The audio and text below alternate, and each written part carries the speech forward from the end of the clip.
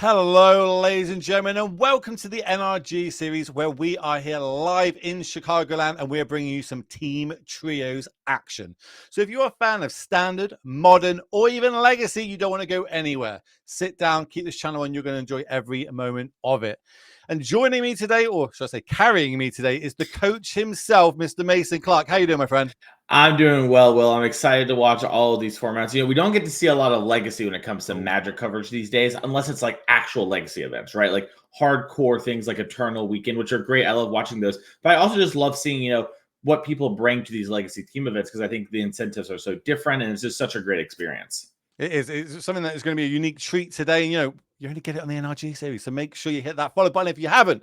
My name is, of course, Will Hall, better known on the internet as the Will Hall EXP. Everyone's bored of it by now. I get it. But what you're not bored of is watching amazing Magic. And we've got, I think it was like 80 odd teams battling it out today to try and get themselves that top price. Let's have a look what they're battling out for today. Talk me through it, Mason. Yeah, so I mean, this is the sort of the prize pool for what we're going over here. I think the dollars I don't really need to explain, but there's a lot of money going to first, second, third down the list. Now, the points on the right, that might be the thing that the viewer isn't as used to. So here on the NRG series, we like to reward consistent results and consistently good play. And so we have a leaderboard. At the end of the first half of the year, that's going to be our first 4 events. The top 4 players, when it comes to points who are not already qualified, will go to our champs. Champs is a $30,000 invite-only invitational tournament with the winner goes straight to the Pro Tour and comes back to next year's champs.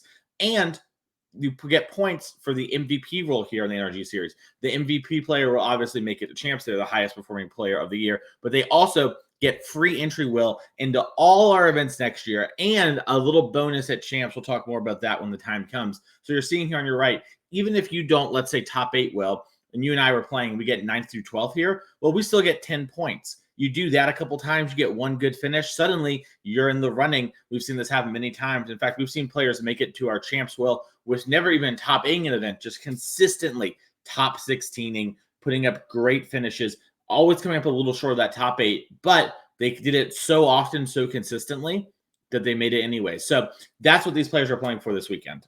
Points do equal prizes at the end of the day. I don't know if you've got that saying over in that side of the globe, but that's what we use over on this side. But this is the leaderboard updated from yesterday because this is the first event of the season. This is how it panned out. You did the commentary yesterday, so I'm going to let you talk through this. Who are some of the big name players? And did anyone bring anything spicy yesterday?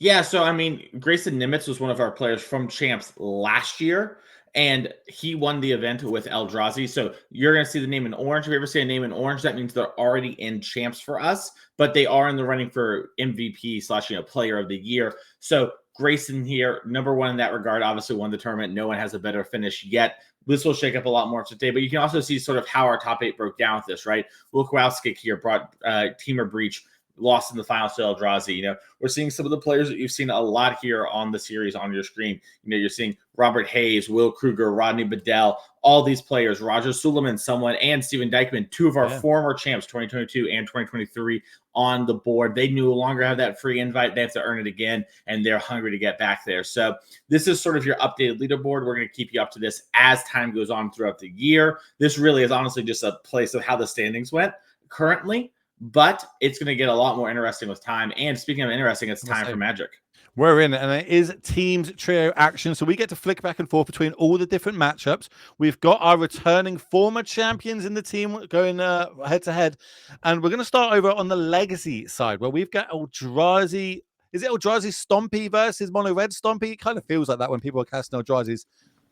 Yeah, I mean, so this new version of Eldrazi, if you haven't seen it post MH3, it is still like a Stompy-esque deck. Like we have Chalice of the Void. We're not seeing things like Trinisphere in the deck, but in the main decks. But it is sort of just like, hey, I'm going to put these big Eldrazi into play. I'm going to use cards like Glaring Fleshraker and It That Heralds the End and sort of kind of take over. And we've seen that, in this format with all the double lands, you're just very easily able to put out a lot of Eldrazi very quickly. Yeah, if people haven't ever got the chance to pick up Legacy or even watch Legacy, you're going to see some extremely powerful things. Even from going up from something like Modern, this format is extremely crazy on the things they can do. These 2 decks, though, the way that they're going to kind of go head to head, would you say has kind of got the advantage or more of the silver bullets in their deck?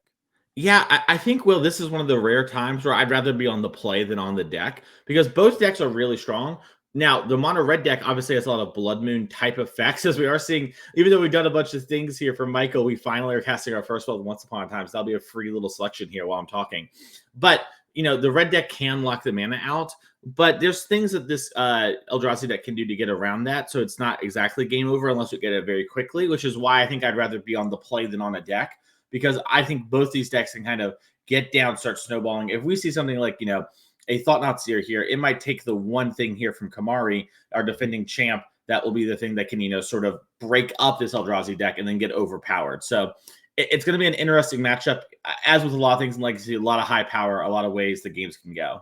Here we go. So it looks like we're tapping at least. Well, no, it is 4 mana and it is Thought-Knot Seer, as you said. So then that on ETBs, we get to exile a card from our opponent's hand, or at least a non-land card. We get to have a little look as well. We've got a Chalice, we've got a Magus, we've got the Bombardier. What's that other card at the back? Fable. Fable. How could I forget? Have Fable? you ever seen that one before? It's a bit of a brewski. Kamari's the fan. I haven't seen many other players pick it in their deck yet. Maybe we'll catch on. I hear it's all right. It's been pretty good over the last since it's been printed. And they're going to play a bit up with us here as well. So that's really nice of them to do that. Have the option to play it on free. And that's exactly where we're going to go. Here comes Fable the Mirror Breaker, generating a 2/2 Goblin Shaman token. And of course, it just gets better and better the more we go up. If we need to filter cards that make our hand a bit better, we can do that. It turns into a threat later on the game goes. But how can we respond here over on Michael's side? I do see, well, we know about the Devourer in hand. It's Devourer, it's Devourer of Destiny, isn't it? Yeah, that's Devour Destiny, which we saw on turn one with the kind of a Once Upon a Time-esque mode into the Once Upon a Time. But I think you're seeing here, Will, a little bit of what I meant, right? Imagine this game's reversed. Kamari plays turn 2 Blood Moon on the play. Oh, yeah, Michael's like, oh no, looks to his friends and goes, I'm dead. Like game's over. But now, because we were able to get down something like this Thought-Knot Seer, we actually have a little bit more game. Now, I actually argue that, Michael here is running a little cold, seeing so many cards and doesn't have a thing to do with 6 mana. We're getting close to stuff with 7, but yeah, it just shows like how, one, fast both these decks are, and two, how important, the ability to get on the board first can matter in these kind of stompy matchups that look a lot like normal Magic a lot of the time. It really does. And we're going to see, we're going to go into combat here. We're going to generate a treasure token because, of course, the Goblin Shaman token. This card needs to do a little bit more than it already does. 2 damage is going to connect. And now we're going to have access to 4 mana minimum for the turn. I think we've got another City of Traders if we really want to, basically Stone Rain ourselves, but add the extra 2. But we're going to play a second Fable. I don't like at the minute. I think they're just jockeying for position, right? There's no brainstorm effects going on here. No one cracking fetches, shuffling things back in. It is kind of face up who can go over the top of the other one. Yeah, and I said a second ago, it's kind of like normal Magic, which is silly to say in some regards, right? I mean, look, Michael put a 4 mana thing worth of on the board after casting 2 free spells. So it doesn't sound like limited to me. But what you're going to see is the game's going to become a lot about the battlefield very quickly. Now Michael has a bunch of cards that can go over the top, as Eldrazi do. But the board position just matters a ton. Kamari has things like Fury in their deck. So that can be something that totally takes over the game as well. So what we're going to find is that we are going to either have, one player sort of run away with things, or the board's going to get stalled up. We're not going to be much we can do because we both have a bunch of dead cards in our main deck as well. Things like Chalice of the Void are meant to fight these blue decks, right? Yeah. These combo decks. And they're not really good at stopping these 3 decks that are built around 3 and 4 drops. If anything, Michael is the one who can maybe lock Kamari out, but even that is very unlikely to happen in a typical game of Legacy. I guess it kind of they're both Chalice the Void decks at the end of the day, but on the on Cam's side we can filter them away with these fables. So any of the dead draws that we do get, we can try and turn them into replacement cards, hopefully good ones. Looks like we're going to have a big turn here now, though. Are we going to generate 5, 6? So this is the 7 mana. Got to imagine this is going to be Devour of Destiny coming down. This is 8 mana, which is the craziest part, right? Every land from Michael here makes 2 mana. If you want to do wild stuff, Legacy is the format for you. I'm in my head. We're just tapping the Eldrazi Temple for 1, though. It's just a little flex. Yeah. It's going to exile a permanent, though. It's going to exile the Fable. That's I believe that was the one with only 1 counter on it, so no more rummage effects going on. And then we're going to get in there for 4 points of damage as we pass the turn back to Cam. Yeah. And Will, it's looking like this might be a game where Ivugan's activated ability comes into play. Being able to go and find an Eldrazi from our deck is a pretty powerful thing to do. Technically, it's any colorless creature. Memnite could join the squad if it was here. But like that's one of the strengths to this deck, right? We talk about how the board gets stalled, the games go kind of longer in these stompy mirrors. Well, that does. Michael has this, recursive, hey, I get a card, hey, I get a card over and over again. That's going to be really hard for Kamari to beat if Kamari can't get some real pressure going very soon here. Well, here comes a broadside bombardier. So this is like kind of an all-star in this deck, right? Like one of the main reasons to play it. 3 mana for a 2/2 with menace and haste, but it has is it boast? Is that the mechanic? Correct. There it is on the screen. Look, followed up production. So once we've at least turned one thing side attacking, we can sacrifice another creature artifact, and it will do damage equal to its CMC +2. So maybe that's a way to get 6 damage across here. This is. Oh, do we play 2 in the same turn, or am I missing something? Yeah, we did. So we ended up using City of Traders and then the Treasure along with our 1 red land. So now, yeah, these broadside bombardiers are going to make combat a little confusing, and you got to be a little careful about what you get into combat here. You can sacrifice after blocks as well, correct? I believe so, yeah, because the way Boast works is it's like after you've attacked or declared an attack, if I remember correctly. Because I believe the way it works is it's if a creature attacked this turn, and attacking does not involve like having done damage, is my understanding. I could be a little mistaken there, which I think is different than raid, which like you need to cast after combat, which is why it's not just raid. Having a look at the bottom of our screens there, looks like Will's managed to take down the first match with mono red aggro in the standard of the 3. Because remember, we've got standard, modern, and legacy all day here. Now, how do we block? Do we block? Like, yeah, we gotta figure that out. By the way, that's huge for the team here on the left, Team Gosling, as they have their name here on Spice Rack for us. I guess big Ryan Gosling fan, who isn't? But yeah, I mean the mono red versus mono white matchup is not good for mono red. So yeah, it looks like we're just blocking the token, and then we're just shooting. I was about to say this is lethal, right? Lethal. Yeah, there's actually just no way around it there. The broadside bombardiers are menace. They're also just 2/2, so you couldn't do anything. So Kamari, I was just saying we got to take over this game before it gets out of hand, and the second broadside bombardiers really did that. Really good card. Right, well, we don't need to talk about sideboard, and we can just go flick to another match. It looks like the only one playing, though, is the our middle table right now. It's going to be a modern where we have got the, basically 2 of the better decks in the format right now. We've got the green, like the Grinding Station Breach decks, which we know are so powerful. We've just seen that in the regional championships, and I'm sure we're going to see a lot more of it today. Go right up against the new kid on the block. This the blue-black Flicker deck, which I'm not gonna lie to you, I've just built myself, so I'm really looking forward to seeing how this does go. At the minute, we've got a couple of overlords on the battlefield. Yeah, it looks like we just impended our second one, and we've used its ability, and we're getting back our Recruiter of the Guard. And this matchup's pretty interesting. So game 1, you have some cards that matter from the black-white deck here. Aven Interrupter, for example, is I think the one we always call out as it's sort of like, a main deck hate card against the Breach combo itself. The Breach deck can interact a bit more, and what it's doing is a bit harder for black-white to beat. Black-white really is a control deck at its core. So that means these kind of combo decks are typically good against traditional control are still good against Charlie. Post-board things get tougher. Black-white's obviously coming prepared to fight the most popular deck in the format. But it is typically a spot where you see like, okay, kind of expect Grinding Breach to win game 1. They're still kind of favorite-ish game 2, depending on how much sideboard you have, but it gets a lot tougher as, Black-white has a ton of things that can interact very effectively with both the graveyard and artifacts. I'm really like the overlords. I think there was a lot of hype behind the green one, and then obviously there's an overlord deck that's in standard at the minute, and then it's kind of bleeding a little bit into Pioneer. So it's really interesting to see how we're utilizing the power level of them now in modern, and this seems to be like almost the front runner of it. I was playing one in Yagmoth for a little bit, seeing if I could do any spice with that and Soul Cauldrons, but I feel like this is a shell built around how good this card can be. Just being able to get it down for 2, flicker it on 3. You've now got the 5/5, all the value that's generating, and that's one thing I noticed with these Orzhov decks is they never seem to have an empty hand. They've always got a grip of cards. Yeah, I mean, I think I know it sounds weird if you maybe haven't played against this deck. I think you should really think of this deck like a control deck.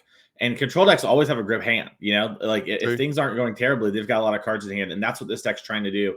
It chains value and chains like creatures on the board and just uses creatures as its removal spells quite often. And really, a lot of this deck's strength comes to the fact of, hey, I Solitude, 5-8 times a game, like if the game goes, a little bit long, and that's really hard for any sort of fair creature deck to interact with. All right, let's talk about the team of Breach decks. Obviously, they just got a new toy that got unbanned by Wizards in Mox Opal, and since that's been unbanned, this seems to be the deck that has really, benefited the most from it. Almost put it into overdrive, took it up to that S tier level. Do you think that we were able to see the meta is going to adapt and just start playing more like Stony Science effects and ways to fight against this, or do you think, oh, maybe this is a bit too much for this deck, and maybe something's going to have to be changed in the future? Yeah, I really wanted to see how all the regional championships go. We had the European one. I think the real question was one, how many players will actually bring it? Like, is this just online hype or is it the real deal? And two, okay, let's assume everyone thinks it is the real deal, right? Which I think was kind of most of the case before. Everyone knows, can it actually hold up to the hate? Can it hold up to all these different types of hate, all these different plans from players? So far, the answer is yes. People have 6 or 7 cards in their sideboard, kind of at minimum for Breach. But the nice thing about Breach sideboard cards is they often overlap in a very real way with other decks. So there's very few things you have that are just, only for Breach and not for any other deck. So, that means that players have these well-built sideboards and they're getting better with it, of course. As we play matches more, we get better going into it. So I think this is something that with time, I want to see how players continue to adapt. But the regional championship happened. The deck won. I saw a lot of people freaking out because they're like, oh no, people are going to have more sideboard cards. I don't know if the 9th and 10th sideboard card really, move the needle that much in the matchup. But I think Legacy's ready. So let's go watch that. We'll come back here as these players are grinding it out. Yeah, we're going to be back across. Like I was at that regional championships, and I can confirm that Stony Silence was sold out from every vendor on the Friday. They literally were completely out of them, and that was kind of the talk of the town. I think a lot of people were hoping to kind of pick it up that weekend, and it was completely gone. And really, because we all know that Breach was on the radar and how good it was, and it was eventually be able to take it down with Alex Rohan, one of my nice friends. I got a good story that I've known him since he was like 12 years old on the local scene here in England. He brought up on almost like the sister series to NRG, which we have in England, and he was one of the young lads that have come through that and is now literally the European champion. It was so nice to see and be able to give him that trophy and interview him. It was cool, dude. It was a nice little moment to be. I actually was going to miss my flight as well, but my flight got delayed. So it all worked out perfectly in the end of the day. You love to see it. We do that indeed. Looking at you, chat, as well. We are monitoring the chat. So if you've got any questions, you want to talk to any of us, do let us know. We'll interact with you, especially in these down moments that we can see here while players are taking a nice little mulligan. I do see is kind of well-known Breach player in there. I think you're going to be working with him a little bit in the future. Mr. Corey, how are you doing, my friend? Good morning. Oh, that's that big fan of mine in the Twitch chat. They always come in and are talking to me. Actually, I should talk about it off air. It's very inappropriate to talk about a fan on camera. That's my bad. I just whenever there's Breach on camera, I just always see Corey pop up. It's like there's a chat room somewhere that they just DM him every single time. But I like it. I appreciate it. If Infect was the other way around, I'd love people to DM me about, there's Infects on camera. Yeah, never gonna happen. I think the secret is that Corey's actually always here, but he just pops in whenever he has a good joke, which is rarely, and then he pops in when there's Breach because it's the brand. It's a pun. I'm here for the Corey puns. In fact, you and Corey love a pun. I love punting. That's the difference. You see. That's what it is. I see. There you go. You're welcome, chat. We're here at least for the first half of today's show. We're looking at the opening hands, though. We've got to keep on the right. Cam still likes the 7 over on the left. Michael's down to 6, and it looks like deep in the tank about it. What would you say is like the best opener that Michael could have here on the play? Yeah, I mean, we have some turn 1 plays in It That Heralds the End, but really kind of what we did last game is sort of like a very reasonable but strong turn 1. We just want to have like a double mana land. Oh, here we go. Lotus Petal is a great way to make that happen and have 3 mana in order to do something. But you kind of just want to set up to slam a big thing every single turn. That's what you're hoping to do with this kind of Eldrazi deck, as Galarian Fleshraker is a all-star from MH3. I'm literally looking at this deck list now in front of me. I'm trying to find cards that aren't from MH3. There is a lot of Eldrazi's for MH3 in this deck. There's Thought-Knot Seer is the only creature that isn't from MH3, which makes sense, right? Like standard designed level Eldrazi are just probably not going to hold up to modern levels for the most part anymore. And then we made a lot of very strong Eldrazi in order to support limited and maybe make shots in modern. And a lot of these don't see play in modern because you don't have 16 double mana lands. And when working on this, I thought kind of was like, should we be thinking about legacy? And my take was, well, legacy is all these double lands. It's either we try and have cool cards in modern and we see if legacy can handle it, or we don't have cool cards in modern potentially. And here we are as Blood Moon comes down. We'll The say I don't coolest see any card in double modern. lands.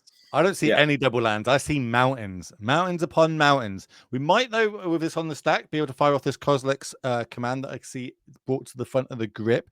That will be able to make us a few Eldrazi spawn, which would keep our colorless mana on point, at least for the next couple of spells. And what is that alternate art card? Not even I know that one, and I'm good at the alternate art cards. That's Yavimaya Cradle, I believe. Is that a cradle? Yeah. You're seeing this one because the deck's green. They used to play Urbor because with Eye of Ugin, it creates 3 mana. It also gives you, 1 land that gives you multiple colored sources in case you draw your few colored spells. And this Kozilek's command is actually going to be pretty huge because even though it's only for 1, the Glaring Flesh Taker will trigger whenever you cast a colorless spell. We make a Scion, and whenever another colorless creature enters the battlefield, each opponent takes 1 damage. Pardon me. And so that's going to mean 2 damage here for Kamari and 2 mana for Michael, which is important because we need specifically colorless pips here to cast a lot of our spells. So this might help us, sowing Micro Spawn this turn into doing something else in the next turn after we grab our waste. Each opponent bit is also a key bit of text, right? For when we used to have the one ring floating around in modern, this was a way to get around it. And there is the 1 rings in this mono red Stompy deck. That's the way for it to refill its hand. I believe there is 1 in hand as well for Cam. So if potentially we've got a quick accelerant, another Chrome Mox, which is about to get a reprint, come down as well as a land, we might be able to deploy it as early as next turn. Sudden. Yeah, so one of the interesting things here, I thought this deck had a waste and a forest. It does not have a forest, so I actually don't think we're going to be able to cast the the Micro Spawn. That is my mistake, but we do have the waste in hand. Will. There we go. We have the Lotus Petal. Okay, there was a way to make during my mistake. Yes. So okay, we've got some stuff going here. But we drew the waste, so we just have our basic quote unquote under the Blood Moon. Would you say that this is like one of the resilient parts of these Eldrazi decks? We see them becoming more and more popular, especially in Legacy in the last 6 or so months, coming to the forefront. Everyone thinks Mono Red Stompy is kind of the deck to do this, to beat things. It's very aggressive, able to lock out our opponents and finish the game early. Are we kind of seeing that change now on Eldrazi Stompy by playing things like these Lotus Petals to get around that, or has it always been? I know we're all about just hitting fast mana on the battlefield and going as big as we can. Yeah, I think both are just a matter of which way do you think this sort of fast disruptive strategy is best for what's going on, right? In my mind, these are decks that are brothers, right? They came up in the same family. They do a lot of the similar things, but they're different people. They have a little bit of different flavor to them. And I think that's what you're kind of seeing here is hey, there's a lot of game plans that look very similar as, oh, baby, Hello. The Wastegate Battle Mage comes down, destroying that Blood Moon. That's a great one there for Michael. It's also a really good answer for the 1 ring as well. If we say, and I'm going to keep mentioning the 1 ring here, it's just because I feel like this is going to be a 1 ring game if we get another couple of turns or not. And we only just escaped that over in Modern and Legacy. We've got a few more answers to it, but here comes the waste. Yeah, it's interesting. You can Devourer of Destiny. To answer the 1 ring, but besides that, it's just the Battle Mage here in the main deck. There isn't a ton. We didn't go over sideboards, but we do have things like Null Rod in our sideboard that could potentially have come in here. So, and there's Disruptor Flute. So there are a couple things that can fight the 1 ring, but there isn't a ton. And with the Yavimaya Cradle here, I think we're going to see Michael actually blow up one of Kamari's lands and then search his deck for another one. I've been on the receiving end of this effect multiple times. I'm not a fan of it. Not gonna lie to you. It's not good when it's happening to me. Yeah.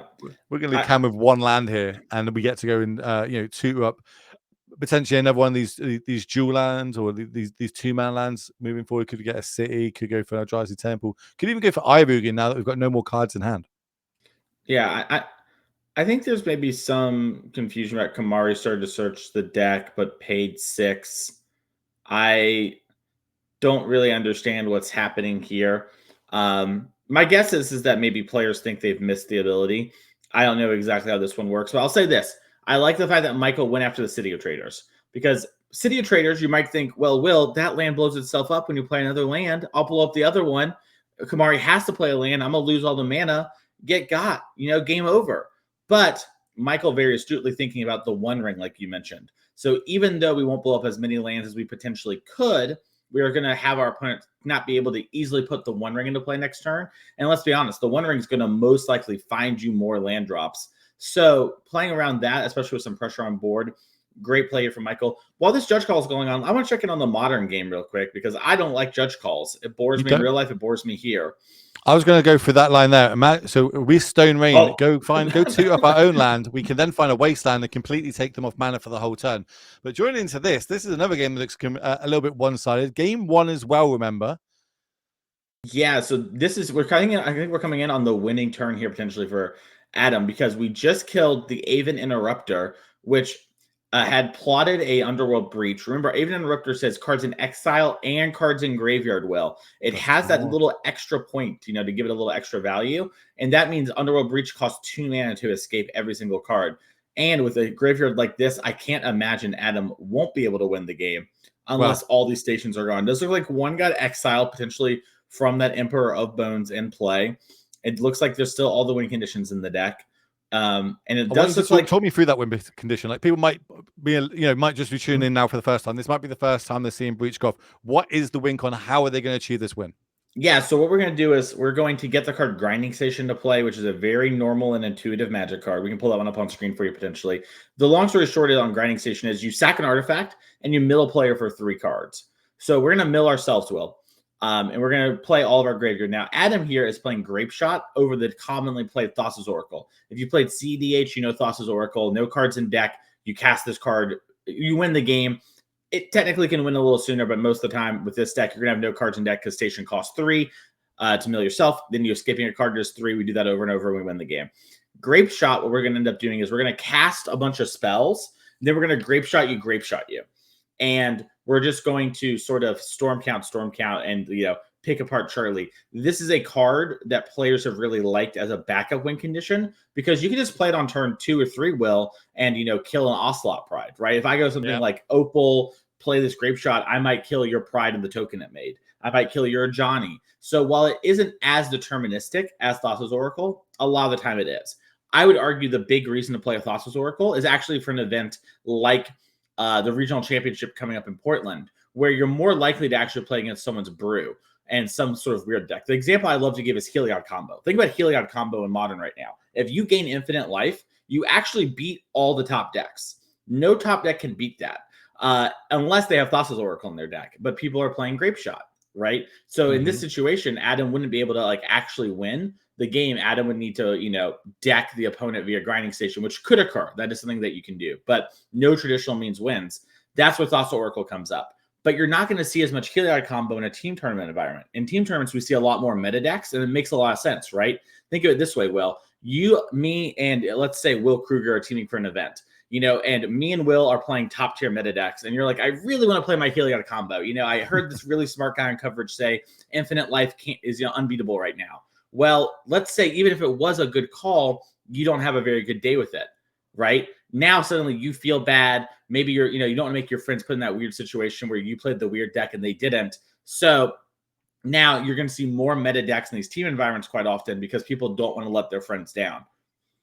Well, it looks like we're coming to the conclusion of this. We see the Grape Shot, we see the double Opal, we see the station on the battlefield now. They're just talking through, this is how I'm going to achieve this combo. This is the spell count. It's all going to go to your face. I'm going to do this twice. I'm going to win this game, take down game number 1. So maybe we can go back to the Legacy, see how that's getting on. It looks like, what do we see? So it looks like we took out the red source and was able, so basically we weren't able to Stone Rain, but we found a wasteland and we used the wasteland to get rid of the red source. And from that, it looks like we've untapped, used City of Traders plus a treasure token, I think it's at the top of the screen, to cast this Fable, which you now see on the battlefield, and we are all caught up. Going to combat. Let's turn everything sideways. What we got on the battlefield? We got a 2/2. We got a 2 a couple of 2/2s actually, a couple of 2/2s and a 3/3. So that's going to be 5 points of damage coming across. Taking out the Flesh Raker, which makes sense. That's the one that can generate a bit of value and get more damage in nice and early. As Fable's going to go up to 2, which means we can discard 2, draw 2, or at least up to. One of them is going to be a Bombardier by the looks of it, and the other maybe the One Ring. I see a couple of Pyroglyphs in the hand. I Maybe think 3 of Kamari them. has 3 Pyroglyphs in the One Ring was the hand, I think. Like Pyroglyphs is one of these cool cards. I like there's the Pyroglyph. What's the black one called? Necroglyph or something? It's not Necro because Necro is the MH2 one, and Nether is the real MH3 one. It has something like that. The Black Goyf, you know, the black Goyfs. Basically, I could have a Jun deck of Goyfs, and that's all that really matters. You know what I mean? That'd be pretty sick to see. Here comes the Chrome Moxo. We are going to get rid of one of the Pyroglyphs to go underneath it. So now that can tap for red. That's going to act as our land drop for the turn because we don't have one. But it does give us access to 3 mana. So maybe we'll start dropping these Pyroglyphs, which maybe we can get on the screen for everybody at home to have a little look at as well. Yeah, Pyroglyph, one of the inclusions in the Jund Goyf Commander deck from the MH3 cycle. It basically kind of does what you would think a reddish Goyf would do. It's got the Goyf text, and then it does damage equal to its power to any target. So kind of Flame Concavu-ish meets, Tarmogoyf. And, it's just like, I know this might seem silly, like a 4-mana card in the format of Daze, Dark Ritual, Brainstorm, but in this kind of deck, it's surprisingly good. Yeah, you can get down pretty early, and once it hits the battlefield, it's got a load of effects that you can see there. We can start shooting everything down. We are 1 mana off from getting it down yet, though, so that means we've had to pass the turn back, keeping 2 in hand. Now on the other side, looks like we were able to draw another one of the Battle Mages. I can't quite make up that last card. It might be a Devourer at the back of the hand there. I think it is the Devourer, yeah. And a little bit of an interesting play here from Kamari. We played the Mox and then passed when we know our opponent has Disenchants. Oof, this is going to be rough. So I'm not sure if we were trying to incite this Battle Mage so that we could maybe Pyrokinesis / Fury it. But that card's under Chrome Mox is gone. There we go. Do you feel like Fury is probably the best top deck we can get at this point to kind of just stabilize the board, stem the bleeding a little bit? Yeah, I think that would probably we need something. Pyrokinesis is just Fury for the most part. It's like instant speed Fury if players haven't seen that one before. But yeah, I think something like that would be really good.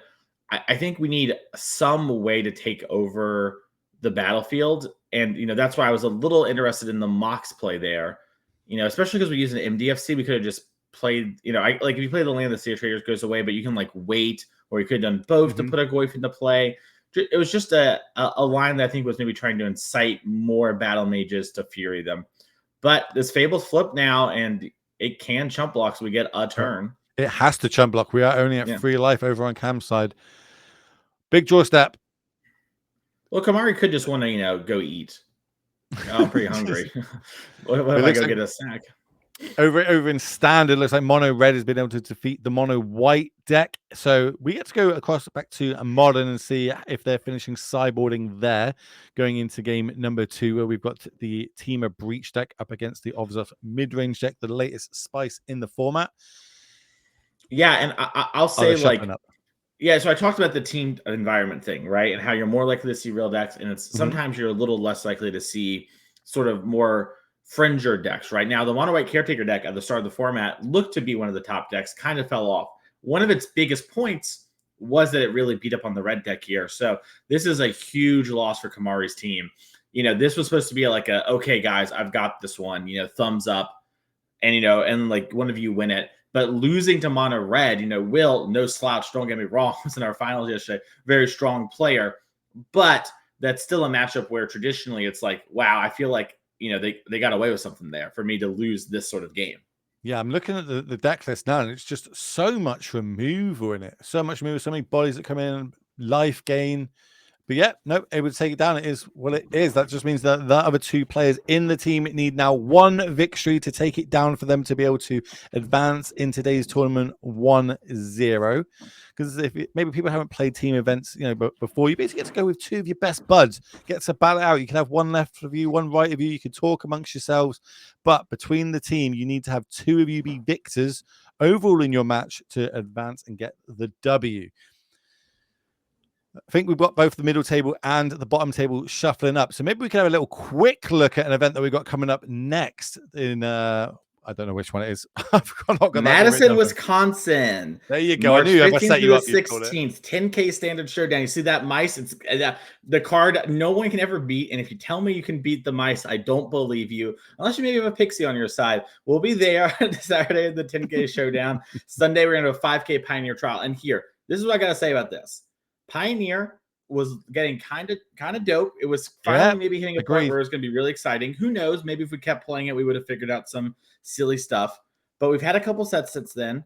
And this will be kind of the first big paper Pioneer tournament. So if you love Pioneer, this is your chance to come out and compete to Madison, Wisconsin. We'll see you there. But also, and just in general, I'm excited to see what are people going to do with Aether Drift. You know, we saw Duskborn really change Pioneer. Then Foundations came out, had a couple cards players with someone interested in, and then Aether Drift, which you can pick over at NRG.com, get your singles there. There's going to be a lot of interesting cards. Like we saw the new Death Shadow vehicle. Is that something that's going to see play in Pioneer? No one's talking about Pioneer right now because it isn't a competitive format this year when it comes to making it to the Pro Tour, but it's still a format players love with lots of cutthroat and innovation going on. I can't wait to see what happens there. Make sure to follow the Twitch channel. That way you can watch it as well if you're not able to make it out. Will and I will most likely either be here or be there. And for Will, he's going to be here. We got a team event coming up in the end of this season, right? We're all going to go. It's going to be me, you, and Doomwake battling out in one team, giving Norma an absolute headache on trying to find casters for that event. Yeah, you know what it really sounds to me Boom. Is like Turn 1 Magus. How do you like those potatoes? Yeah, and this is what I meant earlier, Will. When it came to the who could be most explosive and being on the play? Yeah. I see. They revealed the Devourer Destiny when we were talking. Sorry, I was like, why did we didn't reveal a Devourer? Pardon me. But anyways, yeah, the turn 1 on the play, that's what matters more. Michael has a lot of things that can fight through. We just picked one up in Lotus Petal. What a draw. But we still are limited. And if we can't get this Magus off the board, life's going to be tough. I'm looking at the deck list and I can't see a way. Well, Lotus Petal doesn't give us colorless mana. We have a waste in our deck, right? Oh, okay. So we need so we can get some stuff out like the Glaring Fleshraker, which then if we can cast some of the other spells, that would give us the colorless. Now, you might know that's going to be kind of hard. We're going to need a lot of Lotus Petals to kind of get to the Scions, to then get to a Kozilek's Command, to get rid of the Magus. I'm not saying this is a walk in the park, all right? This isn't like when you and I hang out. But it is a situation you could theoretically get out of. Kind of like when you want to hang out after the show with me. I theoretically could get away.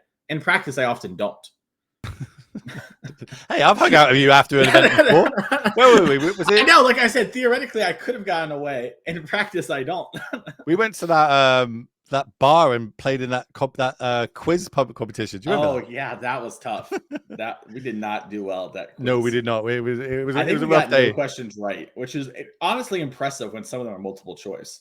It was a skill. It was a skill. We chose to go with it, and it is what it is. But what's happening right now is free drop upon free drop. We start off with this Magus the Moon, follow up with a Fable the Mirror Breaker. The Goblin Shaman tokens come along with it, and we're going to connect for 2. So everything's going right here for Cam. For his team needs this win, needs this W to keep his team in it, of course, because they're already 1 match down, of course, over in Standard. Pass the turn back. Do we have a waste yet? And you see there's a bit of talking going on as well, right? This is because one of the teammates, Will's finished. Will can go across now. There can now potentially be 2 players kind of piloting the deck, so to speak. That's the waste. That's huge. That's the only one of in the deck list. Here's the petal. 3 mana. And that is one of our answers right there. Battle Mage going to come down. Green mana paid. And we're going to get rid of that Fable. Now we've got the blocker. So now that's going to stem the bleeding a little bit. That Magus can't really be turned sideways unless we have another answer for it in hand. Ancient Tomb off the top. What's your favorite art of Ancient Tomb? Do you like the OG ones or do you like some of the new ones? The OG one is so good. I mean, like the weird skull coming up from like the cave. Oh no, Will, it's Broadside Bombardiers. Ooh. And with the Goblin Shaman, you're able to just make a treasure, immediately sack, deal 2, and attack for 6. And this is why you're seeing so many players love this deck. even though, I mean, compared to like what you think about you could do in Legacy, like when it comes to like killing on turn one, theoretically, maybe turn two, you storm off or whatever. In reality, that kind of thing doesn't really play out all that much. And games are a lot more fair. And so locking your opponent out of being able to play and playing these really strong 3-drops to take over the game is actually a very consistent strategy. And, it's really rewarding for players who commit to it and really learn what kind of hands should I keep? What should I mull again? You see a lot of really strong legacy players gravitate to this deck every now and again in the format. It makes sense to it, despite maybe being really good at blue decks, let's say, because this strategy is just so good. Would you say that this deck's kind of keeping the format in check? Like I'll throw to modern burn or dredge, something like that. You know what I mean? These graveyard based decks, these they keep the format in check. I've got to keep some cards in my sideboard ready just in case I do get paired against the mill players, etc. Is this keeping the format in check? Yeah, I think this deck does a good job of being sort of like the fair, fun police. Like Chalice on one keeps a lot of decks honest. Blood Moon makes it so, like if cards like that aren't seeing play, like Blood Moons, you're just not going to see as many basics. Obviously, Wasteland pushes the needle a little bit, but maybe, you want to play a second one because of something like this, right? And if we don't have that kind of pressure, it's probably like a one and done situation for plenty of decks. But we're seeing here too, by the way, Broadside Bombardiers is just so MVP. good.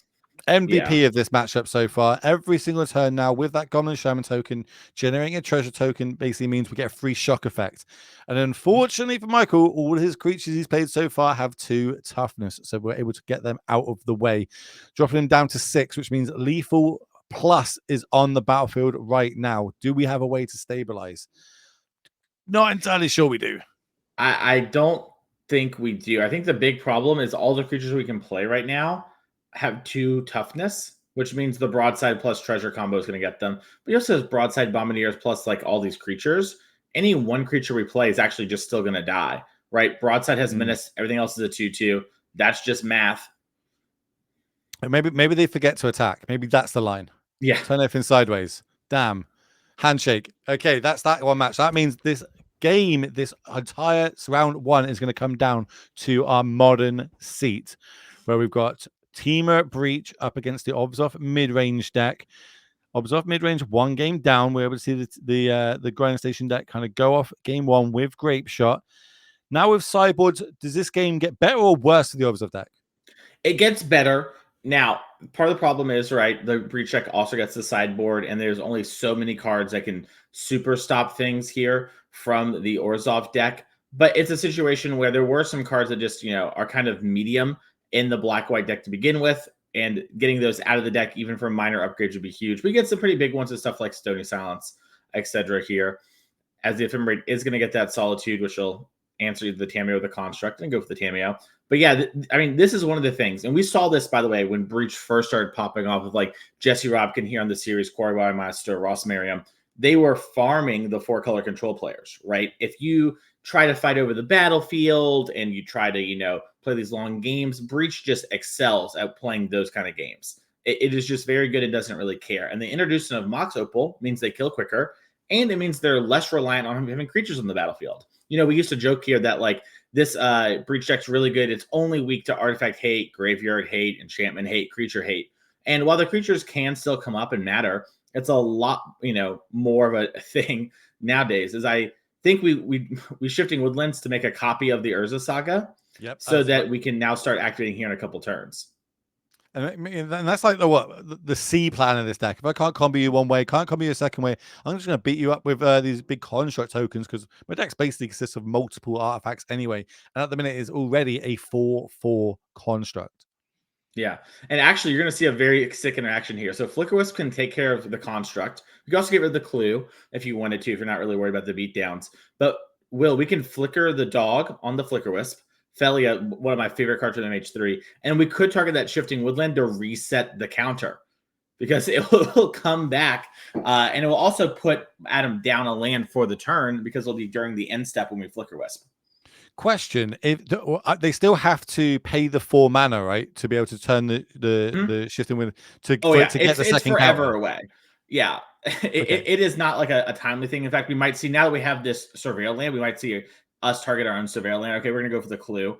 But before, it's one of the situations where it's like it's either the clue or the shifting. There's not many great targets. your own surveil land is actually like kind of a nice thing. I like getting rid of the clue when Adam's on low resources and you're beating down. This makes a lot of sense to me. But it is a spot where just like you gotta get a little frisky when you play the black-white deck. Yeah, you can't give it these boost decks all the time in the world because they'll just keep setting up, and then out of nowhere you have now just lost the game. We're going to see Unholy Heat though. That's going to take out the Thalia. So that's just make sure we've got Delirium, Planeswalker, Instant Land, Enchantment. Definitely got Delirium in that graveyard. Does leave us with 6 power on the battlefield though, so we'll start by turning that sideways, gaining 3 more life, dropping Adam down to 11, and then Wrath of the Skies for 2. Ugh. Yeah. Get rid of those 2 artifacts. Get a bit of energy for potentially any future Wrath of the Skies shenanigans. Now that definitely came out of the sideboard, right? Yes, that is a sideboard card. In fact, you'll see often these black-white decks start with Aether Vial, and then in matchups like this, they'll side out their vials, bring that card in. And, if you haven't been paying attention to the deck list, this creature deck, right? Wrathing you can sometimes be a bit of a surprise, but its creatures are all more expensive than the average deck. And a Boggart Trawler off the top wheel to get rid of the graveyard. And Adam facing down this board state, he doesn't have the mana to cast the Thassa's Oracle, which the blocker would be kind of nice here, but that's going to do it. We're going to have a game 3 with about 15 minutes in the clock. Love to see it. So now they will be shuffling up. They will have to go back to the sideboards. They will have a little bit of a team talk about it. So what me and you can do is we have to have a look at how yesterday went. Obviously, you did the commentary yesterday in the modern main event. We now have a leaderboard, a load of points have been given out, and that's basically what a lot of people are battling out for in the NRG series because they want to get to that end of year event. Not only is it $30,000, it's that Pro Tour invite direct to the Pro Tour. One of the few ways you can do it outside of Spotlight, outside of back-to-back RC wins or chaining it through Pro Tours. So we've now got some players on that leaderboard. Let's have a little look at it. Yeah, so I mean, you're gonna see Will, who's on our feature match here. We didn't get to watch any of Will. Got second yesterday, playing the Breach deck that we now see Will's teammate battling it out with. Might even be the same card. So we know that sort of 75 made the finals yesterday and is trying to run it back here today. Grayson Nimitz won on the Eldrazi Teamer ramp deck. That deck has been, excuse me, I believe it was actually, no, it was Teamer. It was Teamer. It was not the green-red version. But that deck has been doing very well. Players, I think, overestimated how much consigned memory makes that deck a non-factor. And it's done well. And we saw a bunch of other names on there like Roger Zulin, Steven Dykeman, Rodney Burdell, Will Kruger, a bunch of NRG mainstays, sort of showing why their mainstays having a great day 1 of our series for this year. Well, it looks like players shuffled up extremely quickly there and presented. So I'm trying to get a time check on how much longer is left in the round. Because when players move this quickly, that means there can't be much long and they need to get a win here. If you don't, your team's starting off today with a draw, it will be a very long day. And I'm being told by production that 2 minutes left on the clock. And we know at least one of these decks can win in that time. Yeah, I mean, this is kind of a spot where Adam is the one that's most likely. I mean, this is the thing we got to talk about. When it comes to the team events, players talk with each other a lot. I think every now and again discussing stuff is good, but in spots where it's 2 minutes, you just kind of have to trust your teammate. I mean, ideally, right, that's the situation you're in. You have someone who you trust, and you're going to let them grind it out. If they ask you for an opinion, you give it to them as quickly as possible. But this is a matchup where both decks can take a while to win. Adam's probably set up to be a much more grindy deck post board. Maybe trim down something like Grinding Station. Maybe change that because of the time of the clock here. But they can win in the timely way. Charlie is much less likely to be able to actually win this game, but could do it. I mean, we have things like, Felia and Impendent Overlord. Yeah, just Impendent Overlord here. This can actually produce a clock that's quick enough to actually take over the game in a timely manner. So, yeah. Yeah, if we can flicker that back, get the 5/5 body on the battlefield and start turning it sideways, we could see this game be over pretty quickly. Okay, Adam's in trouble. Adam kept a 1-lander that was a Surveil with the Mox and Tameo and has, I believe, no blue cards except a Spell Pierce that we can play, which is somewhat matters in this matchup, for sideboard cards, but a lot of the deck is creatures. And we're just going to need to try and find something. If Charlie can play Flicker Wisp here and flicker this Overlord, which I think Charlie has. They've got... Yeah, that's okay. With the time of the clock, this is a real way to win the game. So this is going to come back. Yeah. I've got a question about the, keeping this 1-lander. Does that mean that, am I putting this down to the fact there's not a lot long time on the clock, so they just kept a hand? Or is this hand extremely good if they manage to find that second land? I think it's an extremely good one. Yeah, there's a Rumble, there's a Breach, there's an Emery, there's a lot going on. Yeah, we have got to move through this here. Boggart Trawler coming down as a land. This is an attack for 8, and you're seeing it right now. If we were to hit turns, Charlie would win, right? There is enough time because we're able to flicker this Overlord. And we're seeing it really matter here because the time on the clock will. But in general, this actually gives the deck something that these white, fair, controlling decks never had before, which is this way to kind of take over the game. So Adams found the land, can now start rumbling. We might see, you know, ability to actually combo here, as I imagine we're getting dangerously close on the clock. But Charlie has Aven Interrupter plus Ephemerate in hand, Will. That means we're never going to get a spell down. This game is over. I mean, Adam can maybe double spell enough to get Charlie, but it's going to be incredibly hard here on so little mana. That's where like being an absolute master pilot of these decks come into it. Getting the reps in, knowing what your outs are, playing to them. Here comes Rumble, one of the all-stars, but that is going to have the Aven Interrupter come down, pivot on plot, so it's going to cost an extra, or future spells are costing 2 out of that graveyard. And also we can play it for 0 next turn. Is that correct now? So you have to pay. It is normally 0 because it's plotted, but with the Aven Interrupter in play, it's actually 2 because Aven Interrupter says spells and exile and graveyards cost 2 more to cast. And you see Adams on 1. We don't have fetch lands anymore, Will. They're turned off. Don't have our fetch lands, don't have our shock lands. This is going to be an uphill battle. Is it going to be a handshake? It is a handshake. And we're going to see our team of mono white Obs off midrange and mono red Stompy take it down. Frederick, Charlie, and Cam. Congratulations to them. Doing it, taking it down to the wire, using every minute of that clock to be able to get that W. Yeah, and you know, I saw a bit more of the hand there for Adam. It makes a lot of sense kind of to keep it near the end. It looked to be like we kind of kept Spell, Snare, Tameo, Mox, a Malevolent Rumber, Breach. And like that's a really strong hand. You draw a land, you can very easily win. We're on the play, and you need to kind of have those fast-ish draws in this sort of matchup. But we saw from the black-white flicker deck there, you're able to actually keep up. And once you kind of get that clock on the board, things like Aven Interrupter become these huge issues. You know, Stony Silence would have also been a real problem. Yeah. So very impressive stuff there from both players. A nail-biting finish. I'm so glad we got to see that there. But speaking of finish, I think that means we're done for the round, Will. Yeah, we don't have any more games. This is, of course, a team event where we're going to be bouncing between all 3. So there's no backup feature teams. We don't have that many cameras any time. Plus, me and Mason need a little break in between each round. So we're going to step away. Make sure you don't go anywhere, and we'll see you after this.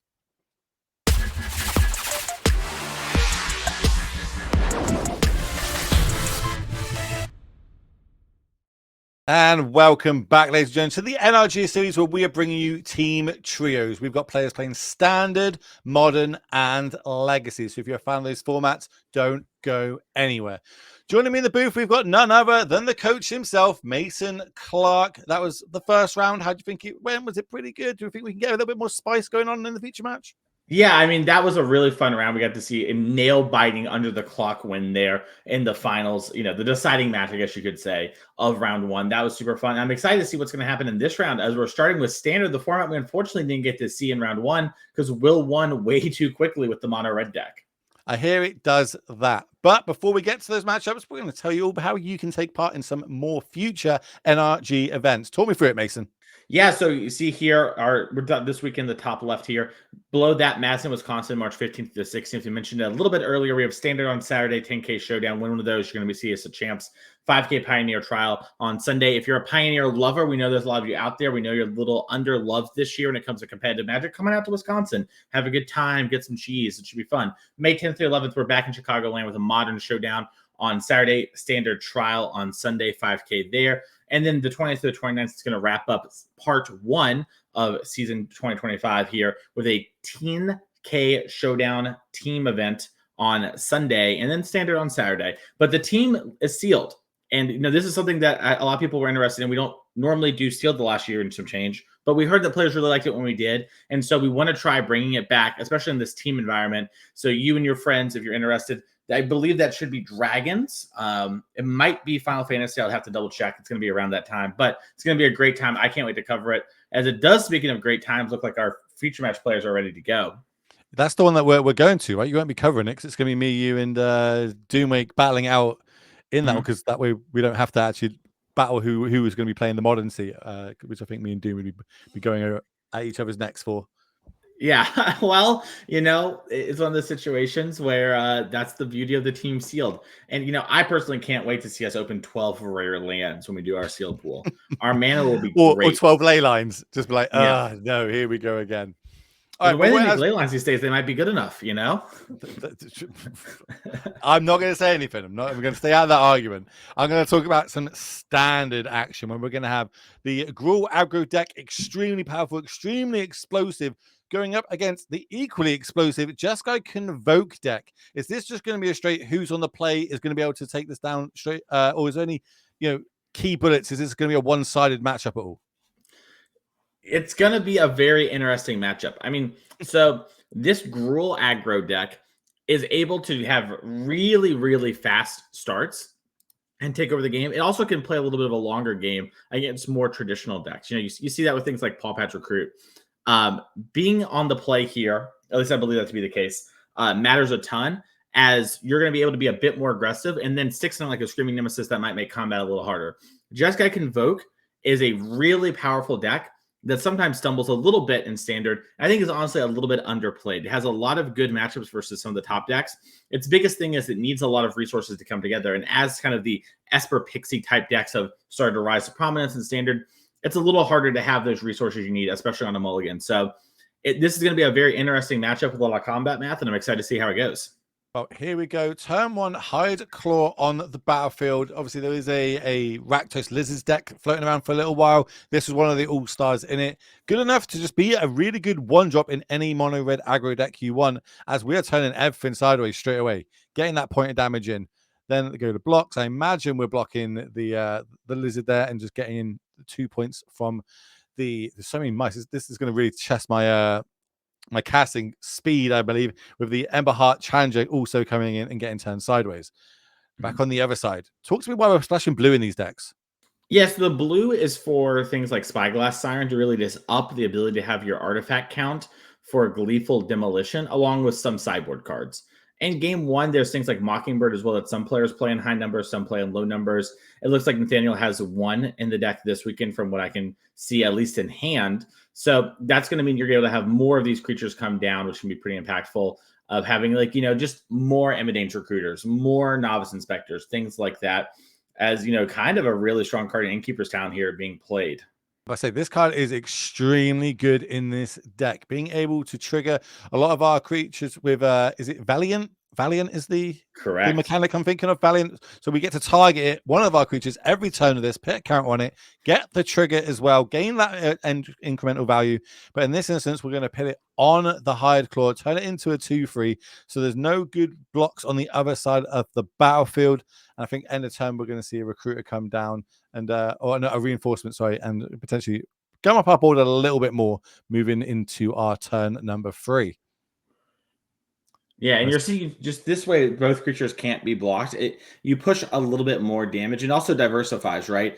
Things like Case of the Gateway Express and the Torch the Towers are played in these decks to varying numbers, and that means by having some of our creatures big in other spots, we might be able to survive, a kill spell and keep the pressure up here. So I really like this way to kind of diversify what's going on.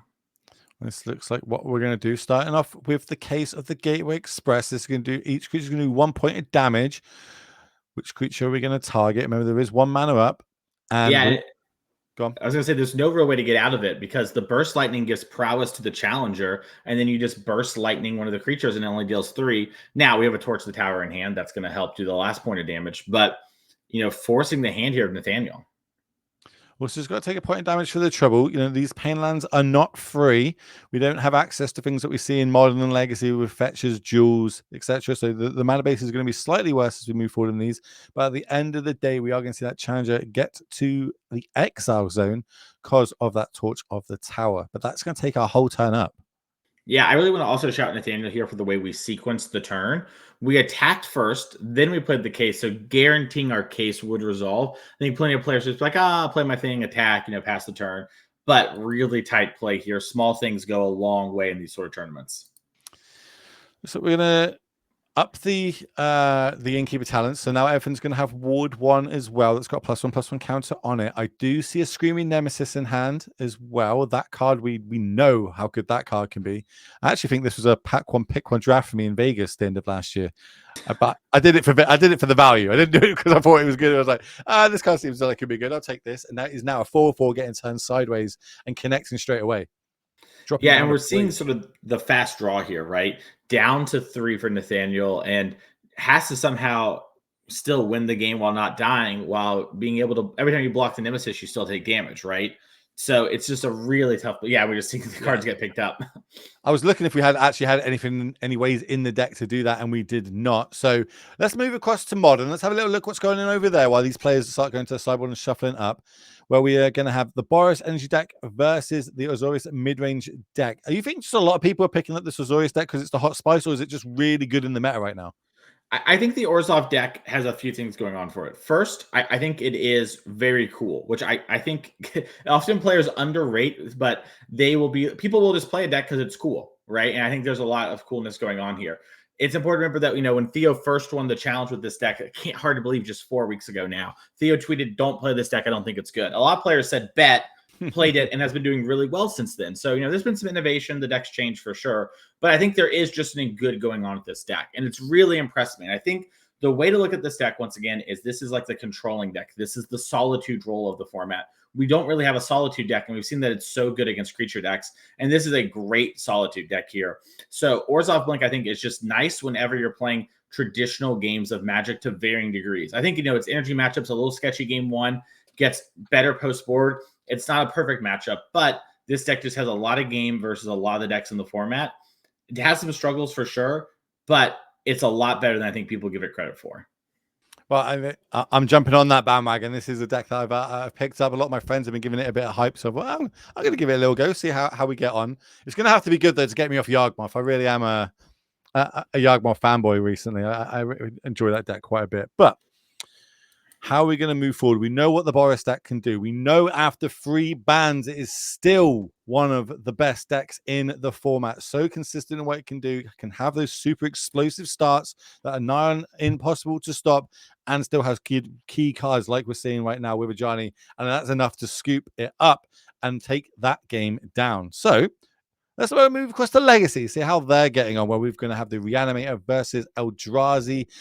Looks like we have reanimated a big Troll of Khazak Dune.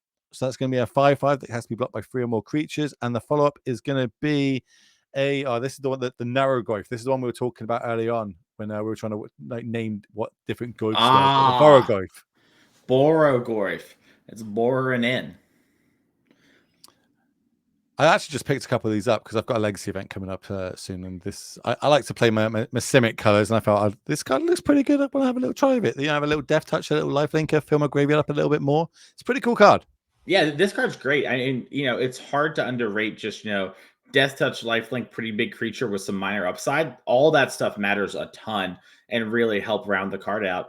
And, I think Troll of Khazak Dawn actually is kind of showing you a very similar thing, right? Hey, I pitched to grief. Hey, you can reanimate me sometimes. Not the best thing, but you kind of need to do it every now and again. Very similar to Burrogoyf. It's like, hey, I'm not the best thing in the world, but I'd have enough value, enough synergy with your deck that you should consider playing me. I think that's so cool. Days. Oof. His days. We are still going to generate an Eldrazi spawn token though, because a color spell was cast. There it is in the battlefield, top of our screen. And then we're going to pass the turn back. What else can we do? There isn't any super big cards to go over the top. The one difference from the last Eldrazi deck we've seen, though, is a Sire of the 7 Deaths. Now, Mason, off the top of your head, can you name those 7 abilities? Go. Sire 7 Death is Menace, Correct. Haste, Reach, Trample. There's no haste. Well, why isn't there? Why isn't there? Okay. That would be really good. That would be really broken. If you had this massive 7/7 attacking you, gaining life. It does have ward, correct. Okay. It was Lifelink and Vigilance. Does have First lifelink. Strike. Does have vigilance. Does have first strike. Someone you told me said this menace. is a haiku or something like that, and I don't believe them. But I don't know what a haiku is either. I know what it is, but I don't know the definition of how you make a haiku. So if Twitch Chat could teach me right now, that would be great. Yeah, just type it out. You've definitely got enough characters to do that. I believe Reach was the one you're missing. It's always the one that catches people out. No, I think I had Reach. I definitely did not have First Strike or Lifelink. I don't know why that thing has Lifelink. Why wouldn't it? I just feel like Lifelink's very much a color, you need to be a specific color. I don't know, whatever. It's Sire of the 7 Deaths. That's cool. Do you think it just stole 7 abilities from 7 different colored sources that died, maybe molded it into one big super Eldrazi? It's pretty cool. I like the idea, 777. I'm all about it. It's a cool little mechanic we got going on. But what we got going on the battlefield right now is lots of Eldrazi spawns being generated. And as good as these big creatures are, they don't have trample. So getting that extra combat damage across to finish the game is going to be a little bit hard.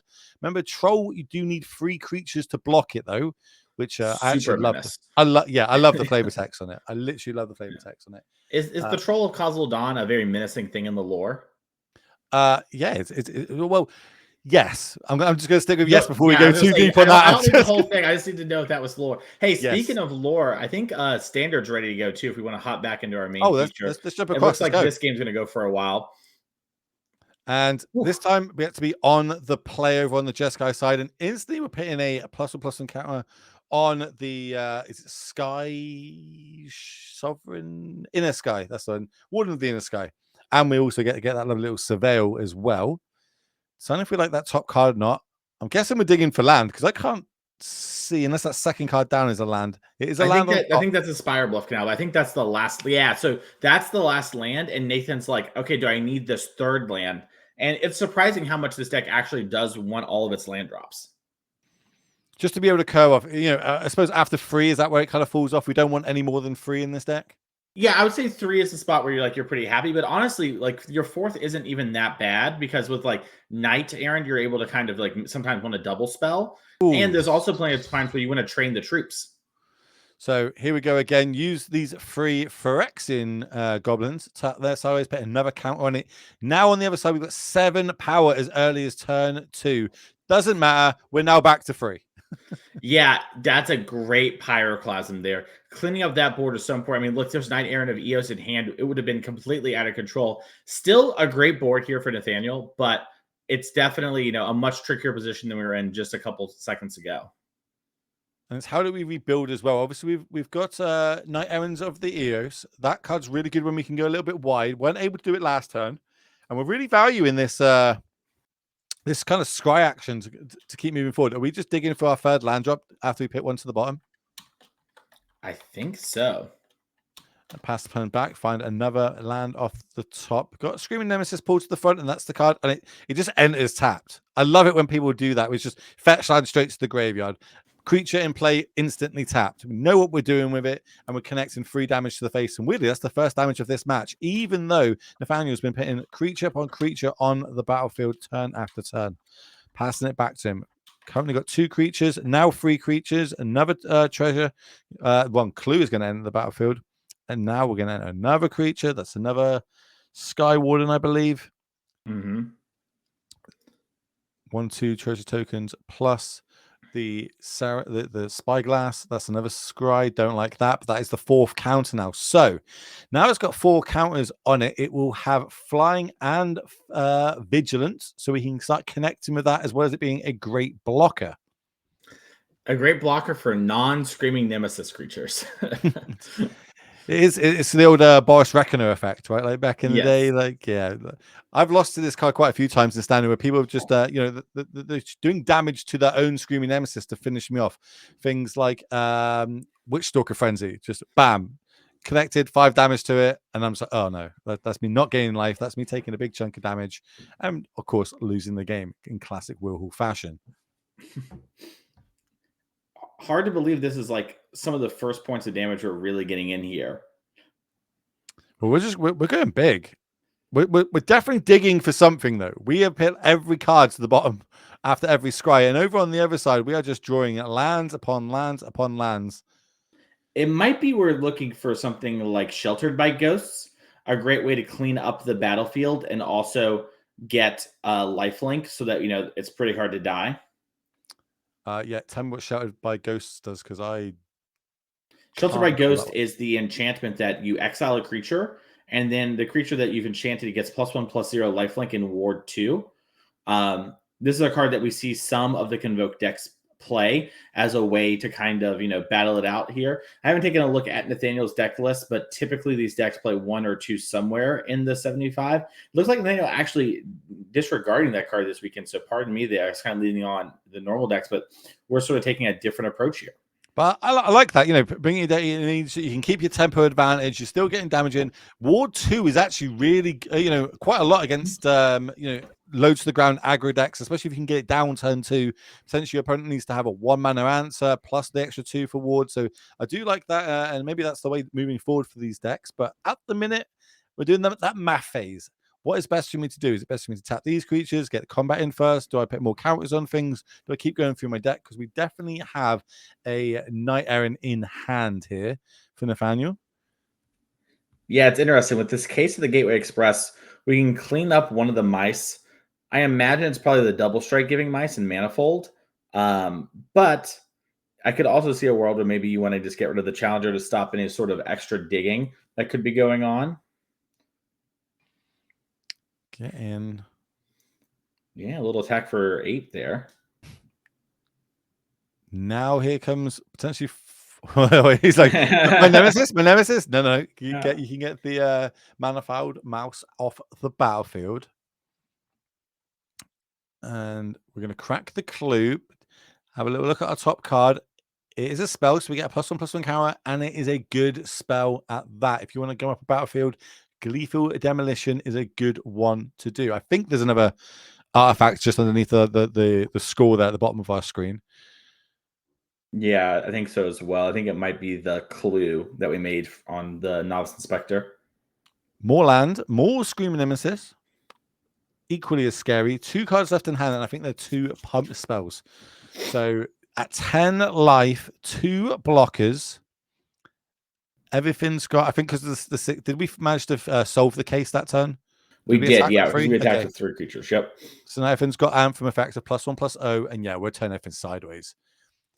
Yeah, it's funny. The Anthem actually, makes it so we can block one of these Nemesises, but if we do it, it could still do 3 damage to us, which is a pretty funny situation to be in. It might also help take down a ward in the inner sky. Yeah, I think Nathaniel's thinking, wait, should I even block here because I might lose my warden if I do? Double blocking the mouse is a nice way to play around some tricks here. What's the card behind the Monstrous Rage in hand? Is That's that an another? Emberheart Challenger. I'm sorry, the Fireheart Hero, the 1-drop. Okay. So Yeah. we can't double spell to win the game this turn. No damage to one of our Screaming Nemesis, etc. But what we are going to do is cast that Monstrous Rage, give it price. Oh. Ooh, that would have been good if we had the extra land this turn. Yeah, we're looking for Burst Lightning there too as a way to maybe finish off everything. So by the time everything's said and done, that is going to be 7 damage coming across. 1 from the Monstrous Rage token, they're going to go to the graveyard. 6 from the Screaming Nemesis at the top. And the last play, as you said, is that Heartfire Hero. Now, on the backswing, can we go across the line? We've got the Gleeful Demolition, and we have the Ranger Captain in hand. And currently 5 damage on the battlefield. Well, no, actually, everyone's got +1/+0, so it's actually 8 damage on the battlefield. Have we done enough? Are we going to see the Gru aggro deck take this down? Yeah, it's looking really close. So it's interesting, right? We're in top deck mode here for Gruul, and that means that you're seeing Nathaniel kind of like flick it. Like I don't know, like I'm trying to think of what can actually win, but we don't have lethal with our attack.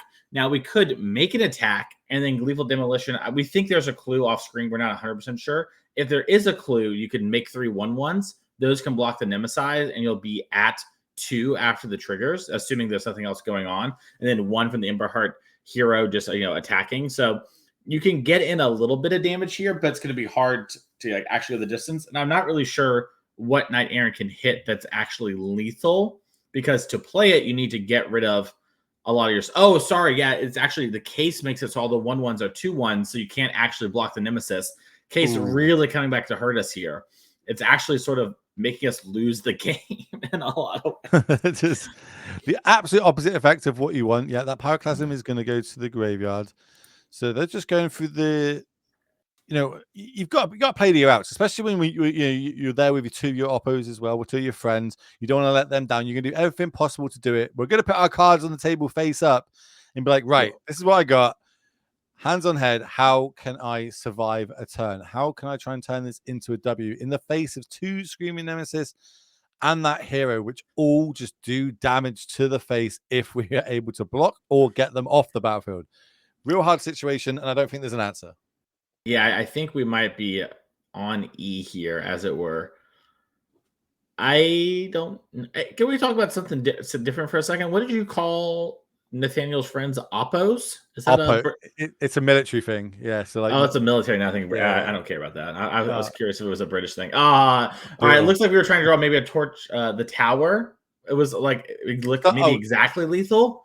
I'm not exactly sure. Nathaniel played it like that kind of was the top deck, but congratulations there. We have to see if the rest of the team can tighten it up. well, we're going to go across to modern then while we wait to see how it folds out for the rest of the three matchups. It looks like we've got a Orcish Bowmaster getting ephemerate, some fatal push shenanigans going on, and by the time it's all said and done, we're going to just keep pinging things to this Orcish Bowmaster, getting more Orca mass going on. Definitely. Yeah, it seems like we came in at just the right time to see that get saved from a Thraben charm, it looked like. So, we're kind of in the top decky mode. This is around the time Orzhov midrange really starts taking over. But with Flage tied into Fire's Fury in the graveyard for Kinman, it's going to be hard to win from here. We don't have a way to stop that. I was saying to you in the break that I'm really happy in Modern at the minute because in 2025 Modern, I've seen in feature matches Tarmogoyfs, Bobs, Aether Vials, Flicker Wisps. What was the other one I said? I can't remember. You did. There was one other weird card. There was a card that we haven't seen since 2014. Oh, Tasiga. And Oh, Tasiga Splinter Twin. yesterday. Yeah. So, you know what I mean? 2014 Magic is making a comeback this year. It only took about 11 years for it to happen, but it's on the radar. Boomers unite. Where are my boomers in chat? It sounds to me like MH3 actually saved Modern in some ways, you could argue. As we're Wow. moving to combat here for Kinman. It's got some alright cards, some alright power level in it, and one of them it looks to be in hand here for Ken on the left of the screen, and I think we're going to see it come back out of the grave. Do you know anything about this card? Is this close to your heart? I think Flage is just a super cool, super fun card for everyone involved, and I think whoever designed that is really smart and really handsome. They need a pay rise, I would say. You know, I mean, their own Oh, what a one of draw! one. Skyclave Apparition off the top will to get rid of that Flage. Lucas needed that. Flage is one of the most important cards in this matchup. Was that like another, I don't know, 2014 card? I think it came a little bit after that. Skyclave Apparition Dealing is with one. 2020. Was it 2020? Oh yeah. It's the start of the pandemic. It's from it was a way to answer Omnath in standard. How about this? Goblin Bombardment followed by another Flage. Shoot this, sacrifice it, ping you for another one, gain us a little bit more life.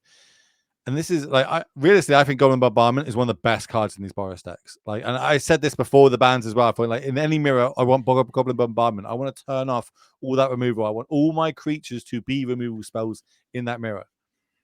Yeah, I mean, Goblin Bombardment is something that like is sneakily powerful and is a card that like people try to play with a lot because of just how much impact it has on the game. And in this deck, it's such an easy include. It has such strong power. So, all right, here comes a trawler. That's going to get rid of the second Flage. What can we do? What did we draw? Have we used all our Severo lands at this point? Wear and tear. Not ideal right now with 0 targets on our opponent's side of the battlefield as we just have to pass the turn back. Leave our illusion token there. Of course, it is a 3/3 from the Flage. Yeah, and and in. Oh, yeah. I love this attack. That is going to be a card that matters a lot against Overlord of the Bailmark. We saw how that card could take over in some of the other games. That's the main reason why you see Wear Tear come in from these players, just having a way to answer that card. And, sometimes some other things are here as well. Here comes a Seasoned Pyromancer off the top. Imagine that one's going to get cast. We're going to discard the Wear and Tear, get a 1/1 elemental token, draw 2 fresh ones. And this is one of the ways that these Boros players have kind of adapted since the bans of the One Ring, since Raptor, to really kind of gain some card advantage. Didn't get a good look at what the card is in hand, though. They drew another one well. Oh, chaining them back to back. It's basically the One Ring all over again. Yeah, I mean, I could be mistaken, but I'm pretty positive that was a Seasoned Pyromancer. Yeah, I think we're just attacking before we let them know that we have another 2/2 and another 2 cards in hand. Boom, boom, boom. Yeah, we see a little bit of reaction there, like, oh, what a great top deck. Oh my goodness. And you get a fresh turn. So this time we've added 5 power to the battlefield and drawn 2 fresh cards. Goblin Bombardment in full force with 4 creatures means we can get a lot of that tricky little creatures off the other side of the battlefield if they were to get flickered. Things like the Trawler, of course, only having 1 toughness, and then we'll pass the turn back.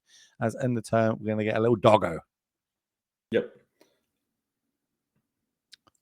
Flage and Galvanic Discharge were the pickups here for Kenman, and those cards are so strong in this position.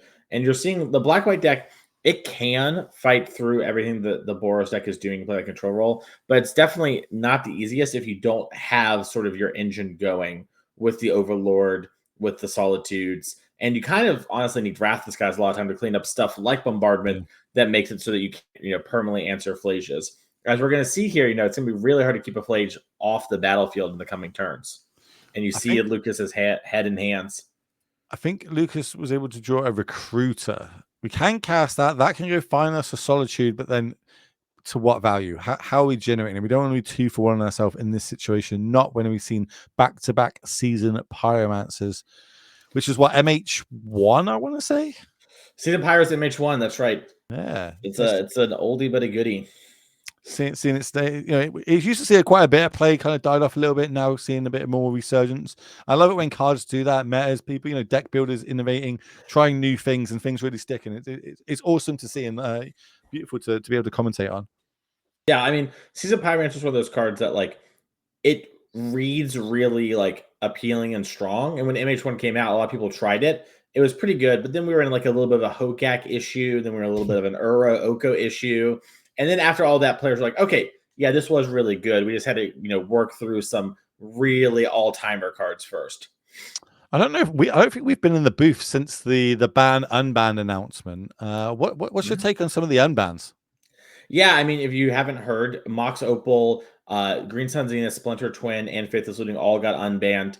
I think, Green Sun Zenith has been one of the more interesting ones to me. Mox Opal has done sort of what I expect, which was Turbocharged Breach. I thought it might help the Hardened Scale decks out some, but I think some of the cards that have been fighting over Breach have made life really tough for those players. As we are going to see Felia try to flicker the Bogart Trawler. We'll see if Ken wants to actually ping that down with the Gum Bombardment. Lose a power in order to save 2 cards in the graveyard might be close with Flage. That's something to consider. But I think, Mox Opal's been strong. I'm really curious to see how that looks. What happens if the format can answer Breach? Can some different Opal deck pop up? Maybe Breach leaves. Who knows? But anyways, that's something that I'm pretty interested to see. It looks like it's actually going to be Felia. Maybe there's discussion with some teammates. And then we're going to sacrifice the thing that Felia targeted with Flicker. So that's a powerful thing. The Green Sun Zenith has been really interesting to see. It's helped Yawgmoth a pretty good amount. It's been a big addition for the Titan decks after losing the One Ring. We see some double blocks to make sure we don't get got. No mutagenic growths here. So Splinter Twin. Obviously, it's going to be interesting to see how this pans out through the next couple of RCs, the high level. It is a modern season. Splinter Twin did not perform well in the European RC. I think there's one player registered it in the actual event, and they went. I believe it was 1-7. That sounds about right. I mean, here's the big thing about Splinter Twin, in my opinion. Nice, just got to Mayhem double promo. Here's the big thing. Its strength in the past was and we're seeing a win here. That's gonna be a congratulations. The match is over. I believe maybe Brickman won the game, but that's gonna do it. The players are gonna pick up their stuff. Congratulations to Brickman's team here for winning it. They actually won one of our past team events last year and made it to champs, and they're on their way to doing it again today at 2-0. But to talk about Splinter Twin, what was the real strength of Splinter Twin back in the day, right? It was I am a control deck with a combo finish. That is really powerful. That is something that is hard for decks to beat. And my removal was really good, right? Back then, Bolt was the best removal spell. Snap, Bolt. Oh my God, how are you going to beat it? Right? Nowadays, you have all those same cards, you have some upgrades. The threats are a lot different. They have some higher toughness on average. They don't line up as cleanly. And it really, all those factors are, I think, trumped by the fact that Breach is the exact same thing, but better. Breach plays the combo plus control role in the exact same way Splinter Twin does. If you want to, you can even play Breach more aggressively. We don't see that as much, but you can. And that really puts Splinter Twin in this awkward position of being, hey, I am a worse version of another deck. I have to have a creature in play. I have to resolve this enchantment. My enchantment has to stick around, and I have to do it on turn 4. Where Breach is killing people, we saw Dykeman almost went on turn 1 yesterday, right? That is a big difference in speed and the kind of pressure it puts in the format. So while Splinter Twin is a really powerful thing, it would not shock me if Splinter Twin, it won a challenge of the day, right? It can do that sort of stuff.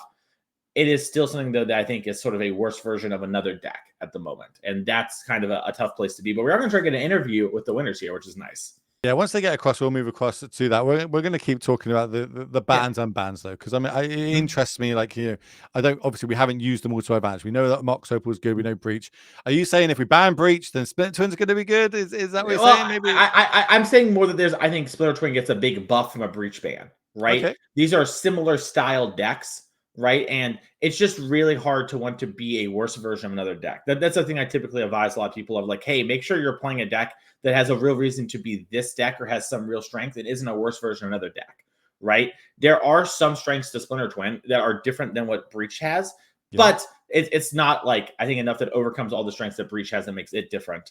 And speaking of different, I just like to make Corey worry. That's all it is. But as you said, we've got our winners of the round in the booth. So first off, gents, congratulations taking that one down. First question is going to come from myself. I want to know how did you decide who's playing what format and that deck? So we let Ty pick the format. He picked standard because he's playing in the Pro Tour in a couple weeks. And then Ken and I decided which format we wanted to play based on who had better vibes on the format. Like, it's kind of who wanted to play the busted deck least. So, Okay, sure. like in Madison, I played Nadu because he didn't want to. He played Legacy because I didn't want to play Grief. It's perfect balance. And so That's a good team. He didn't want to play He didn't want to play Legacy because Eldrazi and Oops is kind of nonsense. So I'm like, all right, deal. I like that plan. Try and make sure, hey, you know what? We got our Pro Tour player, the format they're testing, and I'll deal with the nonsense with the format that we like the least this weekend. That's a pretty good plan. Now, how do y'all feel, going into this weekend so far is my big question to you. You obviously won one of our team events last year. Now we're back again. Are you feeling good about things? How are you feeling about sort of the state of the format you're in and the tournament you're in so far? I think standard's really, really fun. You can play basically anything. Like, you can play aggro, you can play the new bounce decks. They're really cool. It's really unique, and I like that the gameplay is like to the board more than other formats. Definitely. I agree with that about standard. I felt better about modern when I registered for when I signed up for the modern seat, and as the weeks progressed and breach went higher and higher, I felt worse. And that's basically how I ended up on NRG. Gotcha. This is the first time in 11 years since my very first Comp REL Legacy event I have not registered the card Brainstorm. Fair blue decks are kind of trash in the face of sowing Mycospawn, and it's like, I'm like, all right, I'm going to play Eldrazi. It does not seem close. And this card should not be in the format, plain and simple. Play it until they take it away.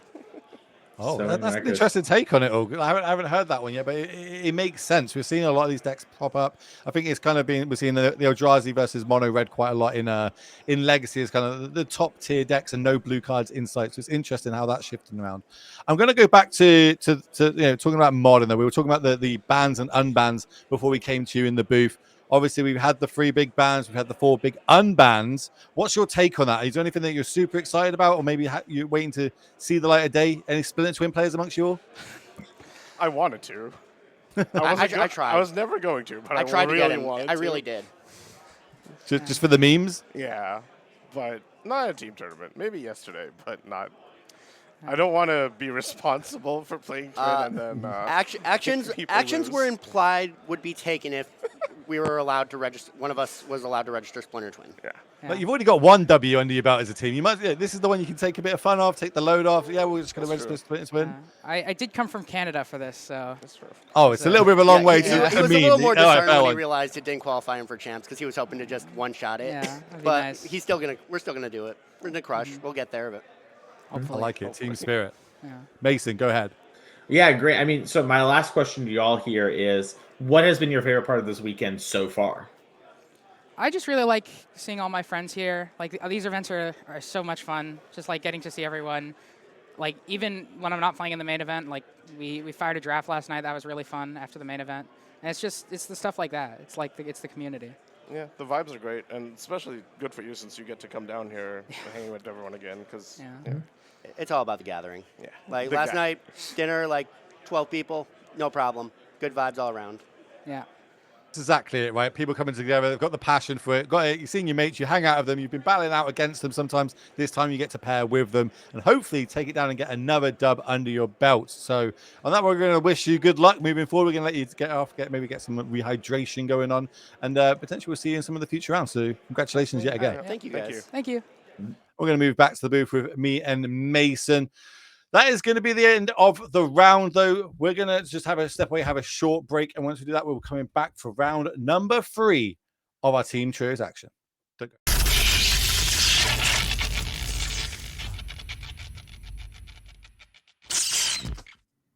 Welcome back, everybody, to the NRG series. My name is Will Hall, better known on the internet as the Will Hall EXP, and I'm joined by the coach himself, Mason Clark, and we're going into round number 3 of Team Trios action. We've got Standard, we've got Legacy, and we have, of course, everybody's favorite format right now, Modern post-ban, and that is where we're going to be starting this feature match this round. But this is what everyone's playing for today in our team trials. So talk me through it, Mason. Yeah, I mean, first place is going to get $3,000 and 30 leaderboard points. Those leaderboard points are how you're going to make our champs at the end of the year via at large, or be our MVP, highest performing player, and get free entry to all our events next year and a little bonus at champs. Second place, $1,500, 25 points. Third through fourth, $1,120. Fifth through eighth, $570 and 15, and then ninth through 12th, $250 and 10 points. And then if you don't make our top 12, don't worry. You still get leaderboard points, which are so important if you're trying to make our champs. We talked about it earlier. Plenty of players have made it via, just grinding out points and getting there. Our player of the year in 2022, Connor Mullally, actually made it by 1 point. He never, ever dropped from an event. He always played it out when he was live for that second point. Got a couple 2-pointers, and end of the day, Will, that won him, free entry for the next year and a little bonus to champ. So you want to make sure you grind it out. As our players, they're going well. They're in the feature match. They're playing. I was waiting for you. I'm like, our players are down. They are starting. They're kicking it off. We have got Amulet Titan versus Teamer Breach. Will versus Dylan. This is pretty explosive start over on the Teamer side. We're seeing a turn 1 Emery come down. Yeah, I mean, this is, kind of a lot of what the deck is looking for. Obviously, you can get some turn 1 wins. They're very, very rare, but it can happen. So, I mean, this is a great sort of middle ground. As we see, Will sort of reveals to everyone, thank you, Will, for the feature match there, that it's an amulet on top of the deck. We're going to see this as a saga go up to 2. And there's not many decks that you lead with Urza Saga, and you really want to have that as a second land, maybe third land, try and generate a bit of value from it. But Amulet's one of these decks that really takes advantage from getting it down early, because it kind of acts as the 5th to 8th Amulet on the turn that you want to be able to pop off. Definitely, yeah. And in this situation, right, it's kind of telling Dylan, like, hey, most likely you need to win on your next turn or have some real interaction, because I have, the threat of 4 mana from a single bounce land. And, we know that, interesting, Will's holding onto the amulet, wants to play around maybe something like Portable Hole. Pretty heads up there from Will Kruger. We can see there's bounce lands in hand. There's like an Arboreal Grazer. Things are going to go wild as it looks like Dylan popped that bobble on the upkeep of Will for the start of the turn. We saw the draw, then popped it again on the end step. So that's why we saw so many cards enter the ham's hand. Now, how can we utilize this card advantage, so to speak, into the W? We're going to start with an Urza Saga of our own. It's going to get the counter added to it. Is it a law counter? What is the type of counter that gets added to it? I think they're called saga counters. Maybe I'm mistaken. That sounds wrong, but I'll go with a saga counter. Why not? Who's going to tell us we're wrong? It's me and you. We got microphones, and there's no one else here. It's fine. That card's in Japanese too. You can't read it. You don't know. That is true. There it is on the screen for everybody at home. Lore counter. You were right. Let's go. And of course, I like getting Titus's artwork on there as well. Titus is one of my favorite Magic the Gathering artists, and this one just looks absolutely phenomenal. But back to the match, we're going to be casting that Tabin Emery, recasting the Bauble from the graveyard, and a little bit more card advantage. Now the card that has been untapped, the talk of the town, is going to be the powerful Mox Opal. That's the Portable Hole that Will was playing around, big brain there. And the last card we're going to see pass for the turn right now is the Rumble, which is going to go find a Lantern. And then we're going to cast it using the Eldrazi Spawn token. A lot of game actions happen there for turn 2. Yeah, and this Soul Guide Lantern actually does matter a decent bit versus the new builds of Amulet. They use their graveyard a lot more. It used to be that, back in the day, this would not be anything. Will would get double amulet. He'd play a Titan. He'd give the Titan +4/+0. He'd give it double strike and he'd kill Dylan. That's not the way we play anymore because there's so much good creature removal. You even see Kruger talking to his teammate now, like, yeah, there's the Soul Guide Lantern. I think I can beat it. It's a little tough. It also matters what's in Ham's hand. But, this is a situation where, if funny enough, if Kruger just had 2018 Amulet with Urza Saga, he'd win here. Now, that isn't what we have, so we got to, work through it all a little bit. Right, so we find an amulet, we play an amulet from our hand with the 1 mana floating from the Urza Saga.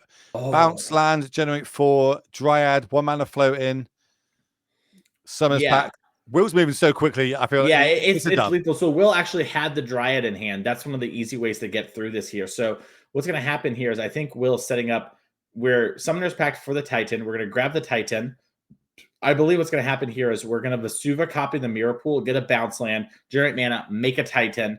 Then we're going to give both Titans haste. We're going to get Valakut as one of the lands, and we're going to deal 12 damage to the Titans and then a bunch of Valakut triggers. And with Ham at 18, that is probably going to be lethal. We need to see exactly what Kruger goes for. I put a lot of time back in the day. Sometimes you'd have it win theoretically, but your hand has the land that you need, and you need to make your first land drop. It looks like so far that isn't the case here for Kruger, as Vesuva is going to come in, Mirror Pool, and Lotus Field.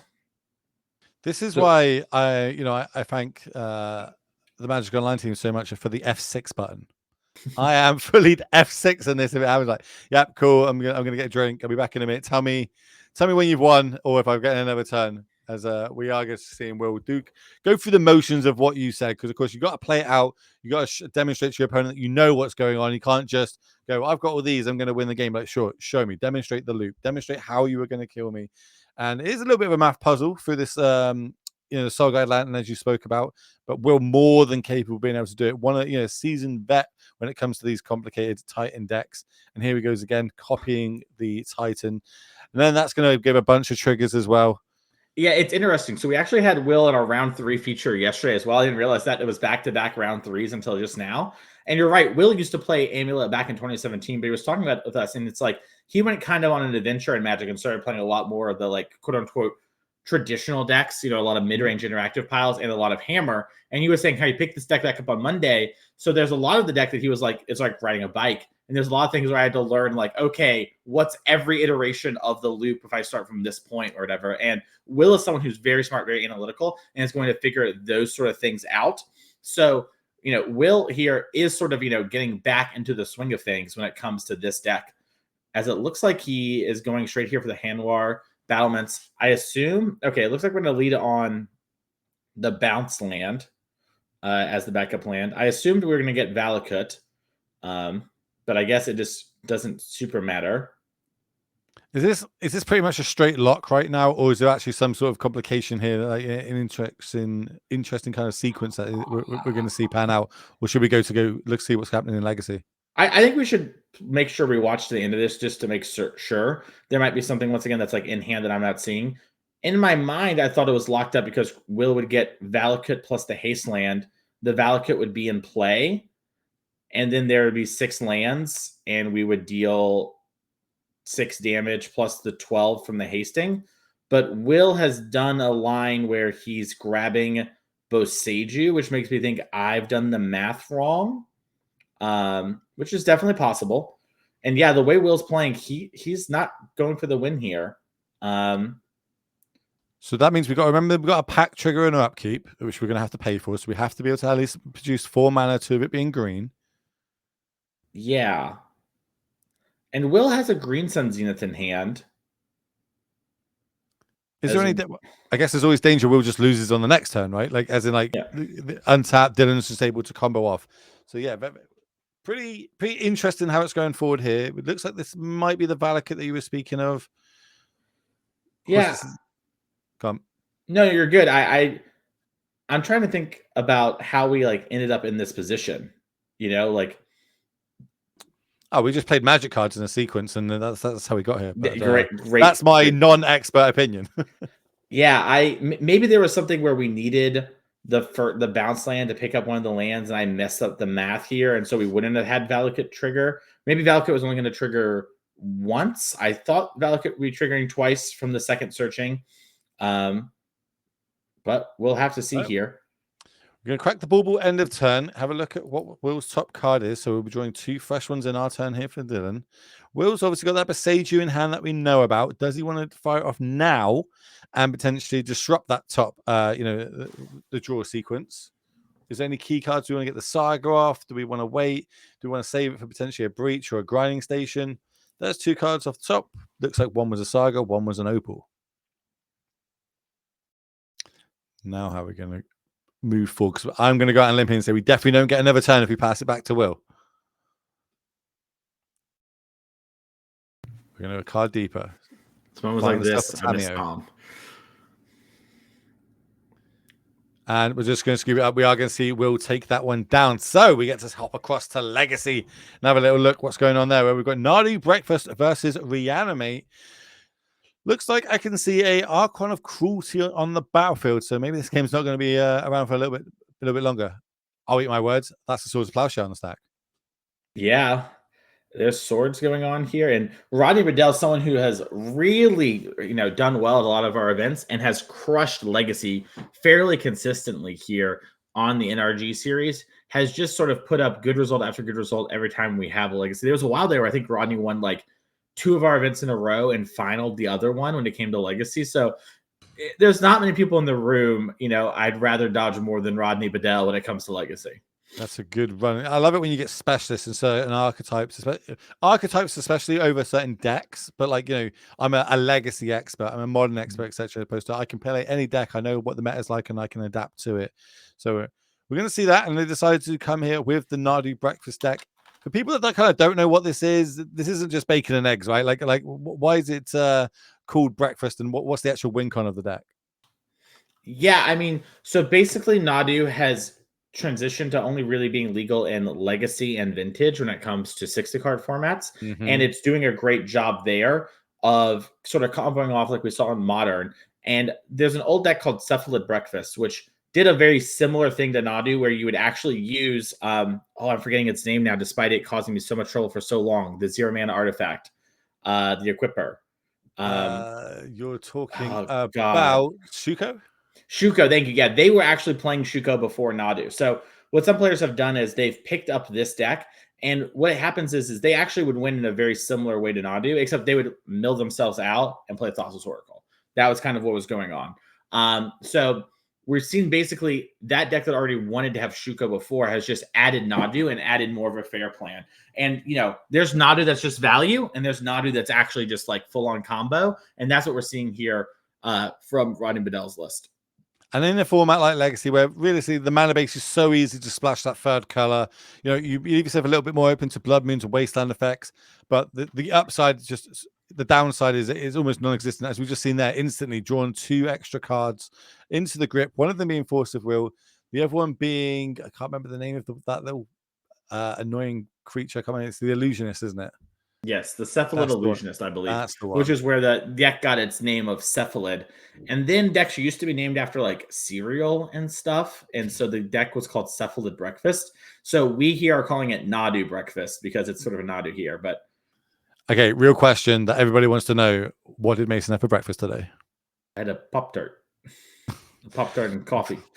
That is the most American thing I've heard today. I wish I had more time to cook real food. I overslept a little bit. I'll be real. I had like 7 minutes when I woke up between, needing to be here for our check-in for production. And so I just didn't have time to cook. It's fine. You tell the truth. I appreciate, Pop-Tarts are a thing. It's almost like a delicacy for you, I imagine, on that side. But you can't be a full English. That's what I'm saying. I'm throwing it out there. Don't come at me, chat. Back to the match. We got the attack trigger here from the Archon. That means that they're going to have to sacrifice a creature or planeswalker, discard a card, and lose 3 life points. And then once it connects, they're going to lose another 5. On the other side, they're going to gain 3. They're going to draw a card, and basically feel in a really good place, especially with this Ponder. Is that? Yeah, it's Ponder, isn't that art? And we get to look at the top 3. We find ourselves a Thoughtseize as well. This is a pretty good spot to potentially try and get 2 cards out of the hand and force the Force of Will to be played. And is that a load of Entombs in hand? I think that's 3 Entombs I see in the grip. Yeah, it does look like Entomb, Brazen Borrower, and then some other card there as the last one. So a lot of options available here for Sam. you feel like we're probably looking for something like a brainstorm here, so we could pick a couple copies away, somehow shuffle our deck, stop that, or is it just being able to put loads of big fatties in our graveyard? So potentially our future unearth effects or our reanimate spells are going to be super powerful moving forward. Yeah, I imagine my guess here in the way this ponder is going is there's one card that's really good and probably some cards that aren't very good. Just the amount of thinking that was happening, and just sort of like the gesturing towards the hands and whatnot. So Thoughtseize was the card we drew from the ponder, and yeah, Rodney is actually just kind of forced to protect the Cephalid Illusionist, and we'll see. So talk me. So Archon of Cruelty is target player, right? Like, so basically, I don't actually have to target the creature for it to be a sacked. So that's why there would be no Nardu trigger, correct? Correct. Yes. Archon of Cruelty. I think actually I might say each opponent, but it is involving the players, not a creature. Edict effects you can't typically like say target thing sacrifices itself. Yeah, target opponent. We're all good. So Leyline of the Sanctity would stop Archon of Cruelty. Technically, you'd still have an Archon, but you know. We need a good top deck here to be able to decide. We're going to Surveil. That's going to go to the graveyard. Don't want an extra land. Draw for the turn. Didn't get a good look at it. I'm going to pick down the Illusionist. And I think things are looking pretty good for Sam here as Brazen Bar was going to bounce the Illusionist. And we're going to have Daze. Oof. That's going to counter it. Uh-oh. It looks like it's going to happen. Are we seeing a win out of nowhere here? I think there's a good chance. Yeah, you're seeing Rodney flip the deck over. There should be, some Narc Amoebas and then a Dread Return. Whoa. And then we bring it back. Whoa. The Thassa's Oracle. Yeah, you're seeing Rodney be like, hey, you can look through my deck, but I've got the kill here. And this is why people play this. Jeez. Yes. Okay, well, on that one, it looks like Modern is firing. So let's go back to Modern and see game number 2 here. Will one game up with this Amulet Titan deck versus Grinding Breach Station. Not as the most powerful start here for Dylan. We kind of over on Will's side had the big powerful one, powerful turn 1. Can, if we have a green source, take that amulet out now that we've got the Haywire Mite on the battlefield?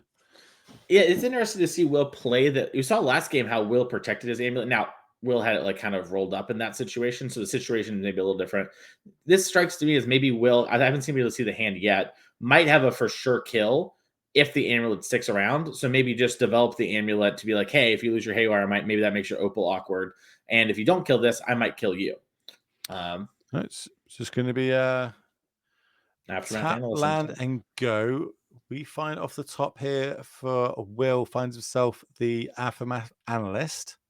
Oh, okay. I think I see what happened. So I mentioned this amulet might be a kill. Will had an Urza Saga in hand. I think he was hoping that the amulet would die so that he could maybe develop his Saga. Oh, like trying to bait it out a little bit? Okay. Yeah, exactly. I guess it's like there's bonuses to both ends of that, right? Like if it lives, great. If it doesn't live, I've got the backup plan sorted. Exactly. Yeah. It's a real, like, what are you going to do? Leave me with my amulet? What are you going to do? Leave me with my amulet? You know, it's a real, like, how do you get out of this situation? Here comes the Lotus. Lotus is going to come and play untapped with the trigger. We're going to sacrifice 2 lands, put it in. So just an untapped Lotus here for Will as he passes the turn back. That's Grinding Station in hand at the front. And that might have been a breach plus 1 extra off the top. Yeah, it was Breach Breeding Pool for the draw with Grinding Station in hand here for Ham. Mox Opal in the graveyard. Dangerously close to winning this game. So I was kind of thinking about it. Like this is a turn. Like when you know that you've kind of got it, locked up potentially in the next 2 turns, you want to try and make sure you do everything you can to not mess it up. Make sure you can play around everything that you can play around. The things you can't play around, don't be concerned about them. But Will does have 3 mana up, does have access to his sideboard now, because this is a sideboarded matchup, and has things like Besage You in the main, has Collector Oofs, Force of Vigors, quite a few good like silver bullets to this deck. Yeah, so there's a lot of strong cards for Will. We know, hey, it's oops, all lands in hand. But Ham can win, but like you just said, if any of those, like, things like Bosage or Force of Vigor in the way, Ham will be really far behind. Also has like Ottawa Haywire Mite available as ways to interact. So could just see, like a development of Mox Opal. But I think what's going to happen is here, we're going to lead on Station. Then we're going to buy back the Opal. then play our land for turn, then play Underworld Breach, and just I think Cam's just like, hey, it's getting worse for me. You have so much mana. I can't afford to play around things like Force of Vigor. And if I do make you Force of Vigor, you're on one card left in hand. It's going to be kind of hard, I imagine, for you to beat me. So with that bauble on the stack, we're going to sacrifice it after we've floated some mana. Then we're going to mill ourselves free. So we've got 1 mana in the pool, which I'm going to go on a limb here and say is red. That's our land drop for the turn, as you said. And then the follow-up card is going to be Breach, the namesake card of the deck. And talk me through the combo, Mason. Yeah, so what's going to happen here is Breach will mill us 3 cards, and then we will, use those 3 cards to escape. We're going to use Opal over and over and over again. And then typically the way we win here is Thassa's Oracle. There is some grape shot stuff that's happening. You have to mill your whole deck. So Will gets to know every card that isn't in Dylan's hand. And so that's what you're seeing right now is Will saying, hey, let me look at your deck and then I'll concede because it will all be in the graveyard. Otherwise, Ham has to go like mill 3, escape 3, play float mana. The players don't want to deal with that. So instead of, spending that time, Will's just saying, okay, how did you sideboard for me? We see the Jace, Wielder of Mysteries. We see the Thassa's Oracle. That's something that you do in order to play around stuff like Surgical Extraction, post-board games here. So Will's just taking a second to be like, okay, is there anything I need to be worried about here in game number 2? And how many stations do you have? Which can be sort of a big thing, right? If you see 2 stations in the graveyard, Will might want to fight over an Emery in a situation where maybe Will normally wouldn't, as a random example. Right, well, we're going to move across to Legacy as they're going to finish shuffling up. And I want to talk about that. So we've just seen 2 matchups, both been finished by their opponents basically going, you can look through my deck. What sort of things as a player am I looking for? Like that one for Will is post-sideboard, so he's able to look at the sideboard. But like on the other side, am I looking for what Spicer is? Am I allowed to take notes of it? Do you take mental notes of it? Or do you kind of just, like, what do you do when you're looking through someone's deck? What's the advantage you're going to try and gain? Yeah, so the biggest thing is I'm fairly familiar with most stock decks of most stock builds of like all the commonly played decks. So I'm really personally often looking for what did you like sideboard out? How are you trying to play the game? I couldn't already tell, especially if maybe there was a fast win. I'm trying to see what are you doing differently, right? Lots of times in Magic, there's like 57-ish cards locked in the main deck of these constructed decks at the highest level. And then the sideboards can be fairly flexible. So I'm looking to see sort of what's going on there to get an idea of what I'm playing on. So you notice Will kind of flick to the front, Pithy Needle, flicked, how many unholy heats do you have? And that's another big thing, right? What cards do you have that actually interact with me? So, in the case of Will, things that can interact with my lands, things that can stop my Titans. I want to know about those so that, once again, let's say you rumble and you mill over 2 unholy heats. Well, that might be all your unholy heats, right? Obviously, there are some cards in hand Kruger doesn't know, so maybe there's one there, but you can know with pretty high confidence that that's the case. And that information can be huge here as we do see Fetch, Surveil even hitting the Legacy format. Yeah, it's so key, right? Like this mechanic, these lands making an impact in anything that's realistically got fetch lands in. Very beautiful deck I must add here. It looks like it is fully foiled with the old school OG type arts. That's the Judge promo ones I think we see in the graveyard right now. Yeah, I think all we're missing are Underground Seas when it comes to fully foil. We got to get some of those. Maybe Wizards will print them for us one day. One day. Put a good word in, and it's just going to be an island and pass the turn. Is this typically what we see for Legacy or from these kind of decks? Are they jockeying for position right now, or is it more, turn ones are always now Surveil lands? I would say, with this Reanimator deck, it looks like we're taking a much slower position, like shoot the sheriffs in the hand for Sam, right? We're trying to be a bit more controlling and set something up. So I think Sam maybe kept a hand that's like fairly good at interacting, trying to stop the Nadu deck from doing its thing, and then has this sort of, like, hey, if I hit an Archon or something, I'll put it into play. So sort of, kind of trying to ride the middle here. I would say most Legacy decks, I think things change a lot, and there's a lot of different Legacy decks. It's typically much more like, you want to try and get your thing done. But when you can have really strong starts or really versatile starts like this, it can be really rewarding. Shukra on the other side, we all know what that card does at this point, and it looks like we're just going to pass the turn back. Maybe in turn, we're going to have a little bit of swamp cycling here. Troll of Khazak Dune going to the graveyard, and we go find ourselves a land that's got basic type swamp on it. That's going to be an Underground Sea, notably not foil, as Mason pointed out. It's just such a foiled out deck. I guess they're just saving up to get it, maybe with today's winnings. Yeah. Well, just make it yourself. Just put some glitter and glue on it. Definitely won't depreciate the value of it. What a great idea. I've never thought about that. Why would I open packs if I could get glitter and glue? Look, I'm a Marine. I like crayons, all right? Leave me alone. Here comes the Underground Sea. It's going to hit the battlefield. Now, what are we going to do with this mana? I see a couple extra lands in hand. Didn't have a look at the rest of the hand. It's too shiny for me to be able to see. But it looks like we're going to pass the turn across. I think there's like, another surveil land, a brainstorm, 2 fetch lands, and a shoot the sheriff. Okay, I do see a Fey Macabre in Hanswell here for Rodney. Fey Macabre and Nardu, maybe even no way, that's not an engineered explosives. I'm seeing it must be a Shuko. A little bit of more swamp cycling. Some more trolls in there. Do you want the lore of Lord of the Rings and the trolls yet, or we just I'm we good. don't want to go down that hole? There's too much going on. Too much. One thing I do like about Legacy is and the the people that play it, the enthusiasts, they really do go all out on their decks. Like they get like the best art they can, or in this instance, the best foil versions they can in this deck. They really take a lot of pride in it because it's not one of those formats you can really own every card and you can't swap between deck to deck each week in, week out. It's very much I'm a X player deck in Legacy, and they take it full forward. Yeah. Let's just see, Burgoyf was picked up here for Sam. Still, holding up mana here, but I'm passing the turn back. It looks like a brainstorm could be the card end of turn. That's what we're going to fire off. But do we have to be, obviously there is Orcish Bowmasters in this format, and a format with Orcish Bowmasters and brainstorms, you can really get blown out at times. But in this one, we don't see the breakfast deck with it. Only 3 copies over here on Sam's side. Yep, and Is that Sam something saw all of the game in deck 1. All of the deck in game 1. So we'll know that, Rodney doesn't even have the black lands for potentially like a sideboard Orcish Bowmaster. Here comes the Surveil Land end of turn again. Do you know the all the full arts of these lands? If you put them next to each other, they reveal a code to solve one of the mysteries from the set. Yeah, I did know that, and that's a really cool little thing that they I added. loved it. Yeah. I think it's really cool. When I put them all together, I was like, oh my god, this is amazing. And they did all that set was also the one that had like the ghost writing on it as well, right? Like you could only see it through certain lights. Yeah, really cool design there from Wizards. Yeah, there's a really good execution of, like the mystery trope. I really like that part of the execution. The fedora on all my cards, I was a little less excited about. But, Sure. But I like that. That was good. Surveil, do we like this card? Do we want to put it in the graveyard? Do we want to leave it on top? Leaving it on top? Yeah, we're going to leave it on top. Yeah. We like that one. Untap. 4 mana available.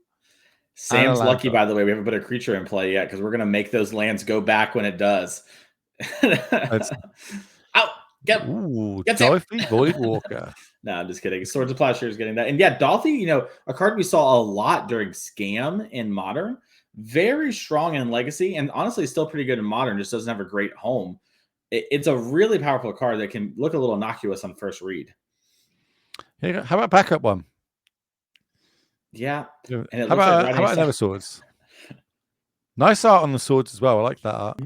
Yeah, that's a very sick secret lair. And we're seeing here from Rodney. Rodney's sort of just been like, I've had these couple answer spells.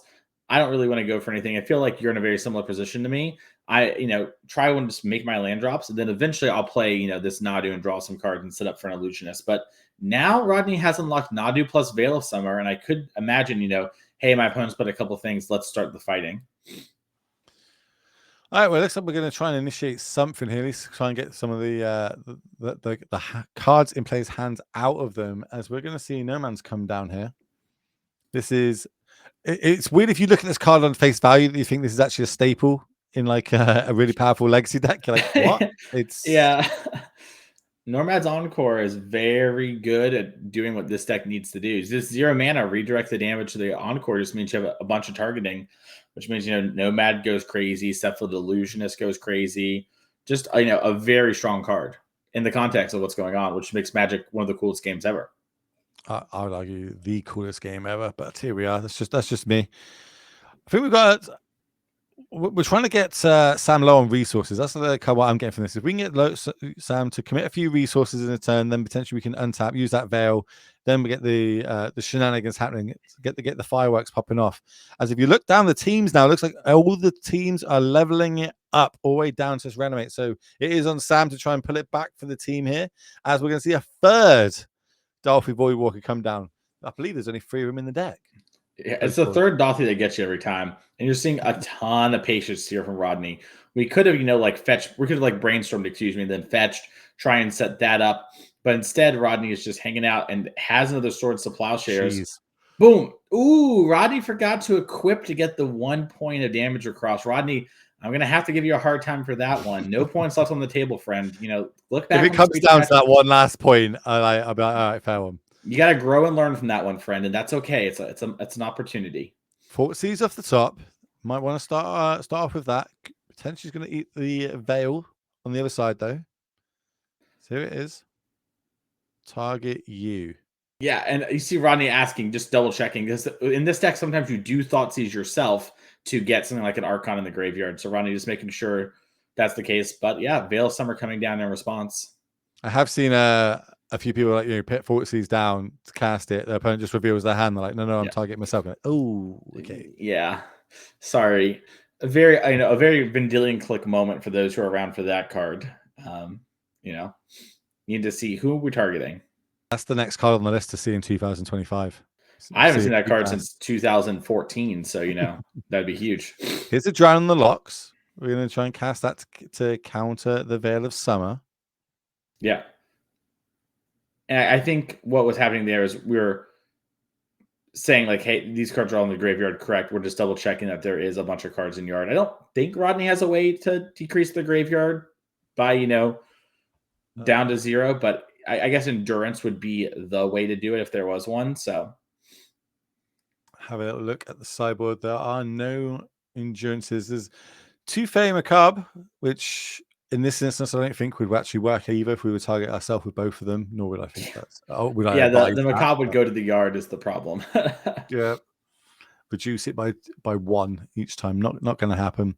We're going to brainstorm, though. Or as I would like to call it, Orchestra Master Check. And it's going to resolve. 3 more cards going to go to the grip. 2 more on top. What do we want to hide from this Fortseas? It looks like Nadu was pretty quickly picked. That makes a lot of sense to me. That card's really strong. And then Narcomoeba was the other one, it looked like. And I guess that's because you want the Narcomoebas in the deck. So even though Cephalid Illusionist is in hand, and that's a card that can, win the game, you can't without that. And maybe there's some fear from Rodney that like Reanimate's going to bring back something that could be an issue, or maybe like another Dothi Voidwalker type card. Remember, Rodney doesn't have an open deck list for this event.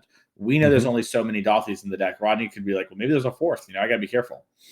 All right, well, we're going to get rid of the comma piece here. Write down what we've got in the hand, and it'd be cool. You can take your turn.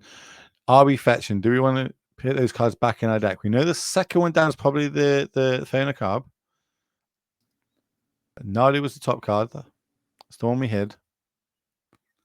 Now, the shields are, I say down. They're not down. As down as they get in Legacy, Yeah, we've had a few resources used in this instance. Do we go for it? And it looks like we're tapping lands. The teaser of us right now. Speaking of going for it, Dylan Ham defeats Will Kruger in our modern feature match.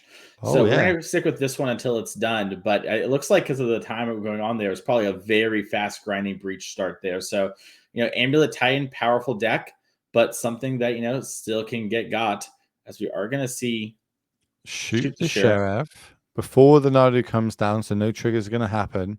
That's 1 less creature for the Shuko to be equipped to, 2 less triggers that can go on the stack. Then I think Sam's going to just say, resolves, cross my fingers, hope for the best.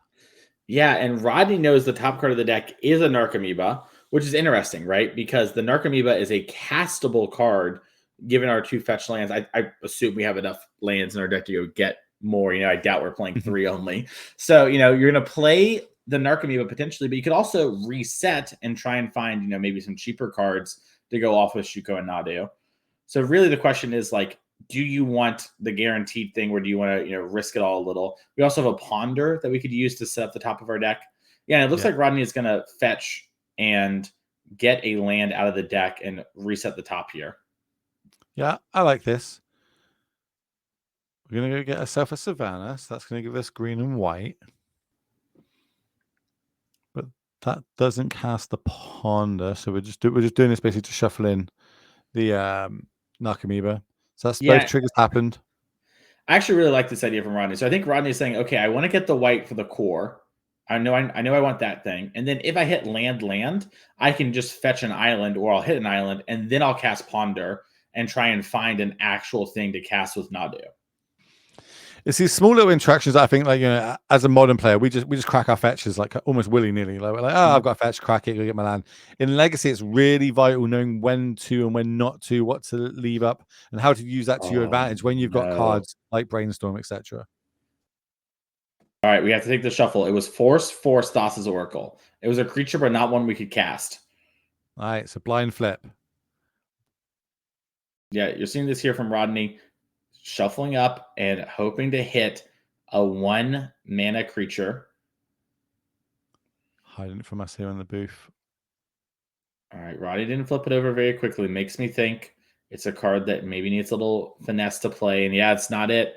And we'll have to see what Sam can do. Now, we saw this before. Rodney got, a couple of triggers of Nadu off, nothing crazy. And then Sam put an Archon in and still lost the game. So a lot of pressure on Sam here to, both answer this Nadu, but also, start working towards a winning position. I see double Troll of Kazakh Dune in the hand. I see the Brazen Burrow, and it looks like at the sideboard we've got the Burrow Goyf. A lot of Goyfs, in fact, in this stream so far. Yeah, it's a ton of Borogoyfs. And it makes a little bit of sense too, right? Like, it is a powerful threat that enables your thing, like your synergies or whatever, and just sort of plays pretty well into these fair post-board games. So it makes sense that this card's, kind of become a staple of modern. I'm sorry, excuse me, of Legacy. And honestly, it probably would be a big part of modern too if it was legal. Agree. 3 mana for the Death Touch Lifelinker, has power equal to the number of card types among cards in all graveyards, and its toughness +1. Whenever it deals combat damage to a player, you may mill that many cards. If you do, you may put a creature card from among them into your hand. So really cool card. That's the combo off the top. Got the backup. It looks like we got the handshake, and the team Rodney's going to be able to take down. So it's all going to come down to standard, where we're going to have to go on. No, so I was gonna say, it's gonna come all down to standard, and we're actually gonna go jump in. Piper Pal on your left, someone you've seen dominate our events in the past, versus Miguel Chavez on the right. And looks like we're in a really interesting board state here, Will. So we've got what? Gruul aggro, which we saw on the early rounds. We know how explosive that can be. We know how much damage that can put on the stack. But it's going up against, are we calling this the Fairies deck? Like, I've heard some names, or is this just straight like a Dimir controller? No, this is just Dimir self-bounce. This deck is no Esper with Nurturing Pixies. This is sort of riding the line between, hey, I have Pixies type stuff in my deck, but I also just have, a very normal-ish, like, Dimir type draws with Kaito and stuff like that, which I should say leans more into that sort of thing, right? Like having the mid-rangey type draws we've seen from the past. All right, what have we got going on right now? We've got Nowhere to Run cast, and then Resolves looks like it is now targeting the Dryad at the top of the screen. But on the battlefield, we've got 2 Paw Patch Recruiters, so we get to like target different things and put +1+ counters. Whenever a creature you control becomes a target of a spell or ability an opponent controls, put a +1+ count on target creature you control other than that creature. So we're able to potentially float a few more counters around as we pass the turn back. It looks like a lot of resources have been had.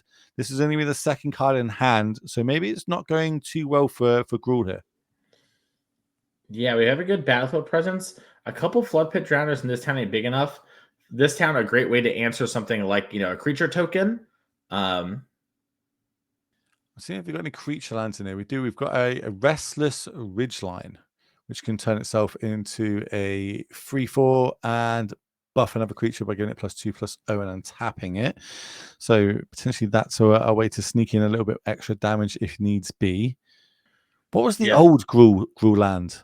I can't remember what it was called. Raging Ravine. How could I forget Raging Ravine?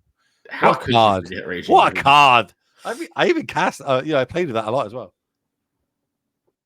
Yeah, Restless Ridgeline, very nice too for triggering Valiant in these decks, and huge in like sort of situations where you flood out in the mirror and combat gets tricky. Great way to attack, get your big creature in, and then have it back on defense. Just a really nice creature land. I really like this one. And you're seeing Piper see the animation, has the Flood Pit Drowner, so we could tap the Restless Ridgeline. But if we do, and we give it a stun counter, then the Paw Patch Recruit will trigger because we've targeted a creature, and that would give a +1 counter to another creature. Really tough spot here for Piper. It's like 6 of one, half dozen of another. Which is like the less of two evils in this instance, or do we even need to? Can we take this hit? We're at 15 life, so a relatively healthy life total right now. But do we want to get the 2-1 down? Do we want to be able to block and duties and kind of freeze one of these creatures for a turn? Yeah, there's a lot of different ways to go about this here. And I think part of what's happening here is I think Piper maybe has the read that there's a teamer, I'm sorry, not teamer battle, pardon me, a monstrous rage in hand. And is saying like, hey, if I go for this ridge line, I think we're just gonna get monstrous raged. So maybe I just have to this town and big enough, but then also which one am I bouncing? And if I'm not doing that, am I also maybe letting myself get, like potentially hit? Do I want to play this post combat as like, or sorry, post attackers as a potential blocker? That line's a little worse here, but it's really hard to know. It's also hard to know I'm not exactly sure what the copy token is a copy of. And I think that matters a lot in this situation too, as to like what Piper might be thinking about. I imagine that's a Paw Patch Recruit's Offspring token, just I would given agree. like the Gruul deck's commonness, which means there's 2 counters if we target this ridge line, which means there's long term, pretty big implications here for the triggers.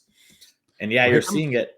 Yeah, here comes the Drowner coming down now. So that is going to target the creature land here, trying to tap it down the Restless Ridge line, which now is going to start triggering the Patchwork Recruiter. So we can start putting some counters on to potentially either our copy or itself. We can also tap this for mana in response if needs be. So starting off with putting the plus one plus counter on the copy, and the fact that both of them are getting them kind of says that copy is another recruiter from the Offspring. Mhm. And we're Green not. dice representing the stun counter here. Looks like we didn't float any mana though, so that means potentially we could be dodging a monstrous rage. Yeah, it's definitely possible that we just actually don't want to rage, and so we're trying to sell the bluff that we don't actually have rage. Might also just been verbally said that I Oh float the yeah, mana. Yeah, that looks like I, exactly what it is. Yeah, that's something that makes a lot of sense. But also, too, like if you don't think you want to cast it this turn and hold it, I do think there's something to be said about just like, yeah, let it happen. And a player like Piper is going to pick up on that. And especially if you do it right away, Piper will be like, oh, maybe it was, Witch Stalker Frenzy, where Burst Lightning that made you think about combat a little bit more. Starts playing around a different card than gets got on the next turn. But you know what? Just hit an extra 3 is not bad at all with so much damage coming across the board here. I believe this is 11 points if I've added it all up correct. Which if we take it all, that'll be dropping down to 4 life points. But yeah, I think we might be going on champ block and duty here. We're just going to go in front of the copy, which remember is a 1/1 plus the 1/1 counter plus the roll, which gives it plus 1/1. So it's actually a free powered creature. So there'll be no trading. It's just chump blocking going on there. And we'll be taking the hit from the other Patchwork, which is 1, 2, 3, 4, 5, 6, 7, 8 damage. Quite a lot. Yeah, and there's trample too because of the rolls, right? And these cards just have trample. So Oh that Flip yeah. Pit Drowner was literally a 1 point block. Piper playing on a razor's edge here. And I think maybe part of what was being considered last turn too was like, okay, like all the implications of like, okay, if Monsters Rage get cast here, et cetera, et cetera. But also, do I want to Flood Pit Drowner to spin away a creature? Because you can Flood Pit, use its activated ability to shuffle both creatures into the deck. That would be a way to get this Paw Patch Recruit off the board. And maybe was sort of possibly the hope, I should say it's part of a bigger consideration than not hitting the ridge line. Since hitting the ridge line does seem sort of like you answer this, it solves the problem for 2 turns. Yes, there's a bunch of counters moving around, but there's always going to be that. So I think that might have been what's on Piper's mind, but I think they've got double Drowner in hand, so can kind of live through this turn. But the problem is with it targeting means that Patchwork recruiters are going to go into overdrive if we have to well, cast both of these to survive. yeah, but I think Piper might be able to win this game here if we don't activate the creature land in response. It's all lands in hand for Gruul, except for a Witchstalker Frenzy. And so now, yeah, Piper can put a sun counter on each of these and then shuffle them back into the deck. Or this town ain't big enough, the token creature, and then that will die. So yeah, we're going into overdrive, but we might also just lose our whole board this turn. Okay. I'm buying what you're selling. Yeah, I think Miguel needed to activate the Restless Ridgeline in response to these paw patch triggers just to sort of be like, hey, this thing's going to grow. And we might see that now in response to this town ain't big enough, targeting both Nowhere to Run and the creature token.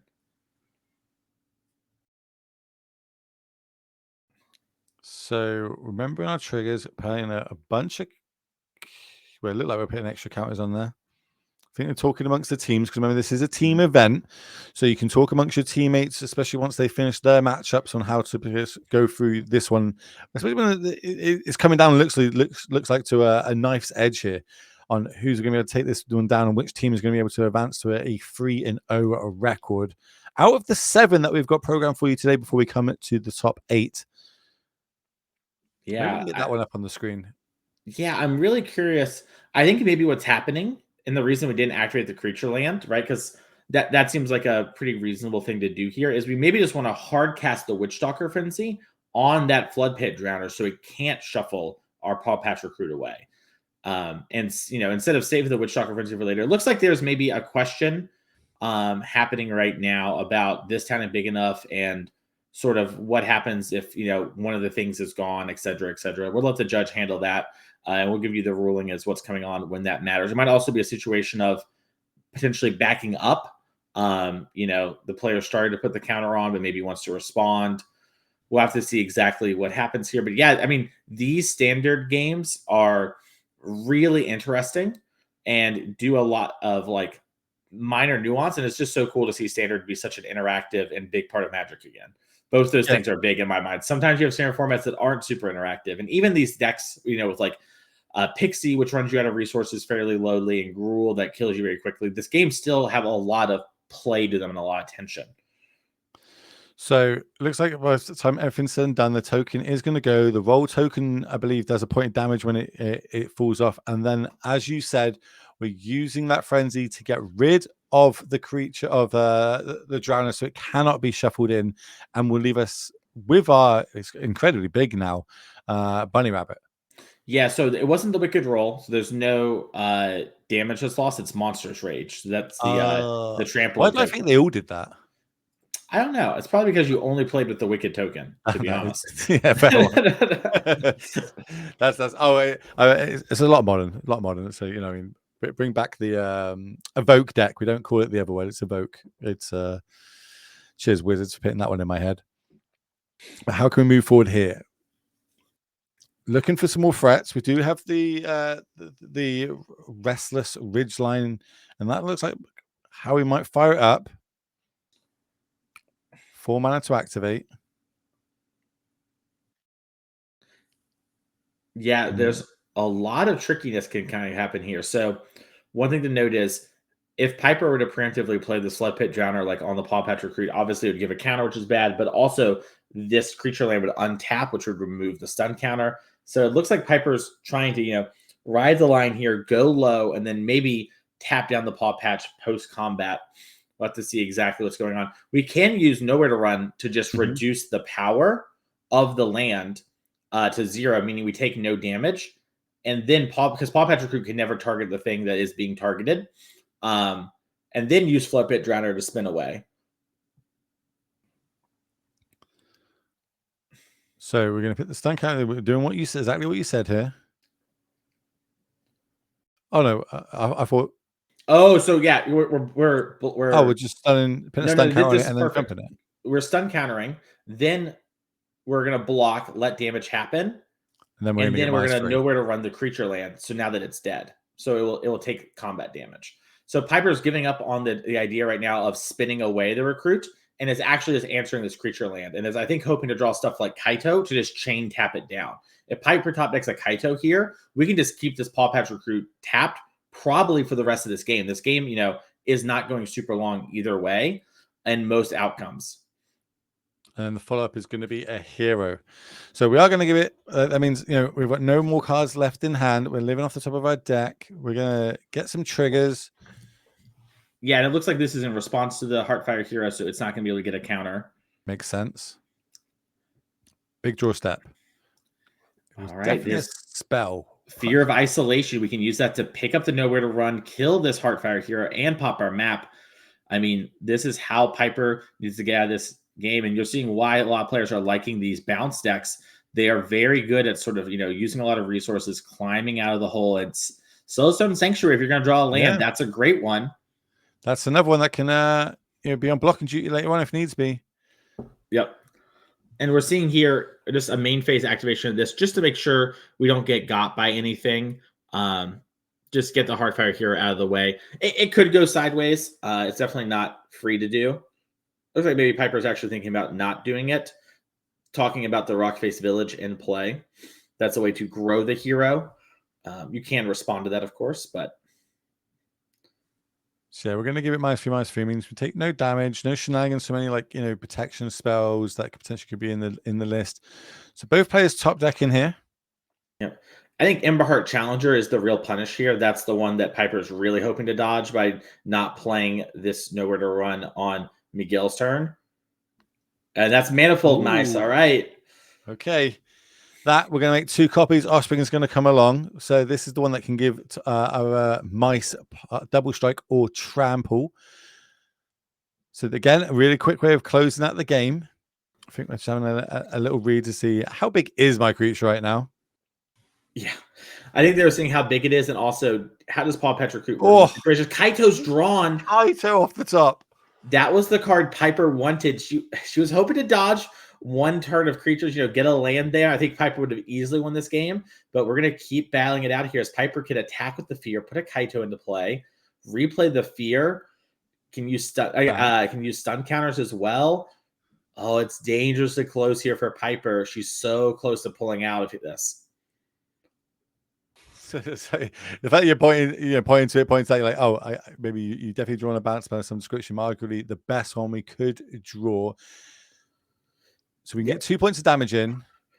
Part of the problem here, and this is why players love Paw Patch Recruit so much in this matchup, is will we do all of this, but the recruit grows the mice, and these mice can get double strike. So they're going to kind of burst through here, and they have a chance to kill Piper, especially with that Rockface Village, or potentially kill the Kaito, if not her.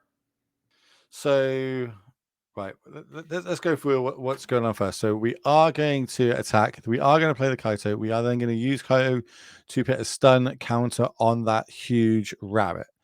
Done. We've also, then we're going to play the fear, bounce the Nowhere to Run back to our hand, pass the turn, hope we can chump block. And we are going to take a little bit of damage this turn, but arguably we might still be able to get to untap. Big draw step. Oh, there's the Emberheart Challenger. That was the one that we were talking about last turn. The mice that let you look at the top of your deck. It. And that's another haste creature. And I think that presents lethal to Piper no matter how she blocks, if done correctly. Because I think what ends up happening here is we double strike 2 of the mice. We haste and +1/+0. Yep. And then I think that makes it lethal because you get 4 through no matter what, and then you get 1 through. I guess actually you just have 2, 2, 2, and 2 of them have double strike. That works. And wow, what a game! That was. Yeah, I was about to say you just give the challenger double strike and trample, right? Plus the extra counters, plus the triggers. It's probably going to be enough to get across the line. So, congrats to that team for taking that one down, because that was it was a bit of a nail biter. I love it when we get to see, Team Magic, one player wins, another player wins, and it comes down to that last one. All 3 players huddled around, trying to work out how they could pull that W out and get further on in this competition, because we've got 7 rounds of it today. So if you're a fan of Standard, if you're a fan of Legacy, you're a fan of Modern, you want to be here right now on this channel. I didn't get a look. Was that a break production, or was that going to happen? As a break. Time off. We'll see y'all very soon. All right.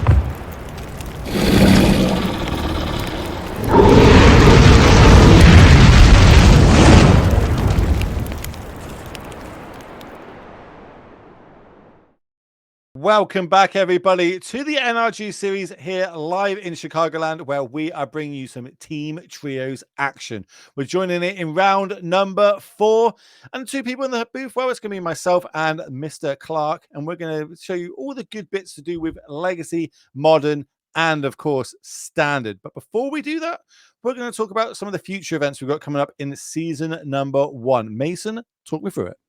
Yeah, our next event in Madison, Wisconsin on the 15th and the 16th of March. We can play Standard Showdown 10K on Saturday. Remember, Showdowns, if you win one of those, you go to our end of the year $30,000 championship event, where a winner gets invited to the Pro Tour and invite back and free entry all for the next year. May 10th and we're also going to have Pioneer on that Sunday. If you love Pioneer, we'd love to see you out there. We know there aren't many places to play that format competitively in paper right now. we'd love to have you there. May 10th through 11th in Chicagoland, Modern 10K Showdown Saturday, Standard 5K Trial Sunday. And then June 28th through the 29th in Indianapolis, 10K Standard Showdown Saturday, 10K Team Sealed Showdown Sunday. And I think we're ready to get some legacy going on. Speaking of a format, you don't get to see too much of paper these days. Exactly that. Well, we are going to see Is It Delver versus Mono Red Painter. These are two decks we haven't seen yet. The other decks going across the splattering of players is we've got some Boris Energy versus Breach, and we've got the Demir Tempo deck up against the Gruul aggro deck. So potentially a lot of quick games could happen this round. That's what we're going to start over in Legacy. Talk me through Mono Red Painter. What is the game plan? Yeah, so Mono Red Painter, you're trying to get Ash is trying so hard to look cool on camera. There you go, girl. Sorry, I couldn't help but notice she kept trying to fan a perfect 7. Anyways, Painter is trying to set up the card Painter Servant, name typically the color blue, and then activate Grindstone, which you sort of mill until you hit, a color, a non-repeating one, and that hits everything. You lose the game. A little hee hee ha ha. One of the big parts of this deck is it gets to main deck both Red Elemental Blast and Pyroblast. Those are spells that say counter target blue card or destroy target blue permanent for a single red mana. Legacy, historically dominated by blue decks. We've seen a lot of blue in our feature match area, but also combine that with the Painter Servant, it's just counter anything in the opponent's deck. And over on the other side, we're going to have Is It Delver. So this is like, it's kind of like I'm not going to say the good guy of the format, but it does what it says on the tin. Everybody knows Delver. It wants to be a tempo deck. Get on the board early and then protect its threat. And in this case, the threat is going to be a Dragon Rage Channeler on turn number 1. Yeah, and this is a card we saw really have a big impact on Legacy on its release and has continued to be a solid threat as Bolt tries to take it down, but Daze protects it. And this is exactly what I mean. We're going to get this threat, stick it, close the game out that way. I believe that is a snow-covered mountain digital, the pixel version, I believe. I think it's because I own that one. We're going to get in there for point of damage. We leave that card on top. So it's going to be a slow, it's like a slow bleed if it's Delver deck, right? There's no just one big combo turn win. It is just chip it nickel and dime, a bit of damage in here and there until we're able to potentially take the W. Here comes a Ponder. Look at the top 3, put them back in any order, draw a card, but you can also shuffle before you do that draw phase. It turns out we like them, so we'll keep that one. Now we've got instant and sorcery in the graveyard.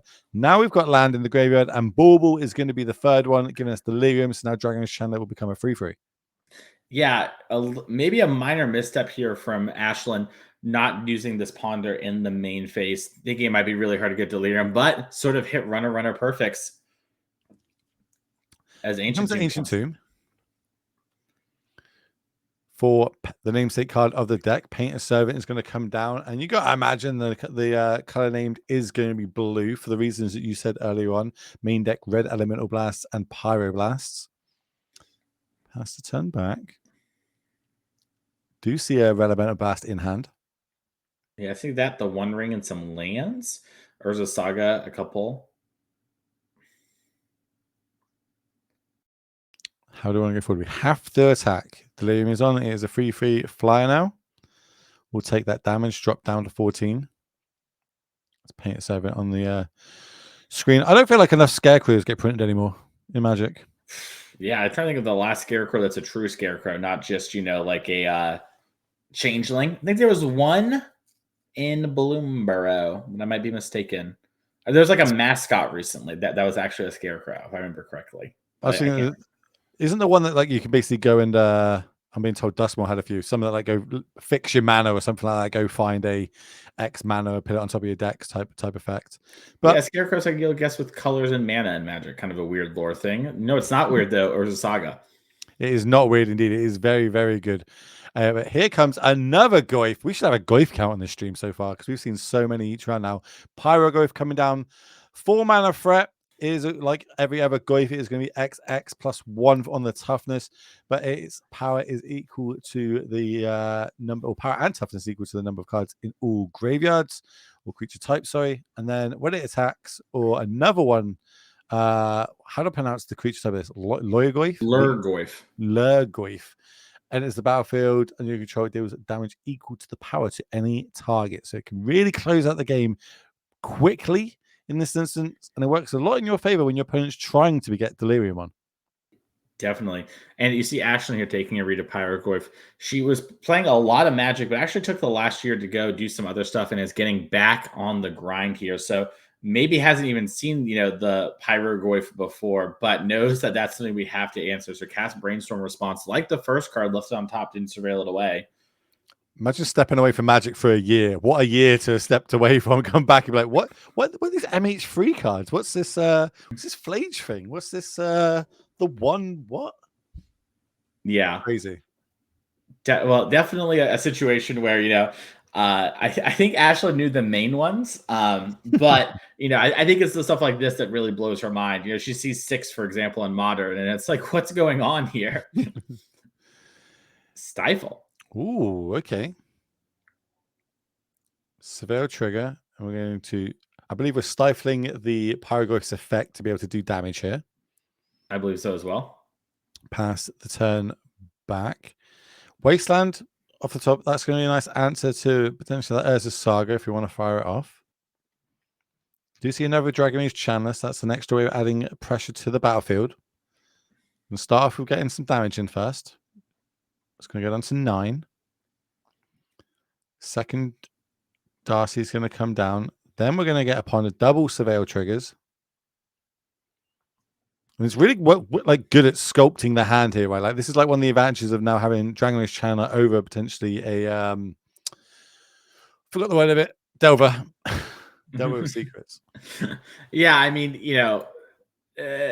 Delver of Secrets is, not a weak Magic card by any means, but Dragon Rage Channeler, very easy to hit that Delver of Secrets stat line, and that extra selection matters so much in matchups where you only have certain cards that really interact, right? Like this Painter deck, it's weak to some of the stuff that the other decks you play against are, but not all the same cards. So having that little bit of extra, like, okay, this is like maybe a one of that's here for most of the matchups, not good against you, or maybe I find that one of that's great for this matchup.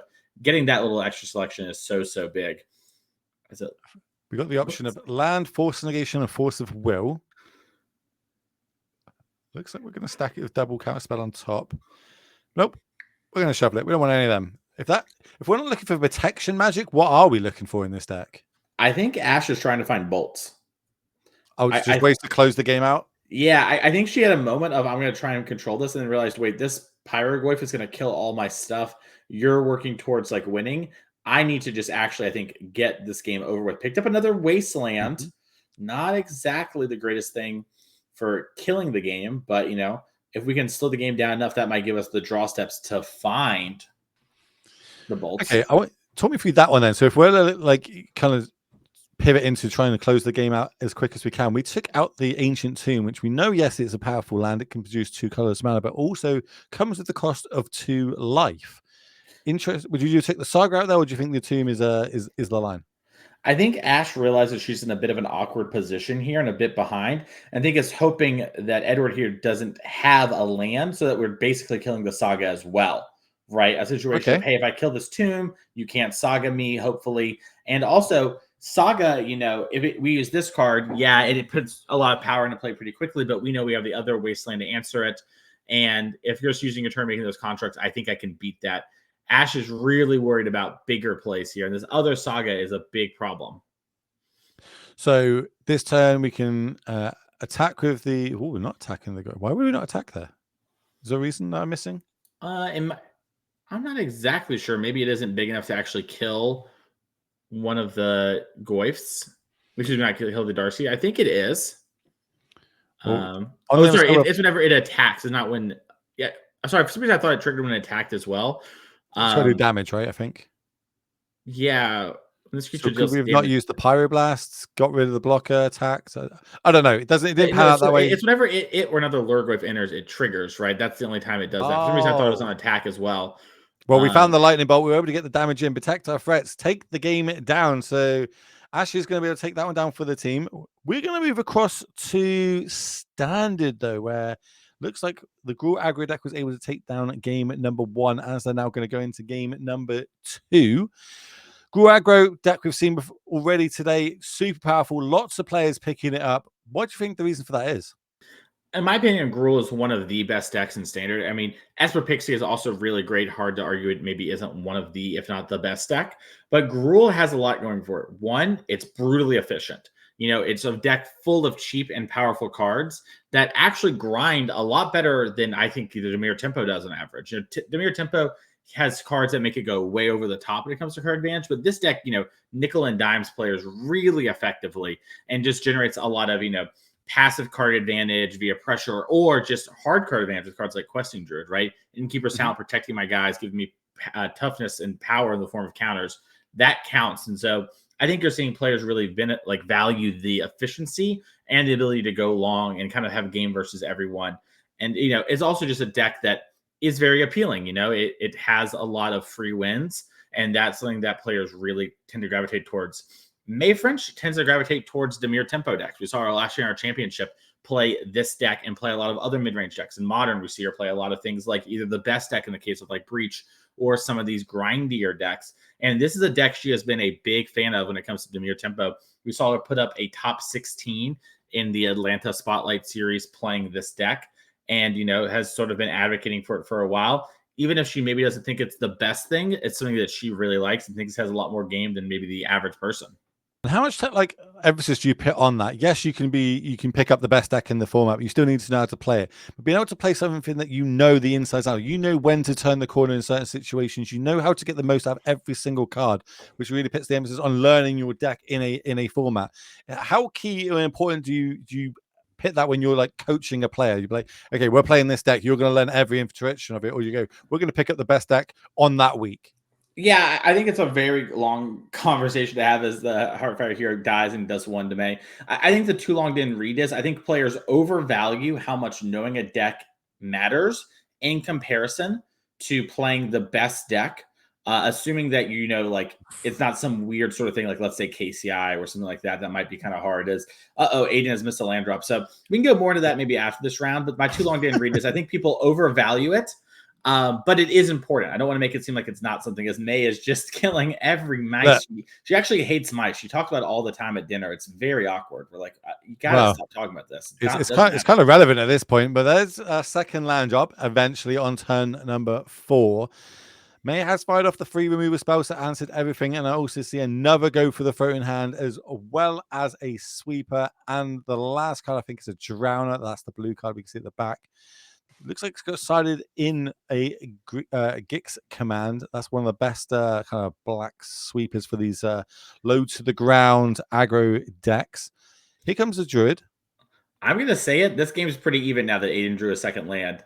Like May's still ahead. She has more mana and more powerful cards available to her. But Alden, pardon me, had actually drawn a land there, I would have felt like this game is a lot closer than maybe it looks. The Soulstone Sanctuary getting activated definitely gives May a clock finally that can kind of take over the game. But we have a lot of really strong cards in hand here.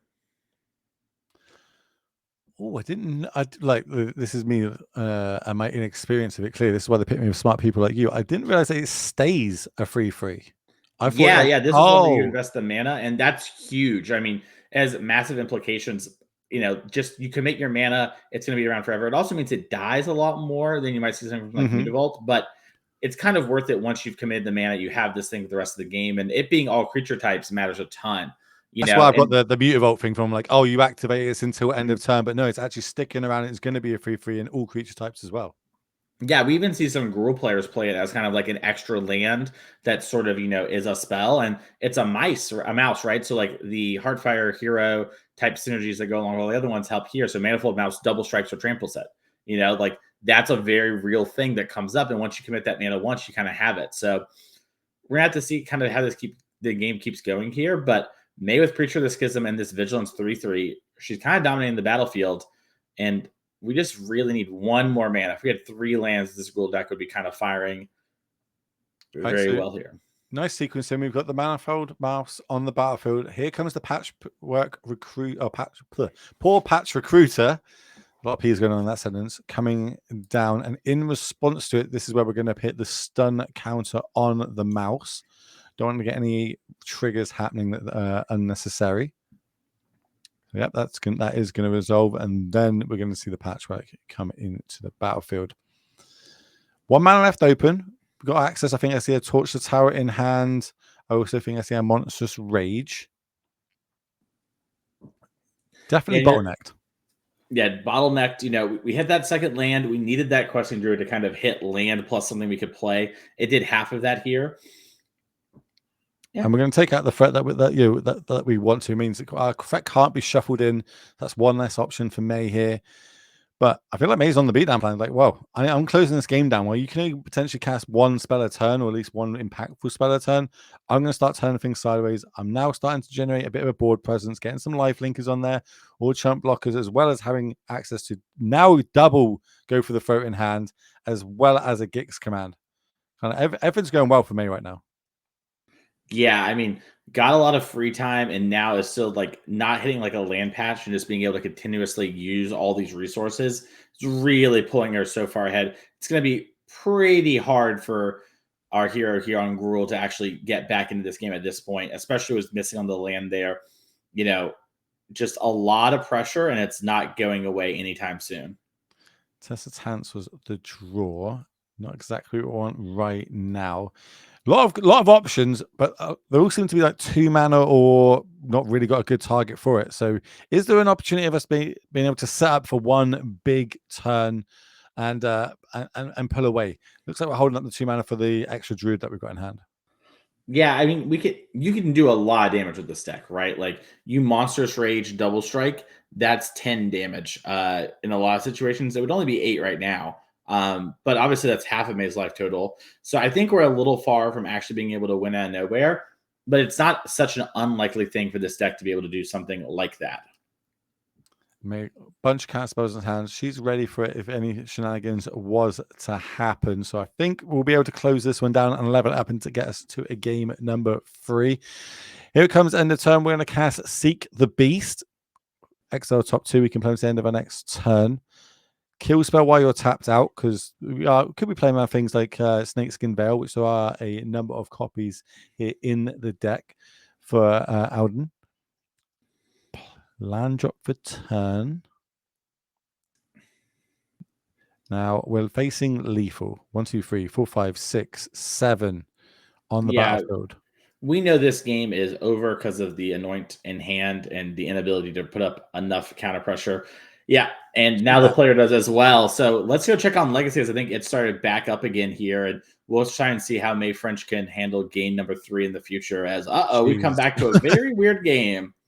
Wow, it looks a little one-sided right now. There's a lot of permanence on the battlefield. Leyline of the Void at the top. So that's one way of stopping the delirium going on. It's also a way to stop any sort of Delver shenanigans, which could, when I say Delve, I mean that as in the mechanic Delve for Murktide Regents. Is there any other sort of graveyard shenanigans going on? I'm having a little look through the deck. It doesn't look... Oh, there's one Mystical Sanctuary as well. So that's like the graveyard bit kind of turned off. Do you think that's a good reason to bring in Leyline of the Void, or is this paying into the Painter's sort of game plan at all?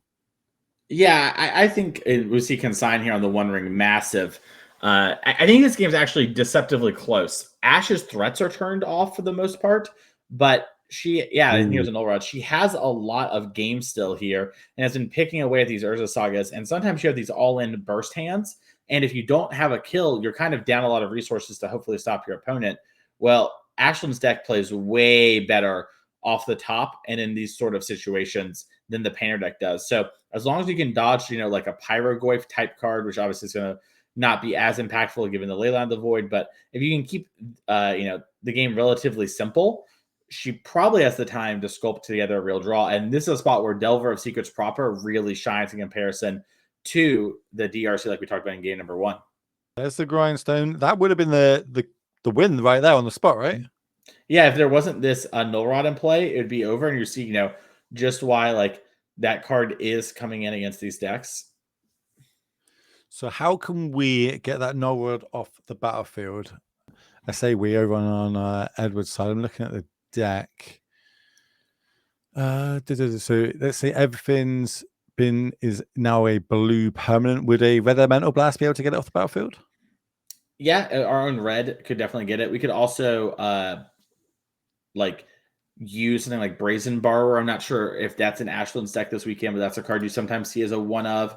I'm sorry, pardon me. The red deck could use the things. Ashland can stop the painter in response to that. My mistake. I did not finish my thought there. As it actually looks I like there's a kind of got line what for you the meant painter. weirdly as well. Yeah. I left the word out, which is critical to not doing commentary. But by God, I took a risk. It didn't pay off. Well, we were talking about it before. We're both dyslexics in the booth. It's fine. Yeah. We don't need words. Words aren't our friends. But yeah, here we are as commentators. Here is a beautiful looking saga, I must say. It is everybody's favorite fable of the Mirror Breaker, but it's going to go to the graveyard and get caught with a daze. It always feels good when you get to daze something that your opponent spent the whole turn doing. Yep. And yeah, and you see this here, Ashland just ripped a ponder it was set up earlier with the DRC Surveil, and now gets to sort of look through and be like, okay, what do I want to do here? Found a daze on top, pretty tempting. A lot of Edward's deck is around 3-ish mana, at least for the cards you care about right now. But also, you kind of have to work towards actually winning this game in a timely way. And yeah, you see her shuffle it away. Also, a bit Force of Will in the graveyard. This is my inexperience with Legacy, I guess. Then I feel like I've got my threat. I want to protect it. That Force of Will plus a blue card in my hand stops the next relevant card that Edward would end up playing.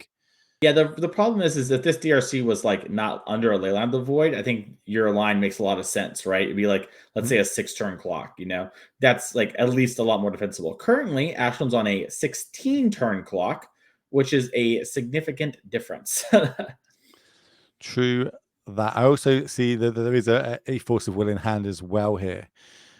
So here we go. We're on a 15-turn clock. 1 mana away from being able to actually hardcast that Force. That's a Fury and a Painter. Oh, okay. I feel like I know the answer to this question, but I'm going to ask it out loud anyway, just because. So if Painter is named blue, can we ditch a card from our hand to cast the Fury? Yeah, I believe it adds an additional color, if I remember correctly. I need to read Painter again off the top of my head. I don't know if it says like override. All cards that aren't in play and spells or permanents are the chosen color in addition to their other colors. So yeah, you can evoke a Fury if you have a red card in hand and the Painter in play. Here's a hardcast Force of Will. Now, I'm here to ask the dumb questions. That is literally my job. Here comes the Force of Will on the Fable Surveil. We like that card. We're going to keep it on top. And this is great news for Ashland too. Like having there's the Delver that she surveilled to the top here. Yeah, but having an answer there, with the Ancient Tomb paying the life means even though this Painter Servant is now kind of blocking the way, we at least have something to take care of all that. So Delver, the top card, it's going to flip from a Brainstorm. Easy. Didn't ever not have it. Now we've got a 3/2 flyer. We start getting more of that chip damage in, especially if we're down to 10. Yeah, Ancient Tomb costing a lot of life here, right? That thing's done 6 damage to us, so I counted correctly. That's the difference in a couple turns with Delver. Do we want to fire that Brainstorm off now? Yeah, interesting. Traditional wisdom is to hold your brainstorms as long as possible, but we're also in a position where maybe we want to actually get another type of Delver type card on the board just in case, or maybe find another answer spell. We drew a City of Traders with Fury, but no second red because the Lotus Petal is turned off. I say we really need another red card right now so Fury can clean up this battlefield, stem the bleeding, let us get a few more turns down and potentially try and take this this W. But we're going to play the City and just pass the turn. Debating if we want to Brainstorm on the turn. We do not. Get an extra draw. Didn't get a good look at what that was going to be. Combat. Drop down to 4. So close to lightning bolt range, but realistically could be turning off this Ancient Tomb now. Didn't get a look at what that was off the top. It was a Painter Servant. That's not red. Yeah, this mono red deck's having some real issues evoking this Fury. Another painting coming down. Name blue again. Or are we naming red? Does that make the grind station a hand red? Yeah, now it makes it red. So we need to hope if you're Ashland, you have a counterspell with someone interact. Like you mentioned, blue Elemental Blast could help here. That might be the card in hand, actually. Yeah, so Force and Negation's going to get binned. I think Ash drew a Daze as one of those cards in 2 lands. It's a little hard to make out.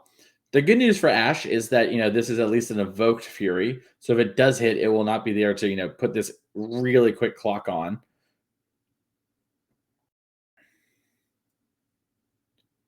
We need 4 Dazes to get through all the mana up for Edward.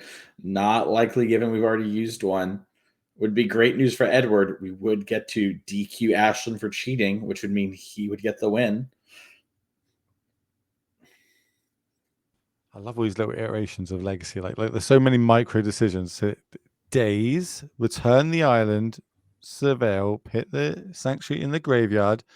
I'll pay the 1. Yeah. Fury's going to resolve, clean the battlefield.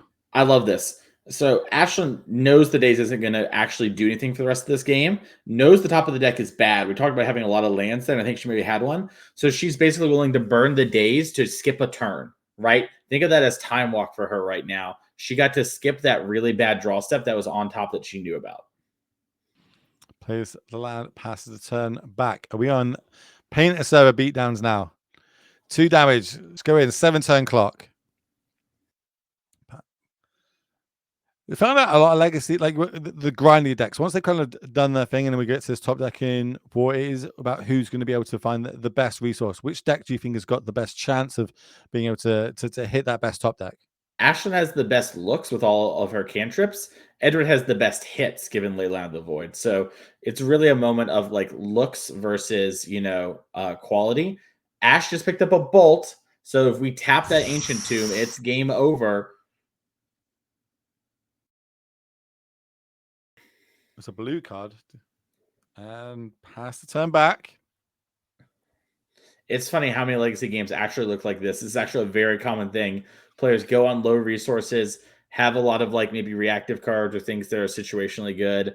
And, just like 1 or 2 creatures kind of beat down for a bunch of turns in a row and force the action eventually. That's an Arena of Glory. Now that with a Pyroglyph could be pretty crazy. That with a Fury could be pretty crazy. We're going to play it, not float any extra mana. Huh.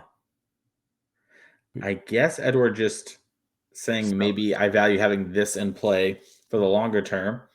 Ash picked up Brainstorm. It's a great one here. Spell Pierce is one of the cards in hand. Oh, Ash has double Bolt in hand. Bolt.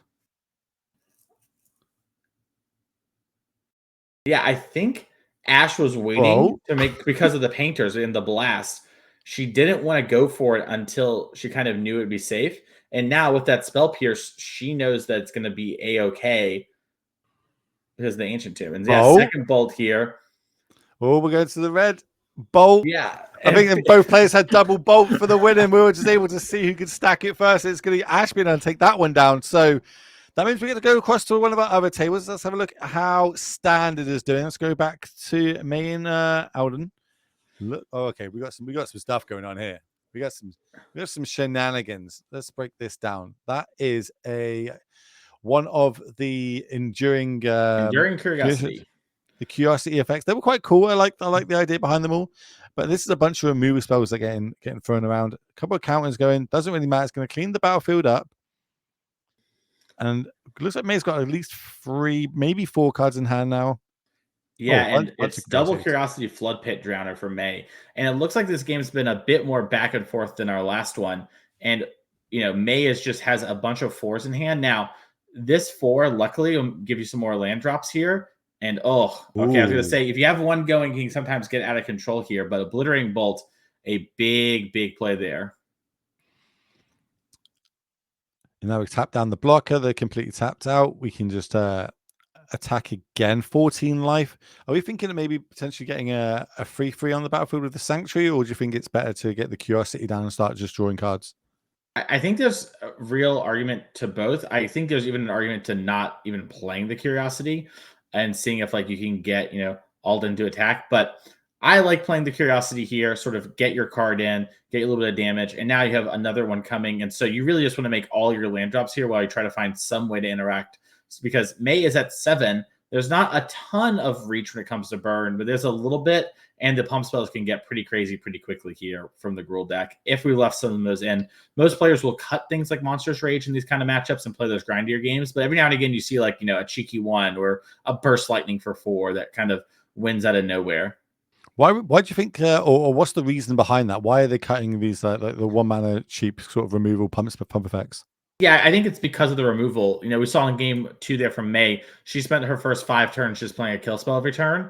You just don't want to have a card like that in your deck when your opponent is boarding in so much removal, at least not in high volumes. That's typically not going to be a great plan unless you have a bunch of either creatures with some sort of pseudo protection, or you're bringing in cards like Snake's Kill of your own. But then you're trying to create an A plus B plus C to maybe win. It's kind of an awkward spot. Well, we were able to find a manifold mouse, so this is going to generate the offspring. So we've now got 2 copies, potentially 2 blockers, or we're going to keep it around. We've got our life total at 12. It doesn't look like we can die in 1 hit, so maybe we want to try and make May think of the backswing that could happen. I'm sure May's fully aware of what this could happen with that top 16 finish, as you spoke about. Yeah, May grinds this deck all the time, just jams a bunch of challenges with Dimir. She's played this matchup a ton. She's probably hyper aware too of like that Restless Ridgeline, untapping one of these mice to make combat a little trickier, and also giving a +2/+0 if it gets double strike trample is going to be a ton and is threatening her. So it looks like she's wanting to value the Soulstone here. So we're going to get in there for 5. I think we've seen double block. I'm not even sure I like double block there, but I think that we might be talking to our teammate about like what we have here. I doubt we're going to see a double block. Just probably not a very winning position. Even though May is going to maybe draw some cards if you connect here, she's very happy just to get the Manifold Mice off the board in general. And this also in Sanctuary, I think, is a great way to kind of pressure and use our mana a fair bit and get some more redraws. And that's what May needs. She needs to find something that can actually stop one of these creatures from connecting against her if it has to go unblocked or gets incredibly large. That's the turn back. Big top deck. I think that is a Burst Lightning I can see in hand as well. But main phase, we're going to go on an adventure. We're going to cast Seek the Beast. Yep. That will trigger other Questing Druid, and if you cast a non-green spell, it's a counter. And you're seeing May tank in response. I'm unsure if she actually has something or is, posturing. I think it might be a little bit of posturing. There could be another one of the drowners in hand. Curiosity. Okay. So it looks like Bill Comendes has won the game for May French's team here. So they're going to move on to 4-0. So it looks like these players are maybe just actually talking right now. It doesn't look like they're going to finish the match. We're going to come back here and say hi. That's why things got a little weird. They're just chit-chatting now and shuffling their cards. Maybe that makes a lot more sense as to what's happening. We're like, what's actually going on here? But no, the match is over, as you mentioned. But it's not on the NRG series. We've got lots more events coming up in the future. So maybe you want to take part in a team event. Maybe you want to go solo like we saw yesterday in the Modern. But there's lots of different formats that you can play coming up. So let's have a little look at some of the future events we've got happening in Season 1. One of them being, as you spoke about, there's not a lot of opportunities to play Pioneer anymore. Yes, you could play it on Arena now or whatever they want to call it on Arena. It's basically Pioneer Plus. But we've got future events coming up. So talk to me about them, Mason. Yeah, I mean, here in Madison, Wisconsin, on the 15th and 16th of March, we're going to have a Saturday 10K Standard Showdown. And then we're going to have a Sunday 5K Pioneer Trial going on. So once again, there's not a lot of chances to play Paper Pioneer. So we're glad to have that there. It looks like the Standard players, they actually want to get some scoreboard points. We're going to go back down. May French doesn't want to make it seem like she was carried by her teammates. She wants to get the win. And so it looks like they kept playing when we left away. So what ended up happening is we cast the Questing Beast. We hit 2 lands. I was the Questing Druid there. Got 2 lands, put the Druid into play and the land, and then we pass back to May here. It looks like with no attacks. So we do get to see what the conclusion of this would be. They are in game number 3, so it's interesting for the players. Plus, it's also a bit of a few reps coming in. We've got things like the Pro Tour coming up, Spotlight Series, etc. Lots of opportunities to be able to play standard. So the more you get to watch at home, the better, and the more that these players get to practice as well. Because this is a good, complicated kind of board state. There isn't a clear winner yet, but there's definitely a few lines, a few top decks that could happen to change and make an outcome for this. So let's see how it pans out. As it looks like we're turning a lot of things sideways here. In fact, Yeah, a lot of things, so everything. yeah, Maze milling here, and then basically what's happening is the Spyglass Siren hits no matter what. So we're at 4. I know it says 5, we're at 4. That means the 2 4/4s need to get blocked. High level analysis from me here, and then we have these vigilance creatures that trade with most everything. So we're sending them in as well as a way just to sort of make combat more awkward for the opponent. It's never good when you're the aggro deck and you're having to be on chump block duties. And even in this situation, whenever we don't block, our opponents draw more cards doing their game plan. Not the most ideal situation, but you got to do what you got to do to be able to. The game's not over. As long as you got life points, the game is not over. Famously. Yeah, I think May might actually just potentially be dead if we do this correctly here. So, okay, this is one way to do it. We shot down the Siren. We blocked some of these things. Our question to return to a 5/5. We get hit for 4 down to 1. We could have had our Druid block the 3/3, and then have this 5/5 and set up Burst Lightning as a way to win the game. But now we are going to win just with the Restless Ridgeline unless there's a creature in the way. So this line also makes us go the distance. That during cross is upside down as it is now a creature. And yeah, the problem with this line is the Soulstone Sanctuary is still in the way. Where the other way, there isn't a blocker and May can't survive. But, so what, are we looking for like some sort of trampling effects? I mean, Monstrous Rage would win. I think the way that the game actually ends here is drawing something like Druid into a removal spell. Burst Lightning would do it. That'd be able to Yep. kill the blocker plus the extra red spell. Oh no, it wouldn't do it. Actually, was with one short there as well. Yeah, Burst Lightning doesn't get it done, I'm pretty sure. And we have the one card in hand, and we have to animate the Ridgeline to push the 2 points. Honestly, just a misstep here. I mean, we know May has no creatures in hand, right? Like, none that we can cast at least. So we have that sort of thing. But I think this is a moment where you need to make plays like this and just hope that May's on like cut downs versus your very large creature. Also, if May was on a bunch of cut downs, she might have even done that beforehand. So a great moment to go back and just sort of think over things here and be like, okay, how's my opponent played? What's going on? Ooh, how's this one? So Tessa Talents is going to come down here. Oh no, Innkeeper Talents, sorry. Not Tessa Talents, Innkeeper Talents. At the beginning of your pre-combat state, you get a +1/+1 counter, and we can level it a few times and do some crazy shenanigans. One by giving it ward. If we're able to pump 5 mana into it, we can double those counters as well, which are all great. But once you don't have if you don't have trample on it, it can just be blocked by a simple 1/1. Well, in this case, a 4/4. And now we're dead on board to the creature land.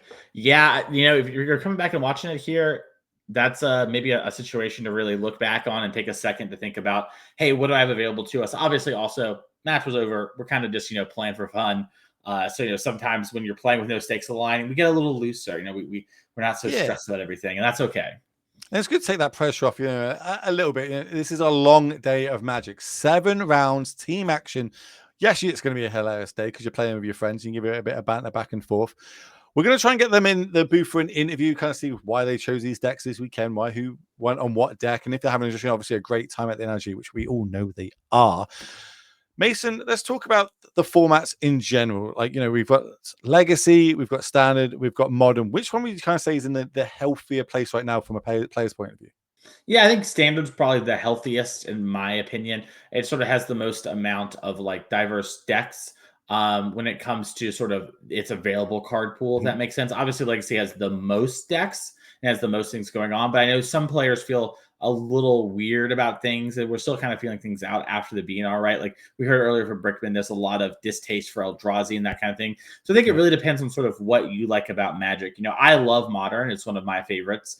And I think it has a lot of great things going on. And, despite the top 4-ish decks sort of putting a lot of pressure on other things, I think there's still a lot happening there. And Standard has, been very fast and quick in the games. And I think that's not something that's for everyone, right? And I think that's one of the great things is all these formats are kind of in playable positions. Hey, you hate Eldrazi, right? Like we heard Brickman mention, well, maybe you want to go play Standard or Modern.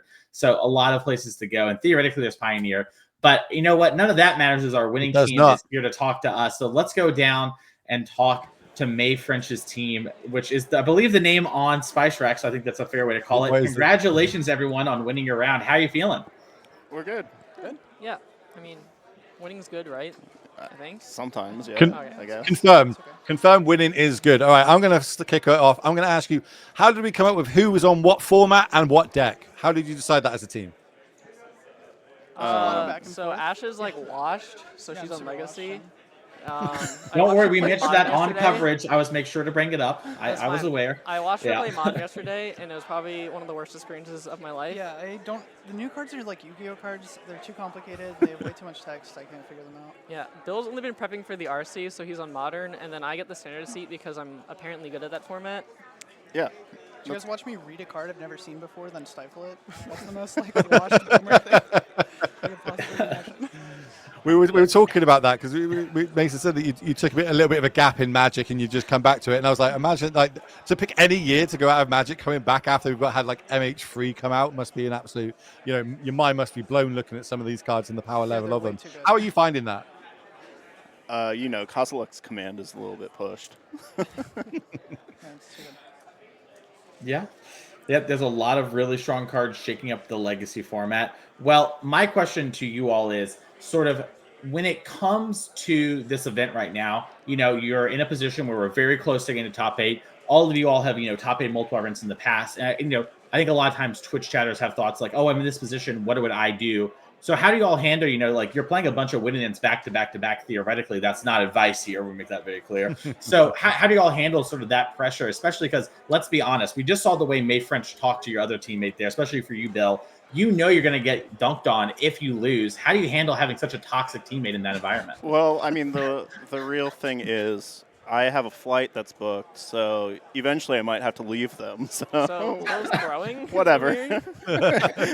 We're just here for the vibes. Great. Well, we love to hear it. Yeah, and that's one of the things that we were speaking to a lot of the players so far this weekend, and they're saying like, how are you enjoying the NRG? And it's the gathering part. That's the bit they're actually really enjoying. Like people are coming from all around the country, from different countries as well, meeting up, being able to play multiple different formats with your friends. But realistically, is that going back out in the evening, meeting people that you haven't ever met before, or are coming back to Magic after having a little bit of a break to it? What do you think are your best experiences so far this weekend at the NRG? People who say the Magic is about the gathering are the people who didn't do well in the tournament. Magic is Me. about winning. That is me. I feel targeted right now. So yeah, Magic is about winning, and if it's like, oh, it's for the gathering, I'm just gonna assume you didn't do too well. So sucks to suck. I mean, we need more villains win. in Magic. I'm all here for this. Keep it going, mate. Keep it going. What a heel turn for May French, all in one feature match camera interview. It really makes you think. And actually, it sparked a great question for me for Ash and Bill. What's the meanest thing May said to you this weekend? That we can see on stream? Yeah, oh, actually, Yeah, you know what? yeah. Maybe we can't see this on stream. This is a little awkward here. Can anybody say anything? I don't think so. May has not I'd be said pretty nice to anything. Bill. Yeah. I'm not Well, being it sounds nice like to you Ash. two are It's winners. because then. it's because I'm a boomer and like May's nice to older people, I guess. No, I mean I did watch Ash throw a game face up, so I don't remember exactly In a what was few happening. different ways. In a few different ways. In 2 different ways. It's fine. This is exactly how I wanted to. When I team with my friends as well, this is exactly how we are. We are not that like, we'll get them next time team. We'll hammer someone if they make some mistakes. So I'm all here for this. This is really cool to see. Talk So to one we're gonna.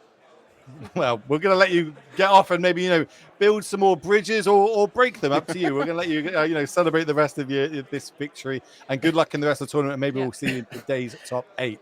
And that one, we're Good gonna head luck, back to the friends. booth. I'll talk to you You later. might not see me. I might be on a flight someplace, Yeah. but you might see Yeah. them. Also, Mason Well. cool glasses, by the way. Yeah. Thank you for the glasses All the compliment. sick They are glasses, very yeah. cool. I feel Oh left my out there. goodness. Hold on, I've got glasses somewhere. Where's my? Hold on. I just got, so it turns out my eyesight was really bad, Will. I thought like a lot of things I thought were normal when people are far away. It turns out people can see stuff that's kind of far away and can read cards. I always thought it was crazy when people could read a card from like on a team event from like, I'm in this seat and you're the seat next to them. I'm like, dang, that person has good eyesight. Turns out I had bad eyesight, but I'll tell you who isn't bad. The record of the team we just saw there. Let's have a Maybe look at the them. potential of the heel turn for May French when it comes to the NRG series. We'll have to see how that goes.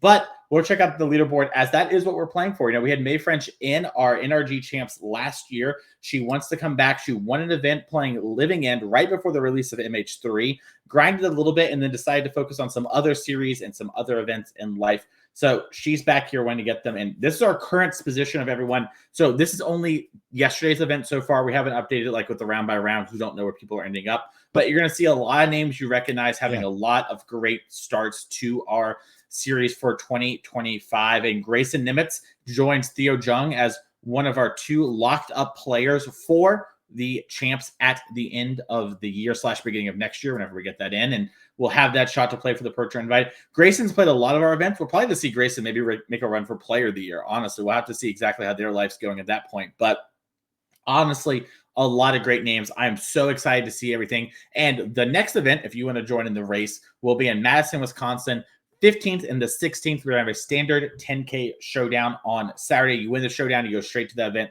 with Grayson and Theo. Join them there. And then Sunday, 5K Pioneer Trial. I said it a lot. I'll say it again. We understand there's not a lot of time to play Paper Pioneer for high stakes. We're giving you that opportunity. We'd love to see you in Madison, Wisconsin, March 15th through the 16th. And Will, that's going to do it for us this round. The round timer is just about up. So we're going to take a quick break, set up for the next feature match, and we'll see you all in just a couple minutes.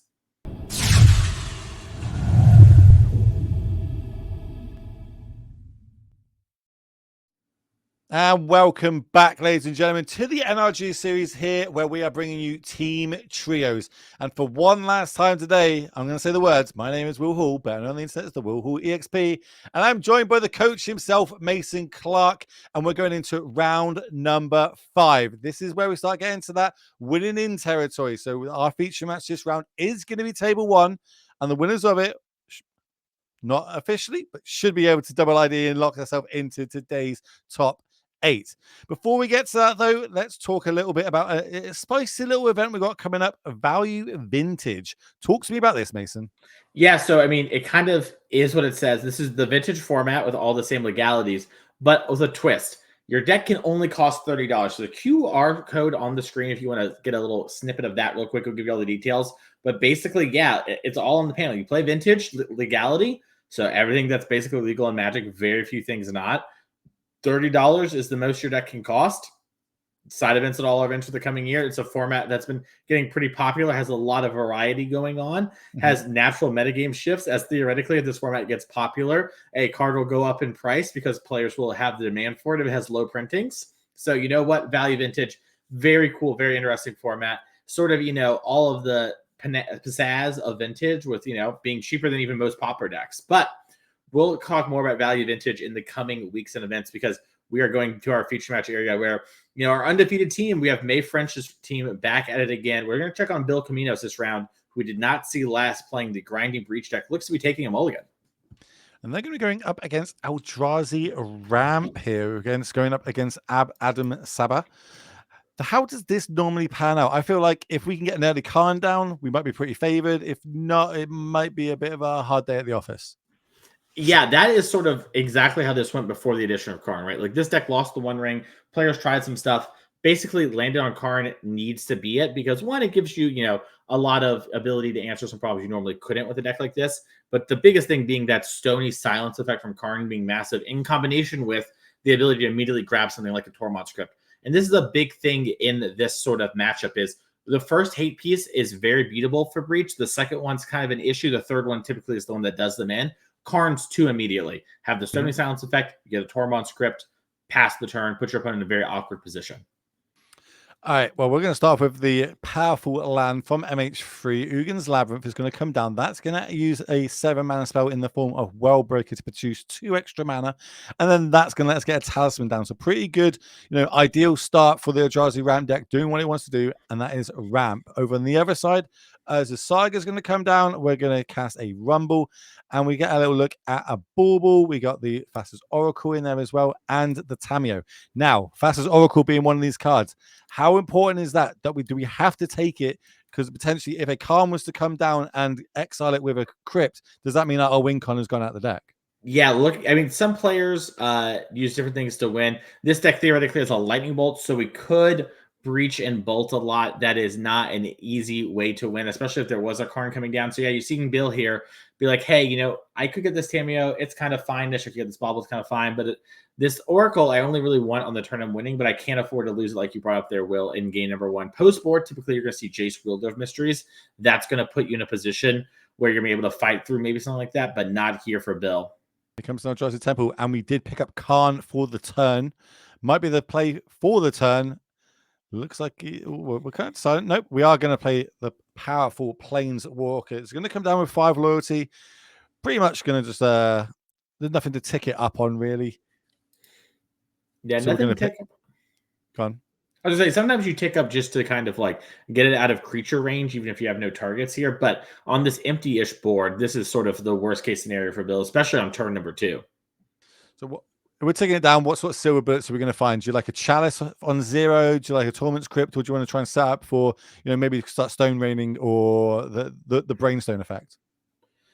I like the Tormod script here on 0 because, like I said at the beginning of this match, it creates a double whammy for trying to combo. And then next turn, we can go get something like the Stone Brain and just name Underworld Breach. And Bill will basically have an incredibly hard time to get out from underneath that. And you're going to see now there's a lot of pressure on Bill to win this turn. This is why these decks added Karn. I mean, imagine if we were doing this and playing a Sowing Myco Spawn, right? Like that was our only real 4. Bill could maybe even win this turn, right? So a huge difference in sort of how the games play with and without Karn. And that addition has changed things a lot. And you're seeing, Bill just has to pass the turn, knows that we might just need to be playing Urza Saga Value Town to win this game because the Stone Brain is very likely to come down and very likely to name Underworld Breach. Well, that playing to our advantage because we do have 3 Urza Sagas, 2 in play, 1 in the hand. So maybe it is just going to be a construct battle and try and go above and bigger than this Eldrazi ramp deck, which is a task because it does have some big creatures in it. Things like Worldbreaker, Null Drifter, and of course, Emrakul, the Promised End is floating around in these decks. Really easy to start turning on with the addition of green now and casting Rumbles, getting extra cards in our graveyard, different types. And one way we can also just ramp to it and cast it the old-fashioned way is with this card here that we see, Sowing Microspawn, coming down right now. Yeah, this card's a beating. So we've actually been able to kick it, which means Adam here will be able to blow up one of Bill's lands. So there's 2 ways to go about this. You could blow up that land, which immediately stops the pop. You could also have gone after the first saga and getting the second saga, the one on chapter 1. That would give 1 activation, and then the other saga will pop. It has to maybe lose the Scion to make another token, but you're seeing Adam here prioritize not letting Bill search and maybe set up something there for later turns here. And we still get a land from our deck. Makes sense. And what sort of do we have any utility lands in here? Sometimes we see Paducah Bog. Yep, there is a Paducah Bog in here. There's 1 Cavern of Souls.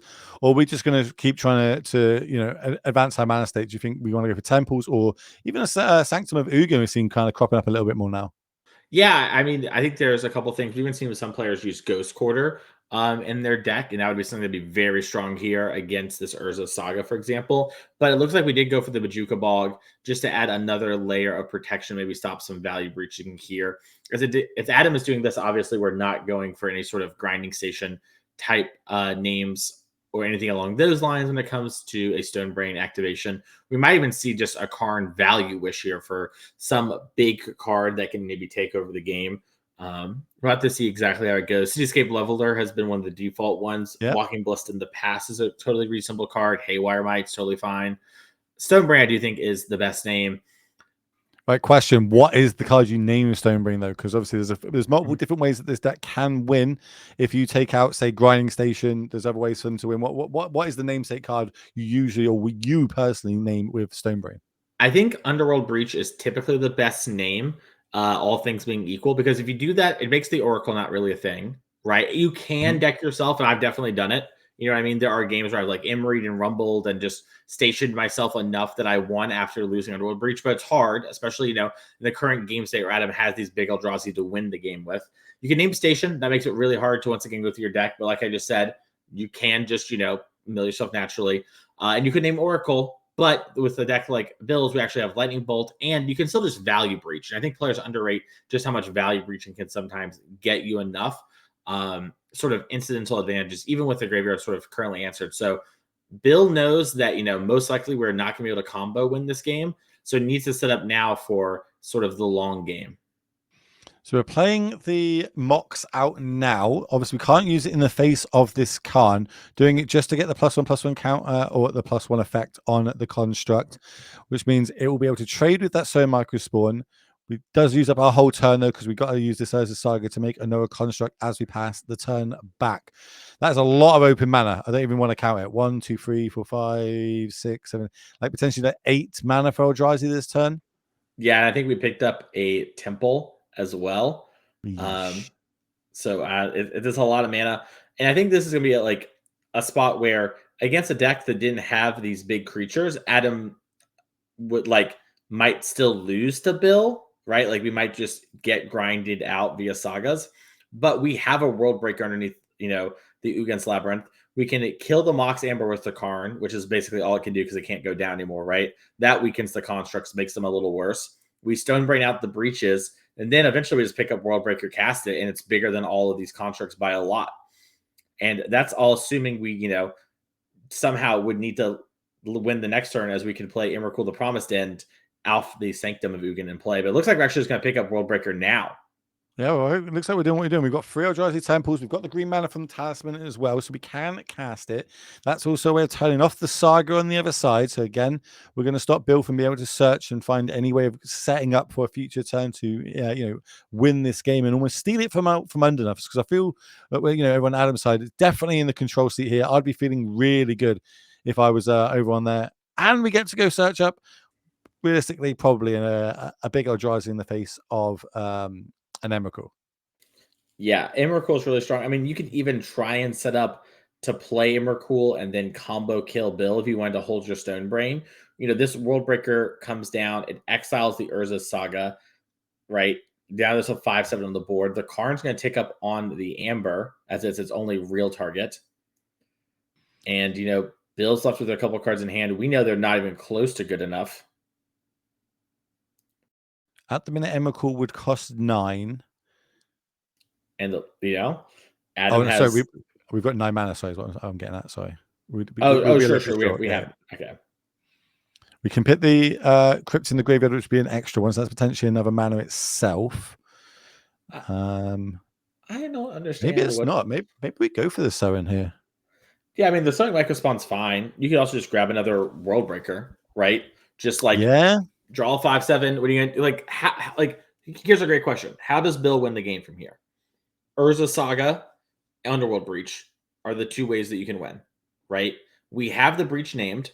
So if we take the Sowing Microspawn, we can have this be an answer to Saga on the following turn, as long as we get the turn to Stonebrain, which is so likely to have happened here because the Karn will answer the Mox. The Karn needs to be answered. The Karn is blocked by the World Breaker. And then Bill has to do all that and have the breach combo, which is not impossible, but very close to it. Karn's going to tick up. It's going to deal with that Mox. That means it's going to go to the graveyard because it becomes a 0/0 powered and toughness creature.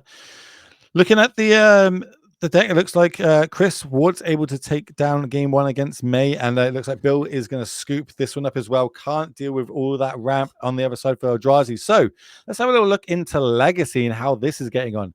Is it Delver versus Dimir Tempo? Not a lot of lands going on here. Maybe a few wastelands have been involved. Talk me through this Dimir Tempo deck. I don't even know if I've actually seen this one before. Yeah, I mean, one of the interesting things about Legacy is there's a lot of different things that can be happening. I mean, this deck is playing Kaito from Standard. So if you've seen, that card before, just how powerful it can be when it gets running away with the game. And that's a really interesting sort of thing to happen. And this is one of the new innovations thanks to a card like Kaito, like Tamiyo. You play Baleful Strix, Orcish Bowmaster, Tamiyo, Brazen Borrower, play a couple Kaitos, and then just a lot of the interaction cards, Fatal Push, Force of Will, Daze, just very much like another version of Delver that isn't reliant on something like Death Shadow, which we've seen be sort of the blue-black version du jour before in Legacy. Well, we've definitely got a mana advantage on the left here.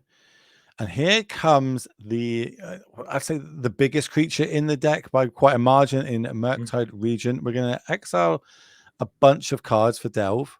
So it's not only reduced in cost, but also how big we want this to be. 14 life, realistically, you're trying to get an extra 4 counters on there. So it's going to be a 2-turn clock. And we're going full big. I think we're turning it straight into an 8/8. Yeah, I think this makes sense too. Because remember, we just talked to Ashlyn last round. She's back. I guarantee you she has probably not played this matchup before. Yeah. And so she might be a little worried about a card like Murktide Regent from the other side, right? Like if you're thinking you haven't played in a while, it's like, well, that's like a really big creature. Like, yeah, you have all these synergies, but you might just play some of those. And imagine you don't delve because you're trying to get cute with it because you only need 7, and your opponent makes an 8/8 Murktide, right?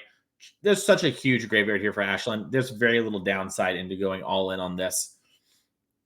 Well, on the other side of the card, don't think we've seen this one in a while, especially with Orcus Bowmasters floating around. It is a Baleful Strix. So the 1/1 flying Death Toucher that draws a card when it enters. There it is on the screen for everybody at home. Maybe you haven't seen this one in a little while. Used to be see a lot more play, let's say. I wouldn't say a complete staple, but used to see a lot more play. Yep. And you see Dan here picked up one of the 2 Murktides like we talked about. Obviously, we needed the land for that. It could have been in hand before for Ashlyn, but this Baleful Strix picked it up, and she's going to be very happy to have this huge Murktide. Also worth mentioning, which we didn't talk much about, we're using Mystic Sanctuary here. If nothing had happened, Ash might have left it on, just drawn a card and then tried to grow the Murktide to have lethal here. But that Unholy Heat answering there, and she's in top deck mode now. No agency over what's coming, but Dan with a hand still full of cards to see if he can get out from underneath this Murktide region. Well, there's definitely, I think there's double Brazen Borrow in hand. So we do have a option to bounce the Murktide. So that would be able to deal with it, at least for a turn. Yes, it would come down the following turn, but that graveyard can only get so big. If they keep eating up enough spells and sorceries in that graveyard, maybe they won't be able to get a big enough Murktide in a turn or two. Definitely feel like mana is going to be the issue here moving forward as... Oh, I have no idea what that card was. Was that Kaito fan again? But we're going to do the Brazen Borrow line. We have to survive before we can even think about winning the game here. Yep.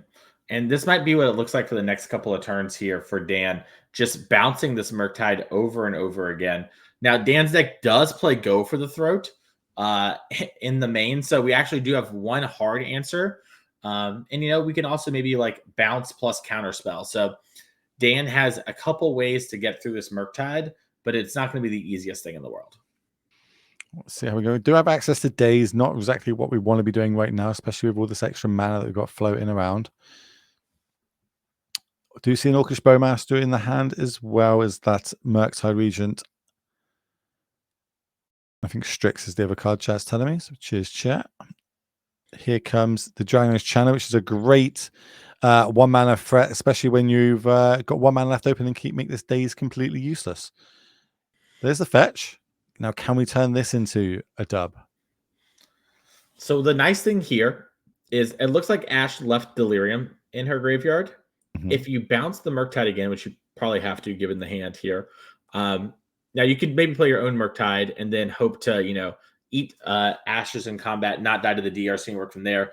But if you do end up bouncing the Murktide again, it might actually shrink the DRC. I think I like the line of just play my own Murktide. I assume there's enough instants and sorceries in the graveyard. We came midway through, so I'm not sure how many were actually, drawn and played this game. Yeah, there's a bit of a stacks graveyard still. I'm agreeing with you here. I feel like if I can get my one down, it makes combat really rough here for Ash. Like, do you want to sacrifice one of your creatures in combat to get a little bit of chip damage in? Yes, it would get down within bolt range, so that gives you an extra out as well. Dan's having a look at that graveyard though. Pits 5 spells to one side and is going to do it. So I'm being told that Modern is ready. Let's just stay here for just a little bit longer, see how this pans out, see what the top deck is going to be here for Ash.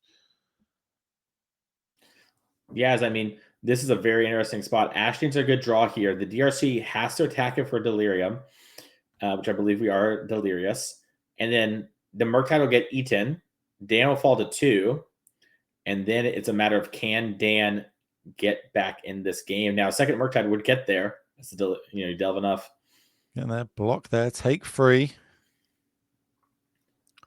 And Wasteland. All right. So we are in lightning bolt range. We are only, you're allowed to use 1 more fetch land basically over on Dan's side. I'm going to go out on a limb and say there's no life gain in this deck. Wise beyond your years. That's maybe we should swap roles. Maybe I'll go expert role for insight, intelligence like that. The Demir deck doesn't have a life gain element to it. Yeah, at least on the main. We'll have to check the sideboard. But yeah, you see Dan's flick this Baleful Strix to the front of his hand, trying to figure out what we can do here. Hon, is there any crazy lines where we can win here? Remember, any cards we exile from our own graveyard would grow our own Murktide. It is 8 power. If we can exile 2 more cards, that would make it 10 power and a lethal threat. I think that is what Dan's thinking as well. So we're going to grab the Undercity Sewer and try and find something. I think, Dan, I mean, also worth noting, by going down to 1, you can't force a will, right? I think that was maybe a big part of what Dan was thinking about too, was like, okay, do I need to top deck a force? Because if I do, this Murktide will eat the DRC in combat. I'll force the top deck and just hope that Ash draws something that doesn't matter in the next draw step. As we see Dan taking a look at Ash's graveyard, saying, okay, you've worked through this, you've worked through that. All right, how many bolts have you seen? What am I supposed to play around? Let's take a little surveil action. Couldn't quite make that card out. Might be a force. Force, very awkward here. You don't have the life. There's no Barrogoyfs in the main deck of this one here. The fact that they're tanking makes me think maybe it's not a force in this instance, because we've got 1 life, nowhere near enough mana to hard cast it. No other spells in their hand that require a blue card to ditch it. Yeah. That's a wasteland. Is it a wasteland? Okay. Yep. Not ideal here. A lot better for us, though, is getting another C. That costs 0 life to be able to add another mana. Now, do we get in and bounce, right? Yeah, as I say, I think Dan's getting in, and we're just going to see the main phase bounce, which will force the chump block from Ashland and give you a chance to get the kill spell O. And you're seeing Dan can with a line, maybe is wanting to wait later. No real advantage to waiting outside of. I'd be bouncing now. And I've got a Bowmaster. Oof, okay. Okay, maybe a potential bit of missequencing here, not doing this first. We picked up Go for the Throat. All right. Okay, Lightning Bolt off the top. Lightning Bolt will be huge. All the redraws are huge. The more looks at Lightning Bolt, and no, Ash to pick it up. Oh my goodness. Right. That was a close. tight one. Yeah, it really looked like Ash was in a controlling position, but able to get there down that big Murktide, the line you spoke about, just getting that on the battlefield, outgrowing the other one, making it so it's awkward, because of course we knew that the Dragon Nation had to attack, so the combat math was going to be a bit awkward there. Able to take it down. Let's move back to Modern here, where we've still got the Grind and Breach station going up against Eldrazi Ramp. Eldrazi Ramp is 1 game up, and it looks like we're going to turn number 3 right now. Yeah, it looks like we've had a bit of a slower game. It looks like Emery got played, maybe got answered there, and then now Bajuka Bog's going to clean up the graveyard. So, hey, we didn't miss much. We're coming into the game with some lands in play. I do like that we're seeing a lot more Bajuka Bogs floating around in this format at the minute. Everyone's coming with Grind and Breach. Has got targets on it back. We're all fully aware what this deck can do. We know how powerful it can be, and just being able to have like a tutorable way to exile a graveyard, as well as of course having Khans, etc. I think it's a really cool way that people are going about attacking this meta that we're currently in. Definitely, and we're seeing Bill here, with kind of a much slower approach to this game. I think we're going about the Utopia Spool on the stack. Do we want to presage you the land that it is targeting, so that so it gets fizzled? That makes a decent amount of sense. Looks like there's also someone to name Cavern. To get a Boseiju on Cavern due to the consign in hand, just to make sure the actual body part of the Eldrazi gets countered as well. That is, not always the most important part, but typically is pretty huge. Like we saw last game, right? If Worldbreaker had just blown up the land and not been around, well, it would have been a very different game. So Bill just wanting to fight over that, and it's okay with Adam sort of being up a mana in exchange to maybe have, consigns be a real quote-unquote card in this game. So we're going to go find ourselves and probably a Surveil land. Or no, we're going to get a Shock Land, get the red mana. What is the red mana for in this deck? It is for the... Cosmic's Return. That's the big one. That's how you stomp on all those energy decks. You like cats? No, you don't.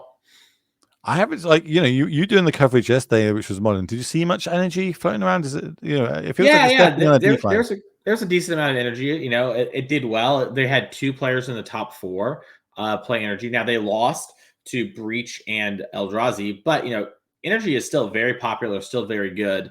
It is definitely a deck you can't sleep on. I'm going to throw it out there. I feel like, and this is hard for me to say, I feel like I'm in that point of my Magic career now in Modern where I actually might have to start buying some Ugin Labyrinths.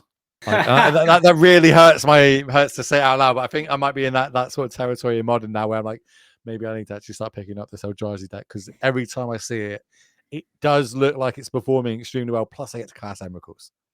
Yeah, I love Emrakul, the Promised End. I don't know if you noticed, it's behind me here. I see it. I see it. Yeah, I like it. Eldritch she Moon. mind What's that? controls me. What's Yeah. that? What? Oh, Eldritch Moon. Eldritch Yeah. Moon, and then this one is, well, it's Eldritch Moon, and then Shadows of Innistrad is the prelude set to it. Excuse me. I enjoyed that. That was all the Emerge Eldrazi's and stuff, wasn't it? Yeah. Right after Battlefield Zendikar. Whoa, Emrakul got away. What could all these spaghetti things be on Innistrad? Hee hee. Right. Anyway, back to the match. I think we drew a Khan for the turn. We have access to 4 mana. We know how well that went game number 1, but there is 1 blue mana up on the other side. And of course, this is a post-cyborg game. And we know at home, because we can see the hands, that there is a consign to memory in that, which would be a nice, clean, cheap, easy answer to that Khan if it was to be cast. And I think Adam knows too, right? Bill was deliberating over, like, what do I get, the 2 mana or the can't be countered land? It doesn't take a lot to think about what counter spell would Bill bring in against me. You know, if you play Eldrazi, Consign to Memory is a card you are, very much aware of. Looks like we're going to go for 6, and we're going to try and get some trigger arrows anyway. We're going to counter both of those triggers, not only the creature, but the trigger to go 2 up a land effect with that consign, and the Eldrazi spawn token, which is the 2nd mana we need for that. So now completely tapped out. How can we turn this with another breach off the top? This is an incorrect game state. We only had 2 mana, so we can't stop the search, the blow up, and the creature. Well, it was only was it 6 mana? Yeah, it was only 6 mana. 1, 2, 3, right? 4, 5, 6, and Summoning Microspawn cost 6, and there's only 2 mana for the consign because it was tapped out. It wasn't kicked though, right? It was kicked. There's 6 mana tapped from Adam. Oh yeah. Yeah, maybe we should. We should get a judge over there. Maybe there's another spawn underneath that spawn token. That's something that could maybe have happened. We joined this game midway through, but Bill can't counter 3 things with 2. It's hard math to do for sure. I know I've been there before, and it's a very easy mistake to make. Right?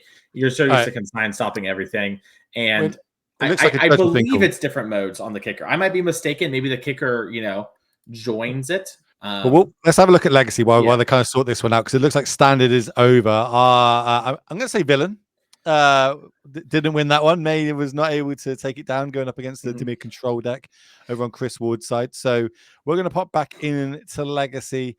Is it Delver? Dimir Tempo 1 game up. It came down to that sort of top decking battle, and Dan was able to get there.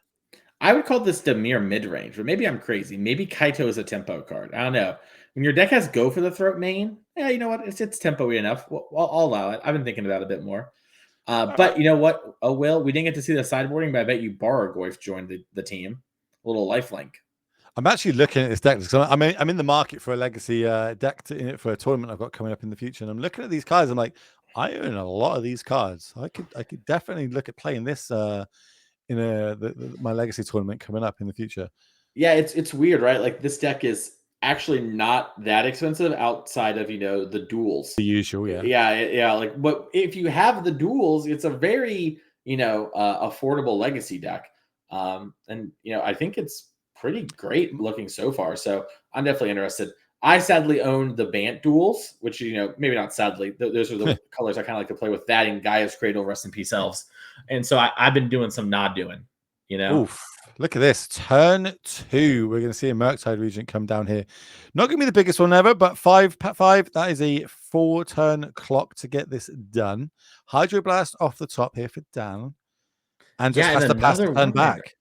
I guess it's not really a 1-later. We got Wasteland a bunch, right? Ash does it again. Okay. But yeah, I mean, Ash is really not wanting Dan to play Magic. Like you're talking about the villain May French.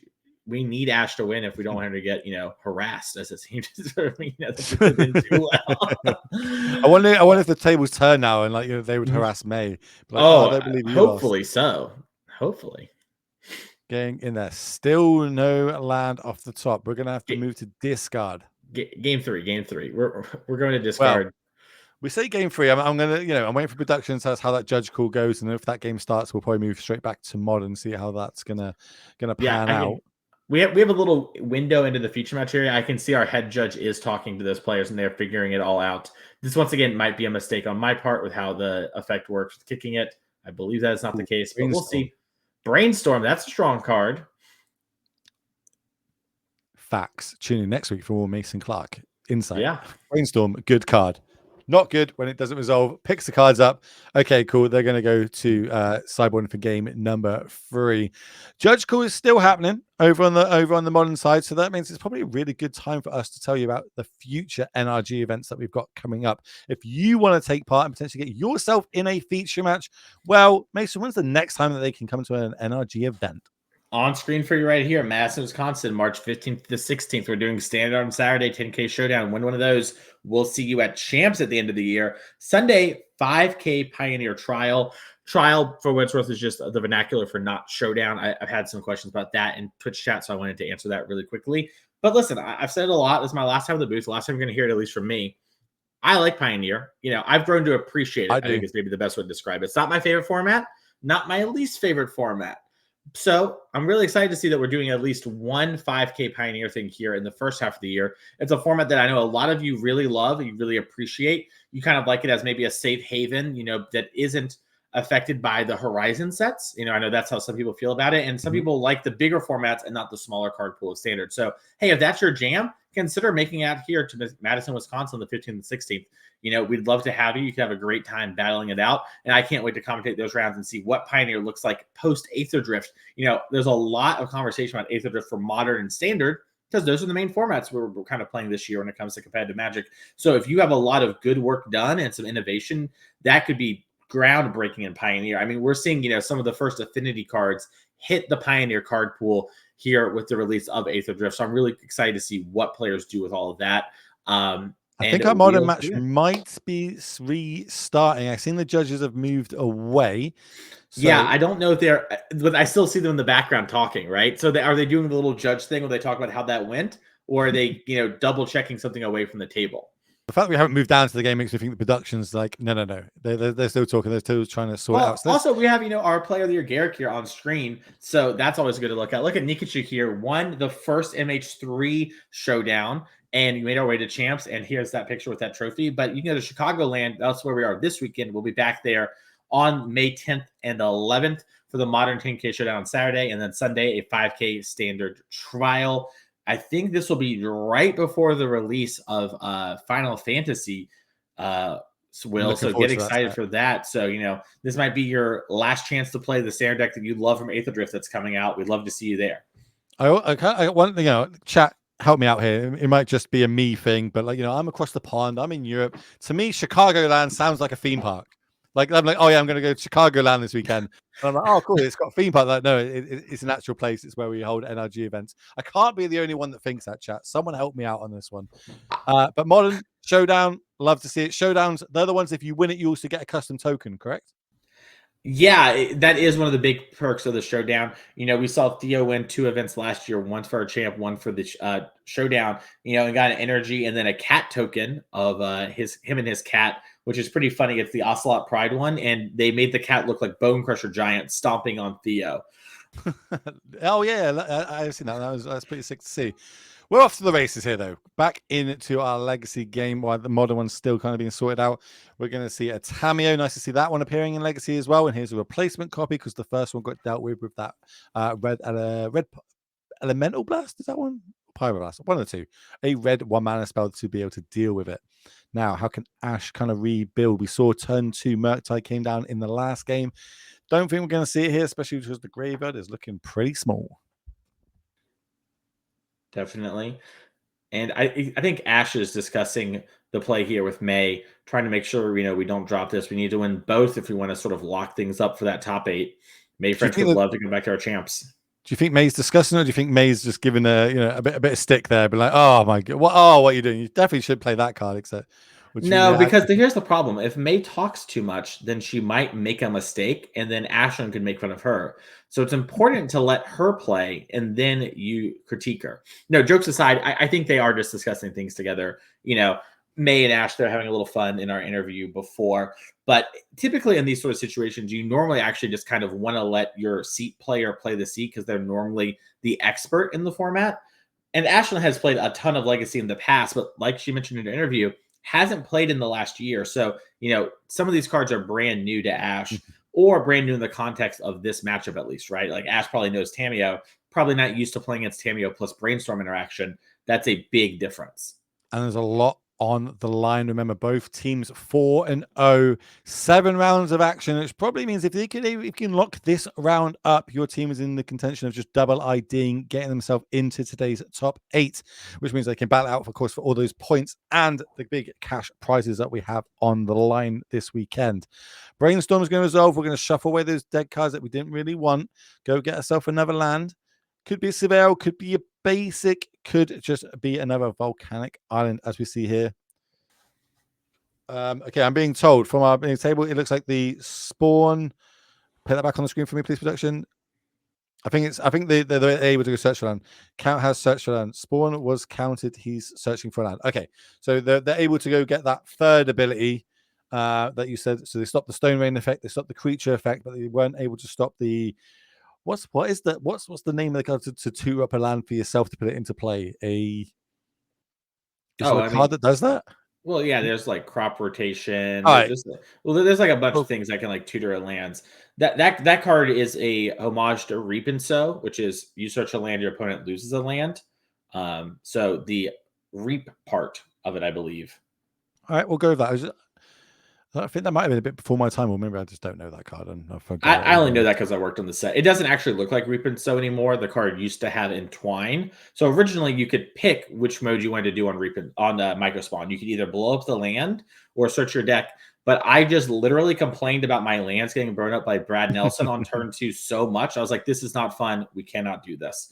And this is also very strong. Well, here's a Thoughtseize.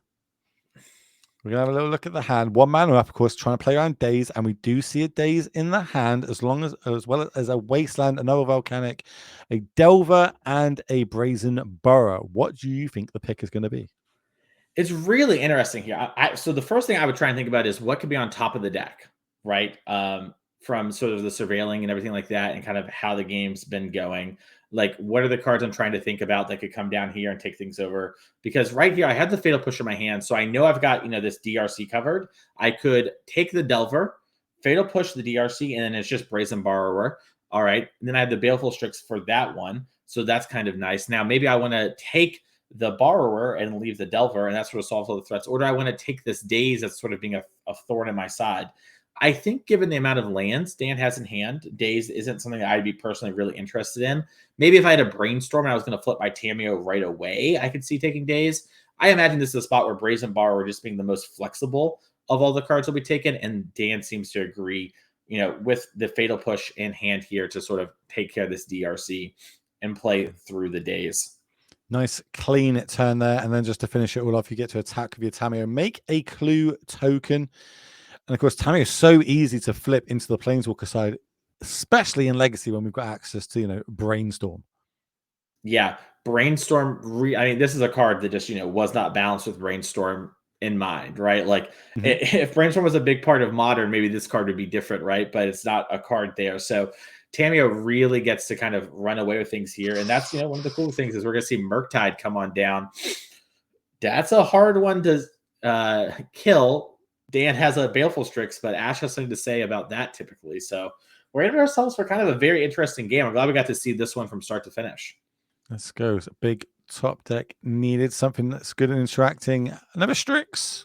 It's double Strix, so could be pretty good. We know about that Daze, though, so we do have to play around it.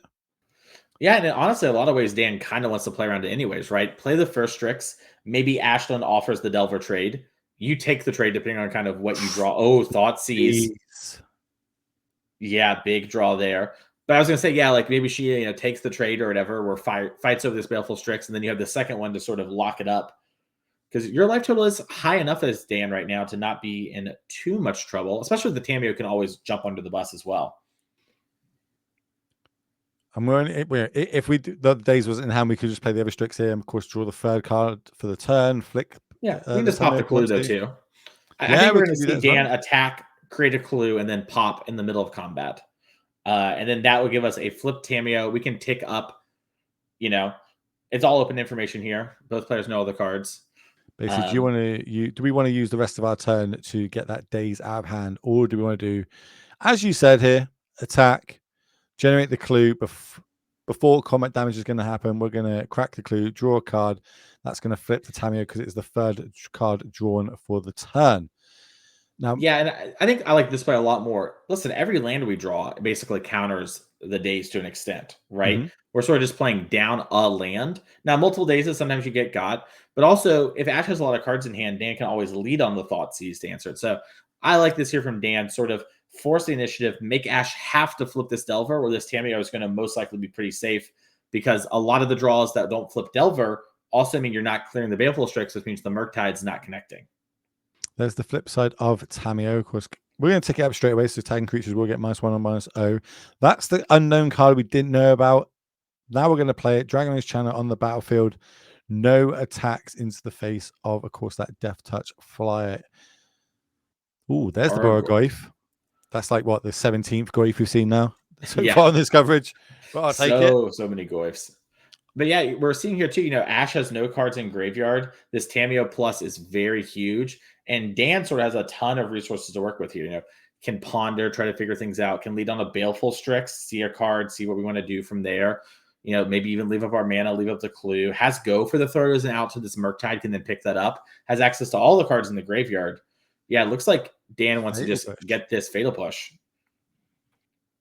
Which one are we going after here? Dragon's Channel. I suppose that makes sense because future surveils and we can see things like this. This is going to force the days out of hand more, I believe, to get the surveil 1, because we need to find something. We need to find it quickly to be able to not fall too far behind in this. Dan will pay the extra 1, so Fatal Push will resolve and put that Dragon's Channel in the graveyard. Follow up is going to be another Strix. That's going to draw us a land. Little delta from MH3 there. And yeah, I mean, listen, Ash has a clean draw. We got rid of that land, which, Ash decided to use the days to sort of try and flip the Delver. I think that makes a lot of sense. Dan's clearly playing with the days in mind. You could try to hamstring the mana, but I think it's just not likely to really get anywhere quickly. So really heads up play of like, hey, I need to flip this Delver and push. And this is all before the second Strix hit the battlefield. So. And then we're going to end our turn on a ponder. Top 3, put them back in any order, draw a card, have the ability to shuffle if we don't like any of them. Turns out we do. That is nice little go for it. I think that's the Warhammer. Yeah, the Warhammer one. I was telling you before this, I've got into my Warhammer recently. Yeah. Here comes the flip. Here's the Stifle. Stifle might be one of my favorite cards in Legacy. Like when I play Legacy, I want to play Stifles, I want to play Wastelands, I want to play Uros, I want to play River Balloon Commands. Like that's my style of playing Legacy. I really enjoy just making sure my opponent can't really interact with their game plan. As here comes the go for the throat. Into the Borogoyf. Boom, Borogoyf. Impact. Yeah, and if you haven't seen much Legacy, you might be like, why isn't Ash playing this Wasteland going after the land? One, there's a lot of lands here for Dan. Even though Dan used all the mana that turn, it's not going to be hugely impactful like as in the other games. And Brainstorm matters a lot. And we're going to see Ash just concede. She's too far behind, picks up a Force of Will, but the current board state is just too big to take advantage of. So congratulations to the team of Chris, Dan, and Adam. Looks like we're going to maybe see if these players like to finish their match for the sake of playing, and we'll commentate that right here. But why not? You know what I mean? You got like 6 minutes left of the round. Get your camera time. Both your friends have finished, so that you're the only one that's going to be on the camera right now. And we're going through a couple of different lines. What's happening in this one? Emrakul has come down. I believe this is probably the turn it's being cast. So Adam will get to basically use Bill's turn and try and do some damage. Should we say? I think we just saw the end of Adam taking Bill's turn. Oh, okay. That was why we did a bunch of sacrificing the stuff with the station and targeting Adam. I think that was sort of the idea. Now this Jace on 7 loyalty, we are dangerously close to potentially ultimating. I'm about to try and find the ultimate. I don't even know. It's draw 7 cards. If there are no cards left in your deck, win the game. Yeah, we're going to see a little deck count here. Oh, so Bill kind of knows it's more than 7. start to get the feel for it. I'm interested, how much more than 7 is it? Like, could we fetch Surveil, get there exactly? Also, worth noting, you might just be able to make some weird stuff come together with a plus on the Jace. It looks like there's no breaches left in the deck, but there is a Shifting Woodlands. I don't know if there are any left in the yard. They might have got Stone Brained this game. Do you see Stone Brain at the bottom left or bottom right of our screen, just off there on some sort of one of the old pro player tokens? Yeah, I wonder, is that our sideboard or is that part of the graveyard or it's part of the exile, excuse me. All right, So, looks like Jay's is going to take up. Tick up, mill, and then draw. Hey, why am I... Did we forget to draw there? No. Well, we did. We just... Emery. Okay. A bit more milling. 1, 2, 3, and 4. Okay. So it's worth remembering that Bill cannot Woodlands a Jace because Jace will die to state-based action. So it's not like that's the case. Yeah, you're going to see Bill actually scoop it up to the Emrakul. We are seeing the team of Chris, Adam, and Dan taking it down a nice clean sweep, winning all their games and advancing themselves to a 5-0 record, which, if you do the math, is pretty much a lock to get in today's top 8. So congratulations to them. But Mason, that's the end of round number 5, which means that is the end of me and you on this broadcast today, my friend. It's been a pleasure as always. Any last words to the beautiful people out there on Twitch land and YouTube? Hey, make sure to keep following the channel and watch the rest of today. We got a lot more magic coming to you. Make sure that pay attention, and maybe Madison, something you want to do with the upcoming events. We'll see you there. And make sure to always keep supporting Paper Magic. It's one of the most fun things in the world. I'm glad we're able to help bring this to you all at your homes. And have a great weekend. I feel so inspired and inspiration. But and that one from me, from Mason. We'll see you next time. Keep watching the rest of the Magic. We're going to be up with Corbin and Drake are going to be taking over. So have a good evening.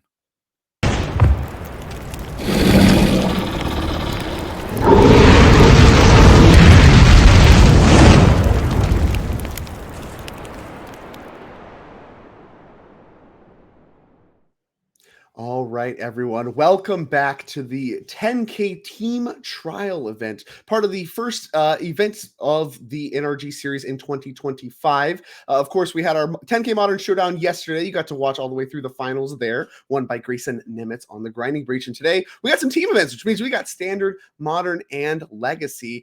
I am Drake Sasser, joined by Corbin Hostler. Welcome to the booth. We'll be taking you the rest of the way. And before we dive into the match, and of course my favorite format, Legacy, which we're going to be seeing quite a bit of through the rest of the show, we got to talk a little bit about what these players are playing for. If you're not necessarily familiar with the events and what we got going on now, the showdowns, of course, those are the events that qualify you for directly to the NRG Championship. But the rest of these events, these trial events, they still have massive prize pools. You still have $10,000 in the line, and as you can see, first place $3,000 per team, and then 30 points per player. So the points get distributed a little bit more. I guess gratuitously, is that the word? And then second place, you got $1,500, 25 points for each player, and of course fall off from there. We can show a little bit now that we have had a single event in the belt. We actually have a leaderboard, which looks a lot like the standings from yesterday based on the points breakdown, because it is, of course, the only event for the 2025 NRG series. So Grayson Nimitz, you can see there, qualified, punched his ticket with his take on, sorry, it was not Grinding Breach. I think I said Grinding Breach. I misspoke. Eldrazi Ramp is what he won with. He beat Grinding Breach in the finals in the hands of Will Kowalczyk, who you can see, and seat number 2, who did not manage to qualify for the champs yet. Hopefully we'll be seeing more of him through the rest of the series. And of course, a lot of star-studded names throughout the rest of the leaderboard already, but Grayson Nimitz off to the races, having won already. So congratulations to him. We'll be seeing more of him, but it is time for my favorite format, Legacy. We're going to be looking at some Team Riddell versus Cephalid Breakfast. We got Ben Unger on your left, Cliff Boyardee on your right, and already you see some Surveil actions from a Meticulous Archive and a nice turn 1 Delver start, and, well, turn 1 Dragon's Rage Chandler, but a nice turn 1 for the Delver deck. Well, we are off to the races. I am excited to be here with you for the rest of the way, Drake, and Legacy is a good place for us to kick things off, huh?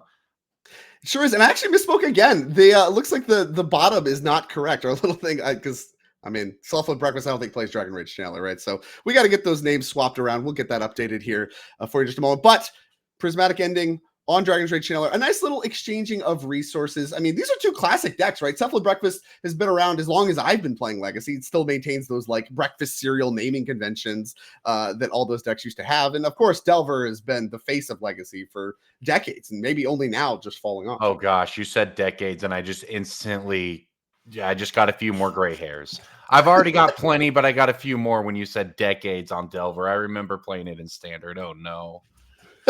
In Standard, huh? I was playing through that Standard too. Come on I now. do remember playing it in Standard with Vapor Snag. It was great. Mm. But yeah, I guess it's close to it anyway. It's pretty old. So Cephalid Breakfast, though, like as someone who has had a hand in naming decks over the years and what decks can't be named and what they cannot be named, Cephalid Breakfast, I am very glad it exists as a deck name. It would never, ever be allowed to be a deck name today, and I would be one of the people who makes it not a deck name. However, I'm glad it is because it's an amazing deck that has really come back into prominence over the last few years, I guess, right? Or even more recently than that. It really spent a long time as not a deck in Legacy, but it's got such a powerful engine that it's built around to combo that once the shell and the metagame sort of reformed around it, Cephalid Breakfast right back on camera at 4-1, heading towards the top 8 here, possibly. Yeah, I mean, this is a great spot. And of course, we are in the penultimate round. This is number 6 of 7 right now. 2 5-0 teams. As here comes a very important wasteland to take care of this Urza Saga. One of the big pickups, we talked about Cephalid Breakfast, the deck that's been around for a long time. Gotten a lot of very good pickups over the recent years, especially from the Modern Horizon set. Urza Saga, one of them. Another one, maybe a questionably bannable, the Nadu Winged Wisdom. We got 4 copies of those in Cliff Borod's deck.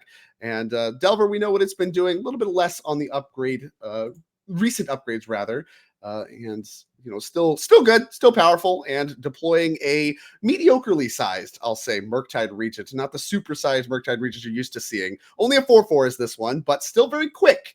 And bigger than the construct is really the equation of the battlefield right now. As Swords to Plowshares looks like we're wasting no time on that one. Get it out of the way.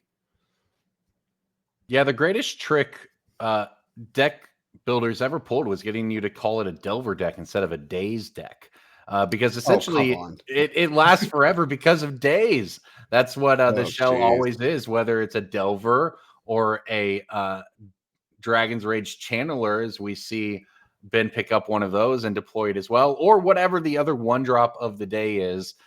Daze is the backbone of the Delver decks. Come on, we're talking about a deck with Brainstorm, Wasteland. Like, they're just gonna act like these cards are zeros. It's all, Force of Will. Yeah, these don't matter. It's all Daze. They call it a Brainstorm Daze, deck. what's the problem? Brainstorm Daze. The same 12 blues, 12 to 16 blue cards that are always tier 1 or 1.2 in Legacy. But hey, that's fine because they tend to make for very interactive, fun games of Magic, like we're watching here, as a matter of fact, right? Like Dragon Rage Channeler versus Constructs. This is some wholesome Magic. Yeah, interesting too, like the ways that these two decks are attacking the format, right? You're talking about a deck that played Prismatic Ending and Source of Plowshares, very much looking to leverage those powerful 1-mana white cards to answer things on the board. Whereas the Delver deck, like you just called out, very traditionally looks to answer things before they hit play. Sometimes at mana or card disadvantage over time. And use the word tempo. I know that's supposed to be a bad word, but really it is kind of emblematic of exactly what tempo's about. You're buying yourself a little bit of value now, but it could be a problem. That's going to hurt you down the line. You just don't want the game to last that long. And so the fact that we're as deep in the game as we are could be bad news, as the Cephalid Breakfast deck does have quite a bit of staying power. Looks like a couple reactive spells. In fact, a pair of Days over there in Ben's hand that he could hardcast right now and no need to pay alternate costs. True. And tapped out is Glyph. So interesting to see. I mean, that's part of the power of Urza Saga is, works very nicely against Daze, a way to spend a lot of mana, advance your board that can't be targeted by any of these counterspells. And so as we have all of this mana that's kind of expiring organically just by playing more lands, we're looking at, these Dazes may never find a target, and you may have to find another super powered Brainstorm like we saw from Ben earlier in this game in order to shuffle those away using the Brainstorm plus Fetchland synergy that you know and love if you're a fan of Legacy. Yeah, and that looks like that's a new card, right? Is that a Questing Druid in hand as well for Ben? Sure. So, yeah, 2 of them. You have 2 of them in the deck. I think there's like 1 in hand. Yeah, I can't see the other card. 2 Dazes, a Questing Druid, and X. Not clear what X is, but we're fetching now. Yeah, definitely access to a lot of cards coming up on this next turn for Ben if he wants it. To try to power, maybe try to get working on the Delirium for that Dragon's Rage Channeler. Now that the Murktide is gone, you don't have much of a graveyard. You're kind of back to square one on that, but it can get filled pretty quick. And yep, here we go. He's going to play the adventure side of the Questing Druid. That's Seek of the Beast. Surveil Daze number 3 to the yard. Yeah, don't want that. Found Lightning Bolt. And I think this is pretty heads up. I think we did this in response to making another token before the search. Because, yeah, so the timing here before the search means that there are still 3/3s and you can still bolt them. So this is really heads up here from Ben. Being able to go searching, seeking rather, for a Lightning Bolt prior to the search going off and then becoming 4/4s and then bolt doesn't work anymore. Found a Brainstorm too, kind of what the doctor ordered. Really powerful Seek the Beast hits, I tell you what. Yeah, and of course, at the end of this, whether you get around to casting the Questing Druid or not, it is there. And Legacy is, of course, a format where after you tend to have this flurry of resources and throwing cards out of your hands, etc., it sometimes is whatever's left over. That's why Heroes of Saga can just sometimes get it done with constructs, and it might be the same if you can get a Questing Druid getting bigger. I'm into this. We got a Shuko. Now we can equip it, and now we got a 4/3. Yeah. Using it as intended. That's part of the power of this deck, right? Obviously, Shuko is there as a combo piece, and that's part of the real power of Urza Saga in this deck. Obviously the Shuko plus Nadu is a thing that we were doing in Modern, but in this deck, obviously you can use the Cephalid Illusionist, that is the Cephalid of Cephalus Breakfast, that allows you to kind of mill your entire deck and then win with a Dread Returned Thassa's Oracle after sacking some creatures and all the stuff that comes with that, but also works with Nadu in the same way. So really a lot of, glues together nicely, layers together nicely, and really part of the big pickups this deck's gotten and what burst it back onto the Legacy scene from, I would say it was fringe prior to Modern Horizons 3. I mean, Cephalid Breakfast was kind of like one of the few old school decks named after a breakfast cereal that you could say, and people still know what you were talking about, right? Because it was that level of fringe. It was like, oh yeah, I know what that does, but you never actually encounter it in an open tournament until now. Because while putting Shuko onto your construct is not exactly where you want to be, that is part of the games you win, right? Your win percentage is made up of games where you don't just have a combo and you grind it out against a Delver deck, just trying to race. And that is the game we found ourselves in here. Now, Ben, you got to read the tireless. Yeah, that makes sense. Yep. Nomads in core. Yeah, obviously play against that all the time. 1 mana, 1/1. Now, how do you redirect the damage from it to a creature you control? Okay, sure. How does this disrupt my Unholy Heat? It doesn't really. Okay, great. Yeah, I mean, there's some tricks you can do, and that's part of the power of these creature combo decks. And whenever you're talking about creature combos, just the creatures having Summoning Sickness, being more expensive, usually makes it such that creature combo decks are a little slower than things like Storm or whatever, where you have these spell-based combo decks. But what you get out of that is your F draws, where you just don't have anything going. You can still just attack with your combo pieces. We see this all over the place, right? The Yawgmoth decks that existed in Modern, Nadu was a great example. All these kinds of things, and Cephalid Breakfast among the mix. As we see here, you can just beat down with the stuff you have lying around, and that's a way to win a game. Your combo pieces attack, whereas Dark Ritual, not able to get in the red zone.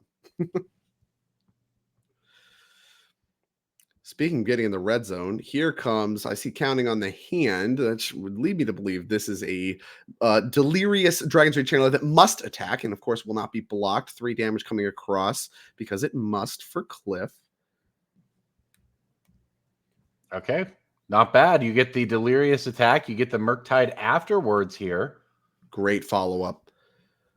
Still have that Questing Druid on an adventure too, so we have no shortage of threats. And Force and the Unholy Heat, some great leftovers. Brainstorms have done a great job building together the hand here. And of course, this Murktide, much bigger than the first one. So things, and this is the power of Delver. You talk about, you like to point to days, but that's not what's going on here. What's going on here is you don't need a lot of mana to operate, and you have the ability to sculpt whatever you're missing if you are given some time, and you're able to keep your opponent from just killing you while you're doing that setup. That swords, that prismatic ending early in the game, they mattered. They were disruptive. You need to find more threats. You need to get that going. We were able to assemble that. We were able to mix our cards together, get rid of our extra lands, get rid of our dead counter spells, and turn those into threats. And Delver just is able to do that so consistently thanks to these blue cantrips. So back to Cliff we go. Pile of constructs. See a Cephalid Illusionist in hand. We got the Nomads in core in play already. Yeah, we've been talking about this fair game, and that's obviously a part of it. But hey, the threat of the Cephalid Breakfast deck is that it can combo almost at any time. Now, of course, we know that Ben is sitting on a couple counter spells. We'll see how many of them would end up getting through. Maybe just looks like the ability to pitch one force or play a force and pitch a blue card, but then the days after that, not sure how much you'd be able to fight through here, but that's the math that Cliff is working through in his head. And also, by the way, trying to figure out the combat math. Lots of different angles for him to try to approach this game from this point on. Right, and Cliff's still at a healthy 16. So, like, part of the equation is what's the rush? We have 2 illusionists. Yeah. So I think, we could try it that way, make them have 2. But Ben, we know Ben has Unholy Heat up. So he does have 2 things, right? He has Unholy Heat and he has the Force of Wills. Here, we're going to get a look at Cephalid Illusionist, I believe, from Torment, an uncommon. Looking at the 1/1 Cephalid Wizard. And of course, whenever it becomes the target of a spell or ability, put the top 2 cards of your library into your graveyard. And that's the relevant text. But you also 2 in a blue. This turn print, all combat damage should be dealt to and dealt by target creature you control. Less relevant. What you want to do here is use free targeting effects, things like Nomads in Core and Shuko, and target the Cephalid Illusionist a lot. Mill your entire library. That gives you some Narcomoebas, and of course the creatures that you already have in play. That allows you to dread return back a Thassa's Oracle. You win. Bam. That's the combo. So it is a creature combo. It can be hard to disrupt, especially when you have multiple Cephalid Illusionists. You have multiple. We have Nomads in Core and Shuko already in place, so we have redundancy there. That can be hard to disrupt. But I mean, Ben looks like they have access to. I mean, he's got to pitch the other force here. Yep, good call. Yeah, pitches the other force. Now he's got days, and I'm not sure what the other card is. There, a red card of some kind. Unholy here, Heat, I believe, is the Heat, leftovers right. there. Good one there too. I mean, that's a lot of really good interaction. Yeah, which he has up now. At the end of this, he'd be out if this goes that way, right? But as it currently stands, can catch the next spell from Cliff, answer a creature on board, and then try to ride that Murktide over the next few turns. Yeah, that's interesting. Cliff has a Teferi Time Raveler in hand, so I think you only go for the Illusionist if you plan to play both, but playing both plays into days, and that's something that Cliff has done a good job playing around this entire game. Using sagas and stuff like that, you have an excess of mana, you're able to play around it. So if you're interested in maybe just trying to stick to Teferi, if it works, I mean, that bounces Murktide, so I think Ben has to answer that no matter what. And then, you're only playing one spell, that doesn't feel as good, but you're not playing into days, and maybe you can play around days the following turn. Here, deploying Narcomoeba doesn't play on days, but it's not the extra Illusionist and provides a blocker. It's a fine, I guess, prize, but you can still get a Surveil if Ben wants to daze this. It's an interesting play. Okay. Yeah, I mean, it's kind of cutting your losses. And if you draw a land, you do get to play both next turn. I think that's the best case scenario. If you can play Teferi plus Illusionist next turn, that's just a great setup. And once again, even with a Murktide on the other side of the field, I mean, Cliff is not facing down lethal. We've got a very healthy life total and now a chump blocker too. Yeah, no, you're absolutely right about what you said last turn. What's the rush? If you're Cliff, I could go for it here. But you know what? I've played around days this whole game. I'll do it anyway. You want to daze my Narcomoeba? Go for it. Of course, he doesn't. And that means the Narcomoeba sticks around to chump. It buys you a whole other turn to try and combo here around counter magic. And we know that Ben is now sitting on just not sure what the third one he picked up here is, but we know that another force is gone. So the hard counter magic and the free counter magic in the sense of forces are much less likely, especially when he pitched one there. Okay. The pitch matters right here, right? Like you chose to keep the daze instead of the extra force, which wouldn't have had targets. And obviously you could have dazed the Narcomoeba, chose not to, whatever. But now that you've drawn an extra blue card, that Delver doesn't have a ton of text. Like the 2 creatures in play are really threatening in the game already. You kind of want to just hold it. I don't even know if you want to deploy this, but if you're holding it, then you'd much rather have a force you could pitch. Exactly. So it comes at a real cost. Which blue card to keep was not trivial. I think keeping daze is very likely correct. But now it's a little awkward. You're going to pass to your opponent that has 4 mana, you're sitting on a Daze and a Delver that aren't really that great with what's going on. Looks like, yeah, we're actually just going to deploy everything and try to go wide around what's in play. Well, That's fine. Makes sense to me. I like what Cliff did there on that turn, right? He went for that first Cephalid. It gets forced, but at that point, if you're bid, you have to make the call right there. Do I hold the Daze for this 2 mana that Cliff has open after this, or do I keep a force that I absolutely cannot cast and then lose if they just go for another Cephalid, right? So that was a really difficult spot. And like you said, I think it's the right choice, but it's one that now doesn't work out. And it doesn't work out because Cliff did a great job of playing around it. Yeah, now I don't know that he can cover this Unholy Heat. We'll have to see if he does have a plan for that. I know he picked up, he has the Teferi, and I think he picked up a Brainstorm, which could be a pretty important player here if the Unholy Heat is disruptive to the combo. But I think because of Nomads in core, you can go off. Like with Shuko, I think Unholy Heat stops it. But with Nomads in core, I think you can just keep targeting it more. Like, yeah, here we go. 0 mana. This is the current text, I hope. The next 1 damage will be dealt to target. Yeah, this is instant speed. So if you go to Unholy Heat, the Cephalid Illusionist, you could just keep targeting it on top of that, and then the removal spell doesn't work. So then the question is, after everything's settled and you have Narcomoebas, you have so many creatures, I don't think you could even stop the Dread Return sacrifice count. So this whole Unholy Heat might be blank, and this is really the masterclass of this deck put together here by Cliff, really covering against everything. I mentioned I don't know if this Unholy Heat does anything. It looks like it doesn't, based on my expert analysis that I just assembled. Yeah, I mean this was well done, well navigated here by Cliff, who probably has some number of reps, some Cephalid breakfast, if I had to guess. Yeah, you named it, right? You do your combo, you get it sounds simple in practice or in theory, right? But in practice, when you start talking around all the cards you're going to play around over multiple turns, you can see this game could have gone very differently if Cliff had made a few different choices. But instead, it looks like both players just here thinking about it, been realizing that, okay, I don't really think this is gonna do anything now. So I guess we'll see what happens. And now Cliff's trying to work through what can go wrong if I just go for it here. Yeah, I think Cliff might be kind of sniffing out what's going on, that at least a removal spell's involved. I don't know, necessarily what goes wrong casting this Brainstorm versus not. You still can pay for Daze, so I think you're safe there. It's probably fine. And obviously, if you mill your entire library, then you can't cast the Brainstorm anymore at that point. So it's not getting any better. I don't think 2 removal spells worked. I would be shocked to see a pass of the turn here. I think going for the combo, like I said, it looks like everything can happen at instant speed. So I think you're safe against any kind of onboard removal spells. So I think we're going to see some milling happen here. And here we go. 3 cards milled. One at a time. I think you have to do it one at a time because the Narcomoebas, you have to put them on the stack and then they come back or whatever. All right, we've got Ben checking out that card. I'm actually not familiar with what that one is offhand either, so maybe That's a Dread Return. That is a new art for Dread Return. Okay, sure. Yeah, I'm not familiar with that art. That's, again, classic Dread Returns, what I'd be looking for. But that's the key card here in the combo. And here come the Narcomoebas.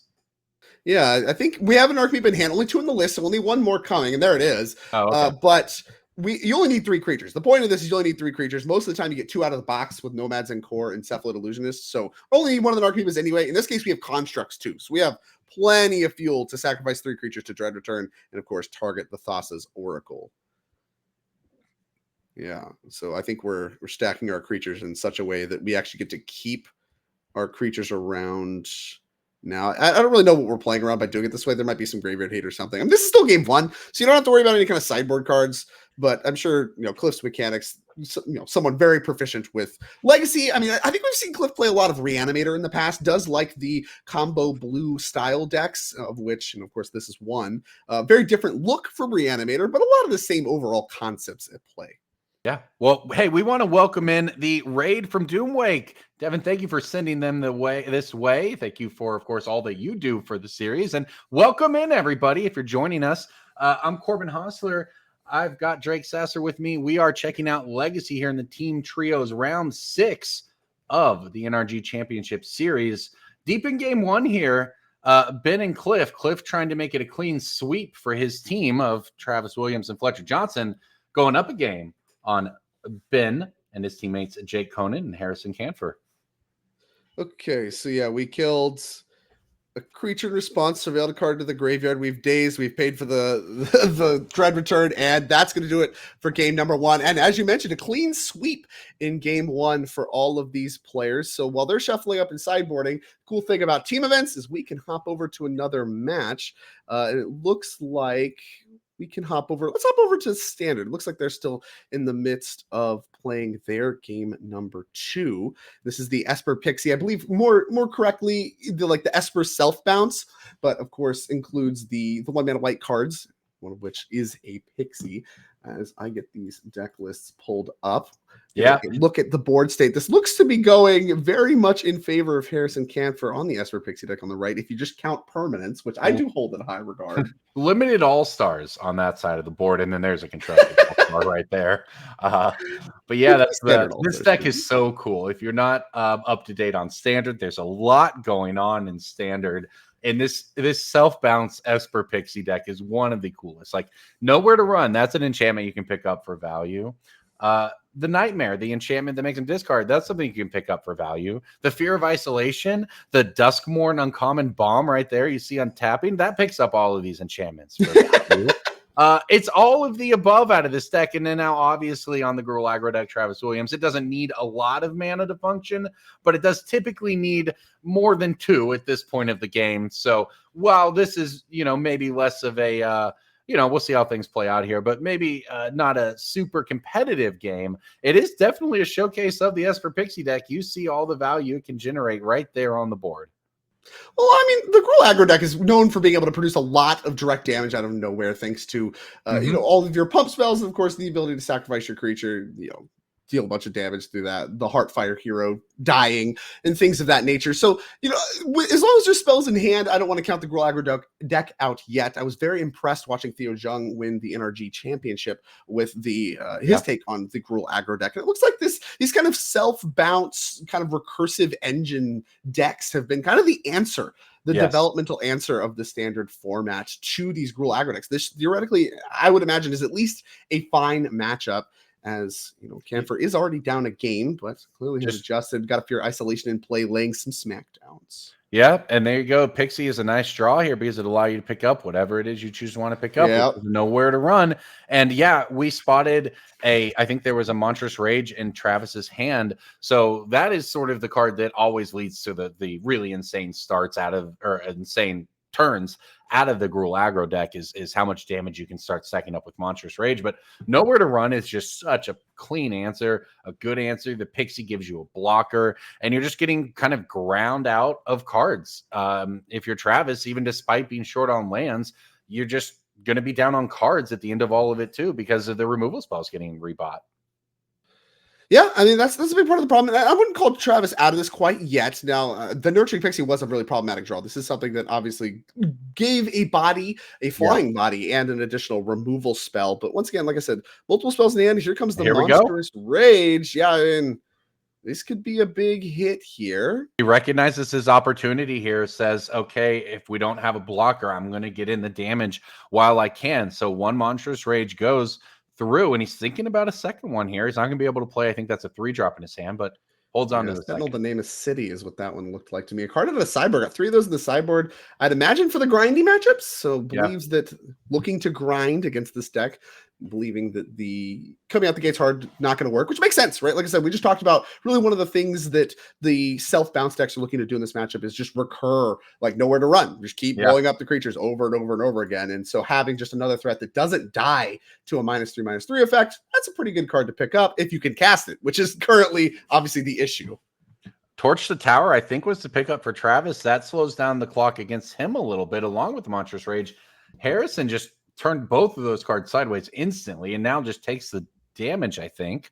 So, yeah, you're right about Travis maybe being able to find a line into this. If Harrison whiffs on another draw or two, the combat math could start looking pretty good for Travis. Yeah, Canver's done a good job. I mean, these flyers obviously hard to block, so you can't really plan to assemble any kinds of blocks. The only question is, with the Torch the Tower pickup, like we said, can we swing the race any? You can get rid of either blocker or, either of Harrison's creatures with the Torture Tower, right? Because you could sacrifice the roll token. The roll, yeah. The Monstrous Rage will then replace the roll, giving you another trigger. I mean, he's counting it up right here, right? Seeing how low he thinks he could get Harrison. I don't know if it's going to be quite enough though on this turn, but this game right in the balance, very much so, because we see 2 turns for at least if you're Harrison, you think that's your clock on Travis, and if you're Travis, you're just trying to assemble, 2 or 3 spells here every time you get no block. So here we go, upkeep, torch to tower. Upkeep torch. So that was a hit for 3. I believe Harrison down to 7, if I can read the life pad correctly, which means that 7 to 8. We just picked off the Pixie with the torch, the tower, which makes sense, right? Like you don't have to sacrifice the roll, and it's the same power that you're removing, both 2-power creatures. And that looks like a brick from Cam for at least 1. I mean, that's a lot of mana in play, and none of them really any kinds of utility lands or anything going on of that nature. So, I mean, Restless Anchorage, only 2 copies of those in the deck. I don't see one in play, so yeah, just non-ability based lands. Here comes another crunch for 3. No blocks. Could play Sentinel of the Nameless City. Finally found land number 3.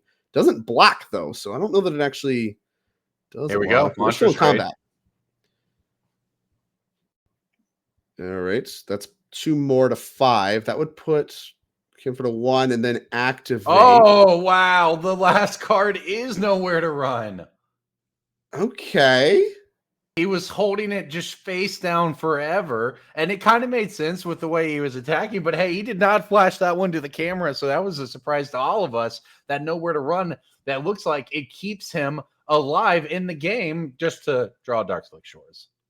Yeah, that's tough. Another land draw there is brutal, and now, I mean, I don't even know that a chump block does anything for you.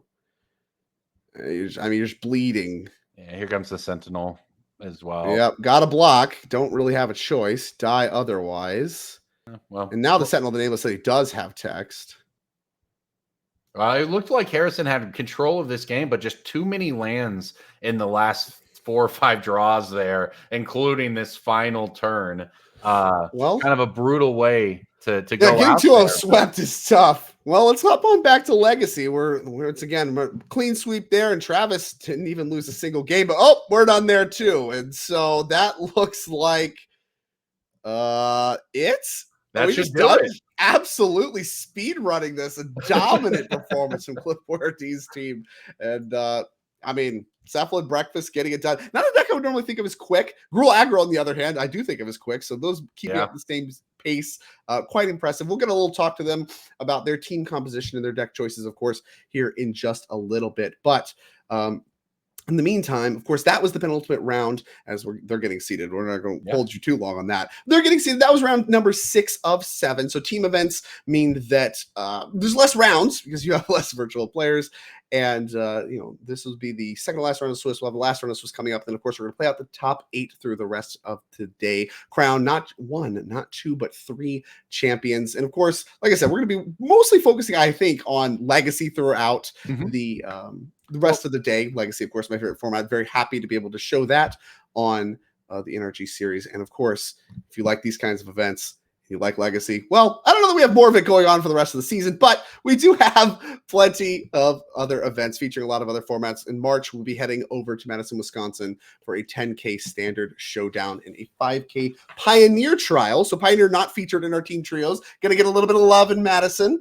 After that, we'll be heading back to Chicagoland for a 10K Modern showdown, and the second one of the season there, and a 5K standard trial. And then the capstone, my favorite event of our season 1 stops in Indianapolis, 10K standard showdown, and our limited debut for this year, 10K team sealed showdown. That'll be a pretty sweet event. And of course, we'll crown 3 champions, 3 players into the NRG championship as a result. So if you're interested in any of these events, make sure you make it out, get that time off, head out, and of course, assemble your team if you're looking to do some sealed gaming.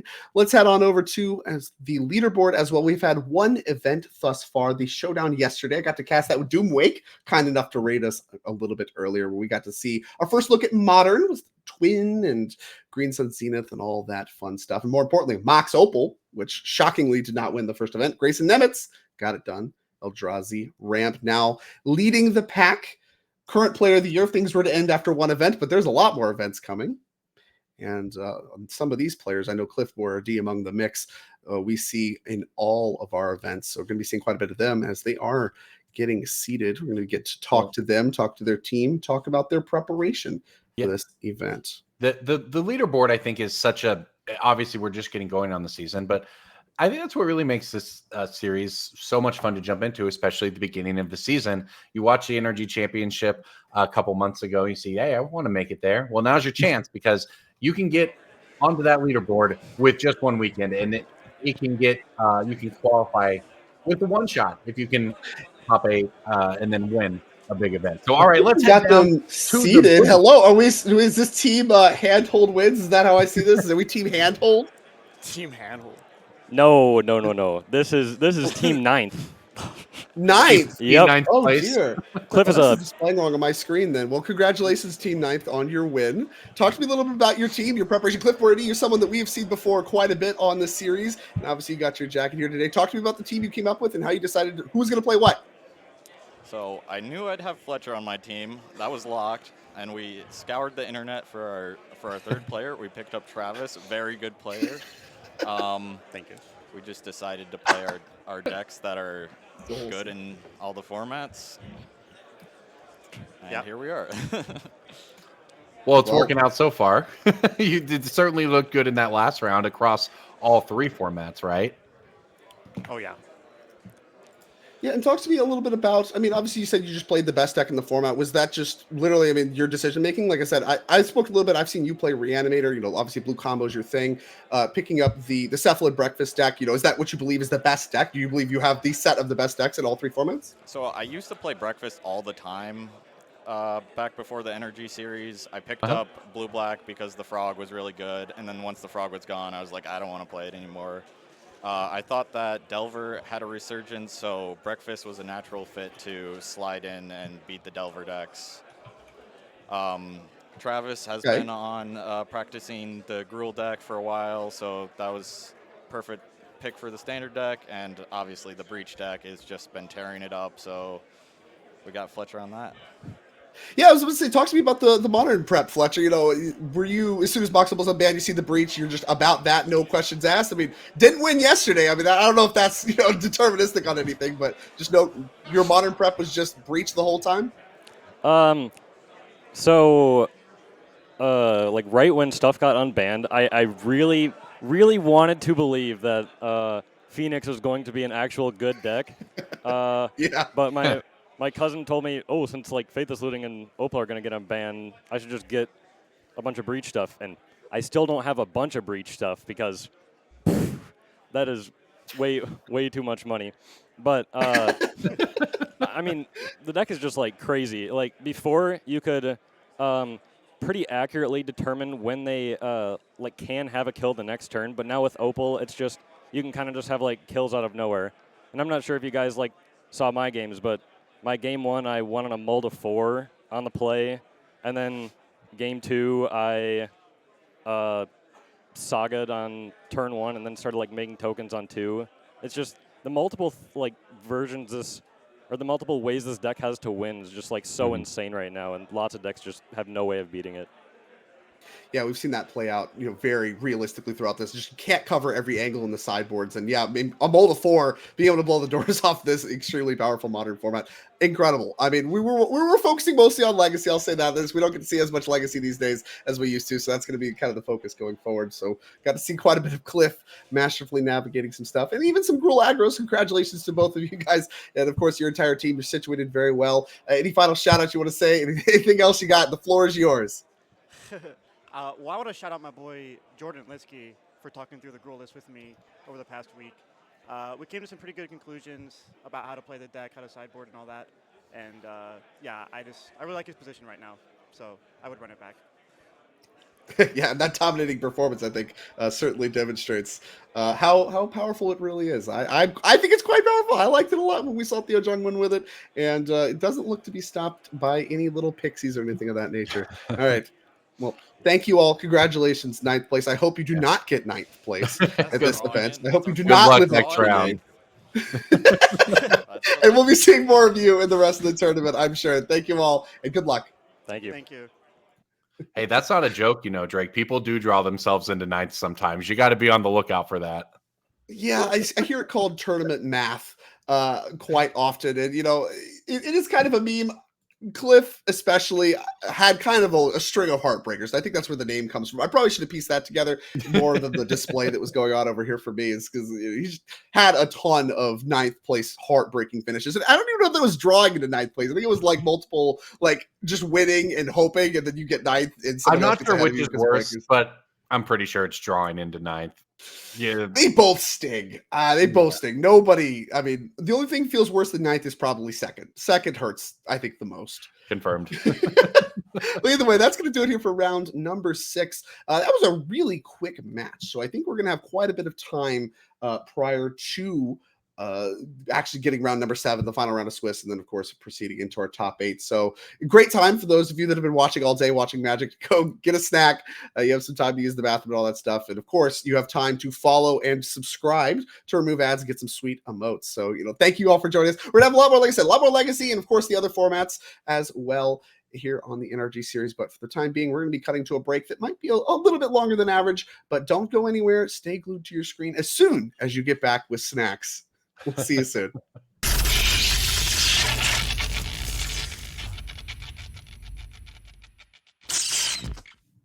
All right, everybody. Welcome back to the final round, the 7th round of Swiss here at the 10K team trial here in Chicagoland, part of the first event of the 2025 Season 1 events of the NRG series. We got a whole host of formats for you. Of course, it is Standard, Modern, and Legacy, but that's not where the formats end. Before we jump into the match, we actually have other formats that we support here in our side events as well. I want to introduce one of those here to you today, Value Vintage. Corbin, you heard of this? I have not. In fact, I'm very curious, Drake, what is Value Vintage? Because it's an official side event at all 2025 NRG Championship Series, but I don't know what that is, and I want to give it a shot. Well, I could make you scan the QR code that's on the screen, but I'm not going to do that. I'm just going to explain it to you. It's really simple. Vintage ban list, all the things that are legal in Vintage are legal here, but there's a small problem because some things are soft banned, because if it's $30 or more, you can't even play it in your deck. In fact, if it's $30 exactly, you certainly can't play it in your deck. It's a budget format, so you have to spend $30 on your deck. And you can see kind of on the screen some of the cards that are quite powerful and are well under $30. So you can get those in your deck. But, the Moxen and stuff like that, kind of soft banned, at least until they reprint them to being under $30, which I don't see happening. I recognize, look, there's a nice little name that art on the graphic there, right? I spot a Gray Troll. I spot a Soul Ring, a Luris. Yeah, there's a lot of powerful cards there. You're right. Yeah, I think like all of them are you can get copies under $1. So here we go. You're talking about a Brewer's Paradise, if that's the kind of thing that you value. And of course, a very small investment, $30 to pick up your deck and show up and battle. This is an official side event we're supporting. This is something NRG is really excited about. And, honestly, I'd be excited about it too. There's a lot. I like playing powerful Magic, and I also like a cheap barrier to entry. Seems to be very rare to find formats with that these days. But with that, we're going to bring you down to my favorite format, which has a very high barrier of entry. That is Legacy and a classic matchup, Delver versus Sneak and Show. They've been doing this since I started playing Legacy. And of course, some big upgrades for both of these decks. The Sneak and Show player, of course, George Jabor, known for his love of Narset, Parter Veils. None of those here, but does get the One Ring, does get Atraxa Grand Unifier. And beyond that, it's just the busted cards you know and love. I mean, 4 Sneak Attack, 4 Show and Tell, 2 Omniscience. We're doing it. Classic. Yeah, I've seen this deck before. It was a decade ago, but it looked a lot like this. Except we were talking, we were talking before this match. The One Ring feels like a massive upgrade to this deck, right? Where you have this Ancient Tomb start into a City of Traders start. Guess what? You can just play the One Ring on turn 2. Kind of like this. A little bit like this. Just find all of your pieces. Fair enough. It runs into a daze, but look, that didn't cost you anything in the sense of like, that's what your deck tries to do. And that's just a value card. That's not your combo or anything like that. And you got to eat a land drop out of your opponent, who is forced to go tap land again here. Just kind of cycling through. A lot of mana advantage being grabbed by George here. And Tim Hatch, of course, on the classic Teamer Delver, as you know it today. Of course, upgrades that we've seen throughout the weekend already. Questing Druid and all the Dragon's Rage Chiller, Murktide stuff they've been doing for quite some time. Really, Questing Druid, the latest development, I'd say, of the Teamer Delver deck. But of course, another deck that's been around, but long gone are the days of the Nimble Mongoose. I'm afraid for this Delver deck, because that follow-up One Ring, that one's going to work. played around the second days there, was able to tap mana with City of Traders, play the island, makes the City of Traders go to the graveyard, but then taps the Ancient Tomb. You have 4 mana to play the ring, the 1 mana open to pay for a Daze, and then his opponent doesn't want to give up their land drop, just a Daze, a Ponder, and now you've got a 1 ring off and running, and at this point, the goal of the Sneak and Show deck is to assemble their Sneak and or their Show with a big creature, and with the 1 ring going, that's a lot easier to do.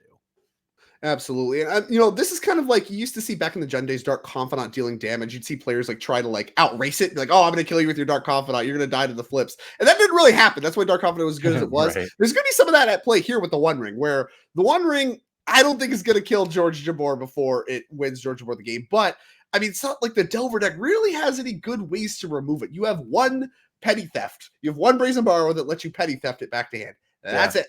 That is how you answer this thing. That is 1 answer in your entire deck. Hard to find, and then, obviously still hard to resolve as well. It's still a 2-mana spell. And having played this Thundering Balls multiple times over the first few turns, we haven't had time to develop threats yet. We're fixing that now. 2 Dragon's Rage Channel is a great way to fix that. That's the big deal, though. Online. He needed a huge Dragon Rage Channeler turn almost specifically, because even like playing a Delver or something there is almost just guaranteed to be too slow at this point. But going tap land 2 turns in a row, having a Daze heavy hand and not a threat heavy hand for your turn 1, turn 2 plays did not work out well for Tim here at all. Now, that said, he does now have Delirium, I would assume. Yeah, we got Artifact, Instant Sorcery, Lance. We do have Delirium. So he's got threats. He's got threats now. Right. So now the question is, will these Dragon's Rage channelers get George Jabor dead before he assembles all of his combo pieces from the 1 ring? Now, obviously, the 1 ring, I think, is very much what George Jabor's hand was doing. We kept a turn 2 1 ring and a turn 3 1 ring. It's probably the case that we don't have everything. Oh, well, I lied. We have it all. We don't even have to tap the 1 ring yet. We just have Show and Tell right now. What's up? He didn't even go digging here, and I was going to say maybe we want to think about the extra life, et cetera, et cetera. No, maybe we just had it all. And that's the power of this deck, right? You can mulligan low, and if you just have your 2 lands, show and tell, and here's Emrakul, big Emrakul. So we don't even need to tap the 1 ring. It was all just force bait the entire time, I guess. We have the first one, maybe just an excellent hand here from George Jabor. And hey, what a time to get it! Round 7 of the Team Trios event. Your team playing for a shot in the top 8. What a good time for your deck to come through for you. I love this so much. The Show and Tell just naked Emrakul is like one of the most likely ones to get blown out back in the day when people do crazy stuff like Gilded Drake or whatever, anything to try to like blow it. Venture Shaper Savant. Yeah. You can put that in play and bounce it back to hand. It was the one that that's why you started playing Omniscience, right? People started playing these like goofy permanents. Caracas was common. That's probably the most common one. That would like blow you out for just putting a naked Emrakul in. So you started playing things like Omniscience to really guarantee it. Here, nope, we just got a naked Emrakul, and that's usually going to be good enough against Delver if we can't assemble a kill right now. We're going to try to do that with Lightning Bolt as the start. Yeah, people are more playing Lightning Bolts in Legacy these days than their one-off Emrakul answers, So this Emrakul very well might go the distance. That said, this might be a whole bunch of burn here. Yeah, we just bolted now. That's 12. We have an attack for 6. We have another bolt. We block 1, take 6. Yeah, that puts us to 9. How many permanents can Tim make this turn? Right. That's the next question. Yeah. We have another bolt. We have 5 permanents. That's not great. You're just going to lose a life from the ring. Yeah, but you can't take 2 hits from Emrakul. And like obviously George very smart not tapping Ancient Tomb last turn. Yes. Makes you wonder, would the Daze have been lethal? Because if we had dazed the Show and Tell last turn, George Jabor would have had to tap the Ancient Tomb, been 2 points lower. Is that going to matter? Maybe not. Well, I think at that point Tim may not. Well, maybe, yeah. As I say, he may not have been able to deploy all the same threats. I have to back up too far to really remember it. But this is a situation here. George is at 6. Look, I've beaten Emrakuls in Legacy. It's possible if he can get up to 7 permanents here, you can take an Emrakul hit, go to 3, have a 3-power creature to swing back to put George down to 3, and then have a Lightning Bolt land drop to finish it off. That's kind of like the things that might happen. It obviously looks like that is not what's going to happen here, though. So we have a Seek the Beast. And so, okay, we can lose all our permanents. We could Seek the Beast in response to the Annihilator. We can also Bolt in response to Annihilator. Just try to find a land. Okay, Okay. we're gonna daze pick our up a own land. Bolt. Okay. Yeah. Daze your own Bolt so that you can pick up a land to have a land drop. You get to Bolt. You get a Surveil trigger out of that to actually try to set up your next draw, which is, I assume, looking for another Lightning Bolt because now you have a red source in your hand. And it looks like we that's the line. I mean, if you're Tim, this is the only possibility you have to try to beat this Emrakul. And it's there. Look, I've been in this situation. You stay down Emrakul, you have no permanence, but you can still win the game. It is not impossible. And he found the line that at least maximizes his opportunity to top deck into it. Yeah, I mean, has the land, just needs to find the Bolt, graveyard both cards, so it's a blind draw coming. And notably, casting this Brainstorm here, obviously you want counter magic, but Force was not good enough because you would die with one ring trigger. That's right. Force of Will, paying a life would not get you there because you would then die in your upkeep. Absolutely right. And now we're just storming off over here, making a bunch. Yeah, I don't know. We got land, Lotus Petal. Are we asking if we played a land? We definitely didn't play a land this turn. So we got City Traders goes to the graveyard. That island was in play. Oh, it was untapped. I see the problem. Yeah, that should be tapped for the Brainstorm. And then we drew Brainstorm. We don't know Lotus Petals in the Delver deck, so that's it. Gonna concede to the Emrakul hit. And George Moore, I mean, Function wins that game at 1. Excellent life total management.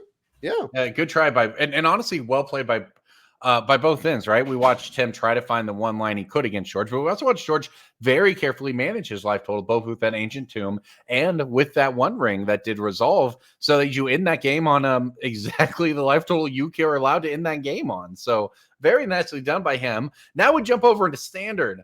And we're deep into it over here. I see Merfolk in play, so that's a good start with the Floodplitch Drowner getting things going.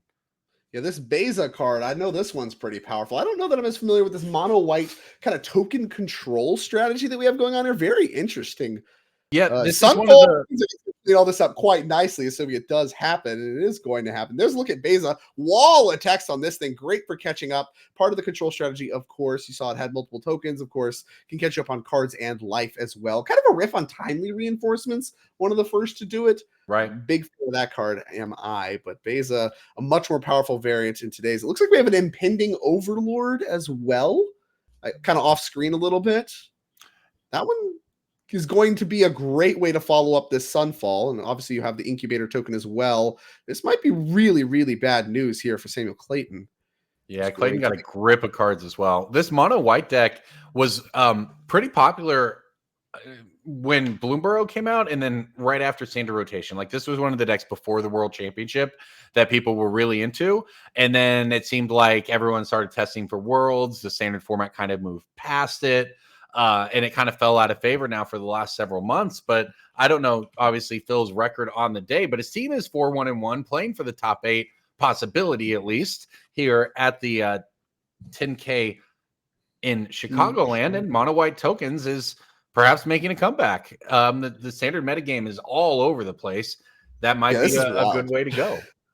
I'm into this though, and I'm long game 1 here. I mean, you see both other matches have already finished game number 1. We're deep in the trenches of this game, so obviously a control strategy. I mean, it says mono white token, but I think this deck is labeled as a control deck as well, and you certainly see that. I mean, you have your sweepers, you ever get lost, you have your removal, a lot of stuff to buy time, and of course, winning with just the inevitability of cards. Only 12 creatures, they're all 4 ofs. It's 4 Beza, Bounding Spring, 4 Enduring Innocence, and 4 Overlord of the Mistmoors. So these are cards that are, in their own ways, very sweeper resilient. So clearly, this is a deck looking to play a very long game and just kind of grind out the opponents. I'm sure mostly targeted at the Gruul aggro decks, but I think it's going to be well set up in these Dimir self-bounce decks as well. Yeah, Caretaker's Talon is where this deck can go really hard because whenever one or more tokens you control enter, you draw. Then you can, of course, later on pump all of your tokens with it. Caretaker's Talon is what can really get to the end game and just turn Carrot Cake into something threatening. And you get to play all these fountain ports and all these just value lands along with sweepers. And sweepers are in a very good spot in Standard when your opponents are playing Gruul and they're playing Esper self bounce value. You can just clear it all out with a Sunfall. And then any small token you make over the course of the game is going to get pumped up by your talents and just get there. And that's, I mean, obviously what Phil here is playing towards, going to be able to create a blocker here. I mean, the Enduring Curiosity, a big pickup for Clayton. Unclear with the otter token if it'll be good enough to help catch back up. Going to make a fish as well with the Fountain Port. You called that out. When you're monocolored, it means you get to play a lot of utility lands. 4x Fountain Port in this deck to match with 3 Sunken Citadels to help pay for them. You see some of that action going on right now, and 2 Demolition Fields as well. So nice little Sunken Citadel deck, able to leverage that as a potential soul land. And draws a card off of that. So Fountain Port makes a fish, draws a card, right? This is just some incredible value on your opponent's attack step. And then, so we did animate the incubator, made it a 6/6, which then gets tapped by a Flood Pitcher. I really needed that. Otherwise, of course, you're just doing a chump attack. So you assume something was going to happen. So now that's cleared up. And we also, here we go. This is a big one. Yep. Ain't big enough. I tell you what, this board seems pretty big. It ain't big enough for both. We'll have to catch the second talent. This is the card that is really, it's a runaway together with a kicker if you want to look at it that way. And that was a card that did see some standard play. And this is definitely seeing standard play all over the place. This town ain't big enough. For 5 mana, you get to bounce 2 of your opponent's things when that's the point of the game I want to end it. But a lot of the times you bounce one of your own cards for value and you bounce your opponent's tempo play. Like, for instance, you can get rid of this 6/6 token at some point with this town ain't big enough while resetting one of your own ETB or flash creatures. And here, obviously, we were looking to push damage, so we did actually bounce the fish token to push the damage thanks to the otter, which does have prowess tokens, prowess triggers. They're not tokens; they are triggers. And obviously, the Enduring Curiosity as well, as there seems to be a judge call. So we're going to cut back to our legacy match. That way we can keep the magic going despite the judge call. But it looks like we're kind of mounting a defense there.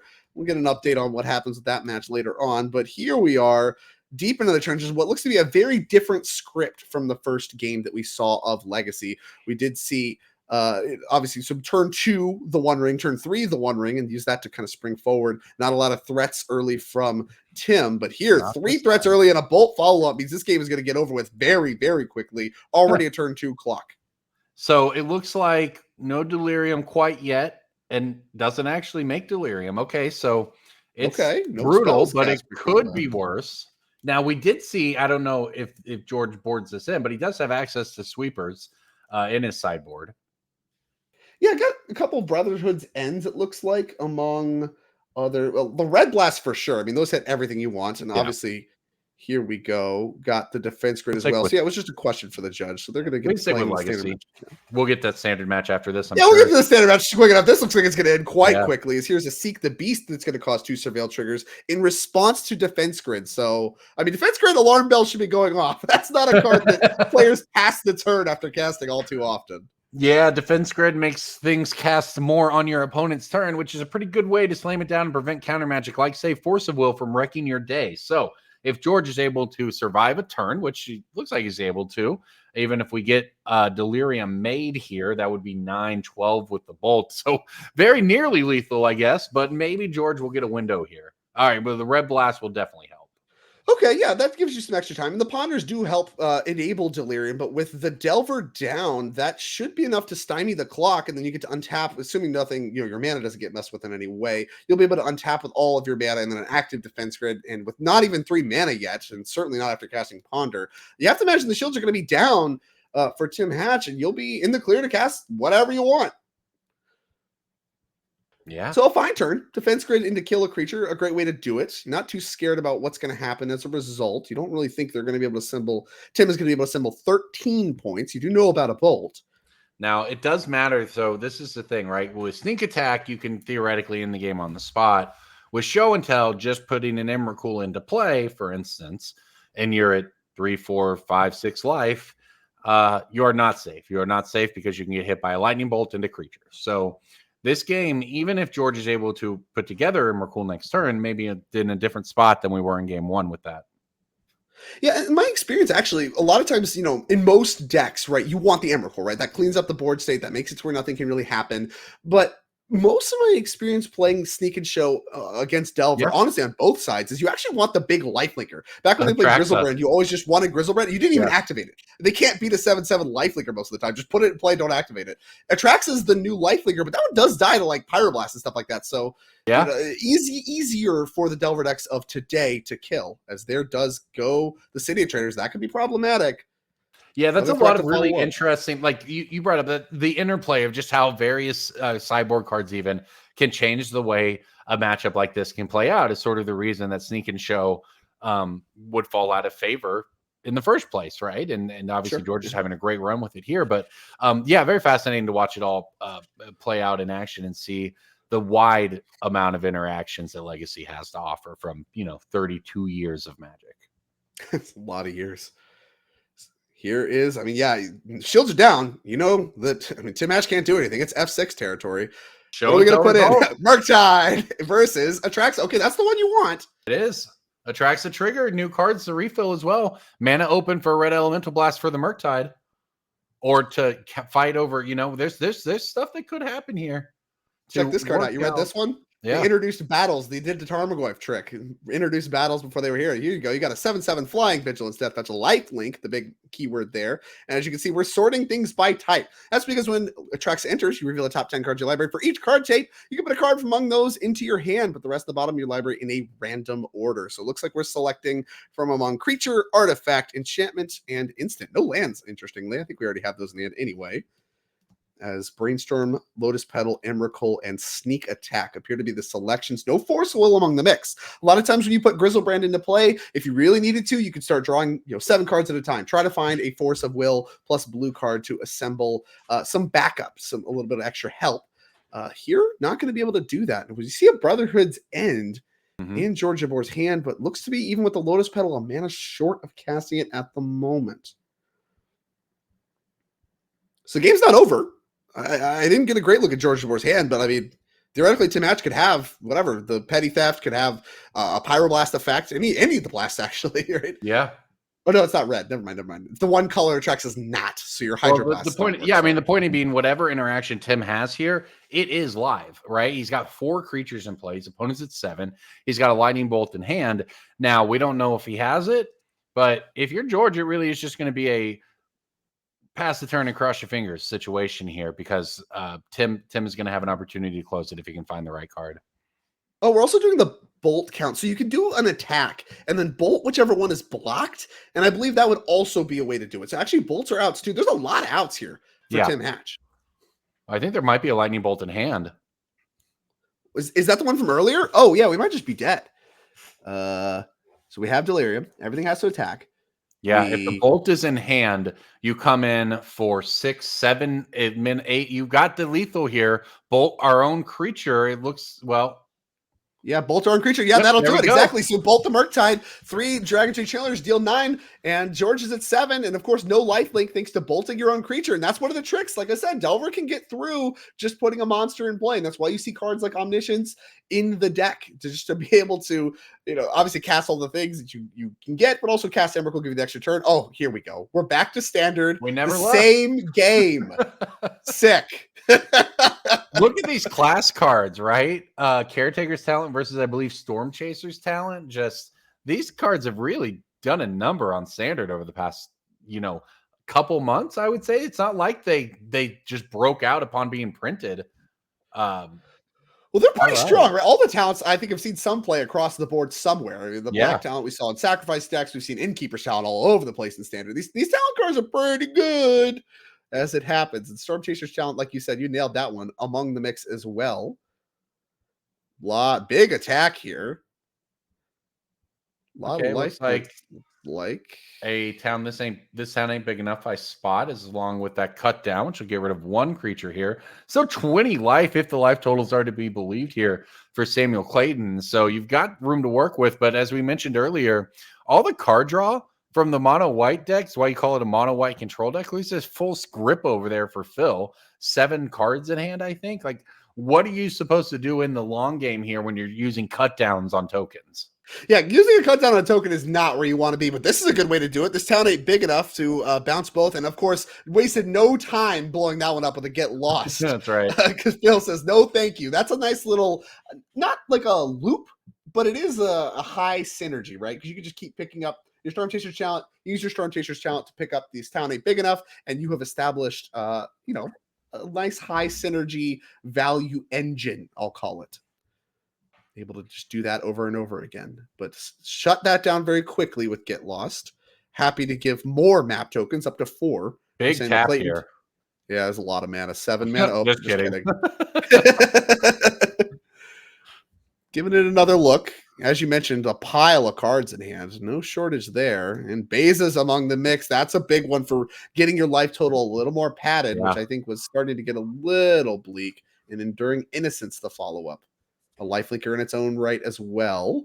Yeah, okay. I was saying, I don't know what draw steps get out from here. I don't think there's any necessarily, and that's going to finally end game number 1 of the standard match, as our legacy match, of course, is awaiting beginning game 3. Not sure how deep in the trenches we are there, but no, that was a great demonstration of the inevitability of the mono white token deck and why you can call it a mono white control deck, because all Phil did basically that entire game was play tokens and get them removed. Play creatures, get them removed. Sometimes my opponent plays creatures and I'll remove them with my sweeper. And in the end, just doing that, just playing that natural gameplay in which his opponent still had plenty of life, he still ended up in an inevitable dominating position. That's if the standard metagame fits for that deck, that's the power of it right there. Indeed. And a tough start here for Flex Slot First String is the name of their team. George Jabor, of course, one of the big progenitors there of Team Flex Slots. But alongside Garrick Alford, our MVP, piloting Teamer Breach and a Breach Mirror, which I think we're going to avoid showing for rather obvious reasons as much as possible. But you know what? Mac Andrews versus Garrick Alford, that is some interesting magic going on. This is some very high-powered teams against each other. I have Team 1364. I don't know if they named their team or if that's just a pre-generated. I imagine it's just a pre-generated. So no team name for Tim Hatch, Mackenzie Endress, and Phil Severman, who are up a game across the board here. Of course, George Jabor in game 3. Yeah, we're not showing much of the modern Breach Mirror for good reason, because no one really wants to watch Breach play. A lot of game actions. Come on, so come on. That's true. There are certainly a lot of button clicks on Magic Online if you were doing that. But this is a little more interesting to us. The turn 1 DRC facing down the Sneak and Show deck. Ooh, good start. The Bobble DRC little opener, great way, especially with the fetch land. I mean, you're really setting yourself up to set up Delirium on turn 2. Yeah, this is big. It looks like he's thinking about it's good. Thinking about what we're looking at there. I think he kept. Yeah. Likes it. Yeah, why not? Let's look at the top of both cards, both decks. Yeah, we both. I know what's going on both. Looks like Consigned to Memory. That's actually, the card that was on top. We chose to keep that one. Makes a lot of sense. The triggered ability can come up. You can actually use that against the triggered ability from Atraxa, which can matter. True. Obviously, it can't counter show and tell, but it can work on the back half if that's something you're worried about. But most importantly, it beats the defense grids and the one rings. That's really what it's primarily there for. But has some cute little stifle interactions going on there too. A lot of applications in this Consigned to Memory card. Basic Mountain, respecting some wastelands here, I imagine. Otherwise, it's pretty free to grab Volcanic Island if you're not thinking about wasteland very intentionally. Got an island too. Yeah, so we get to play around Wasteland very nicely here. Yeah, and when there's a DRC out, that makes a big difference. Not so much, and they don't need the Wasteland. Tim doesn't at this point for Delirium. But just the turn it would cost you to lose your land to Wasteland, even if you have additional mana, it means additional damage you're taking. So just playing around it in these first few turns allows George to be extremely mana efficient here. He's able to sculpt what he's hoping will be a big combo turn. You can see him deep in the tank here on this Ponder, trying to figure out if these are the 3 that'll work with my hand and set up in the next turn or two a sneak attack, a show and tell. There's a City of Traders in his hand to get a couple more mana, and decides, nope, these 3 aren't going to do it. Shuffle, take a new draw. Yeah, it's heartbreaking. You can't really see the cards too well because in a deck like Sneak and Show, like ponder decisions like that can actually just decide the difference in games on the spot, right? Yeah. These are some of the most critical decisions you make, and you can't really see it that well, but there's a lot of other stuff going on as well. Like I said, the basics I think is very indicative of kind of how the Sneak and Show deck's built. They have 4 Mega Slid in the sideboard. They're a Blood Moon deck, right? They try to Blood Moon other decks some number of the time, so they have to be able to fetch and play with basics. And then, of course, you have all these soul lands that we talked about, the City of Traders, the Ancient Tombs. You can just play those last on the turn where you're going to be using it right away. And then, you've really played around Wasteland for your entire game plan and still kept all of your mana available to you. A lot of cards over there for Tim. Some counter magic, some brainstorms. I think we decided those cards might be Delvers. So a lot of options about how he wants to approach the next few turns here. And if we just attack here, it's a lot of patience. You could cast the Brainstorm and just try to force damage right now, but that makes your Brainstorm weaker. So what you're doing by attacking and not setting up Delirium right now, even though you have the ability to, by putting an instant in the yard, obviously you get to hold up Consign, which is nice. That's part of the equation. But also part of the equation is saying, I think I'm going to play a long game. And that's not what George wants to do. Is here comes Show and Tell right now. So, George, in addition to, obviously, you don't want to play City of Traders and have to lose it, etc. This all makes basic sense.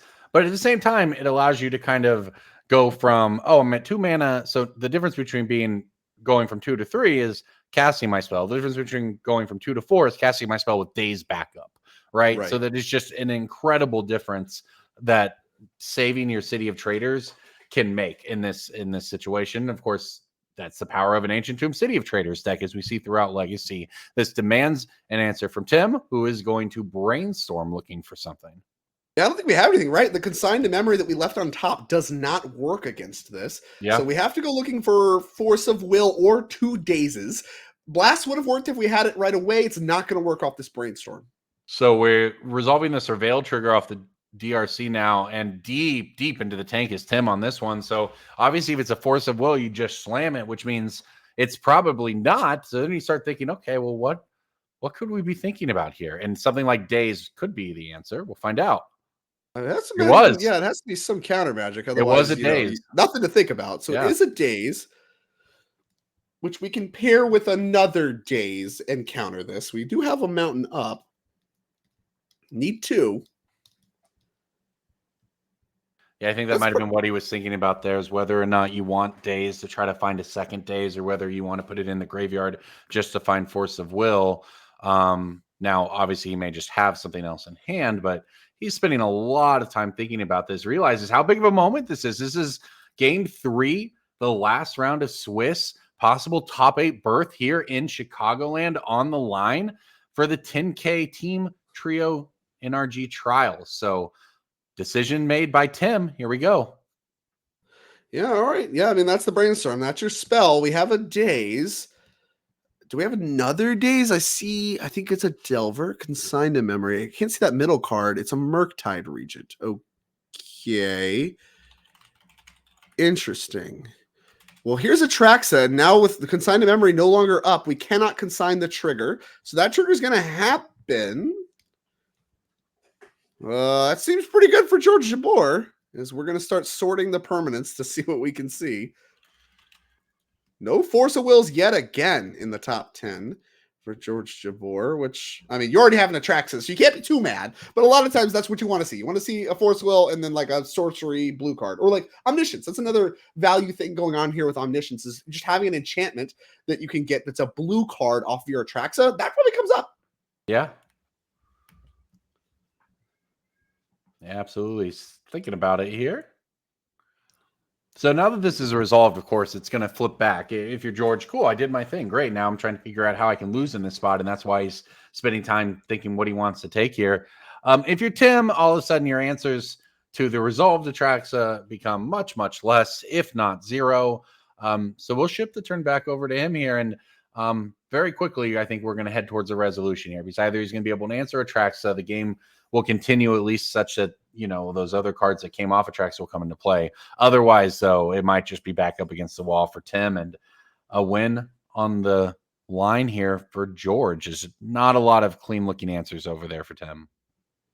Yeah, and we know that there's 2 dead cards coming, right? We don't have any fetches in play. We didn't cast anything yet to get rid of those cards through the Surveils and the Dragon's Rage Channeler. And with George at a very high 18, the trick that we did in game 2 is not going to work, as here's a Seek the Beast on upkeep. That finds the critical force of will 2 cards down. If Brainstorm only drew 4, then poor Tim would have got a force. And another one. Insult to injury. Or if he had been to the days off the Surveil. Sure. Yeah. But I do think the odds are correct. If assuming Days was the card on top, your outs then and the next 2 cards become more Dazes or Forces of Will as opposed to just Force of Will. So I think he made the right choice there, but having that Force of Will come just a little late is absolutely brutal. Now, Seek the Beast and Upkeep was a nice trick because you do get that Surveil before your draw step to pitch a different card, another one of those dead cards into the graveyard to maximize your draws. It just is going to be a question as to whether or not there actually are any draws here that work.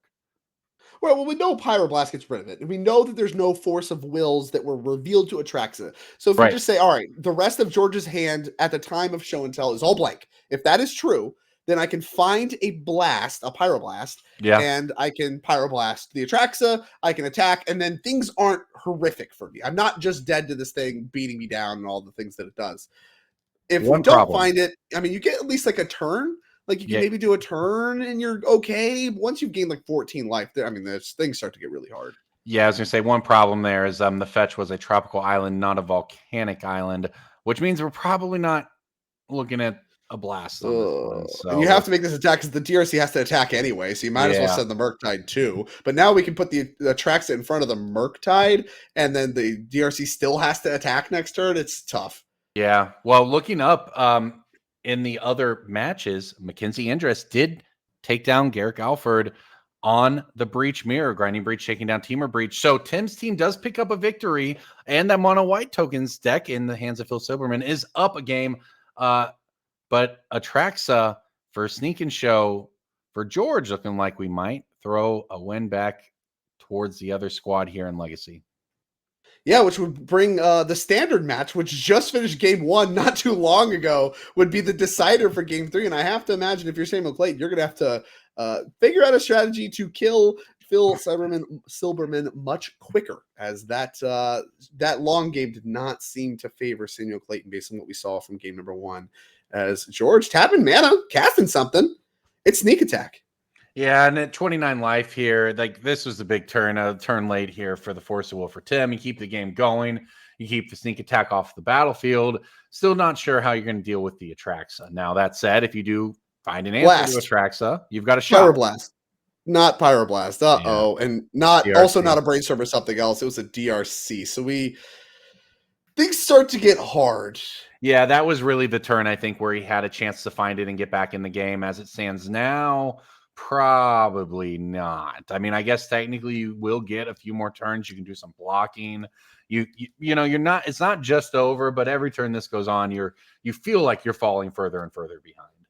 That's because you are. I mean, even if you're chub blocking, I mean, that's a card you lose, and 7 life, more importantly, coming for George Jabor. And now the Sneak and Show deck is kind of known for having some really dead draws after doing its thing, right? You can just draw big monsters, you draw all these things, and even after the Atraxa, I mean, that Atraxa trigger was not that impressive.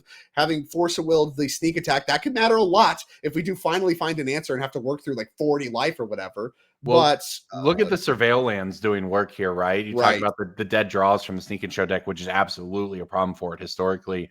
It's exactly that situation where the Surveil lands come up. You're able to surveil a Lotus Petal, one of those dead draws, into your graveyard and take a live draw just off of an upgrade to your mana base. Just something small like that that can ease the percentages of your Sneak and Show matchups is big for a combo deck like this. Yeah, a huge deal here.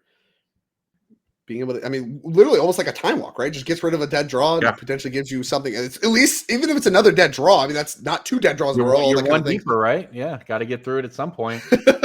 Here we go. Another DRC to chump block. And the tough part here, too, Emrakul, when you attack with it, has to be tapped. The Atraxa having Vigilance, huge deal here. Brainstorm, a great draw. All the keywords mattering. Looks like a ton of spells in hand for George Jabor, which does not spell good news for Tim. Really needs a lot of blanks. And I said, the Sneak deck has them, but does not look like George has them. Well, it is interesting, right? Atraxa, of all the words on the card, the one that might be the most relevant is lifelink in practice. Definitely. You know, Not like, close. Yeah. everyone plays it, of course, for the busted ability, etc. But once it's in play, all that really matters is the lifelink. It's devastating.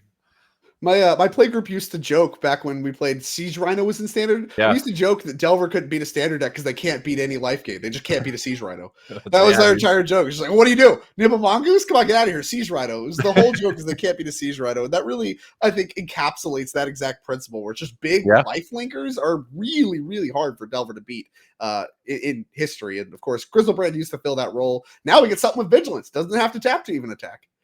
Yeah, certainly an upgrade on Grizzlebrand, I think. I mean, I guess Grizzlebrand was more combo-y in that the decks could be built around just drawing your whole deck with it, a la the old reanimation style decks. But in practice, man, Atraxa is just so good at playing every kind of game you need. Well, here's Sneak Attack.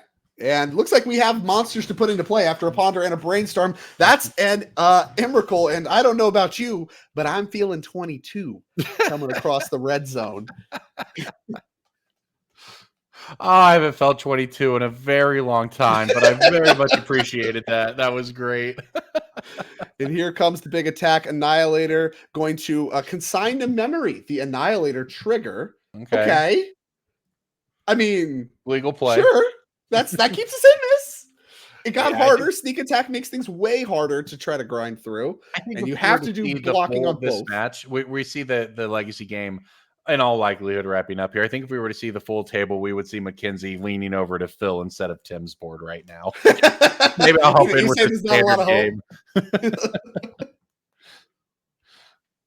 And then, of course, the Emrakul will be sacrificed to the Sneak Attack. Up to 41 goes George Jabor. And, there's a Ponder. Okay. That's a live draw. All right. I mean, Tim's at 2. I think Tim might have another monster in hand. Oh, no. Yeah, that's no good. Come on. I want to see Tim find a blast here. All right, Ponder. Those are bad. Those are not it. There's like a Seek the Beast, but the other two draws are bad. Yeah, we got to get rid of that. All right. Well, we got a live draw, I suppose. I might have caught a glimpse of another creature in George's hand, which would, of course, remove any doubt. But hey, we got a live draw here for Tim to try to get rid of Atraxa and leave your opponent on one land. Yeah, I mean, or I'm sorry, one card. If we Seek the Beast, we could go like Blast plus. I know we don't have the mana. What do we get? What is it? Oh, he didn't show us. That's no fun. Well, I mean, theoretically, you get another chump block with Delver. Okay, back over to George we go and taps very quickly, which leads me to believe, and he has a Brainstorm, still has all these, and joking a little bit about the dead draws. I mean, the one ring fixes that problem too, right? It's just a redraw in the middle game. And here it is. It's exactly a redraw. Oh. There we go. The protection, I think, wraps it up. Tim's seen enough. Or it looks like, actually, though, I think George might have taken that one, but it looks like Phil might have come from the top rope and won on the back table. Didn't even let George win it. He was looking like he was going to win with an Atraxa in play, but no, the clean sweep 3-0'd that team. And so congratulations. I mean, I obviously... We're gonna get to talk to these teams here in just a moment, but Phil Silberman able to somehow finish the match before George Jabor has me tickled.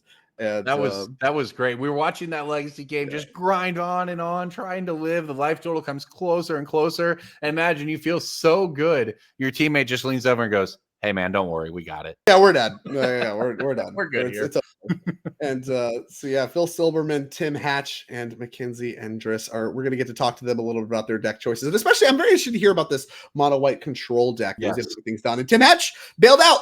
Didn't have to have it. Didn't have to find it. Got bailed out. So, of course, Team Flex Slot first string taking the L there. And, of course, our MVP from the 2024 season, Garrett Alford, falling among the mix as well. And that's got to bite it for George Jabor, being like, I was going to win this one. Nope. Yeah, well, that leads us into the end of the Swiss, which means we're headed to the top 8. After this, of course, we're getting an interview with that winning team, but it means on the other side, we'll be looking at the top 8, including some of the decks we've been watching over the last few rounds. So it's going to be very exciting. We're going to try to bring you all same thing we've been doing here. Stick with some legacy, check in on standard. Hey, maybe we'll get some modern decks that aren't breached. That format's got a lot going on in it right now. So if we get a chance to showcase some cool stuff from it, we certainly will. But it's been fun watching legacy, seeing some throwback decks. Cephalid Breakfast this afternoon, Sneak and Show. Sneak and Show, very yeah, fun. huge Fun. throwback there.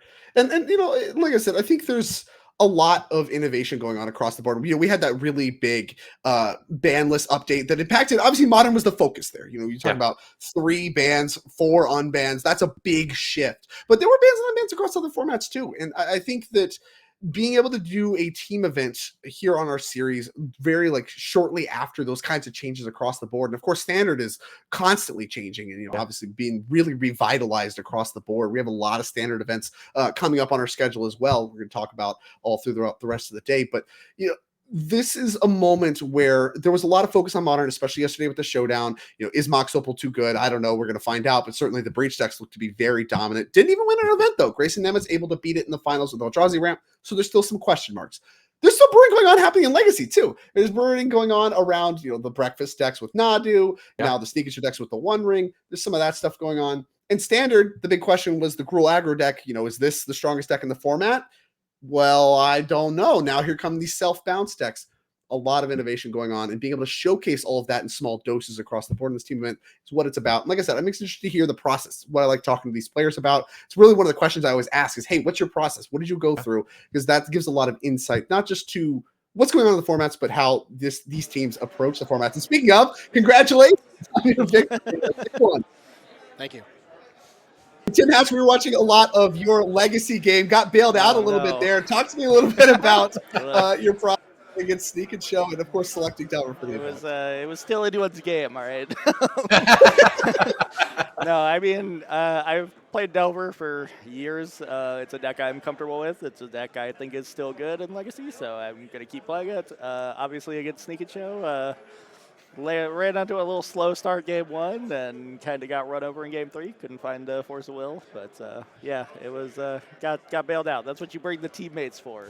So speaking of, let's go on just down the line. So back at we didn't really get to watch your breach mirror, but paired against Garrick Alford. I mean, that's a very competent pilot. How do you feel about your mirror? How do you feel about selecting breach for the event? Talk to me about your deck choice and the match you played. Yeah, I lost the die roll and I was kind of worried, and then I mulliganed, but my 6 was kind of obscene in that I just put 5 permanents in play on turn 1.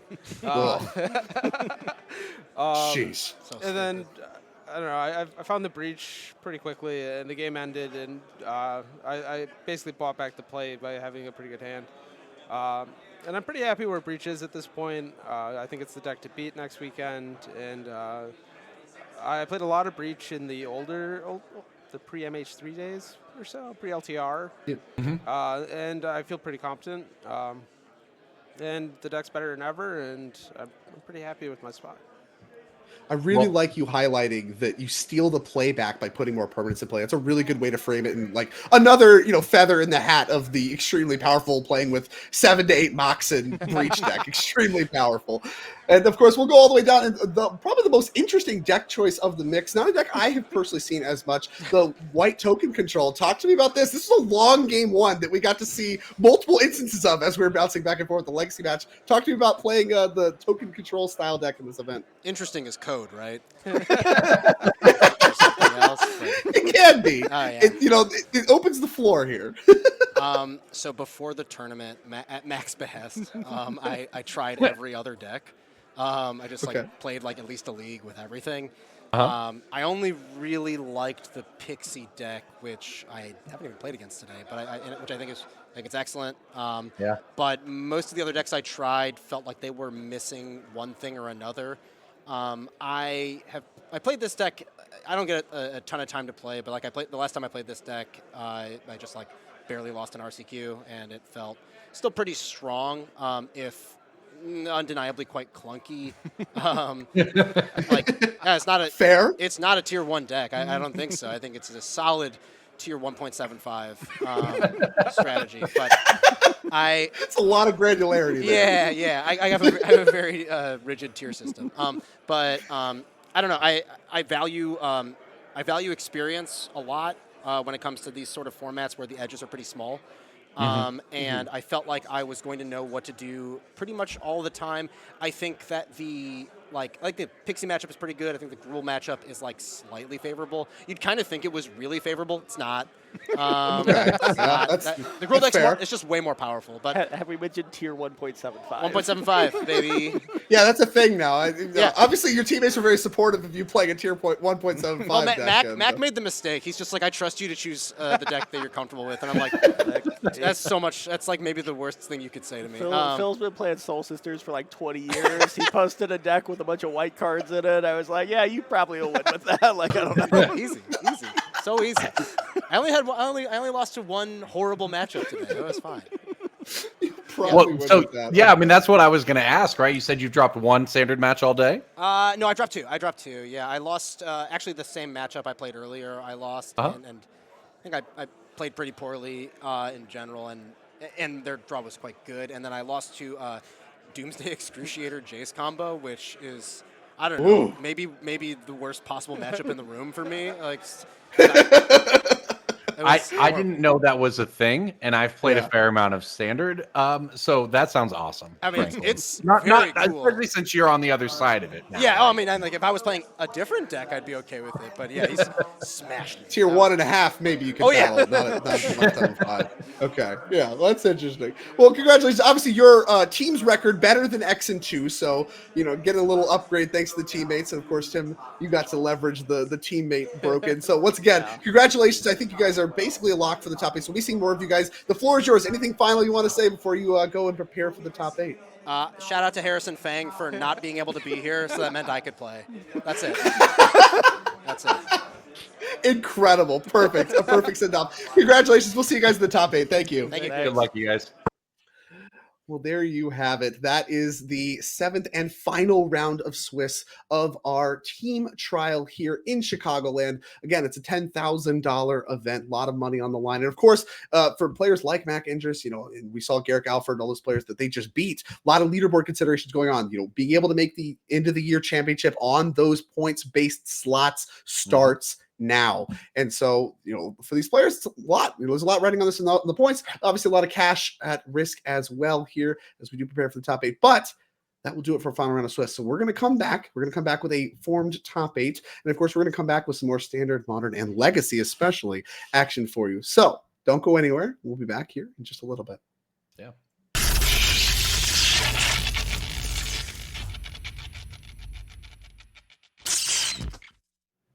All right, everyone, we are back. I hope you enjoyed your little break before we bring you really my favorite part of any tournament, the top 8. And the best part about top 8s and team tournaments is you have top 8s for 3 different formats. Now, we do have, of course, a top 8 bracket here for our 10K team trial. Of course, standard, modern, legacy, $10,000 on the line.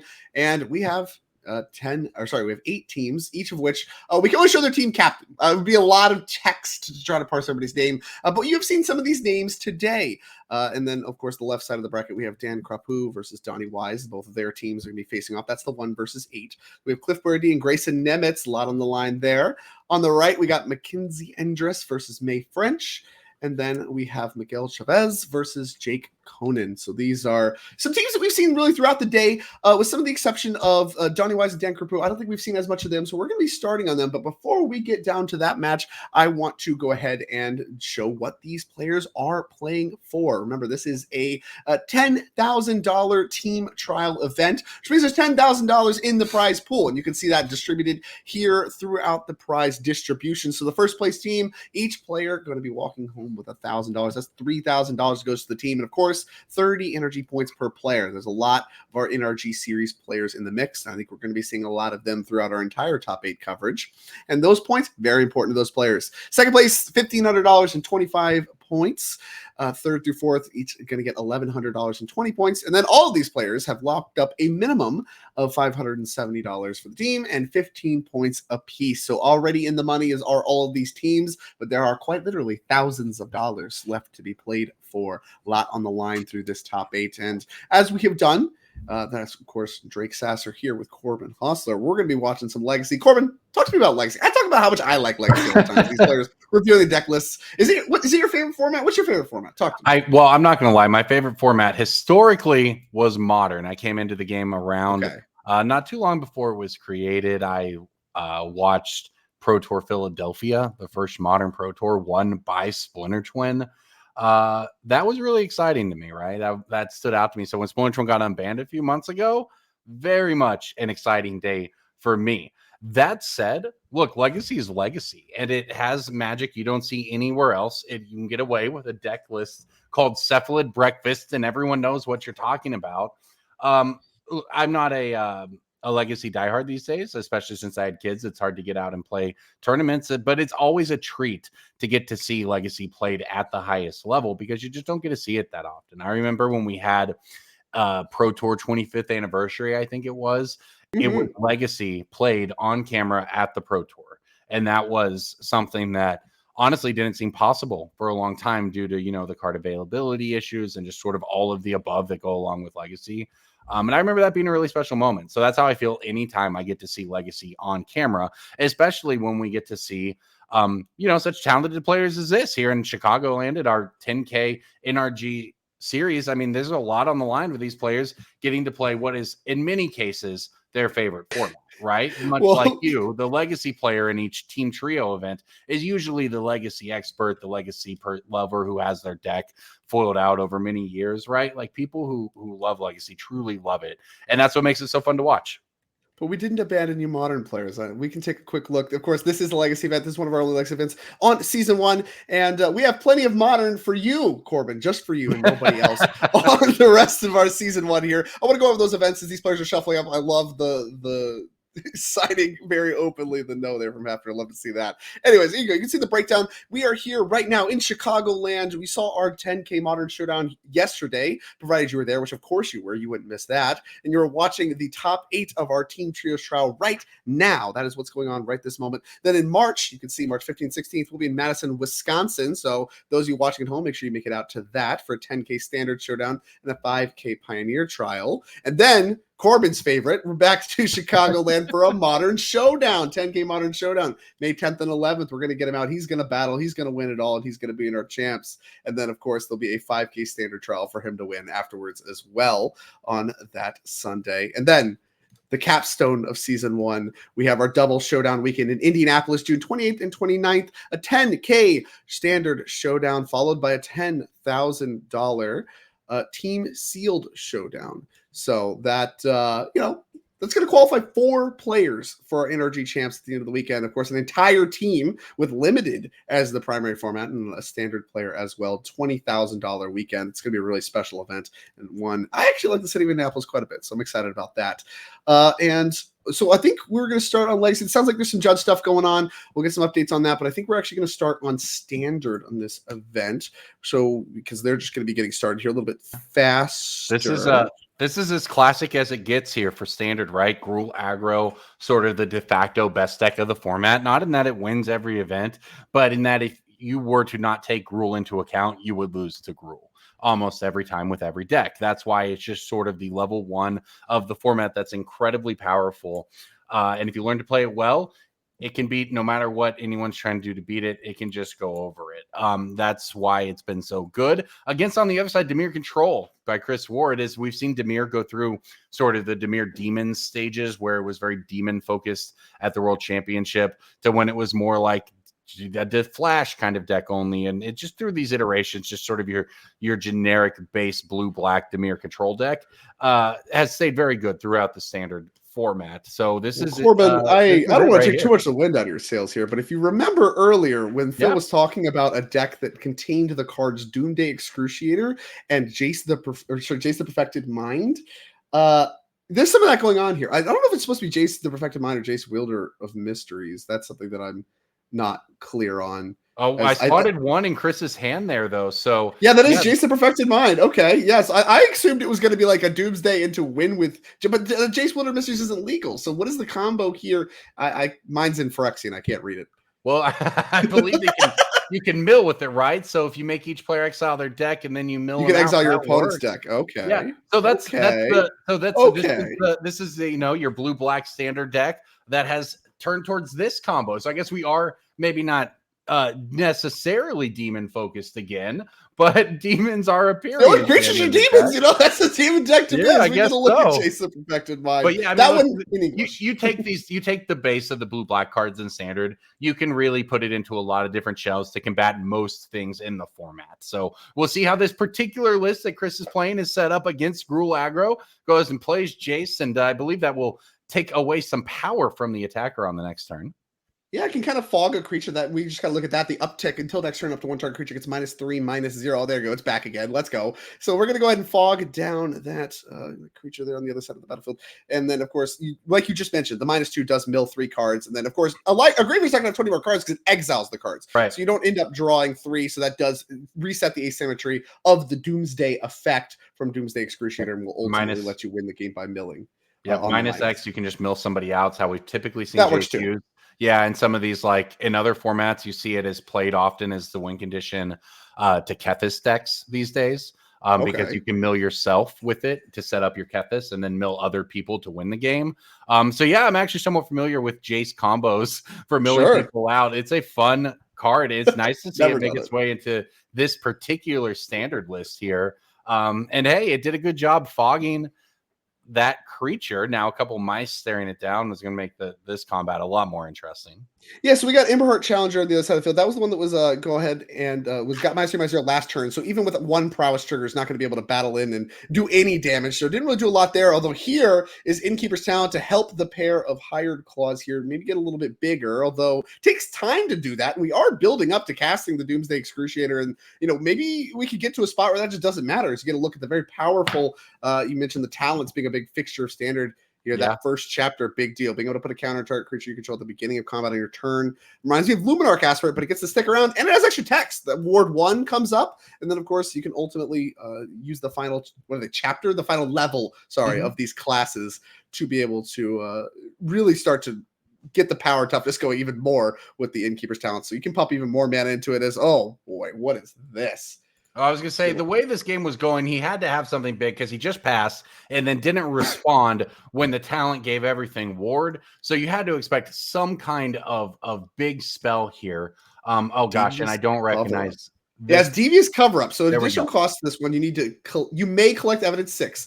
We'll get this up on screen here. Destroys all creatures. That's the important part. If evidence was collected, you exile a card from an opponent's graveyard, and then you can surgically extract it from the rest of their deck. So, like you mentioned, not responding to the ward makes a lot of sense if you have a sweeper and 3 creatures hit the bin. Burst Lightning, the follow-up, not that good. And Jason 6, I mean, looks to be in control here, does Chris Ward. Yeah, the Burst Lightning to the face, not to the Planeswalker. I guess it makes sense if the follow-up is going to be Screaming Nemesis. Now, most of the removal that will come out of Chris is just going to kill it, not deal damage to it. So you're unlikely to get the trigger off that Screaming Nemesis. But we got a reader. Doomsday Excruciator is in play.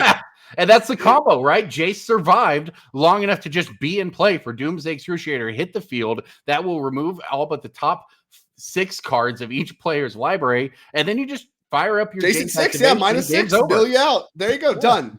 That's game 1. So let's pop over to Legacy. I guess they're ready to go now. Standard's already done with game 1. I've never seen this deck before, and it is incredible. That Doomsday Excruciator Jace combination looks to be getting a lot more than just mono white players, as Gruul aggro going to be felled in game number 1. Chris Ward, the only player finished as Legacy players getting started. Basic Island in the face of the Dimir Tempo deck. Some respect to the Wasteland capabilities. Now, Dimir Tempo deck just took a hit.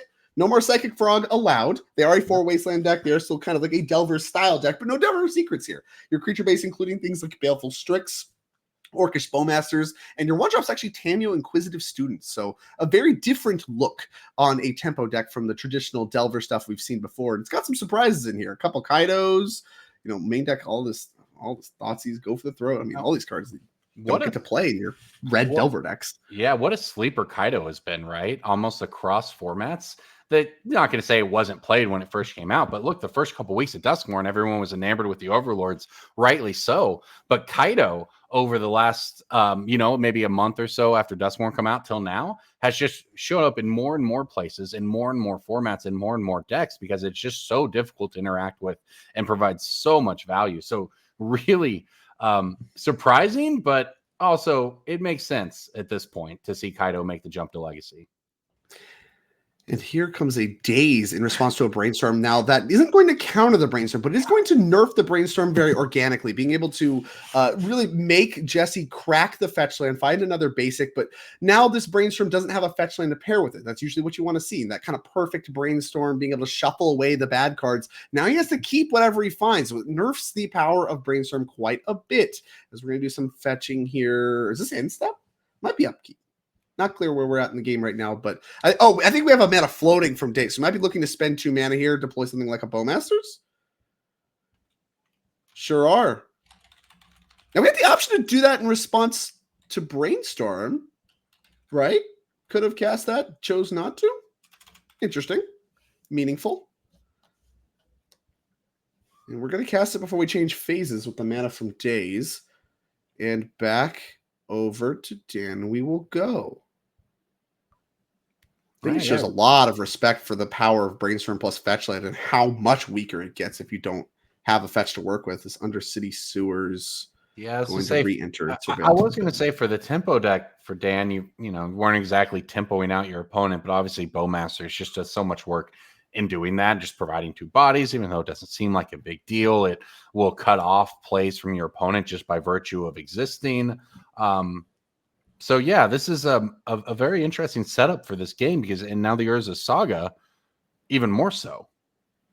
And the white removal spells that this Cephalid Breakfast deck really leans on as its interaction, going to be going after the Orcish Bowmaster, is going to take care of it. The Goblin Army, of course, left behind, but much less threatening than the power of Orcish Bowmasters. I think is pretty well known at this point. Deck plays 4 of them. One of them really the only 4 of us. A lot of crazy numbers going on in this Dimir Tempo deck. And we've seen this Cephalid Breakfast deck before. We saw it a little bit earlier. We saw it with really it's the face of the Nadu deck in Legacy, revitalizing an old archetype. And this is what you love to see. When Modern Horizon sets come along, you really want to see new tools for old decks to keep them kind of battling, but in a new way. Urza Saga among the mix, Nadu among the mix, and I think that's obviously been a big resurgence of Cephalid Breakfast for that reason. Really one of the best decks in Legacy at this point.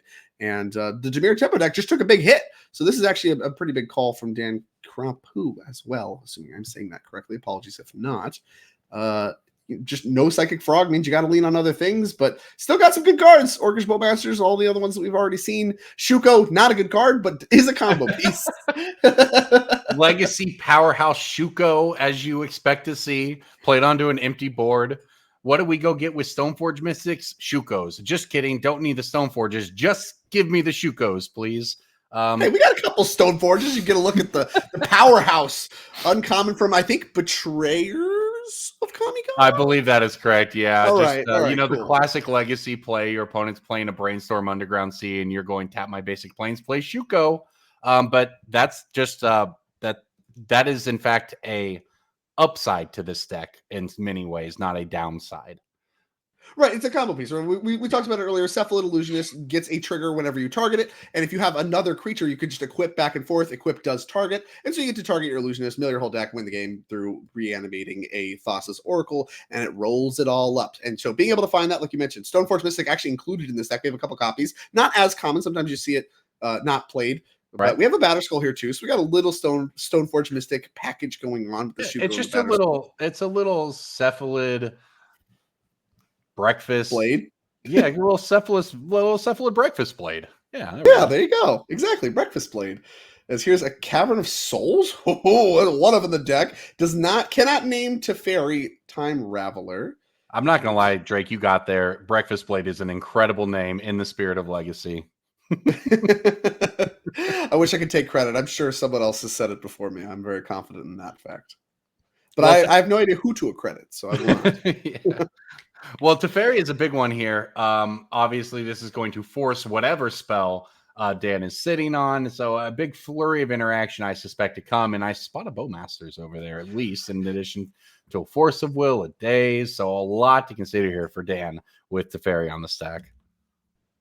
Yeah, I mean, you can look at Teferi. They're very powerful. This was actually originally a rare from War of the Spark, a card that actually was I was low on in spoiler season. Turned out to be very powerful. A lot of players not liking this one. Turning the game, they call it turning it into Hearthstone. You can no longer play on your opponent's turn. I want to play Magic, not Hearthstone, is a common and phrase I've static heard. abilities on Planeswalkers are just miserable in practice. You always forget about. Always forget about them. Especially if they're extremely powerful, which of course Teferi Time Ravelers is, and of course, why not? He cycles too. Also, you can draw a card, interact with the board, does it all as Planeswalkers are wont to do. So here comes Orcish Bowmasters #2, which is going to grow the Orc army and deal a point of damage. Wow. And we're wasting no time. Get that out of here. All right, no Teferi, no Bowmasters. No one gets anything. Shuko versus army. I think I'll take the side of the army in that one-on-one. I think there's... Yeah, I mean, I guess Jesse's down to 12. It's now it's a 2-power clock now. And a bunch of Murktides is the backup. That's a great follow-up. If we're going to be using Swords to Plowshares on Orcish Bowmasters, well, you can't really catch the Murktide Regents with any of the other removal. Like we've seen Prismatic Endings and stuff of that nature be played as well. That doesn't really work against the Murktide Regent. So the Murktide Regent follow-up after you just saw a bunch of Swords to Plowshares used is a great one because it's going to threaten in this game very quickly. With Jesse already down to 10, that Murktide already a 6/6 can grow with a second Murktide as well. We've seen Cephalid Breakfast combo out of nowhere before. That's probably what we're going to need. Is that a third sword? Oh my God. Well, I was just saying, it feels like if he has 2, he probably doesn't have a third. Well, egg on my face. He does, in fact, have the third Swords to Plowshares. Okay. Well, that's been a lot of interaction. Jesse's burned through a lot of cards here, and they haven't been combo cards. Here in game 1, they've been, obviously Shuko, but they've just been sort of filler cards, right? We've seen Brainstorm, Removal. We've seen Teferi. Something's hiding out in his deck here, and let's see what those last couple of cards in hand are going to get him towards. This has been a fascinating game to watch play out, and here we go, a Cephalid. Well, Cephalid Illusionist isn't actually that great here, right? You can equip once, get 1 mill 3 trigger, and if you hit Narcomoeba, then you can combo. But we actually have a response. Well, I guess you can bait out removal. Fatal Push. Fatal Push, yep. All right. Which will trigger it again. So that's 2 mills. Yeah, I was about to say, you could combo if you hit a Narcomoeba, but if you don't, it doesn't do anything. And so, yeah, we went ahead and Fatal Push that. I think the last card in hand's a Tundra, and I really want to highlight how smart the dazing of that Brainstorm earlier in the game was. Right. Jesse's hand was good here, right? The 3 Swords to Plowshares all found targets. Yeah. But it's not great, and he has some leftovers he doesn't want. Imagine how different that is if he got to have a perfect Brainstorm earlier, fetch away the bad cards, and not have to redraw them. And maybe that Tundra in hand is one of them, right? Doesn't really want 5 lands that badly. Yeah, I do think it's possible they missed the mill there, assuming we are, correctly reading Illusionist. There should have been 2 triggers. Required? Yeah, that's to say. I don't know. So, but... Oh, yeah. How about that? Becomes the target of a spell or ability, mill 3 cards. So I assume he went to equip Shuko, and then Fatal Push would trigger it again. Yeah, I should have milled 3 more cards. I mean, it's not like he has any information. It's 3 random cards. Well, I guess if anything, it might be good for him, right? Because there's a Narcomoeba. Well, that's what I say. Hitting Narcomoeba is quite relevant here. So, but regardless, here we go. Moving into another turn. Jesse down to either 6 or 8 life here, depending on whether we get there. And okay, we've got the combo piece. Nomads in core. Equipped to Shuko versus. Well, we can trade the Orc army. We have a 2/1 now. Yeah, and I guess the Murktide is not as big as it could be. We'll see what happens here. Last card is a Baleful Strix for Dan. That's a redraw. Okay. And Ponder's a good redraw. That's a good one to find. And a Fatal Push. 3 spells. Oh. Yeah, that's just lethal. The Fatal Push is just lethal, right? Yes, Fatal Push, I think, can hit the Encore. And then we figure out how much damage we're at after that. 2. 6. Plus, so, Jesse to 2. All right. Doesn't quite get there, so probably just going to hold it in hand. But now, hey, you have at least a piece of interaction. Although, as we discovered earlier, you can't always beat the combo with instant speed interaction because they can just target repeatedly. Although, you can't do that with Shuko. And yeah, and another that'll dead do it. draw off the top, and Dan Grapu going to win this game number 1 against the Breakfast Blade style deck. Yeah, I mean, really, like I said, a lot of those dead draws, I mean, you can say, oh, I just got unlucky, but really, I think there's some amount of that, not all of it, but some amount of that comes from that impact from that early days, making sure that Jesse couldn't really set up. Not a play I think a lot of players would have made. Dan really heads up, played it, and is rewarded with a victory, slogging through all of those sorts of plowshares that were very, very timely. So, yeah, I mean, that's going to finish game number 1. Let's hop back to standard. We got shuffling going on across the board. So maybe we can take a peek in at the modern, which appears to be still in game number 1, if our graphic is to be believed.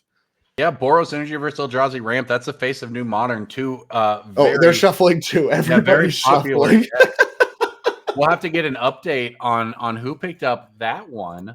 But right now, Dan and Chris picking up a game. Their team is looking good, although Bob was able to fight back. Bob Culp on Boros Energy was able to take that first game over Adam Saba. So, okay, here we are. It looks like all 3 games heading into, or all 3 matches, I should say, heading into game 2. Yeah, nice little lining that up. And of course, Dan and his team, we got to see Chris and Dan both win their game 1s. And at this point, well, I mean, take a look at Cyborg here real quick at the standard side of things. I don't know how much hate, if you could even call it that, was packed here for this Doomsday Excruciator Jace combo. I mean, the power of Jace being able to fog down a creature packed up by the black removal that is very well known across the board, and then Dimir mid-range and control style setups seem to be doing a pretty good job at stopping the aggressive force. But can you beat a long game then? I don't know. Let's see. What do we have? Torch the Tower. Questing Druid is another way to try to grind through some black removal spells. Nothing explicitly screams hate for this control matchup to me. And in general, aggro decks are usually pretty good against control decks, but that equation changes when the control decks have a combo they can just win out of nowhere with. Yeah, absolutely. Because this looks like a pretty good hand here for Donnie, right? We've got lands, we've got a couple creatures. I think we have at least 1 monstrous rage. You kind of look like you've got the tools you want, but it definitely adds another angle to things when you're not worried about, you can play your grindy cards and then they can just tap out and kill you like we saw in the last game. So it definitely adds another sort of line to the matchup. And there we go. Inti runs into removal and Jace onto a naked board. How good is this if you're Chris? Yeah, I mean, this is absurd, right? And this is exactly the sequence I was just talking about. Inti, actually one of the better cards at grinding, right? A way to start getting some card advantage going, increase the pressure, all those things. Immediately dies to Anoint with Affliction, which is obviously a very powerful removal spell, right into Jace. And now the next threat you play is just going to lose 3 points of power. So really, it's kind of effectively an on-board removal spell, although haste does change the equation, as we're going to attack down the Jace with a Screaming Nemesis. Very much changes. Yeah, well, that's huge. It very much changes the equation because it just poking in that 3 damage means that now, yes, Jace is giving it -3, but Monstrous Rage will give it +2 again, and you can kill Jace if that's the line you decide to go. Maybe that works, maybe it doesn't, but just getting in the damage there is huge. It also opens up this. Second Screaming Nemesis is definitely going to be good here. Haste creatures really showing their worth. Oh, but we have Tidebinder to do some blocking. Okay, Tishana's Tidebinder coming down. That one threatens to block, and now, is there any tricks we want to use is the question for Donnie Wise. Looks like the answer is yes. It's Monstrous Rage. Gonna trample through.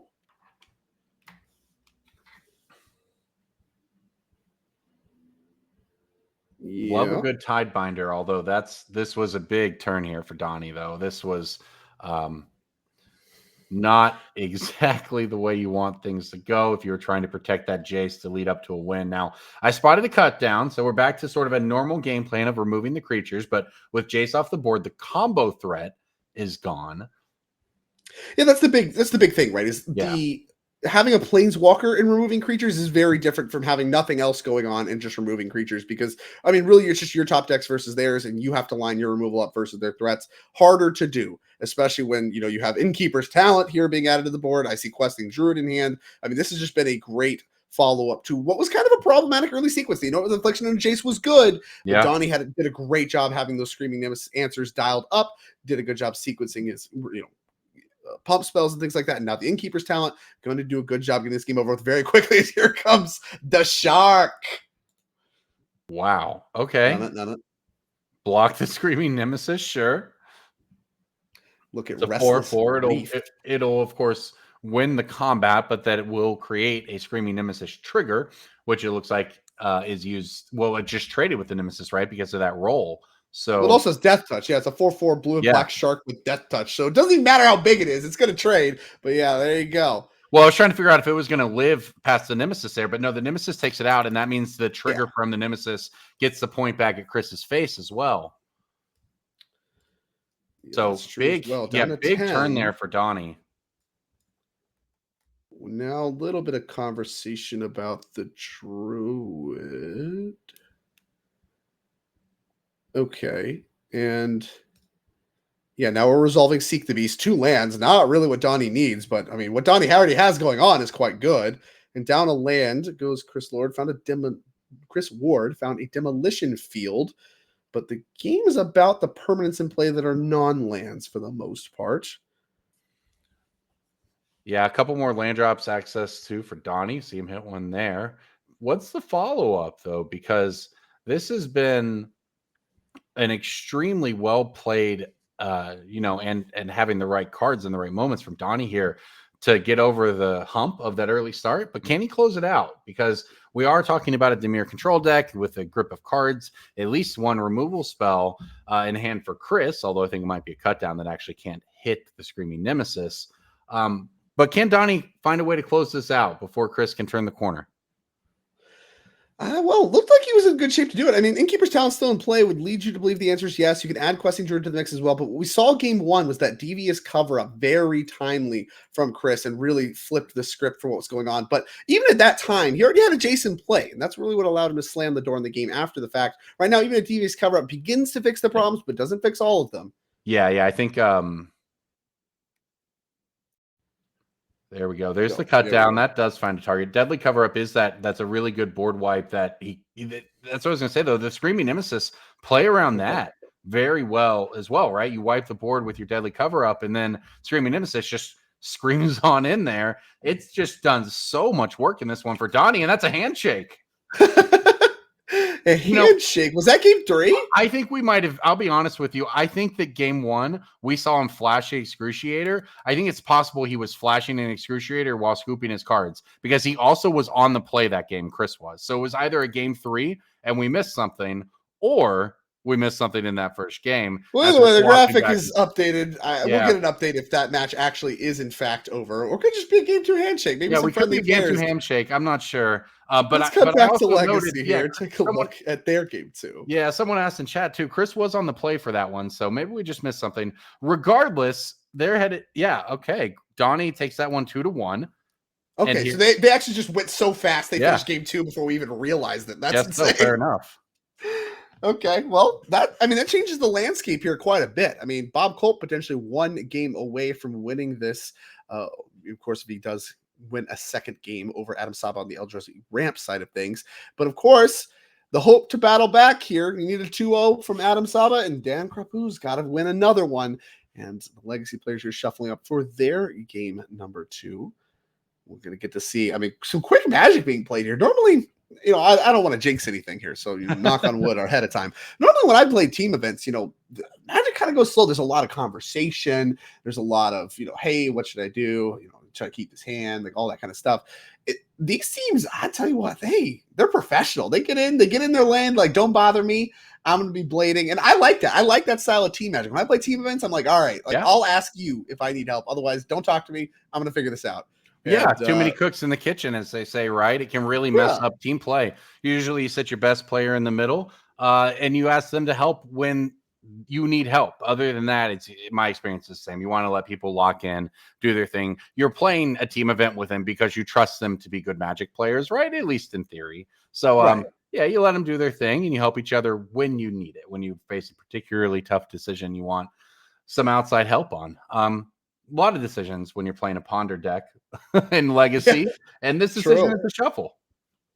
lot of lands in that mix. I think we had a second land already dialed up, and that was actually an interesting sequence there too. I think we actually had an Undercity Sewer in hand, so we had the option to surveil on turn one, or if we wanted to go ahead and cast our Ponder. It's not necessarily clear to me which one you want to lead off on more often than not, but I think being able to cast your Ponder, really start to cash that in for a more meaningful card, and then maybe even later you can just like shuffle away the Undercity Sewer if you don't want it. Whatever, however things play out. You just want to resolve your more powerful effect first. I like it. I think that's where I would ultimately land. Although I would be, if somebody told me I was completely wrong, I don't know that I would put up much of a fight. But I think it is an interesting decision that's kind of could be worth highlighting as something that matters down the line. As Jesse Hepner on the other side is going to choose to surveil. Well, I think it's a good point too, especially like, he knows the matchup, right? This is, you're in the top 8, you know what your opponent's playing, you know what cards to be worried about, you know exactly what you're looking for and when you want it. So it makes a lot of sense and under that mindset, right? If you know what you're looking for, just go get it.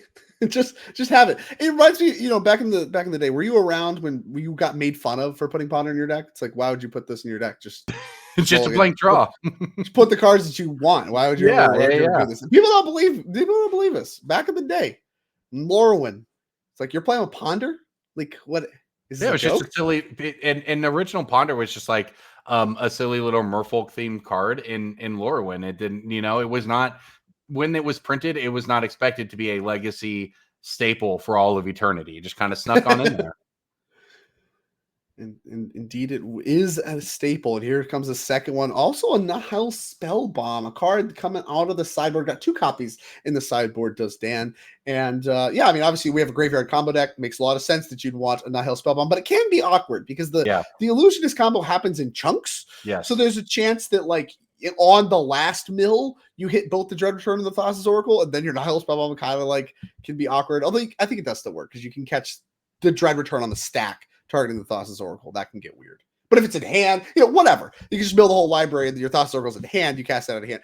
Things can get weird. It doesn't always work, but it cycles. So you might as well bring it. And there's also weird things too, right? Because the Narcomoebas would come into play, I believe, one at a time and trigger. So like it doesn't, it's not quite as simple as flipping my graveyard, okay, pop my spell bomb.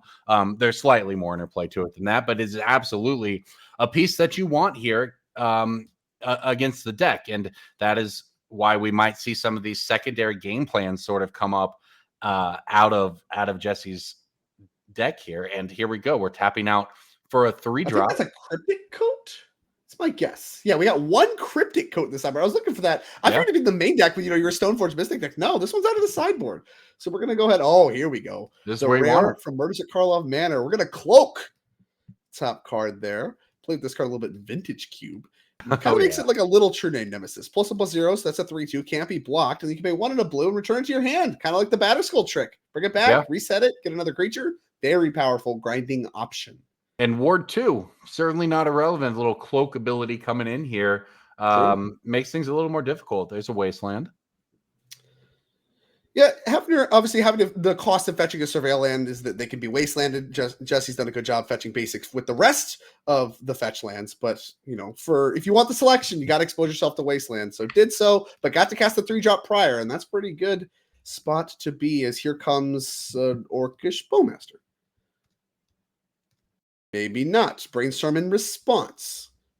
At least get that out of the hand. Don't want to get that caught after Bowmaster resolves. That's no good. Yeah, all right. Very interesting back and forth here. I feel like if you're Dan, you've got what you want here, right? You've now deployed a Bowmaster. You've got your spell bomb for some interaction up. You've put up some pieces. You just got to worry about this clock in the air. Meanwhile, if you're Jesse, you've got a lot of what could be bad draws against and you're just trying to find your way out. So the real question is, Jesse, is if you end up committing, trying to find a combo line here, or if you get if you're just going to be all in on this cloak, right? And sort of the fair game plan, and we're going to swords away the Bowmasters. Jesse has wasted no time. I don't even know if the trigger resolved yet. He wastes no time. Starts to plowshare these Bowmasters. Absolutely not, says Jesse Hefner. And notably, Dan Krupp has been very patient with a Force of Will in hand. He sure is. Very clearly respecting the combo, I think. A lot of problematic things have happened. Been very patient, saying, hey, like life totals are still high. I have a lot of time. I don't want to die to the combo, even though I have Nihil Spellbomb. I know that may not be good enough. Not choosing to fire off the Force yet. Also has a Murktide Regent as a follow-up threat. So, like you said, a lot of things coming up Dan's way here. I don't know that you could really be in a better spot. Yeah, and his team needs it, right? Remember, over in that first table in Standard, Donnie Wise defeated Chris Ward 2-1, Gruel versus Demir, which means his team only needs one more win to advance to the top 4 here at the 10K Team Trios Trial in Chicagoland NRG Championship Series. This is a huge Legacy match. We've loved getting to watch Legacy throughout the day. And we are. This is peak Legacy gameplay right now. We're throwing around Force of Wills and Swords to Plowshares and Wastelands and, well, Cryptic Coats. But hey, this is peak Legacy gameplay. It is peak Legacy gameplay. Prismatic Ending going after the Orcish army. So a little respect to the ability to race there, I think, from Jesse. And of course, still kind of stuck on the 2 lands, did get wastelanded. This low resource game plan, part of what Dimir Tempo style decks are trying to do. Kind of the classic Delver strategy, get everybody low on resources, and my spells are cheaper than yours, so I'm going to win the battle if that's the case. Tamio a nice pickup as well. I mean, really, the Cryptic Coat's really the only problem right now for Dan. Everything else really coming up his way. Yeah, a lot of removal spells coming out of Jesse. We've seen actually throughout the day with the Swords of Plowshares. Now I believe that's a Prismatic Ending that comes in, and it's just kind of a stream of just threatening enough threats from Dan to demand removal. And Tamio has a very high upside if he can get it going here. Yeah, now I wonder how much, if we knew there was a Tamio coming, would we have used the Prismatic Ending last turn? Not clear. But wow. Yeah, of course we would. I have another Swords of Plowshares. Jesse very good at drawing the white removal spells. I'll say that. Oh, and a Ponder follow-up. This is just, it feels like Jesse is constantly on just 1 or 2 cards in hand, but they usually seem to be pretty good cards.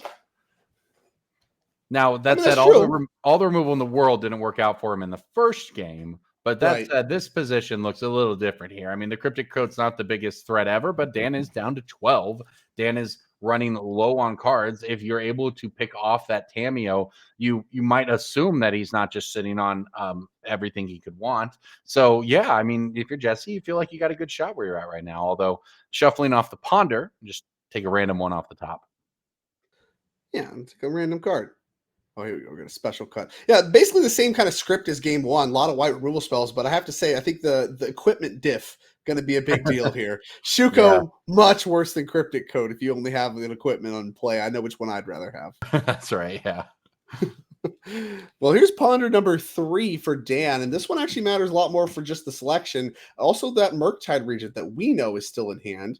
Some Brainstorms can help with that as well. I believe we have a Polluted Delta to even be a perfect Brainstorm. So this is a nice Ponder. Can't imagine shuffling this one from the spot. Who knows? Maybe Dan wants to try to get the pressure started a little faster. Or wants to find an answer to Cryptic Coat. I mean, maybe he just feels the pressure from the Cryptic Coat beatdowns. Yeah, if you're able to answer, I guess if you were able to answer the creature the Cryptic Coat is attached to, it is pretty time consuming and mana consuming for Jesse to pick it up and replay it. So it would buy you a ton of time. Looks like he did opt to keep them and drew a Brainstorm, and now we're going to cast the Brainstorm. Now this is actually peak Legacy gameplay. Cantrip into cantrip into cantrip. Talk to me. I love it. Absolutely love it. And it's nice, too, when you cantrip into cantrip because the cantrip goes faster the second time because you know the cards you're drawing. It's true. You know exactly what's coming off that Brainstorm. That's for sure. We'll see if he has the fetch here. I don't. That's a Polluted Delta, right? The untapped thing there. I think that's the new art Polluted Delta from the. Oh, great. Yes, he's got one in play already. So his hand is push. It looked like. Okay, so he's going to have. The Fatal Push won't be able to pay the ward this turn, but that is an answer to the next creature coming from Jesse, or I suppose the Cryptic Coat creature eventually. Well, yeah, I mean, he can't recast Cryptic Coat. He can pick it up, but it costs 3 mana to recast. So you can even just do that, or we could go this direction, like I said, and just Murktide win the race. I mean, this is a big Murktide, and I mean, golly, what are you supposed to do if Jesse has another white removal spell? But he doesn't. He has Force of Will instead. Well, now he is it time to R-Force? Dan did a great job playing out all of his other threats before that Murktide, trying to hold it, trying to get all the removal spells out of Jesse. And you did, but Force of Will coming through very clutch there. But I am pretty confident Jesse is now down to just a single card in hand. Right, just a single card. The Force of Will, finally, the trigger's pulled on that. Dan really valuing trying to flip the script, win the race, and the 7-7 Murktide is a great way to do just that. As here's a big brainstorm here from Jesse. No Bowmasters to punish that one. If he can find some white cards, he's in good shape. Unfortunately, pretty far away from comboing still. And not a lot of time with a Murktide on the other side of the field. And Hill Spellbomb still presenting an issue. Oh, but we found a swords. No problem. Well, back and forth we go. Cryptic Coat Beatdown is live again. Well, 8 more life. It's got a lot more work to do. Thanks to Swords to Plowshares. That's true. Up to 14 goes Dan. Oh, this Cryptic Coat's going to have done like 30 damage by the time this it's is all wild because I believe that Donnie is on no cards in hand. It's Force the Will Fatal Push for Dan plus the Spell Bomb. And now we're going to read what Cloak does. The nod of the head. Okay, so if I kill this, you just pick it up and replay it. Great. Well, that actually works. You can Fatal Push, pay the ward, and then you can try to like play land number 5 and hard cast Force of Will on the way back down. That's true. It's Well, like, look, it buys you so much time. Well, you're gonna need it. Is it time to cycle the Spell Bomb? That's what I would want. It could be. It very much feels like that's the part of the game we might be at, but he's going to go ahead and say, all right, I've got at least one more turn to try to hold off on it. Land. There's land number 5. All right, so that counters the Cryptic Code on the way back down. That's what he needed, actually, to hard cast this Force. That was huge. Oh, yeah, here we go. 5 mana cancel. Just the most powerful format in Magic doing what it does. Playing 5 mana for cancel. What a fun sequence everything in this game has been, right? Just back and forth, 2 players who know what they're doing. They're doing it very well, just ripping some straight fire off the top of the deck to answer each other's creatures. And now both players just essentially on nothing. Yeah, top deck war. Let's see what Dan finds in the top deck. Oh, the rub on the mat. I love it. Oh, land's no good. Do we have another Undercity Sewers to find? Nope, only one in the deck. I don't think we want to play that, and he does not. Over to Jesse. That's a good one. Nadu. Okay. What do we have to answer? Oh, Brainstorm. Perfect. Plus fetch land in hand. So this is huge for Dan here. Baleful Strix, plus Fatal Push, Fatal and push. We both answer this right. Yeah, we got a lot of answers. So what do you do here? You can put something back, keep the Baleful Strix, draw it with the Baleful Strix, fetch if you want. But just we can turn on Revolt with the Spell Bomb and keep all of it if we want. Yeah, it looks like that's actually what we're gonna do. So yeah, you can back the Spell Bomb. That turns on Revolt. Then you can draw a card. And now you have Revolt, so you can Fatal Push the Nadu. That will actually trigger the Nadu, kind of doing what it's supposed to do. Found a land. Oh, there you go. Okay. We got any Surveil lands left for Jesse? I don't think so. One Hedge Maze. He's checking that now, I think. The Hedge Maze was wastelanded earlier in this game. There you go. You use the Baleful Strix to draw your fetch, and you have it up. This is really well done by Dan here, trying to set himself up, but a Ponder for nice draw. Back and forth. This top deck war is crazy. Yeah, dude. Ponder's real good. This has been wild. Both players just coming up with cards out of nowhere, thanks to these incredibly powerful legacy cantrips. Now, Jesse is pretty deep in the tank, but you know what? He chooses to keep this with Ponder. And it's a Stoneforge.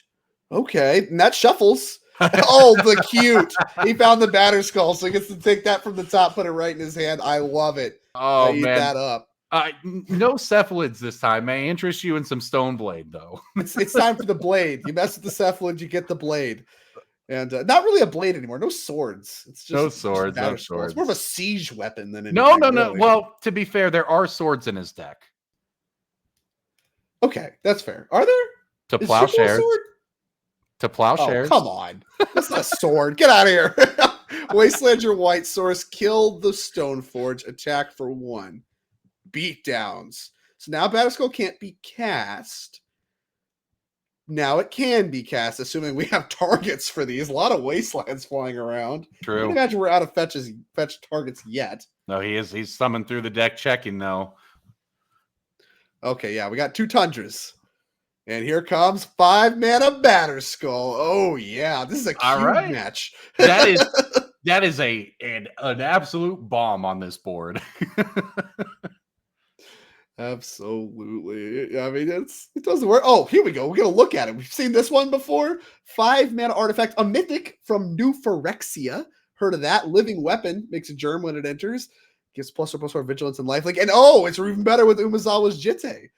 You can pay 3 to return it to hand, give it some little bit of some removal spell dodging abilities. But There we now, go. Yeah, it connects. I mean, the nice thing about the Baleful Strix is it'll eat the token and it will continue to buy you more time for him to pick up the Batter Skull and replay the Batter Skull. But now there's also counters on the Jit. I think this is Jesse working towards a fair victory here, but still, I guess, a long way to go. Yeah, pick up the Batter Skull. I mean, the Jit counters are going to matter a lot, right? Like, pick up the Batter Skull, even if this gets countered or whatever, which it will. We see 2 Force of Wills. Those are 5 mana cancels. We're about to pay full retail on like 3 of your 4 forces in your deck. Ooh, Stoneforge is a nice pickup. Because now you can get the Batter Skull in uncounterably if you wait a turn. And if it doesn't get countered...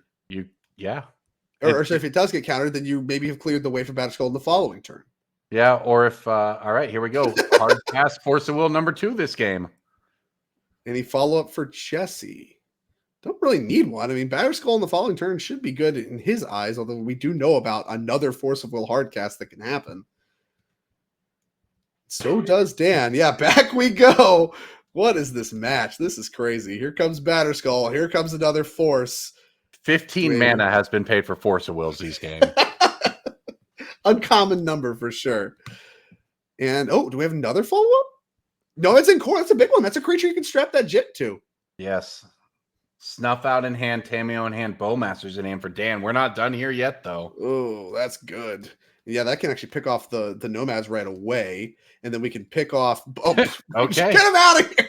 Trade it all off, I man. love how Jesse just doesn't even let the Bowmasters stick around for a moment. Tameo into Swords instantly onto the next turn. What is happening? Speed Legacy even. Wasteland your I think that's a cavern maybe. Whatever. Wasteland your land. Gosh. Okay, the top deck war continues. Wasteland your cavern. No uncounterable stuff for you. Okay. I don't even know what that was naming. What threats do we have left? Oh, another Nomads. Equip Jit. Here we go. Spellbomb. Okay, that's a redraw. And we have Snuff Out to answer the Nomads, so we're still in top deck mode that we know. You can pay full retail for your Snuff Out, too. Full retail everything. Yeah, and you'll need to with that Jit threatening to pick up counters. But here we go. Big ponder for Jesse. What a great legacy match. Yeah, this game has been awesome. And really, I mean, I think kind of showcases exactly what is so fun about Legacy. You know, when everybody's super, I guess no one is. You just go back and forth until the dust settles. And they've been on, and it's not like in standard you can go back and forth, right? But it's because you have a billion options of things to do. And it's not that you don't in Legacy, but you're always on just 1 or 2 cards, 1 or 2 mana. And it's always just so tight and satisfying to watch play out. 4 mana Snuff Out. No free spells, man. No free spells in this one. Teferi's a good follow-up. Just uptick and pass the turn. Bouncing the spell bomb doesn't really go your way. You don't really need the card quite yet. You'd rather bounce like a big threat like a Murktide or something if that were to come down.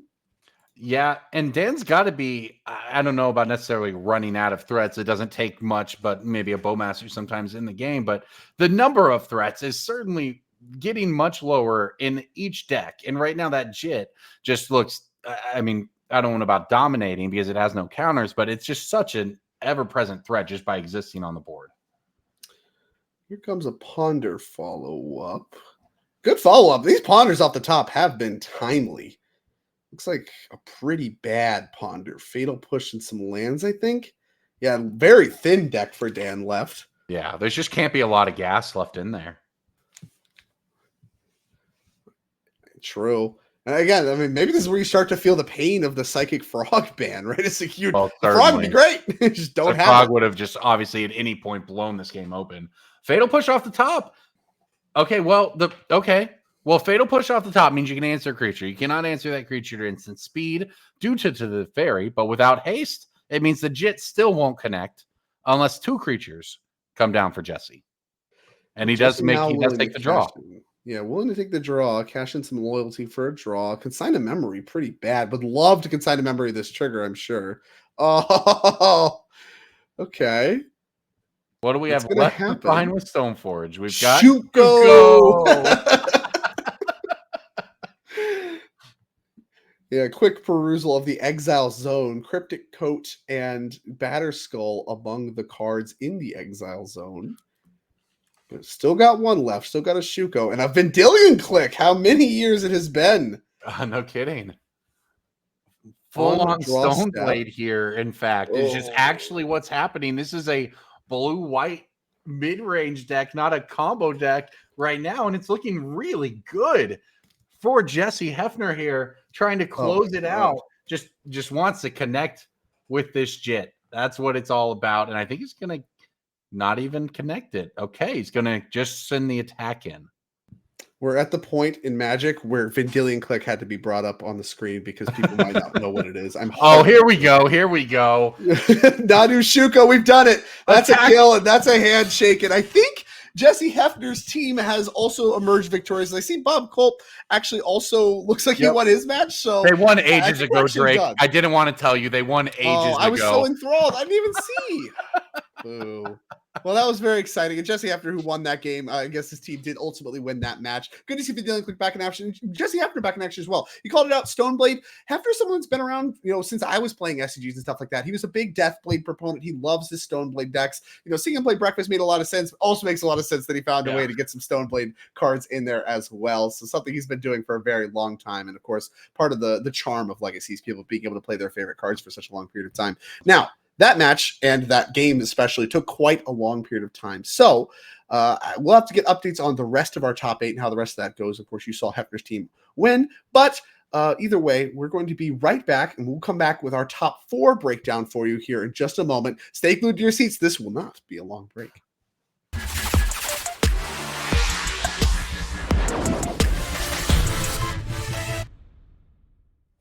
All right, we are back here for the semifinals of the 10K team trial here in Chicagoland, part of our first event weekend of our first season of 2025 here on the NRG series. I am Drake Sasser, joined by Corbin Hostler, and you just watched some pretty sweet Legacy action, some pretty sweet, of course, standard action as well, with some spicy decks and all that stuff. Let's take a look at the bracket, how things shook out, and of course, this is going to show team captains once again of these teams because there'd be a lot of information to parse otherwise. So we're going to pull up the teams that did win each of their matches and talk a little bit about I want to give a shout out to the event photographer here who had 24 humans they had to corral.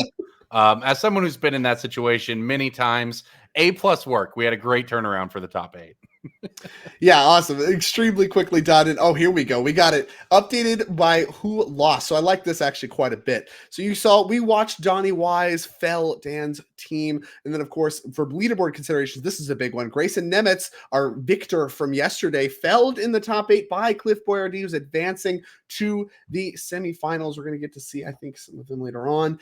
We got Mac Endress, another leaderboard player, felling May French. Again, big leaderboard considerations in that match as well. We're going to be watching Mac this round versus Jake Conan and his team, who felled Miguel's team in this round. So you see those 4 are the ones that did advance. Of course, the crossed out names are the eliminated ones. So that a little bit of an updated bracket for you handled. And of course, what these players are playing for, we'll get that pulled up for you in just a moment. I mentioned leaderboard considerations. It starts now.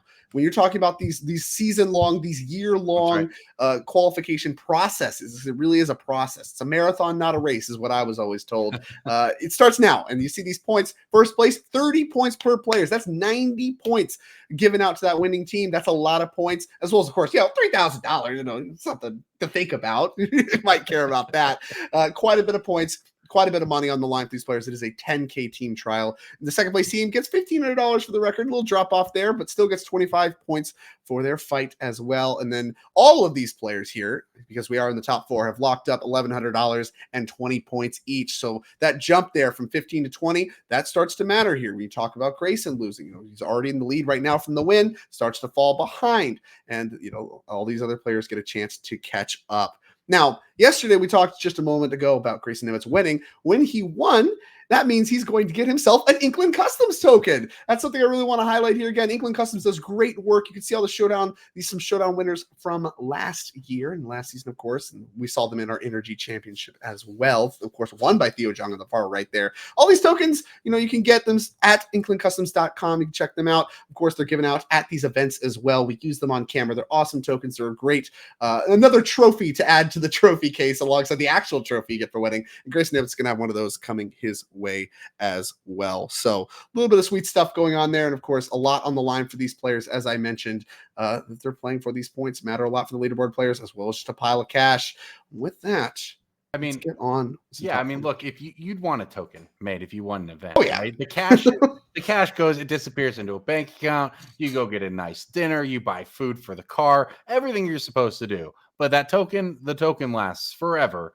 And these players are just a few wins away from trying to etch their names into the NRG history books as well. As we head down to the match, starting on Legacy, as we have been doing today. Ben Unger and Tim Hatch, two players we've watched before in a Teamer Delver mirror.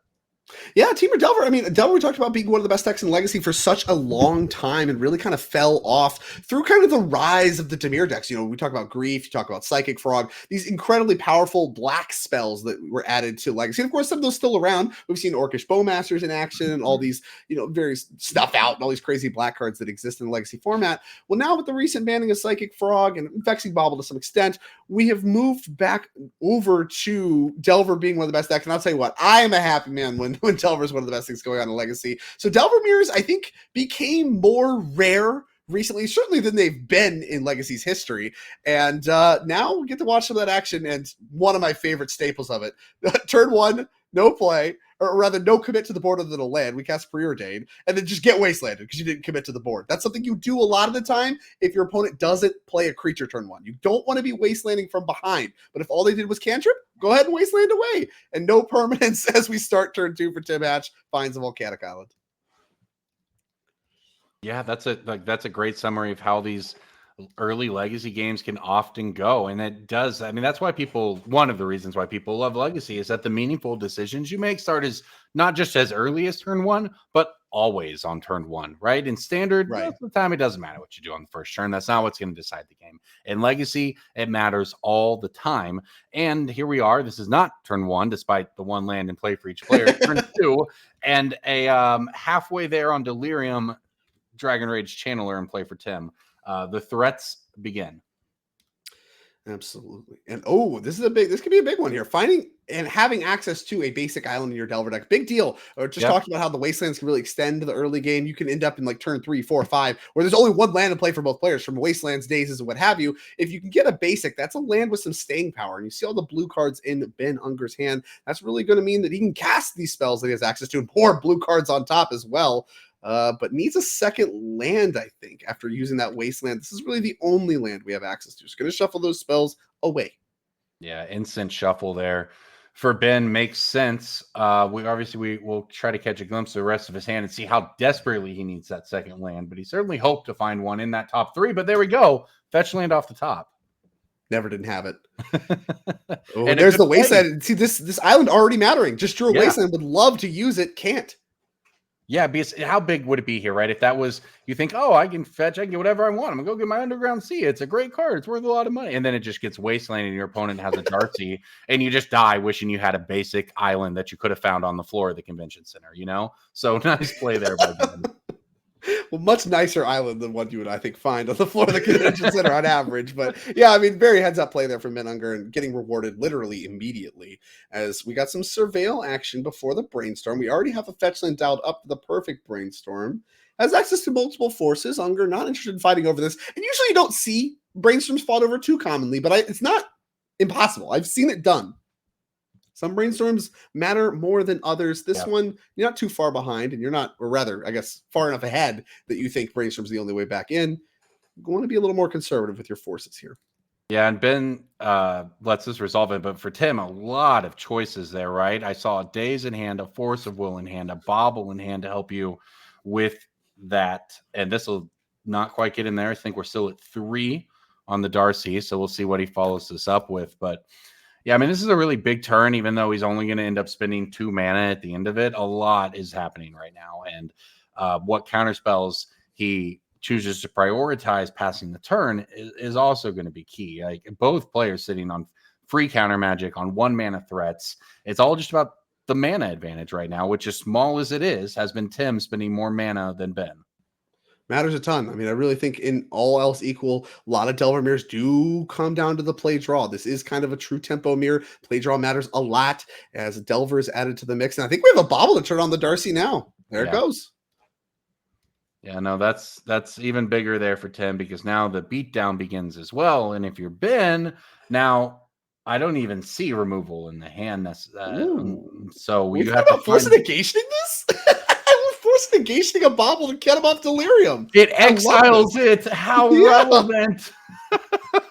That's the so force sick. of negation play that Force of Will cannot do. It exiles it instead of countering it, and that's why it's going to get fought over with a daze. Yeah, that's awesome. I love this. And of course, we know that Tim chose to leave the card on top with the Surveil, so it's not like it's another artifact or anything. It's clearly a card he wants. Force it? So he's not getting any value out of this daze, like the Surveil from the daze. So that's actually pretty nice if you're Ben Unger watching this, just kind of not really getting value. Oh, we're fighting again. Yeah. Wow. It's not the brainstorm that matters. It's the Mishra's Bauble that matters. Mishra's Bauble better than Brainstorm confirmed. Wow, look at that. Okay, Mishra's Bauble exiled. Darcy remains a 1/1 after all of that. I love it. It's like, now I'll take my life. I'll lower my life total now. I'll take 1. Yeah, thank you. What a turn. A lot of cards at graveyard now for Ben Unger. Drew a Wasteland. Here's a spot where Wastelanding is kind of awkward, especially when you have a green and a red spell in your hand. You really want to be Flood Stranding here. This island has a cost. What is that top card? Oh, is that a Seek the Beast? A Questing Druid? Yeah, it's Questing Druid. Or Seek the Beast. You know, it could cast either side, obviously. Now, we know this Delver's going to flip, right? He was very adamant about keeping that top card where it is. Then it's a Lightning Bolt. Yeah, he's clearly on the full beatdown plan here. Even if it's just 1 at a time from the Darcy, it's 3 from the Delver, and the Bolt is another 3, and there's another Bolt in hand, and you're just looking at 9, 12, 13 damage really quickly here. Yeah, it's a lot of damage, and honestly, maybe is even more heads up with the Force of Negation play. Like, you're going to save a lot of damage over time to this Darcy. You mentioned there's no removal in hand for Ben Unger here, so being able to have access to no delirium, but just a bunch of lightning bolts means that, Ben Unger is at a virtually like 10, about to take 4 on top of that at a virtual 6. But I mean, that Darcy would have done a lot more damage. It's not even clear that your force. I don't think you would have had time to get back into it if you hadn't fought over the Darcy trigger. Yeah. Not to mention it would have been an additional card. Yeah, the additional card from the Bobble too. Yeah, all that. Beatdowns. 4 damage. Down to 12, but we know from 2 bolts it's a virtual 6. Here's a Seek the Beast. Now this is the play for Ben. He worked really hard with that Force of Negation on that Bobble to buy himself the smallest window to play something that did not interact with the board, and this was it. He resolved Seek the Beast. He found a Wasteland and a Brainstorm. I don't think those are necessarily the cards he was looking for off of it, but this was really nicely done just to get to this point on the draw, I believe, against Tim anyway. Yes, he's the 7 seed here on the draw when you're sort of back up against the wall in the mirror. Really nice job to get to this point, and we'll see if his deck serves him up what he needs to get out of it, but well played so far. A nice spot here, but kind of awkward with the way the spells have lined up. You really want to cast this Murktide Regent you drew because you want to be able to block some of these bozos attacking across. But you also want to get the value out of this Wasteland and this Brainstorm, especially the Brainstorm. And you can't play, you want to be able to do it all. You want to be able to do Murktide plus Dragon's Rage Channeler, get some blockers going, all that kind of stuff, and really start to stabilize this board. But you want those cards. You want to be able to catch up on card advantage. You did do a double force play. And even though you were on the draw, so you're already up a card kind of virtually, like I said, you went down 2, and the exchanging resources does matter. Even though this can be a very traditional tempo style mirror, card advantage does matter. Here's the first lightning bolt. Pew! More surveil triggers as well. Oh, creature found. Yeah, that's delirium. And now Ben might be just, I mean, not just dead, it's no blockers. Facing down 9? Yeah, not great. Yeah, need a blocker. This is a good blocker. Murktide Regent going to be a 6/6. Can't double bolt decks. We chose to go face, which I think was right. Yeah. Yeah. But the Dragon Channel has to attack into this. That starts to make things maybe a little awkward. You can't just posture and try to wait for a better spot. Daze the pickup. Awkward. All right, 9 life, a virtual 3 for Ben, given that we know about 1 bolt in hand, but that's a very big 3 life right now. And after all the resource trading, exchanging, it is Tim who is just on 1 land in play. All right, bolt. That Murktide Regent's such a clutch draw, and you're going to bolt face here to get some value out of the Dragon's Rage Chandler before it has to chump attack into this Murktide Regent. And down to 6 goes Ben Unger. This Murktide Regent holding down the 4. It's going to be able to line up a block against the Delver. You, of course, want to block that one because the Dragon's Rage Chandler is going to, you don't get the option to wait. It's going to run face first into the Murktide next turn, which, of course, you want to cut your losses, attack with both. That opens up the ability to block with a non-Dragon's Rage Chandler creature, and then you lose all your creatures over time. Okay, It's like 3 a life pickup too. Oh wow, 3 life for Ben, but another wasteland just means 1 permanent for Tim. What a game! Like all. This is what I'm talking about. The Delver Beers. What turn is this? 5, 4, 6? Who knows? You named it like you said it. There were like 4 lands in play when you said it, and now one player has none. What a game! All right, so another Dragon Rage Channeler will hit the board here, but this one from Ben after nope, he instead opts this turn to Lightning Bolt the other one to leave Tim Hatch on a full 0 permanents on turn 6. Okay, why not? Backup. That's both of the remaining 2 cards. That's going to give us Surveil for Tim. But, I mean, it's important to note, it's like, oh, why would you bolt? You could just run, just not attack, let the Delver run into your Murktide. He wants to get the game over with. While there's no lands in play, you're at 3. You just need to get the game over with as quickly as possible. And if the Dragon's Rage Channeler is on the board, you obviously can't go attacking. So, heads up play, got the force, and now great follow-up to turn up the clock. 6 beatdown coming across. Down to 10 goes Tim. No permanents in play. That would have made a full difference in the clock, right? It would have been huge. So because this attack is not lethal, that's why he went for that main phase there. But I don't know. It's got to be like what bolt land for Tim, I guess. And that bolt, is that enough? We got 6, 9, days in hand 12. for Ben. That's enough with days in hand. Yeah, that's lethal this turn. Ben Unger going to steal this one on the draw. Looks like he was Denzo. Wow. Finishes it off. What a win. What a nice, very nice back and forth. We knew there would be back and forth with the legacy gameplay, especially with the mirror, and that's what we got. That was a great match. So let's head over to the modern table because it looks like while Ben took that match for his team, or that game for his team rather, Phil Silverman on his mono white tokens did the same for the other squad in standard. So let's check in on modern, where Mackenzie Indris is playing Teamer Breach against Demir Murktide from Jake Conan, who I see a lot of islands in play right now with that Harbinger. Yeah, a lot of non-basic islands going on. The Murktide deck kind of got beat up yesterday in our main event. Now we see Jake Conan making a deep run here with it, and obviously Orcish Bowmasters. Harbinger of the Seas, though, I think the card that matters here against these usually 3 to 4 color breach decks. Moxen can solve some of your problems. We do see a Mox Opal, but not going to solve all your problems. The pressure has turned up quite a bit here. We might be watching the end of this game as chump blocks are happening with Eldrazi Spawn. Very much so. I mean, the Teamer Breach deck is combo deck. It looks like it's going to need to combo to get out of it. Didn't catch the draw there. There's the Mox in hand. That's not getting you very far.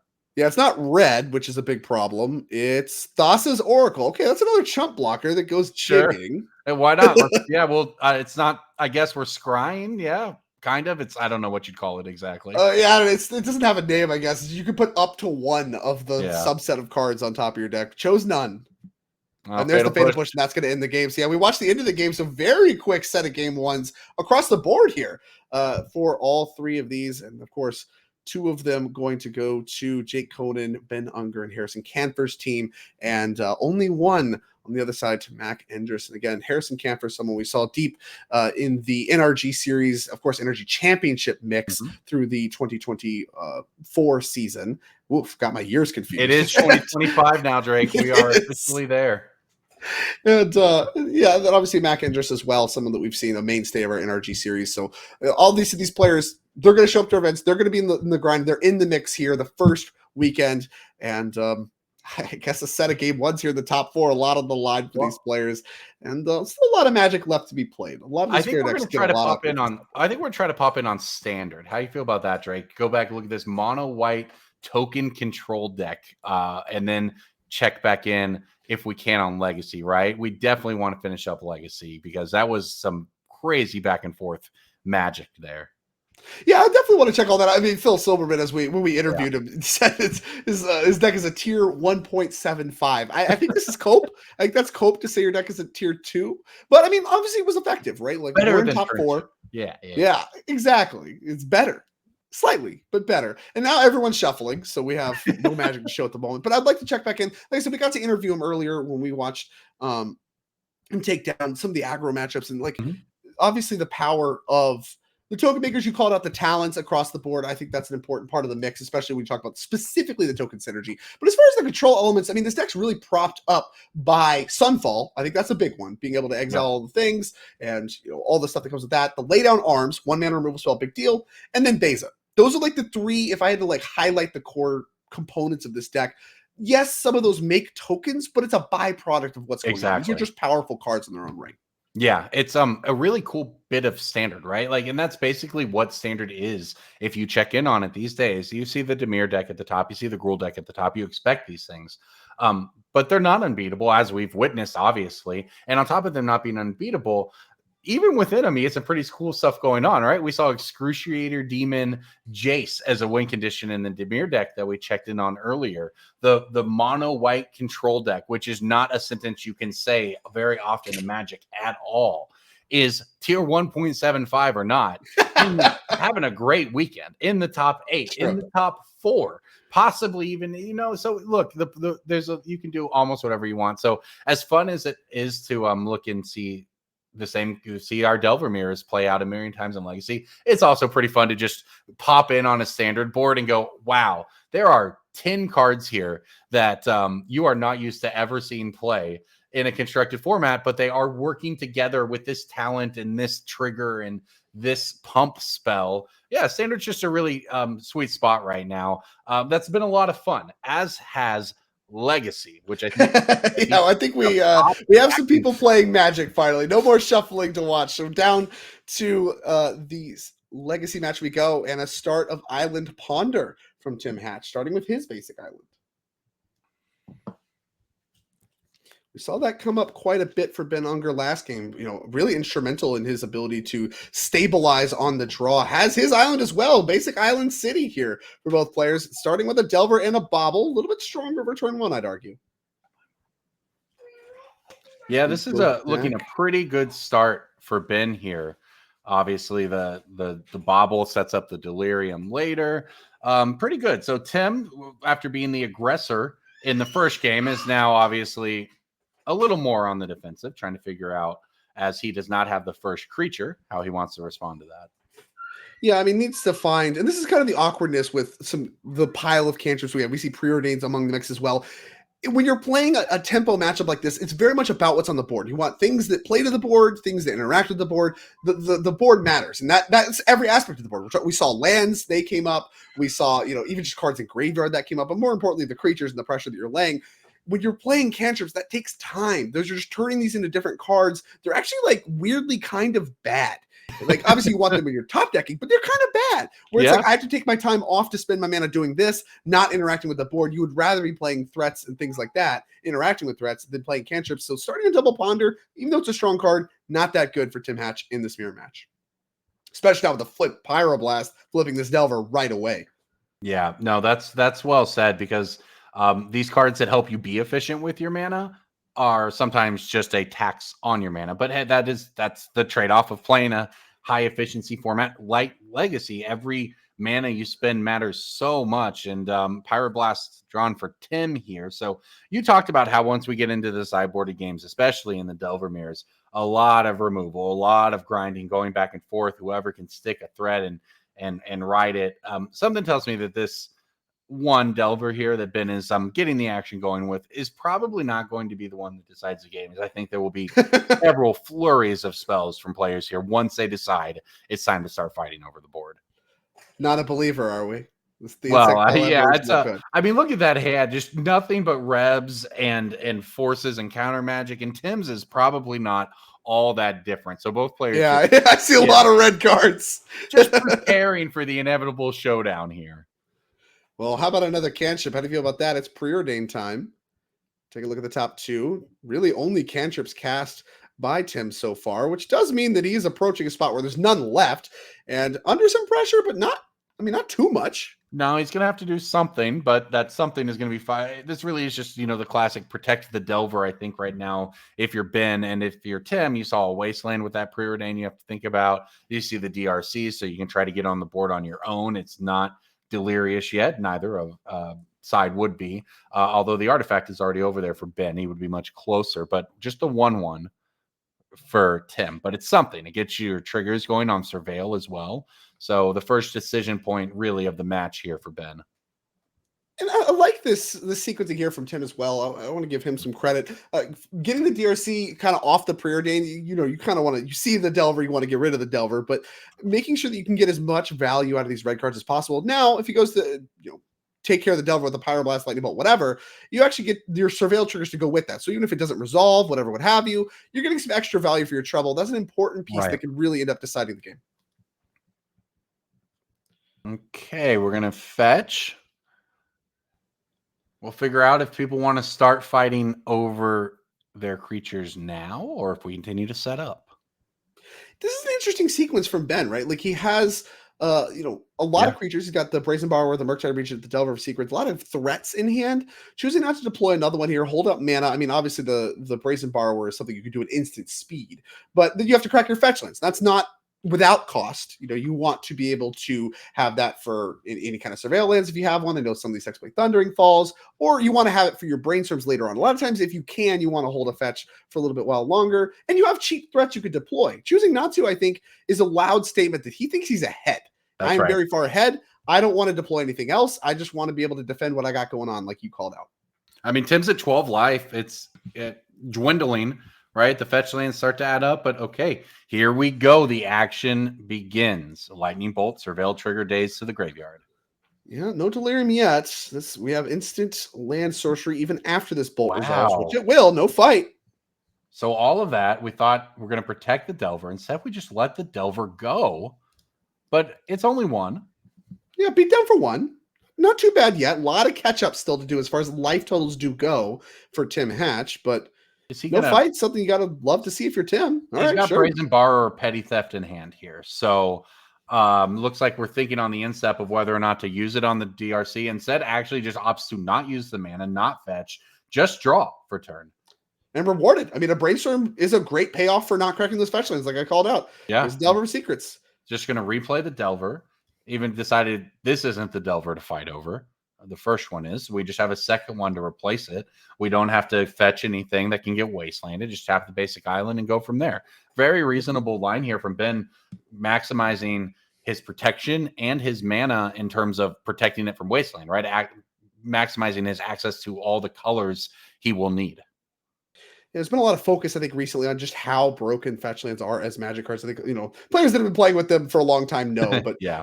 Maybe players that are newer, especially people that came from the standard or even the commander pipeline, they're a little bit less outsized the impact they have. In Legacy, they maybe have the most impact because of all these micro synergies. Brainstorm, you mentioned just holding them up because that ensures you against Wasteland. Like, there's a lot of little things going on. I think Ben navigating the fetch lands in this game is an unsung part of how good the sequencing has been. I really want to give him credit for the sequencing and really the patience with these fetch lands, as both players are chock full of spells. A lot of game left to be played here. Look at that. We offered the trade of the 1/1 DRC for the 1/1 Delver, and Ben passed on that one. Yeah, no thanks. I want my 3/2. I'm ahead on life. I think you would love this trade. You would love a removal spell right now. Yeah. And now, do we brainstorm on upkeep to flip our Delver? Something I haven't seen as much of recently.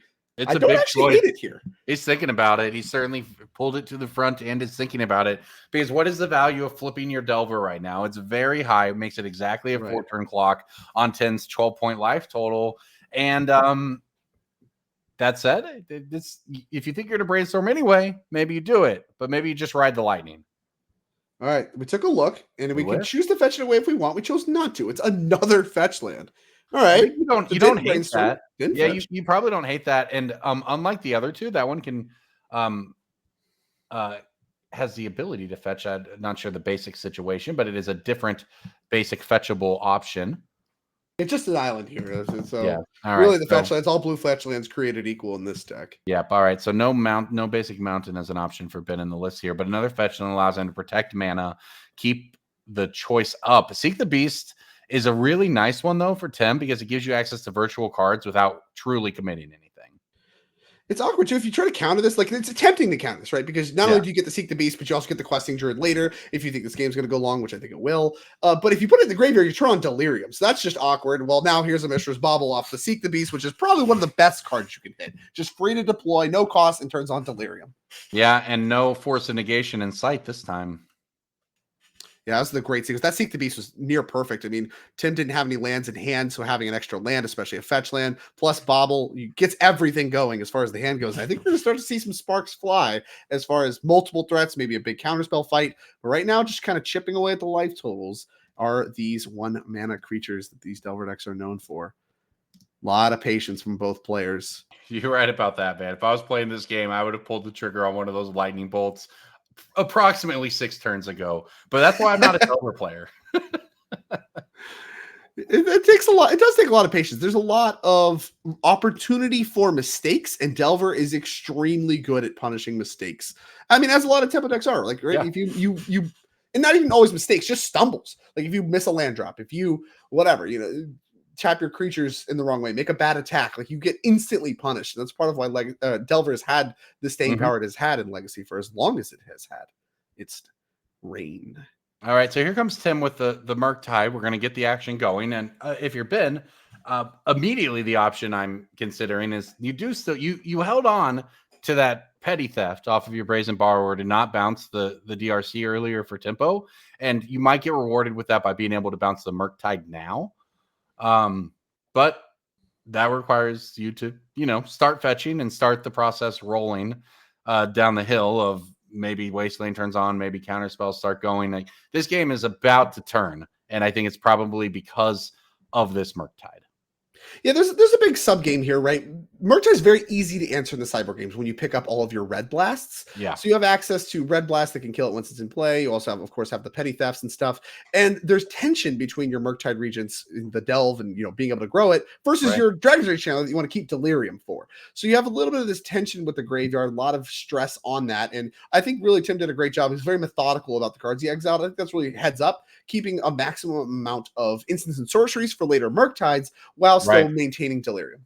No, that's exactly well said, because that's sort of like the draw to the petty theft is that you can still cast a Brazen Borrower later and reset the counters on the Murktide versus rebbing it when you can use that for more options later. And that is actually what happens here is he goes for the petty theft on it and the fight begins.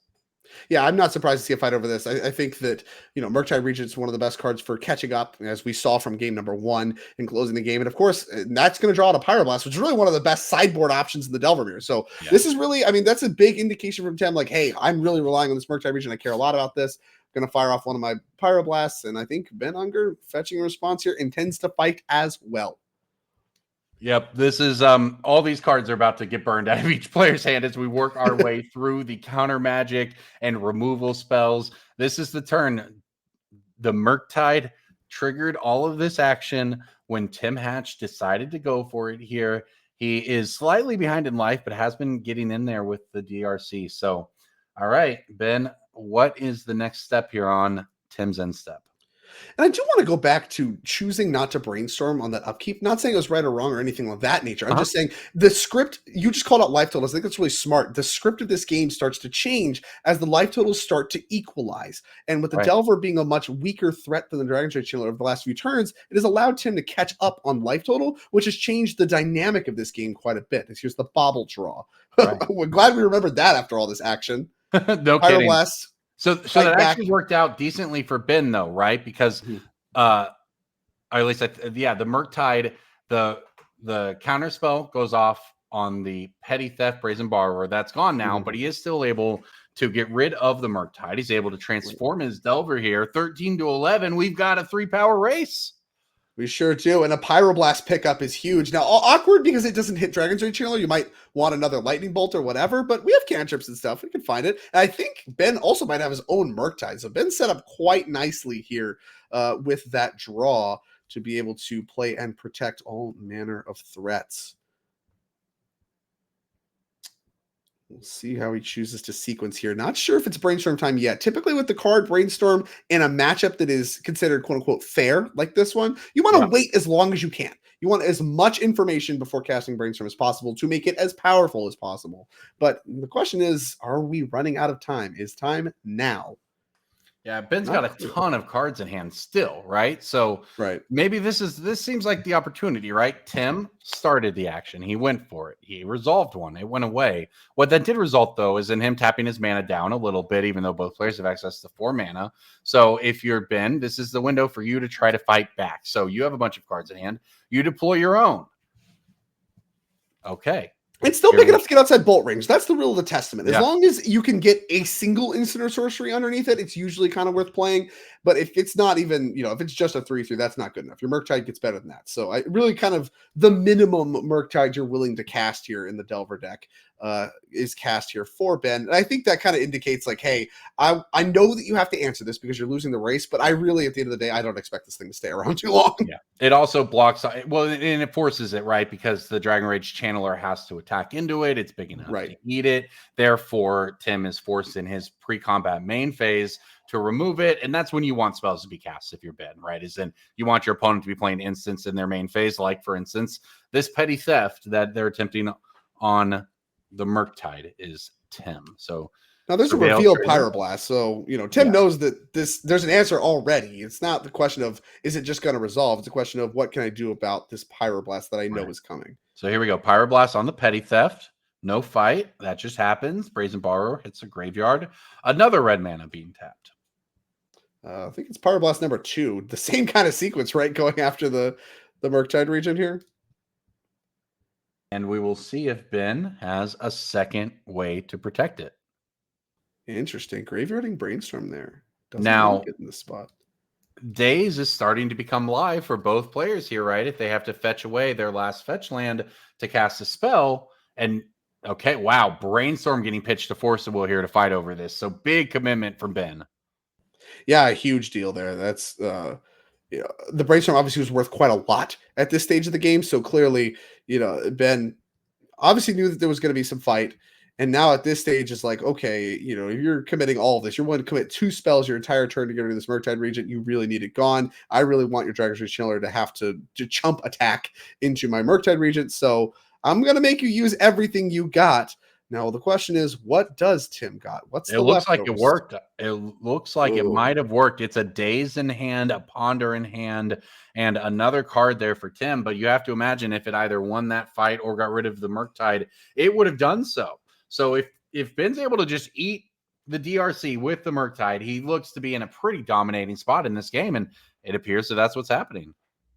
Yeah, it does happen. Now, if the last card is Murktide Regent, that's really, like I said, this is the one card that does a good job catching you up because it blocks everything. It's just the biggest thing on the battlefield all the time. And with all these Pyroblasts finally gone, it might be good enough. Now, is Ben's last card a final Pyroblast? If so, that spells very, very bad news for Tim Hatch. Yeah, I didn't catch Ben's last card, and I also didn't catch Tim's last card, so it could very well be a Murktide, and I think you might be right. Perfect follow-up to all of this for him. Yeah, great sequencing there. Card to answer your Murktide, card to answer your Murktide. None of that worked. Fine. Here's my Murktide. Great sequence to respond to Murktide. Really kind of what you have to do. Great job navigating with Tim. Now, we do know, like I said, Pyroblast, this is why it's one of the best cards on the sideboard. It just is removal spells. It's counter spells. It does everything you want it to do. The only downside is it costs mana, which, woe is me. It costs mana. Most spells do. And yeah, there's another blast in the chamber. That might just be the ace in the hole. I don't think Tim can cover that. And he's got Surveil as well. He's going to get a Surveil trigger to set up his next turn. If this resolves, right? But that Daze isn't doing anything for Tim. That's for sure at this point. And the Ponder, he had no mana to cast. So it is shields down for Ben, is able to use the Pyroblast to kill the Murktide. He's able to get a Surveil trigger, but it clears the way for his own Murktide, right? That's 7 damage coming through here. Tim's at 8 life. Yeah, I mean, down to 1 you go, and there's no wrath effects in this, so there's no way to answer 3 creatures in 1 card. And yeah, so we're just going to shake hands, and there you go. Ben Unger, the 2-0 sweep over Tim Hatch, decisive Teamer Del Ramiro. And it looks like both matches in a game 3 right now, so we'll figure out exactly where we're going to jump next based on who's actively playing a potential decider. Of course, if Ben Unger's team does play. Let's actually jump over to standard. It sounds like we can check that out real quick and see what's going on with the control matchup. The tier 1.75 in his own words from Phil Cyberman. Mono white token control deck playing very quick Magic. I would say he call it 1.75. We'll call it whatever tier you want. What he's doing right now is powerful. Making 1/1 tokens with your land that also draw you a card thanks to the Enduring Innocence. That is a powerful engine. Now, speaking of powerful engines, Harrison has a lot of things going on his side of the field. So we'll see what he wants to do. There's a lot of piles. Self-bounce deck's got so much going on. I mean, and this one, I mean, notably is the Esper variant. So this is the Esper self-bounce. It's got the 4 Nurturing Pixie. It's got the 4 Optimistic Scavenger, which are usually the only white cards in the main deck, those 2 sets of 1 drops. The rest of it really kind of has the same shape as the self-bounce stuff. Got the 4 Fear of Isolations. You got the 4 This Town Ain't Big Enough. And then all the stuff you want to bounce. The Nowhere to Runs, the Hopeless Nightmares, Storm Chaser Talents, all that stuff to fill out the list alongside Kaido, of course. So here we are. Of course, this is game 3. So if Harrison Canfer does win this match, it will win his match for the team as we are revealing This Town Ain't Big Enough. No more lies in hand as well over there for Harrison right now. Looks like a Spiteful Hexmage in play. I see an Otter token with a Cursed Roll on it, I believe. A lot of stuff going on. Yeah, it's certainly a lot of agency if you're Harrison, right? You feel like you can do a lot in this scenario. It's hard to make sense of this board right now, I guess. Things are pretty even. If you're Phil, any sort of resolving, any sort of wrath probably looks pretty okay, just for the fact that, I guess depending on the wrath, you can get your Enduring Innocence back if you can get it into combat. Now, the flyers are probably your biggest concern. Right. I mean, a lot of life totals are still quite high. I mean, obviously there's a lot of permanence in play, but based on this game, I mean, you still have a lot of game to play, even if things start to go bad. I mean, anytime you're talking about a Sunfall deck, you can certainly catch up from behind. I have to imagine there's some copies of Sunfall, still in Phil's deck. And you, like you said, you do have the Beza holding down the fort as far as attacking. You have the Enduring Innocence that can be a value engine, also has lifelink if the life totals start to matter. There's a lot of games still being played here as they kind of jockey for position. Here's a big attack.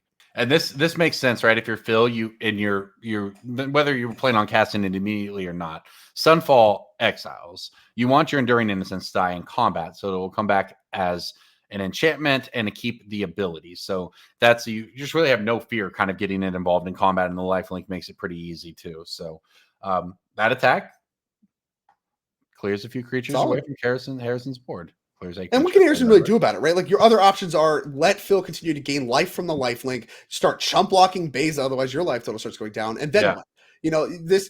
Your options are kind of bad either way. Running face first into Sunfall, and then he gets to have Enduring Innocence. Well, that's no good. Well, the other options are he's gaining life, and I'm having to chump block. That's no good either. Really, is going to kind of need to get the engine assembled. We have some of the pieces, right? Storm Chaser's talent plus This Town Ain't Big Enough. If you have enough mana, like you start to really loop stuff there, being able to keep picking that up over and over and over again. But right now, it looks like Phil's really the one with the mana. Fountain Ports and all that stuff to activate. Sunken Citadel just is able to spend more mana than Harrison can for turn over turn. That usually spells victory in games of Magic the Gathering at large, no matter the format.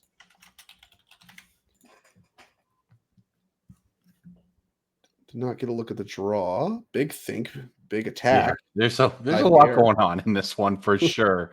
Especially if you're Harrison and half of your cards interact with your own board as well as your opponent. Answer your own things. Just a lot of things to think about over there. But hey, attacking with your flyers, that's a pretty good place to start.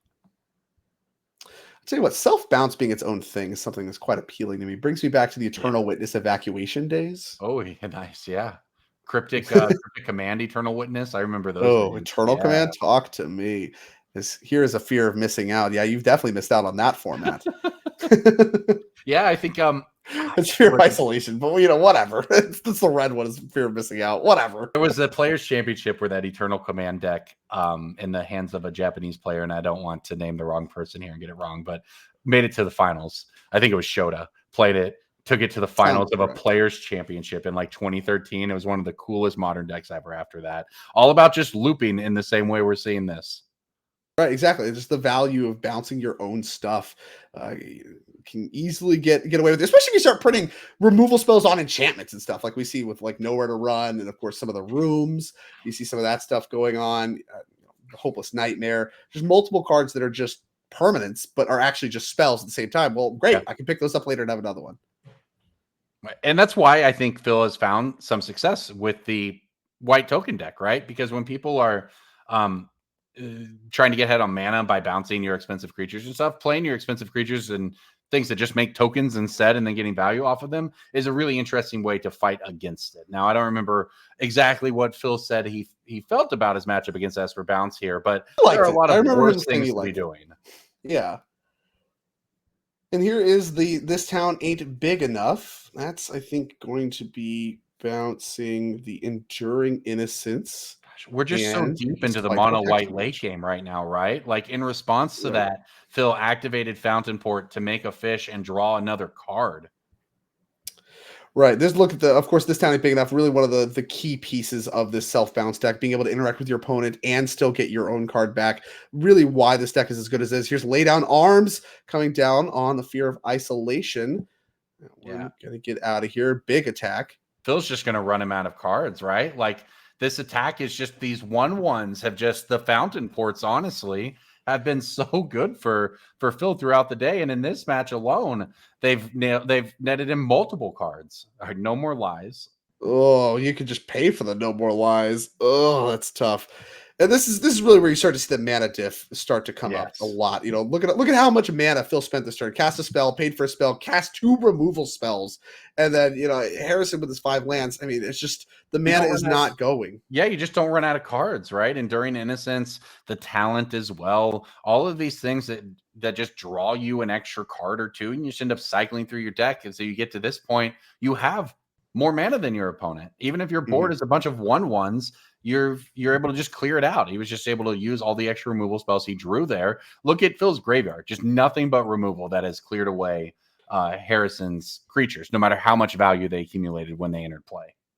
And this is the squeeze, right? Like he's done a good job playing around Sunfall, not letting himself get destroyed by a big Sunfall that Phil's had this entire time. But the cost of that comes that you really need to get your mana going. You need to be able to start catching up in order to just battle what's on the battlefield. And really the base of the Enduring Innocence have done a good job carrying it. Not to even speak of the tokens, which are just a bunch of extra chip damage that is really starting to matter as life totals dwindle. Yeah, the flying attacking strategy here for Ben, I think for Harrison was probably the best out, right? That is the one. The chump block will happen actual forever from Phil's deck. The way you can get ahead and try to get some agency before he just drowns you with card advantage is to get into the air. So knock him down to 11. You've got a big Fear of Isolation there, right? That's 4 power. So if you can, at this point, I guess maybe you're hoping to make Phil burn a Sunfall just to get through it. But yeah, not a lot of options. And this is a big hit, right? Just coming through for 10, I think. Yeah, huge backswing coming. And, like you mentioned, I think drawing the Optimistic Scavenger and starting to get that going might be a little late to the party. I mean, you saw Phil really prioritizing, like you mentioned, getting the stuff out of the air. Lay Down the Arms really went after just only Fear of Isolations. Get those off the battlefield, get the flying attack neutralized. But Optimistic Scavenger, very good at growing one creature very large. And that's what is happening right now in the air. But that means you can need to start cracking back for big swings in the ground. That's what Phil's doing. It's a great response to it. And like you mentioned, Sunfall is the ace in the hole. I just don't know that Harris can continue to play around that forever. As here is the run. This town ain't big. I was going to say run away together. This ain't a fact. Come on. This town ain't big enough is going to come down. And in response, a Get Lost going after the Storm Chasers talent. This is a sequence we've seen multiple times from Phil. Just responding to This Town Ain't Big Enough with Get Lost on the Storm Chasers talent, just breaking up that loop before it even gets started. Nice line by Harrison, right? You were able to make pretty decent blocks on that turn. You were going to bounce to save life. You were going to be able to put another counter on the Fear of Isolation there, have it up to 5 power, and try to find your way to 11 damage. But unfortunately for Harrison, Phil just pretty much has everything he would possibly want. And here's a split up to get rid of the untapped creatures. Right, you just attack with everything. So you just get rid of all the untapped creatures, pick off a couple creatures there, and back Fountain Port is open, I believe, as well for Phil. Okay, well, we still got a big flyer. The game's not over. Life totals are still kind of close. Harrison's done a really good job navigating this game. I mean, like you mentioned, seems like Phil has everything and has had everything for a lot of turns. Harrison is not just dead. Got some ways to spin. The flyers are the flying is his line here, right? Because Fountainborn can make more chump blockers on the ground that are going to be untapped. So you just actually are hoping to get as many. You hope it's only 2 more attacks in on the air, and there you go. Is we are we revealing another Fear of Isolation on top? True, the Restless Anchorage. Yeah, the 4th Fear of Isolation is on top off the 2nd map, which gives us 5 in the air. That's not a lethal attack yet, and would not be a lethal attack next turn either. Right. That's the real math here, right? If you're Harrison, is you've done really well to try to get in as many attack steps as possible. I just don't think he's going to get a 3rd one after this.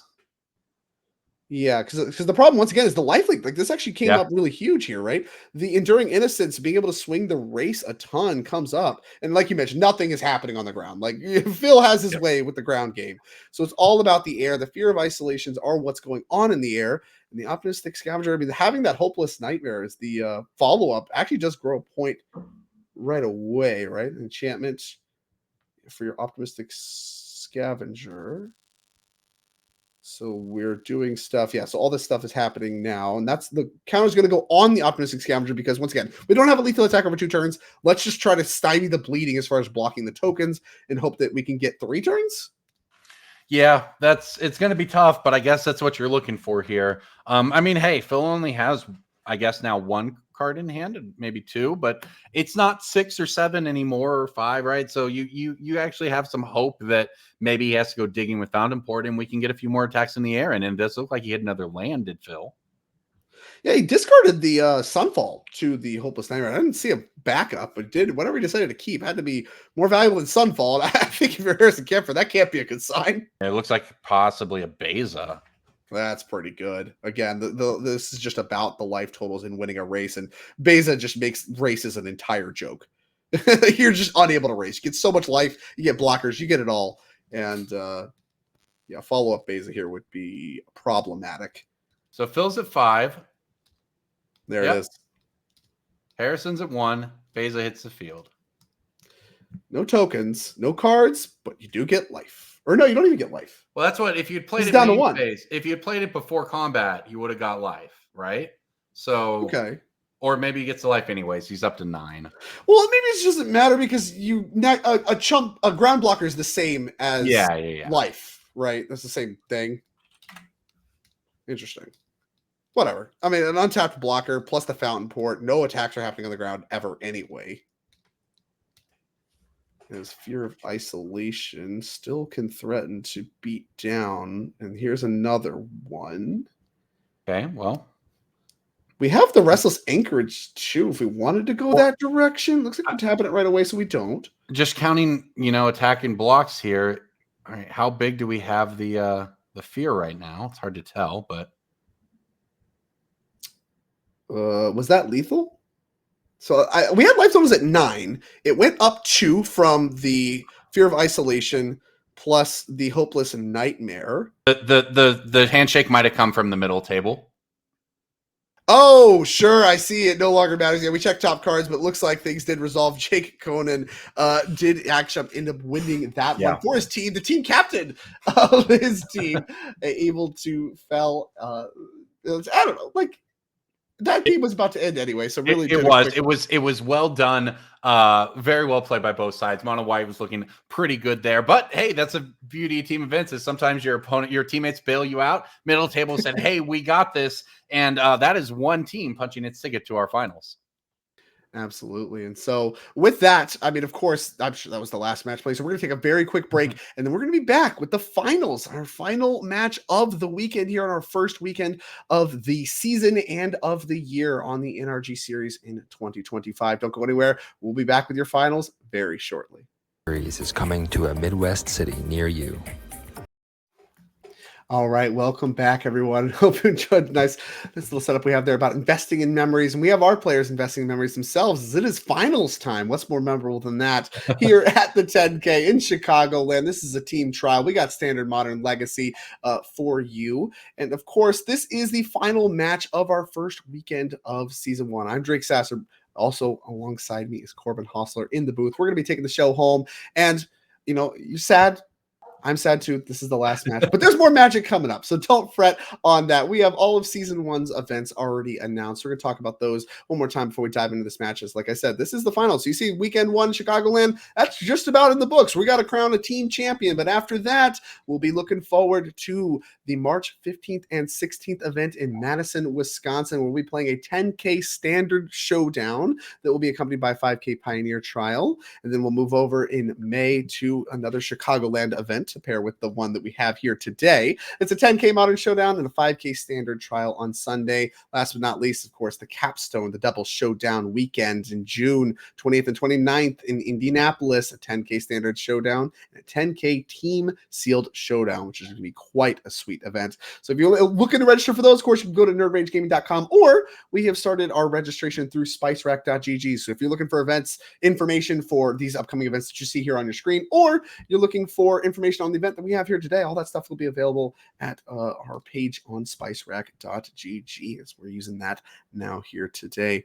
With that, it's finals time. We got to crown a champion, and what better place to start than my favorite part, your not as much favorite part, but whatever. We didn't ask you. And these players' favorite parts. It's legacy time. We're going to be getting down to the match, and again, two players that we have seen quite a bit throughout the weekend because they have done quite a bit of winning. We're looking at Tim Hatch, I believe, Ben Unger, not Tim Hatch. Just felled Tim Hatch. We're going to talk about that. Got my words confused. Ben Unger just beat Tim Hatch in the Teamer Delver mirror. We got Ben Unger on Teamer Delver on your right. And then, of course, Cliff Boyardee, team 9th place, did not get 9th place. And in fact, right now, they're in either 1st or 2nd place on Cephalid Breakfast. Cliff, of course, got the name, got quite a few 9th place finishes, some heartbreakers last year on the NRG series. Doing better already here in weekend 1 in the finals of this team trial with his take on Cephalid Breakfast. Get the trophy out the way. It started there. Gonna get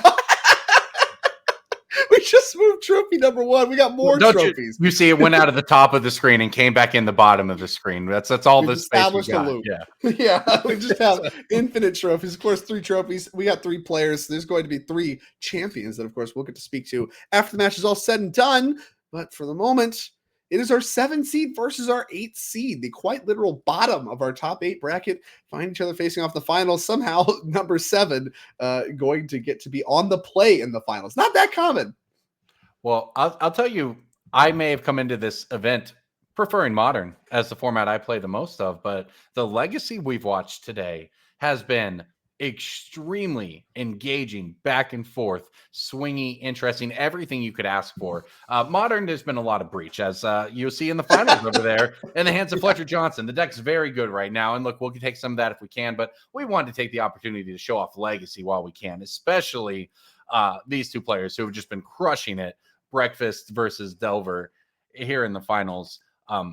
It's been a blast to watch the updates to Legacy. A lot of it, one you may not be as familiar with if you haven't watched Legacy in a while is the Questing Druid / Sheik the Beast you spot over there in Ben's hand, but we've seen it come up clutch several times, representing essentially 3 cards in these Delver decks.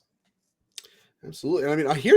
Not as recent is Dragon's Rage Channeler, but certainly one of the more powerful turn 1 plays that is kind of recently developed, and that's the turn 1 Dragon's Rage Channeler into the Mishra's Bauble. Of course, also had a fetch land to pair with that, so Delirium already halfway there on turn number 1. Yeah, we're going to take care of that very quickly as Cliff Boyardee. We're quickly slamming a 2nd land and a Prismatic Ending. So to exile goes that Dragon's Rage Channeler. Now, like you mentioned, cards like the Questing Beast and the Questing Druid, not Questing Beast, Questing Druid, and the Delver of Secrets that we picked up are going to be some threats we're going to have to lean on, as some removal spells is the name of the game. We've seen this kind of sequence before.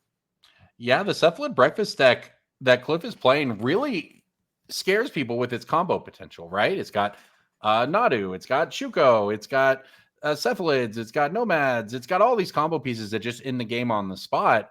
At the same time, it seems like it's just been removal spell after removal spell with the white mana that Cliff has produced throughout the day, which is, I think, a really interesting twist on the deck, right? This is not just the I'm trying to combo you on turn 2 game plan, although that is there.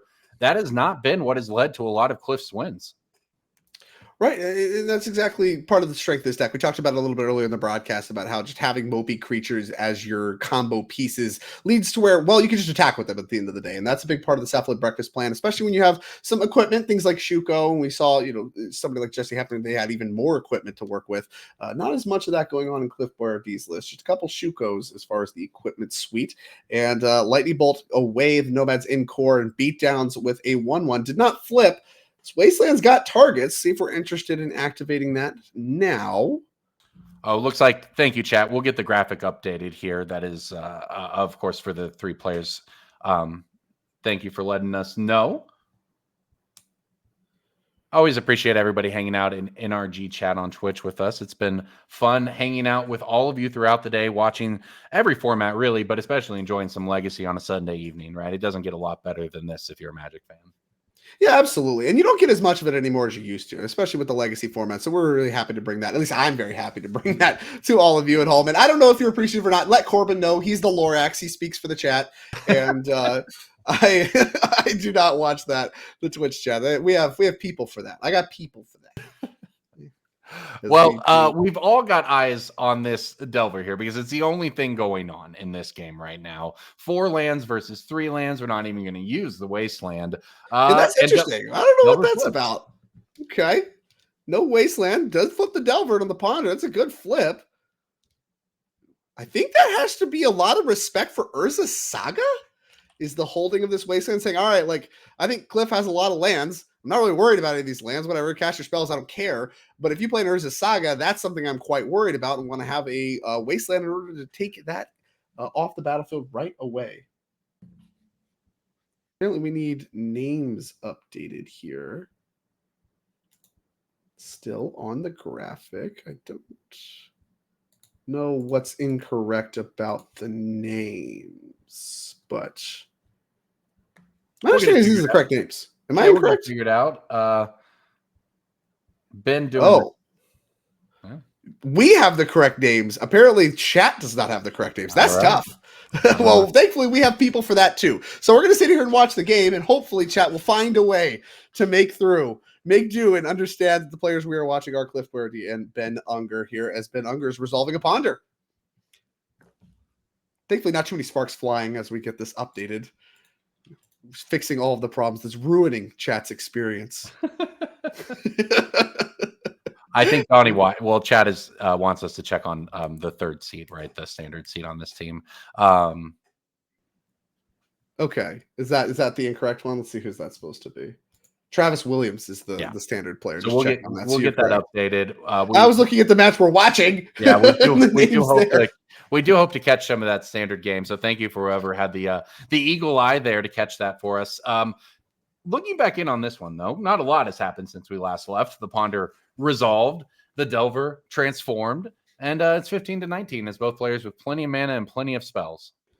Yeah, I've seen this kind of posturing before, right? Like, no real need to deploy too much else. Just kind of develop the mana. Don't even really need to pull the trigger on the Questing Druid Seek the Beast stuff quite yet, because you don't really know that you want to be casting additional spells. I mean, you're kind of fine to be in this holding pattern, attacking with a Delver. It's really where Delver wants to be. The only weirdness is not activating this Wasteland, which, like I said, I think is just a massive nod to the power of Urza Saga, and especially in this deck where it can not only make constructs, but find combo pieces as well. As here's a very powerful Brainstorm. Got to fetch land already in play for that one. Urza Saga found. I wonder if we're going to prioritize putting that in play, or if we're going to just get rid of that with the Wasteland in play. I mean, you kind of have to work through the Wasteland eventually. It's not going anywhere. Yeah, and I mean, Ben needs mana, maybe not as much as Cliff, but both players want to use mana. So, I mean, wastelanding someone else is kind of like wastelanding yourself. So maybe it's not the end of the world if you're Cliff. You just run your Urza Saga out there, take the bullet, and move on with your game plan. Yeah, that makes a lot of sense to me. We're putting a lot of thought into this. We've changed our 2 cards back a few times now. A lot of lands in Cliff's hand. Looks like we're really thinking about putting 2 lands back more or less no matter what. It's just a question of what are we keeping as far as the one land we don't want to put back. Yeah, looking over at Ben's hand, I spotted at least a Force of Wills. So he probably feels for 2 Force of Wills, as a matter of fact, and a Seek the Beast / questing Druid open. So Wasteland on Saga, as everyone expected. Didn't even let it get a first counter. You don't even get mana off that. I think that's an interaction that's actually, I mean, that's what matters, right? That's one mana that Cliff could potentially have for this turn. Yeah. Yeah, explain that for Chad, for anyone who might not understand what just happened there. Sure. So yeah, I mean, obviously the Saga puts a trigger on the stack, so it doesn't do anything when it enters. It has to enter and get a counter as it's resolving its first chapter ability, and so it does not make mana yet until it has that first ability. So in response to that trigger, you can wasteland it, and that's exactly what happened there. Is here is a Seek the Beast putting our questing Druid on an adventure. Yeah, Seek the Beast has been just so good for these Delver players throughout the day. The instant speed obviously being clutch. Another threat. Bolt to add some extra time off the clock as Cliff's life total currently divisible by 3. Yeah, and everything once you transform the Delvers, everything in the Delver deck does things in about multiples of 3, if I think about it. So that's not an ideal life total here. Dragon Rage Channeler on the stack. Yeah, in many ways represents a sort of time walk in a sense with just Delver of Secrets, right? It's an extra turn that you have off the clock by just lightning bolting. Well, with Dragon's Rage Channeler, it even gets a little more complicated than that. Yeah, and so we're actually going to force this Dragon's Rage Channeler, really respecting the 2-turn clock potential of Dragon's Rage Channeler plus the Delver of Secrets. If we fight over this, we might not have a lightning bolt. Yeah, high key best use of Narcomoeba right there, pitching it to Force of Will. Well, ideally, you want to be sacking it to a Dread return and winning the game. But yeah, I guess if you're forced to draw one, that's one of the better uses. Getting value out of your Narcomoebas when they don't do the thing they're supposed to do is I think a high point of a Narcomoeba deck. You know, like what other ways can you find value for it? Pitching it to Force of Will, that's a pretty good one. Sometimes you use it for fodder for other stuff. Sometimes it trades with creatures. Little Narcomoeba does a lot. Yeah, we saw a chump block of Massive Murktide or whatever it is. It comes up as here's a much better card than Narcomoeba. Yeah, wasting no time. Got to Force of Will that to Fairy Time Raveler. Not playing games with that. Very impactful on this board. And away goes to Fairy Time Raveler. No fight from Cliff. Used his Force of Will already on the Dragon's Rage Channeler. Now, quick life total check. This is why you write stuff down, pen and paper. Undefeated method of tracking life. So 7 to 18 looks to be the math. A 3-turn clock still from the Delver. That's a sword. Just picked up though. Yeah, that's big. That's a swords and a nomad. So the nomad not exactly doing much for you here. Is this? I guess we're thinking about the swords right now, considering days. I imagine that must be what's happening, and Cliff opts to pass the turn. Well, are you scared of the questing Druid is kind of my next question. Like, is there a universe where you don't want to swords the Delver because you would rather swords the questing Druid? I don't think so for the most part. Because like the Delver's attacking right now. Like you just don't have a life total. With 7 life, you're just not gonna have a choice. And I think that's what he considered. I can probably take one more hit from this to play around days. Because if you get dazed on your swords here, the game's probably just over, right? So all right, so another force. That was an island pickup for Ben. It's got a brainstorm. Could go for that. This is kind of that awkward when brainstorm's your only blue card. Do you cast it, try to find another blue card and like fetch land and all that stuff? Or do you just hold it? We're going to see what Ben Unger decides to do because the island is not a good draw. Yeah. So interesting. Cliff goes for it here. Actually lets Ben get another card before going for it, but goes for it. The swords. And does Ben want to force this? Big choice. Yeah, I mean, has the option to if he wants to, but also just has a backup threat. Like maybe you could go questing Druid into Brainstorm and get that cooking, and that's like more or less the same as having a Delver in play, but you're getting more use out of the rest of your cards. We're going to look at the graveyard before making this decision. Interesting. Maybe just evaluating what Cliff has been through already. Not a lot of combo pieces, which I think for the most part is good. Your combo pieces aren't that good on their own against the Delver deck, but does mean you need a lot to get started before you're going to look to win with any kind of combo. That's right. Really want to go back and highlight just how patient Ben was with the Wasteland. A lot of people just fire those off the first target, just hungry to put lands in the graveyard, but really understanding how important Urza Saga is and firing that off right away. I mean, did a lot to limit Cliff's options so far in this game. And now he's You're kind right. of fighting an uphill battle. Yeah, I mean, I think a lot of people sort of view Wasteland as, I mean, not that it's necessarily less relevant now than it was then, but a very old school play my Ether Vial, play Wasteland, Wasteland your land, Wasteland your land. You don't have any lands. And that's not always the best use for Wasteland when you can't do that. Sometimes it's just to have Wasteland as a land until they play a high value land like Urza Saga. So learning that patience that you just called out is, I think, something that separates players who play Legacy and Legacy players. Right. Yeah. These are things that are easy to miss if you're somewhat new to the format. Is a lot of times you're just like, okay, Wasteland, anything at all. It's good to be restricting mana, especially in a Delver deck, right? Tempo style. But having it used as a utility that makes a lot of sense. And hey, there's another one. Little late to the party's number 2, but might still be able to get some value. Big pickup in the form of a fetch land makes this Brainstorm quite a bit more attractive to cast. So Ben will. I think that was actually a pretty decent draw, though, for Cliff, because any spell was going to run into this Force of Will if it was good enough. Whereas, okay, I mean, whatever this questing Druid does to you this turn is not going to feel very good. But I guess at least next turn, you've done something that can get around counter magic. And you can interact with the board, which you desperately need. Now, it's not going to be much, but we'll see here. We'll see if Cliff's able to do anything with this Urza Saga over the next few turns. Yeah, it might just not have the time. Yeah, I think that's really kind of what it's about. With all these spells we picked up Daze, we picked up Delver, we picked up another Questing Druid. I mean, that's just a lot of stuff you could just cast and make a massive Questing Druid.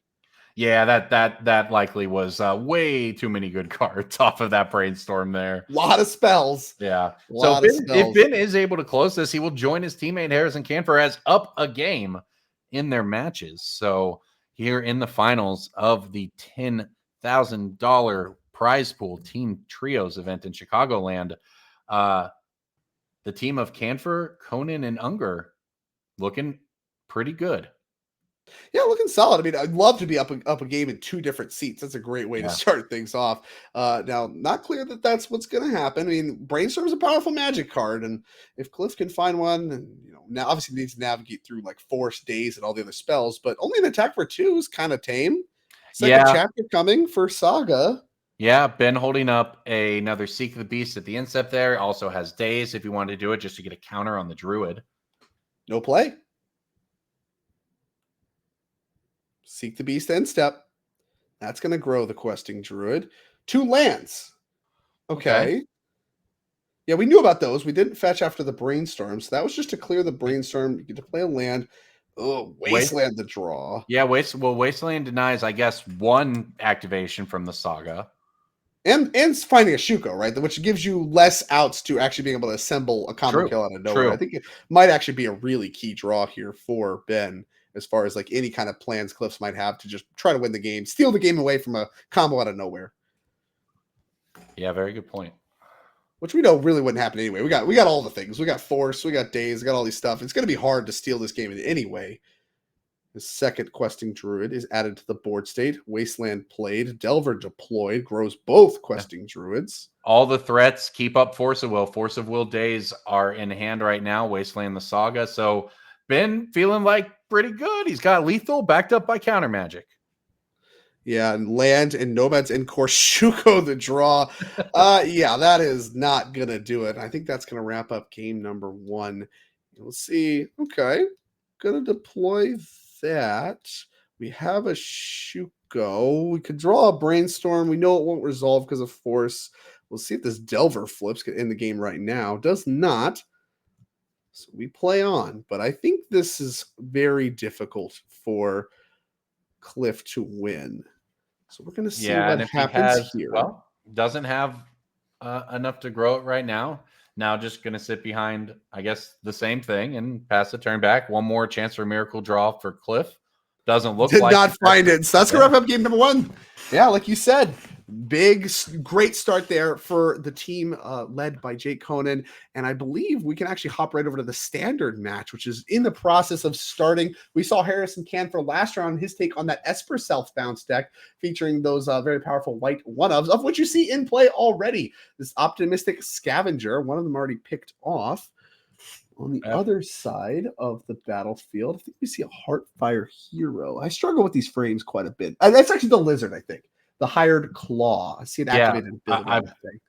I think that's true. Yes, it looks like it. 4 1-mana spells played so far in this game, by the way.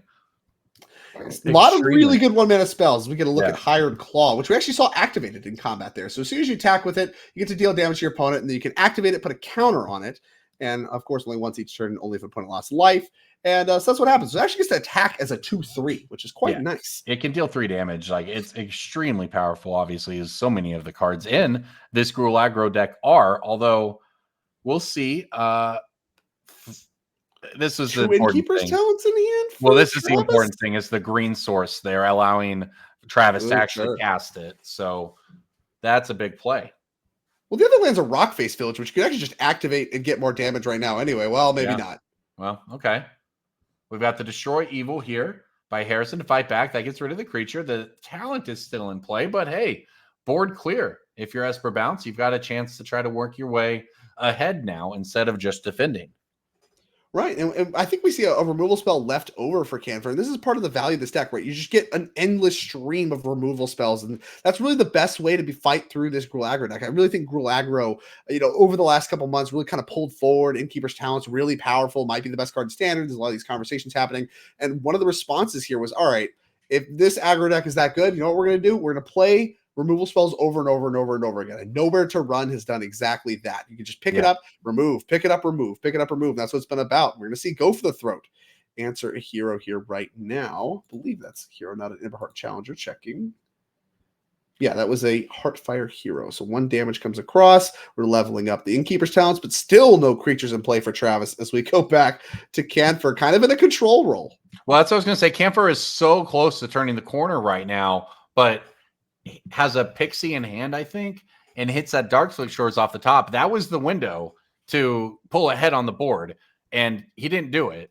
And unfortunately, that means that now it's really well set up for Travis if he's able to untap and find anything. I'm not sure if that's a creature land on the green-red one. Not quite able to. No, I think we leveled up the Innkeeper's Talent to level 3 is what happened there. Yeah, but is that the creature link? Can that fire up for Travis next turn? I don't see any creature lands. Okay. No, that's Carplusian Forest, I believe, is the closest land to the screen. My eyes, they get not so good in the old days. It happens when we age. This old Magic players, it's tough out here. But yeah, so you at least don't have to worry about that coming through. But yeah, I mean, if you're Harrison, you have to find something, right? You don't have a lot going on right now, which means as well as you've done keeping the board clear, it can all disappear in an instant. Yeah, you're just giving this deck so much time as we're leveling up the other Innkeeper's Talent, which, I mean, looks bad. I mean, it is bad, but it's not like Harrison's doing anything. He's playing tap Darkslick Shores, and any creature that Travis draws is just going to get instantly supersized. And here it is, Heartfire. And here's one. Yeah, that has to be answered right away. Otherwise, it's going to get huge. So there's a Nowhere to Run.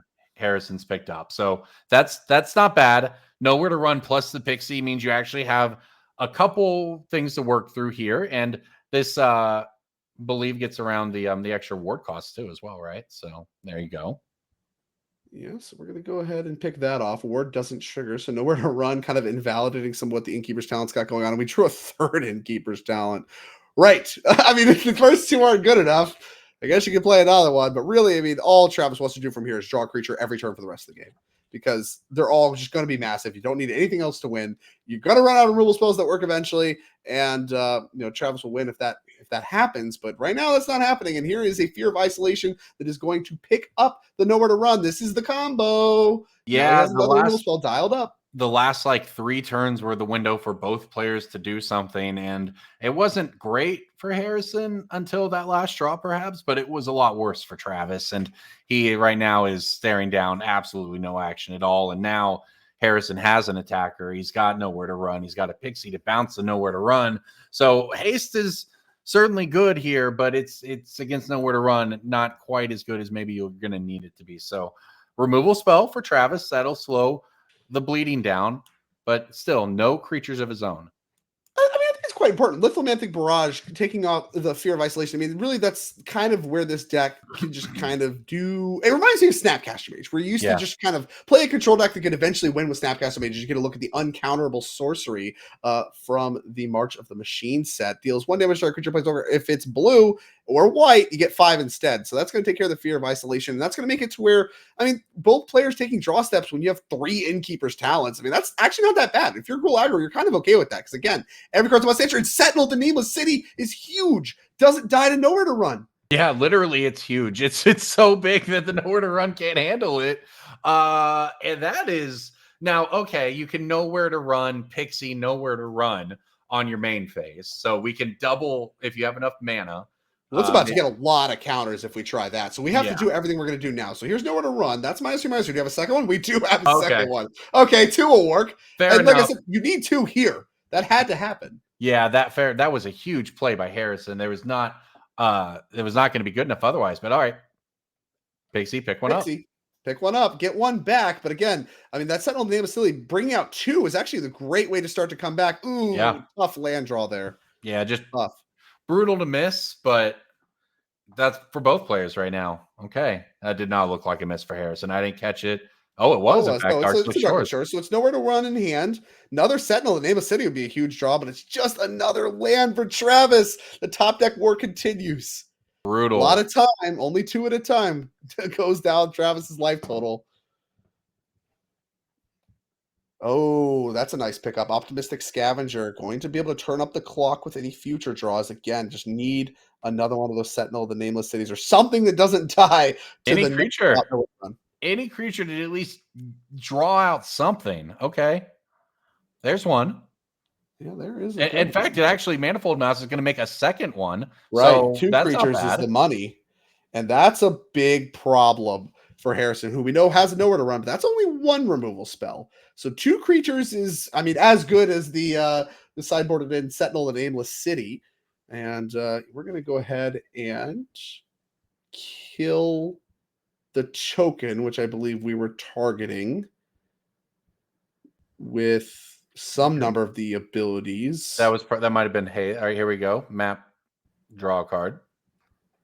Yeah, map gets another land out of the way. Love to see that. And here's just, oh my god, this is a big number. 6 tokens, is that correct? Okay, we have 3 fold up Innkeeper's Talents. If you would put 1 or more counters on a permanent or player, put twice that many instead. So it gets, oh my god. So we have 3 instances of 6 counters, is that correct? Because it goes 1 to 2, 2 to 4. No, sorry, 8. So we have 3 instances of 8 counters, I believe. So we're going to get 24 counters on this with 3 of these. Because you get 1 counter, that gets doubled 3 times. So it gets doubled to 2, doubled to 4, doubled to 8. And you do that 3 times. Yep. So yeah, we're just going to put dice on this until we can't see the card anymore. Yep. Fun fact, multiplication in Magic is in fact multiplicative. And it gets out of control pretty quickly. So it's a big mouse. It's a big mouse. Yeah, we put all these counters on it, and it looks to be dying to that's a Gigantamax. One of Witch's Vanity. Destroy a creature an opponent controls with mana value 2 or less. So a key draw there for Harrison Camphor to answer the massive creature that Travis made last turn. And now, I mean, Camphor knows he's got to lay the beatdowns, but still at a very healthy 14 is Travis. Yeah, you might very well have thought you were going to lose to that Manifold Mouse putting 2 bodies in play. So the fact that the game is not actually over if you're Camphor, that's a little mini win. You might be able to get a full win here and put your team up a match, I suppose, in the finals. So that's just a massive turn, right? That for this entire game. Draw. Huge draw. Whoa! Seek the Beast. 2 more looks. Land no good. Burst Lightning, not actually that bad. Picks off some of the pressure. And of course, the Questing Druid we know is a threat that's going to get just an infinity sign of counters. And I think yeah, the land. Harrison the land set is it up. so good the land there. being the creature land, the Soulstone Sanctuary. That's 2 threats. Harrison knows he's not going to win the race. Both threats will be lethal in the following turn. Nothing he can do about that. And 3 Innkeeper's Talents, making it to where Travis can grind out Camphor, and they get a game 3. And with that, while they're shuffling for their game 3, let's get back to Legacy. Check in on how the Breakfast and the Delva's doing. All right. Got Dragon's Rage Channeler. Looks to be either Delirious or close to it. Cliff resolving a Brainstorm has a Saga with 1 counter in play. This game looks to be going a lot better for Cliff Boyardee than the first game we watched of the game number 1. Almost certainly, because this is a second counter on the Urza Saga, has the third land. So you can actually go into the Saga game plan if you'd like. I spotted a Graph Digger's Cage and Unger's Hand there. So your combo plan maybe will work, is maybe not going to work, but at least you have a backup plan if you want it. But instead, wow, look at this. Just has the combo on turn 3. We have double days backup too, so it's not even like we got anything. And looks like Ben's getting ready to pick up the cards. Yeah, we got 2 days. Let's Ben see knows it. what's up. Wow. Well, we talked about how many games we saw today from this Cephalid Breakfast deck that were not just comboing. It's about time we saw a combo hand right there. That was almost the nuts. Yeah, it looks like this is a concession, and Ben just wants to look at the deck list to see what sideboarding happened. You see him pulling forward the Hydro Blast there, just getting a look at the deck list, seeing how Cliffworthy did do some sideboarding for the Delaware matchup, and we jump right over just to see a very quick combo kill. To game 3 they go. So assuming we don't have shuffling in the modern seat as well, maybe we check in on that. Yeah, not sure if we can catch some modern when we come back. Oh, no, not a chance. All right, let's go on back to us. And you know what? It's actually a perfect opportunity because as they're shuffling, I want to spend some time talking about shuffling. I want to talk a little bit about how, if you are a fan of shuffling, and certainly a fan of shuffling Magic cards at your desk like I am, I do this during my workday and sometimes even during the show, but don't tell anybody. You're going to want to get some Ultimate Guard sleeves. They're a sponsor for the NRG series. We've been working with them very closely over the last couple of years, and really proud supporter of their products. We carry their products. I use their products. Their stuff is awesome, and you're going to want to check out their sleeves. And the nice stuff with katanas, not bad. Those are some of my favorite sleeves. I use them on my commander decks and all that stuff. And the deck boxes, all the other things that they offer are awesome quality as well. They are a sponsor of the series, so supporting them obviously indirectly supports us, but does support us. And obviously you get a good product for your time, so there's no losing. It's all wins all around. And I know our players down in the feature match are using their Ultimate Guard sleeves to shuffle and play some high stakes Magic, which is the best possible use for Ultimate Guard sleeves. So make sure you check them out. Check out their sleeves, check out all their stuff, and support them. Again, supporting us, big deal. The finals we're in right now have been incredible thus far, right? We saw some great legacy, some great standard. What I'm interested in, and maybe we'll get a chance to check in on it or not, the Breach Demir modern match appeared to have gone longer than either of the games in the other two formats. And that's not typically something you associate with a Breach deck, especially when that Breach deck wins the game. But we've got some very talented players on both sides of the field today. So maybe not quite as much a surprise to see it happen. Yeah, and that's part of the power of Breach. I mean, you can spend some time talking about that, and that's part of the power of the deck. We talked about this a little bit yesterday when we saw the deck, really make its deep run, and even in the finals, is in the face of opposition, especially in the post-board games. A lot of times you can cut your losses by just doing a Breach, using your Mishra's Bauble, and just drawing a few cards. That's how we used to see it used 2 or 3 years ago in the modern format, really before the MH3 mess started to happen, is you would have these value breaches. Decks would just cast a bunch of lightning bolts, or they'll just use it as like a draw 5. In the middle of the game, they'll play like 1 or 2. They weren't really dedicated Underworld Breach decks, but the card Underworld Breach is so strong that it was just worth playing as a value engine in these random Izzet decks all over the place. And that kind of fell out of favor. We started to see the grinding station builds championed by Jesse Robkin primarily on our series. And now is kind of back into favor with the addition of Mox Opal. And that has really set the deck off. And now you still have the option to do all that we just talked about. You can still do those big draws and then grind out your opponent instead of just leading into the combo in the face of a lot of combo hate.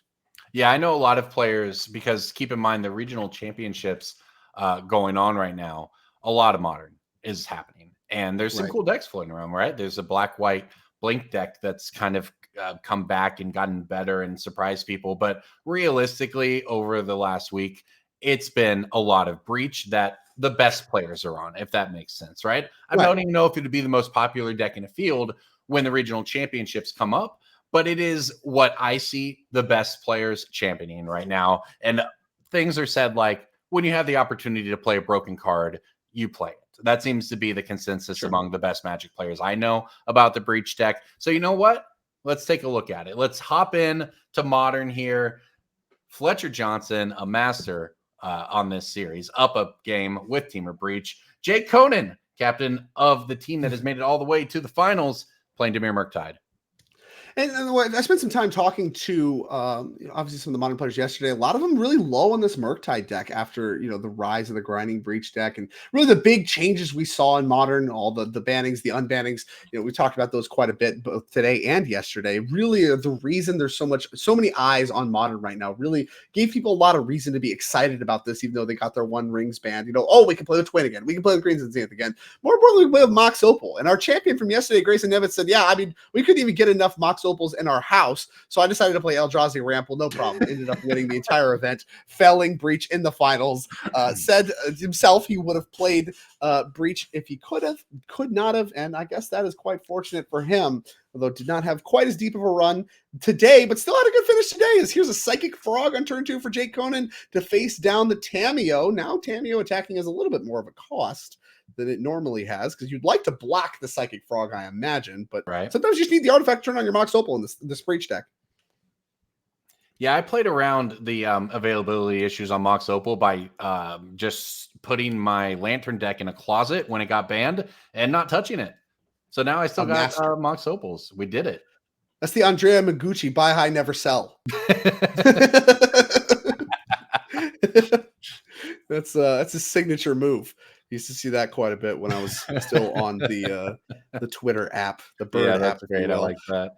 There's a Malevolent Rumble on 2. This is something Doomway called out. Really kind of one of the unsung heroes of this deck, really gluing everything together. Cards in graveyard obviously matter a lot. Being able to find your Breach a lot easier matters. And of course, being 1 mana, thanks to the mana rebuy off the Eldrazi spawn, matters a ton as well for continuing to do things on your turn. Now, we'll see what Fletcher does want to do with this Tameo. Are we going to send it in? No. Looking to block with the Tameo. Yeah, makes sense to me. It could set up an interesting decision point here for both players, depending on how Jake wants to play it with the Frog. Now, Jake, knowing that he's down a game here, so the entire match in the finals, pretty even, honestly, after we saw Canfer and Ungar pick up quick wins here. But fighting back from the team of Williams, Johnson, and Boyardee, this is all you can ask for in the finals here. And I think we're in line for a pretty good one here to wrap it up, because this is going to be a very nice Dimir game against Temur Breach. Like these Frog choices, like what do you do? Do you block? Okay. If you've blocked, do I want to pitch cards to it? How many do I want to pitch to it? What should I be worried about playing around? There's a lot of interesting decisions going on in both players' minds right now. Interesting. So we block with the spawn. And this is, there was a lot of, like you said, those decisions that matter, right? We left Tameo up to block, but that only needs to block if we decide to give it flying. Well, if we don't give it flying, we can block with the spawn. And then that doesn't even open up the line for Jake to be able to discard some cards and kill your Tameo, which is, I think, quite relevant. I think you do want to keep this Tameo around if you have the option to. So really kind of Jake kind of put it in Fletcher's court, and now no decisions for Fletcher anymore, as Fatal Push going to remove the Newsome Tameo from the battlefield. Is that a word? Nuisance, but Newsome? As an adjective? Well, it's a last name. Like I'm not a sure. noun? Okay, whatever. I don't know. I talk about magic cards, not grammar, so I guess, whatever. Nuisance. Nuisance didn't sound right, so I tried to use whatever. I'm trying. You pick up a lot of great words from magic cards, though, and then sometimes you're like, "Wait a minute, that's a real word." True. Abstruse I expand my vocabulary a little bit. Well, let's see what Fletcher wants to do. No Tameo left over, but also Psychic Frog didn't draw any cards. Well, yeah, Fletcher was able to basically, by throwing away the spawn, right, was able to trade a mana for a card away from Jake. Now, that said, I think he was probably hoping to keep Tameo after doing all of that. So still kind of a difficult spot here. We do look like we've got a decision made, and it's okay, not so bad. We're just going to redeploy Tameo. Yeah, backup Tameo is a nice one to have here. Still holding on to, looks like some Moxen in hand, something we've seen a lot of these Breach players do. And Force of Negation to pick up. Again, look at the hand. Both Harbinger of the Seas that are in this deck. No third land. Got to force a Spell Snare and some other stuff. Can't get a look at the two closest to the hand for Jake, but those are some great tools to work with. Now the decision once again. Are we blocking with Tameo and opening up the ability to discard 2 cards to kill the Tameo? Maybe we have some spells we can cast first. It's Unholy Heat going after the Psychic Frog. Okay, the decisions begin. Now there are lots of options for Jake here, and really, this is a big decision point in this game because if you're Jake, how do you fight against this Unholy Heat? You have a Force of Negation that's getting pulled to the front, but instead we decide we're just going to let it go. We're not going to worry about just the Psychic Frog. We're not going to go all in on the Delver. We're going to play a longer game here and keep up our interaction against this dangerous combo deck. Well, I think it's hard to do, right? I think that was a delirious Unholy Heat. I see at least Flame of Anor. I think Malevolent Rumble is a sorcery. And I think, assuming that Glared card there is a land, then we do actually have Delirium. So trying to fight through the Unholy Heat by discarding cards, not really a plan. Your Force Negation didn't really work. So there's not a lot going on for you, but that does really open up a lot for Fletchers. Now we can start attack with this Tameo. We can get some clues. We can turn on our Mox Opal. We can cast our Emery. That Psychic Frog really was presenting a standoff that is no longer the case. And the Breach deck gets to start doing what the Breach deck does. And that is put 2 Underworld Breaches in the graveyard off an Emery trigger. Not really what you want to see. Saga, 2 Breaches to the yard. Not really a lot of artifacts that are enticing to bring back with Emery. Really want to find your baubles and stuff. Grinding Station even is fine. It's an unsung part of the deck. Just having your Grinding Station in play really makes your Underworld Breaches more or less a kill out of the box. Backup Frog pickup. It's quite nice. Yeah, this is pretty good.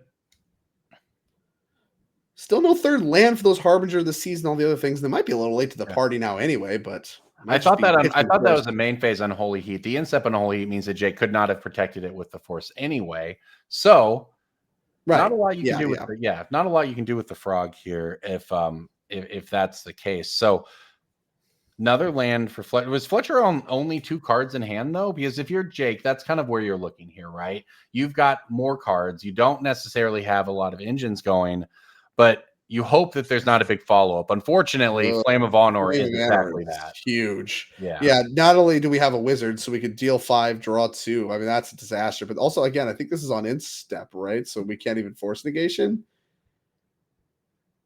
Ugh. Brutal. Yeah, Flame of Honor, obviously a Lord of the Rings edition to Modern, but one that has picked up more play, I think, as time has gone on. It came out a little bit at the beginning, but even more so now, and it just has a lot of options. And when you do control a wizard and get to choose 2 of the modes of drawing 2, destroying an artifact, dealing 5 to a creature, it really starts to become almost insurmountable as the card that turns the corner for the deck. And check that out. Flame of Honor, of course, could be up to a 3-for-1. It was a lot more than that. Had to discard 4 cards to keep this this Psychic Frog alive in the face of the 5 damage Flame of Honor. But we did do so, kind of cashing in. Recognize that was going to be the only chance at this point, right? May as well give it a shot. And it's so tough having to pitch like all your 3-drops, right? You had to pitch the Harbinger of the Seas, you had to pitch your Abhorrent Aculus, so all your powerful 3-drops, have to go to hit the bin, and of course the Spell Snare joined that party as well. We did keep Forest Blue card up, trying not to just die and try to sit behind this massive Psychic Frog as a way to claw back into this game, as now we are very, very far behind on card advantage. Oh, but I think we might have picked up an Otawara there, and that is just brutal. Yeah, that's an Otawara. The old uninteractable answer, yeah. Check that out. Jake just cannot catch a break in this matchup. And I mean, Jake's obviously had a great run. You've done a great job on this tournament so far. But really, I think what you're witnessing right now is kind of the reason a lot of people gravitated away from the Dimir decks in this current grinding breach meta game. Is just your cards just don't line up as well as they have previously. And attack with Tameo. Gonna exile. Yeah, sure. I'll exile 3 cards to block. Oh, yep. Gonna use the Otawara. So now back to hand goes the Frog. Got a big discount on the Otawara as well. Yeah, only 2 mana thanks to the 2 legends in play. Grinding Station, a nice follow-up. Like I said, doesn't really impact the board too much right now, but really makes any Underworld Breach in the future kind of just lethal out of the box. Can even sack our Mox Opal and recast it with Emery and just have some mana up if that's the thing we're interested in. Can't get a great look if there's any artifacts that ever hit the graveyard. I don't think so. And thought about Force Negationing that one. Chose not to. Fletcher chooses not to activate. Back over to Jake we go. Found Counterspell. very late to the party is that one. And I mean, really, the story of this game for Jake has been just not finding a third mana source. And now I don't even think he wants a third mana source anymore. Frog number 3. No, I think that well, same frog number 2. That one got bounced by Otawara. Oh yeah, sorry. Shook off all those counters. The third deployment of the frog here with all the counters removed, and it's going to be an uphill battle almost no matter what you do, even if Fletcher has nothing. And as we can see, Fletcher has more than nothing. Well, not that much more. We got a Tameo. That's not great. Yeah, that's not great. We got a Thassa's Oracle. That's also not great. Oh, one of these lands is Shifting Woodland. Never mind. Exactly. We just have Breach, and this is just a kill right now. Yeah, Shifting Woodland has been a massive addition to these decks. Any deck it goes into, it just finds ways to copy things that win the game. This was a big part of the Nadu decks as well. Yes, becomes a copy of target permanent. That means it can attack if it needs to. It can be a combo if it needs to. And most of the time, it's just a land that makes mana, comes into play on tap. But the upside on Shifting Woodland is just massive. I mean, we've seen it come up a ton. We saw it come up a ton yesterday. Just an uncounterable way to get an extra Underworld Breach. It came up multiple times. And I kind of wonder if we're going to gravitate to playing even more of these things. It's just so important. And like you said, it can make, I mean, if you're short on cards, it can make a grinding station, but more importantly, it can make an Underworld Breach uncounterably. So that Force Negation is not going to work. We already have the grinding station in play. The problem here, maybe we only have 1/0. So if that gets Force Negationed and we brick on one on the activation, maybe that's bad. But then we can like go to combat still, make another clue, untap the grinding station. We get like 6 cards to find any 0. Seems pretty easy to do to me. Yeah, certainly a lot of choices here, and you laid it all out very beautifully, and that's what Fletcher's working through right now in his mind, trying to figure out, okay, how do we not mess this up? My opponent threw 1 million cards into a frog. I got rid of the frog. We should be okay here, right? And that's just line it up. You're in the finals. You have a chance to give your team a 1-0 lead, which then would mean your team is just a single game away from winning the title here at the Team Trios $10,000 event in Chicagoland. So big turn.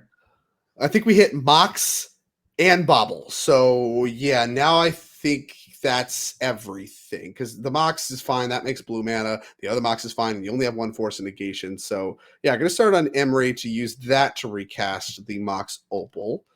And yeah, you can Force Negation this, but there's still a Mox Amber, it looks like. And if nothing else, that other card is definitely a Bobble. So we can just keep going until we find another one. Right. And that looks like it to me. Yeah, Force Negation that Jake was hoping would provide some amount of interaction. It did, but probably not enough here. Yeah, so I mean, assuming this is a breach, I don't know what else. What else would it be if it's not a breach? That is a Shifting Woodland, right? I mean, we tapped 4 mana. Okay, so it can't be. It's literally not possible for it to be a breach. Because otherwise it would be sacrificed right now. So I don't know what it is. That looked like Shifting Woodland breach. That looked like a kill to me. And now we untapped. So it has to be something else. It looks like there's a counter on it. Maybe it's a Saga? I'd like to get confirmation from the table that is, I think, it has to be like there's a Saga. It feels to me that is the most likely. Why would you make a Saga? It's only still in a turn, right? It doesn't stay a Saga? Am I losing? I don't know. We'll figure it out. We'll get updates. Turn it into a Saga again in the upkeep, and it gets the second counter. Oh, is that true? Sure. I have no idea if that's. I'm certainly not an expert on the Teamer Breach deck. Certainly not an expert in its deep Shifting Woodland lines. But there's a breach actually off the top of the deck, so we'll see if that changes things. Well, can we cast that? We just got Harbinger of the Seized. And we lost our Mox Opal. So yeah, Amber, you're right. Without the extra color, only makes blue. Yeah, no. So Mox that anymore. breach is uncastable. Maybe chat has some insight. Does chat have any insight? You speak for the chat. Does chat? I speak for the chat. Happened? Chat is I'm going to say as confused as the rest of us might be about exactly what happened there. But I do think that we're correct on how things are going. and how the cards work. So there's a clue, and it looks Was like that Opal? box Opal. Ooh, Opal was a big pickup. Oh, might have gotten bailed out. We found an extra Opal off of the clue draw. And that is going to trigger grinding station, so we can respond here if we want to. Don't know that we do. You can float your red mana, then grind away something, then play your breach, and this is a kill. So even if whatever mysteriousness happened, we have it all rolled up here. And yeah, that's going to be fitting the hand. Fletcher Johnson going to win that one 2-0, which means it comes down to our legacy match because it looks like Harrison Camper picked up win number 3. So it all comes down to this, all the way back to legacy, the way I love. That's right. And we're deep into it, aren't we? Look at all those cards: Exiled Delvers, Giant Graveyards, a Brazen Borrower on an adventure, a Lotus Petal in play, a Brainstorm on the stack. Well, we've got it all. And I'll tell you what, chat is losing it for Fletcher right now in that win right there. So it was the clutch draw set. That box Opal off the top to bail out for the breach kill is the way we drew it up. Yeah, I'll tell you what, chat. That's the power of the deck. That's all you need to know. The greatest to ever do it was called. Just saying. Greatest to ever do it. Indeed, as Murktide Regent may be one of the greatest to ever attack, as it comes down as an 8/8. That is a lethal threat for Cliff Boy RD, and if it is allowed to connect, then that will be the victory for Jake Conan's team, Harrison Camper and Ben Unger. But Cliff's got a lot to work with. Yeah, Teferi in hand. We'll see what the counter magic situation is, because Teferi bounce would probably be pretty good. It looks like 5 mana available for Cliff with that Lotus Petal. Oh, everyone's in on this. We got yeah. You think that would be pretty good? You think bouncing the big 8/8? That's pretty good play. Now, does this resolve? That's what this comes down to. Look at the crowd. I guess you can't see. I can see. There's a nice little crowd for me behind the finals here. As it is down to the legacy match. I forgot. Chat can't see everything like I can. I get to see everything. All right, fetch for Ben here. Looks like that Pyroblast is going to be on the table. Yeah. Any kind of follow-ups? I see a Brainstorm. Maybe like Hydroblast stuff going on. Checking the sideboards real quick. I see Force Negations. Consign Memories. Not really a lot. Spell Pierce would be good.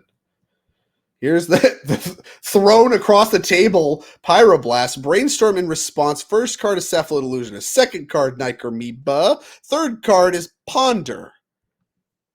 I think we have 3 Cephalid Illusionists in hand. Those are not good. I don't think we'll see. I don't think those cards are stopping this Teferi from getting countered. I'm inclined to agree with you. In fact, I'm not sure what we'll have to see if they have an actual answer lined up, because you said it. That is a truly lethal Murktide. Like, this could just end right now.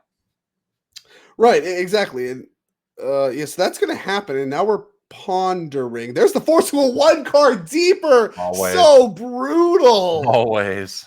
And I think you see the frustration there for Cliff Boyardee finding that Force 1 card too deep from that Brainstorm, a pile of Cephalid Illusions in hand. No real way to get this Narcomoeba in play. Could they have pondered first? Yeah, and there it is, the handshake. Ben Unger's going to win it 2-0, and that's going to be the victory for his team. Still had a daze. Still had all these, he says. Don't worry, even if you drew the Force, I had the daze. What a match. We got to watch Legacy to end it all. We started when we came in this afternoon. We said, you know what? We would love to watch some Legacy, and we got to watch Legacy be the final decider for it all here in Chicagoland. Yeah, I mean, incredible. It's awesome to see start on Legacy. Of course, we got to see some of the standard action. We got to see some of the modern action and asymmetrical matchups across the board, right? No real mirror matches, no clear best deck. I mean, we talked a lot about Breach potentially being the best deck in modern, and it certainly is, but give people time to adapt. I'm critical of Mox Opal as a Magic card being allowed to exist, but at the same time, it was allowed to exist for a long time, and people still enjoyed Modern quite a bit.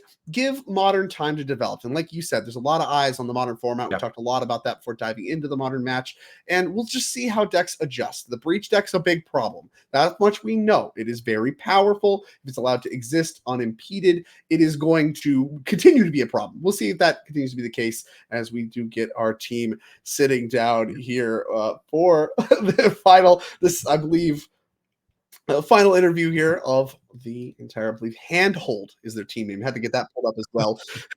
So there we go. Let's see if they're here prepared to hold hands here. Congratulations, Gandalf. I love it. I love it. Living up to your name. Thank you. Yeah. Awesome. Yeah. So, oh, go ahead.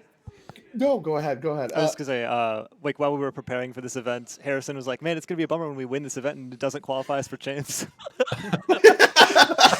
The shot call. That's unreal. Well, so talk to me, of course, as you're preparing for this event, you guys obviously prepared together. We can kind of go down the line. We'll start with you, Harrison. Talk to me about the preparation process, putting you on the standard seat, your deck selection, choosing not to play Grillagro, going with your deck that you did. Talk to me about the process. Yeah, so I tested a lot for champs last year and was pretty high on domain going into the event. But I knew Pixie had shown on the scene at Atlanta a couple of weeks ago and had a pretty high performance. I've kind of always hated the Grill matchup on domain, despite I think it being an incredibly strong deck. So Pixie has a very good Grill matchup and can play both an aggressive and controlling role depending on the matchup. So I 14-1 on Moto after picking up the deck, and I said, well, I guess I'll just play this because it seems very good. I just tried to find the last couple slots because probably 56 of it is solved, and then just deciding the sideboard cards. But overall, very impressed by the deck, more than I was anticipating. Yeah, likewise. I mean, a very dominant performance. I got to watch some of your matches as well, and like you said, I mean, it looked like it was quite well set up to battle against some Grill aggro cards. So obviously a great choice, and obviously led to the victory. So big ups there. Let's move on to Modern. Let's talk a little bit about Modern. Obviously the Breach deck, kind of the deck to beat going in. Just no question, just signing up for Breach. What's your process there? Yeah, so I've been playing Frog since like MH2 or MH3 came out. I played it through Nadu. I'm playing it through Breach now. When we saw the RC data, I was a little bit worried, but it was a week out. I don't really feel like pivoting at that point is going to be super well, and I'm had about a 70% win rate testing on Moto, top 8 at a bunch of challenges, beating Breach and NRG quite a lot. Obviously, this didn't go great for me. I lost to Breach a ton today, but my teammates made it through. So Fletcher's obviously very good, knows how to play around my counter magic and stuff like that to make it really hard for me. So, but I beat most of the other stuff that I faced, and I don't know, it worked out. Sure did, and a deck near and dear to my heart. I do like the Murktide stuff, and was sad to see it kind of underrepresented. And nice to see you kind of pulled through. And of course, that brings us over here to Legacy. Talk to me a little about Legacy playing.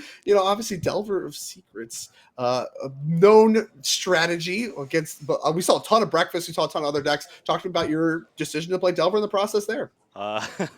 Here we go. I haven't had a ton of time to play Magic lately. I ran it through a league with my friend Ryan, 3-2'd, locked it in. I shout out my friend Kenwan, gave me the entire deck in paper. I own none of it. Perfect. And when we got to the hotel yesterday, I was sleeving up the deck. And I had to ask Jake to remind me. I was playing with, I don't know if you saw, I had the full art Ponders, and I couldn't remember what that one did. So I had to ask Jake as a reminder. But, strong teammates. I couldn't be more thankful for everyone here. And, shout out our team Level Up, great support group. Even though I haven't been playing a ton, they've just been, like Harrison said, just constantly testing and, getting to reflect on notes of others that are, who I consider to be significantly better than myself has definitely kind of helped me up my game, even though, it's not my hands doing it. Well, all three of you played great matches through the top 8 that we watched, right? Talk about the top 8 run this evening, the other teams you played against, and how it feels to, get the bragging rights in. Trophies. I thought everyone we played was a good competitor. I mean, I have been absolutely blown away just by the generosity and understanding from everyone that shows up to these tournaments. It's one of the rare tournaments I feel like I can get through the entire weekend and just say all of my opponents were just absolutely delightful to play against. I don't have any specific notes on any of my top 8 matchups that were super big. Outside of all of my opponents were very friendly, very nice to talk to, easy banter, stuff like that. I don't know if you guys have anything to add to that. Yeah, similar here. I mean, there were a few times going into matches where like you would turn to me, Ben, and you'd say like, "Oh, watch out, your opponent's really good," and because you know a lot of people. And then we would play, and then awesome. usually we would win. And it worked out, but it's definitely a nice crowd at these NRGs. It's some of the most fun I have playing Magic, like period, because of how nice the crowd is. So yeah. Well, it was a great tournament. Great to watch you all take it down. Of course. I mean, anything else you want to add? Yeah, floor is yours. Any shout outs? Anything you want to add? Oh, shout out Joseph Pio. Yep. Just the best tester / guy around. Yeah. I played some Delvermeres with him yesterday. Obviously paid off today in the finals. Shout out my finals opponent Cliff Boyardee. Just guy who I've been grinding with since day one, and I think is probably the only reason that I've gotten this good. I don't know, my mom. We don't see the mom shout outs in the interviews. I tell you what. There you go. I respect it. Yeah. That's for me. I don't know. You guys? Yeah, I want to give Pio a specific shout out for telling me to play Dothy Voidwalker in my deck. I don't know if you saw it pay off in the quarterfinals there, but that's like not very stock. And Pio was like, "You should try Dothy," and it's been really, really nice. So, but yeah, awesome. Also, my mom. Yeah, there you go. There you go. We've started the mom shout out meta. How about you, Harrison? Right. You got anybody? Also, shout out Pio and my mom.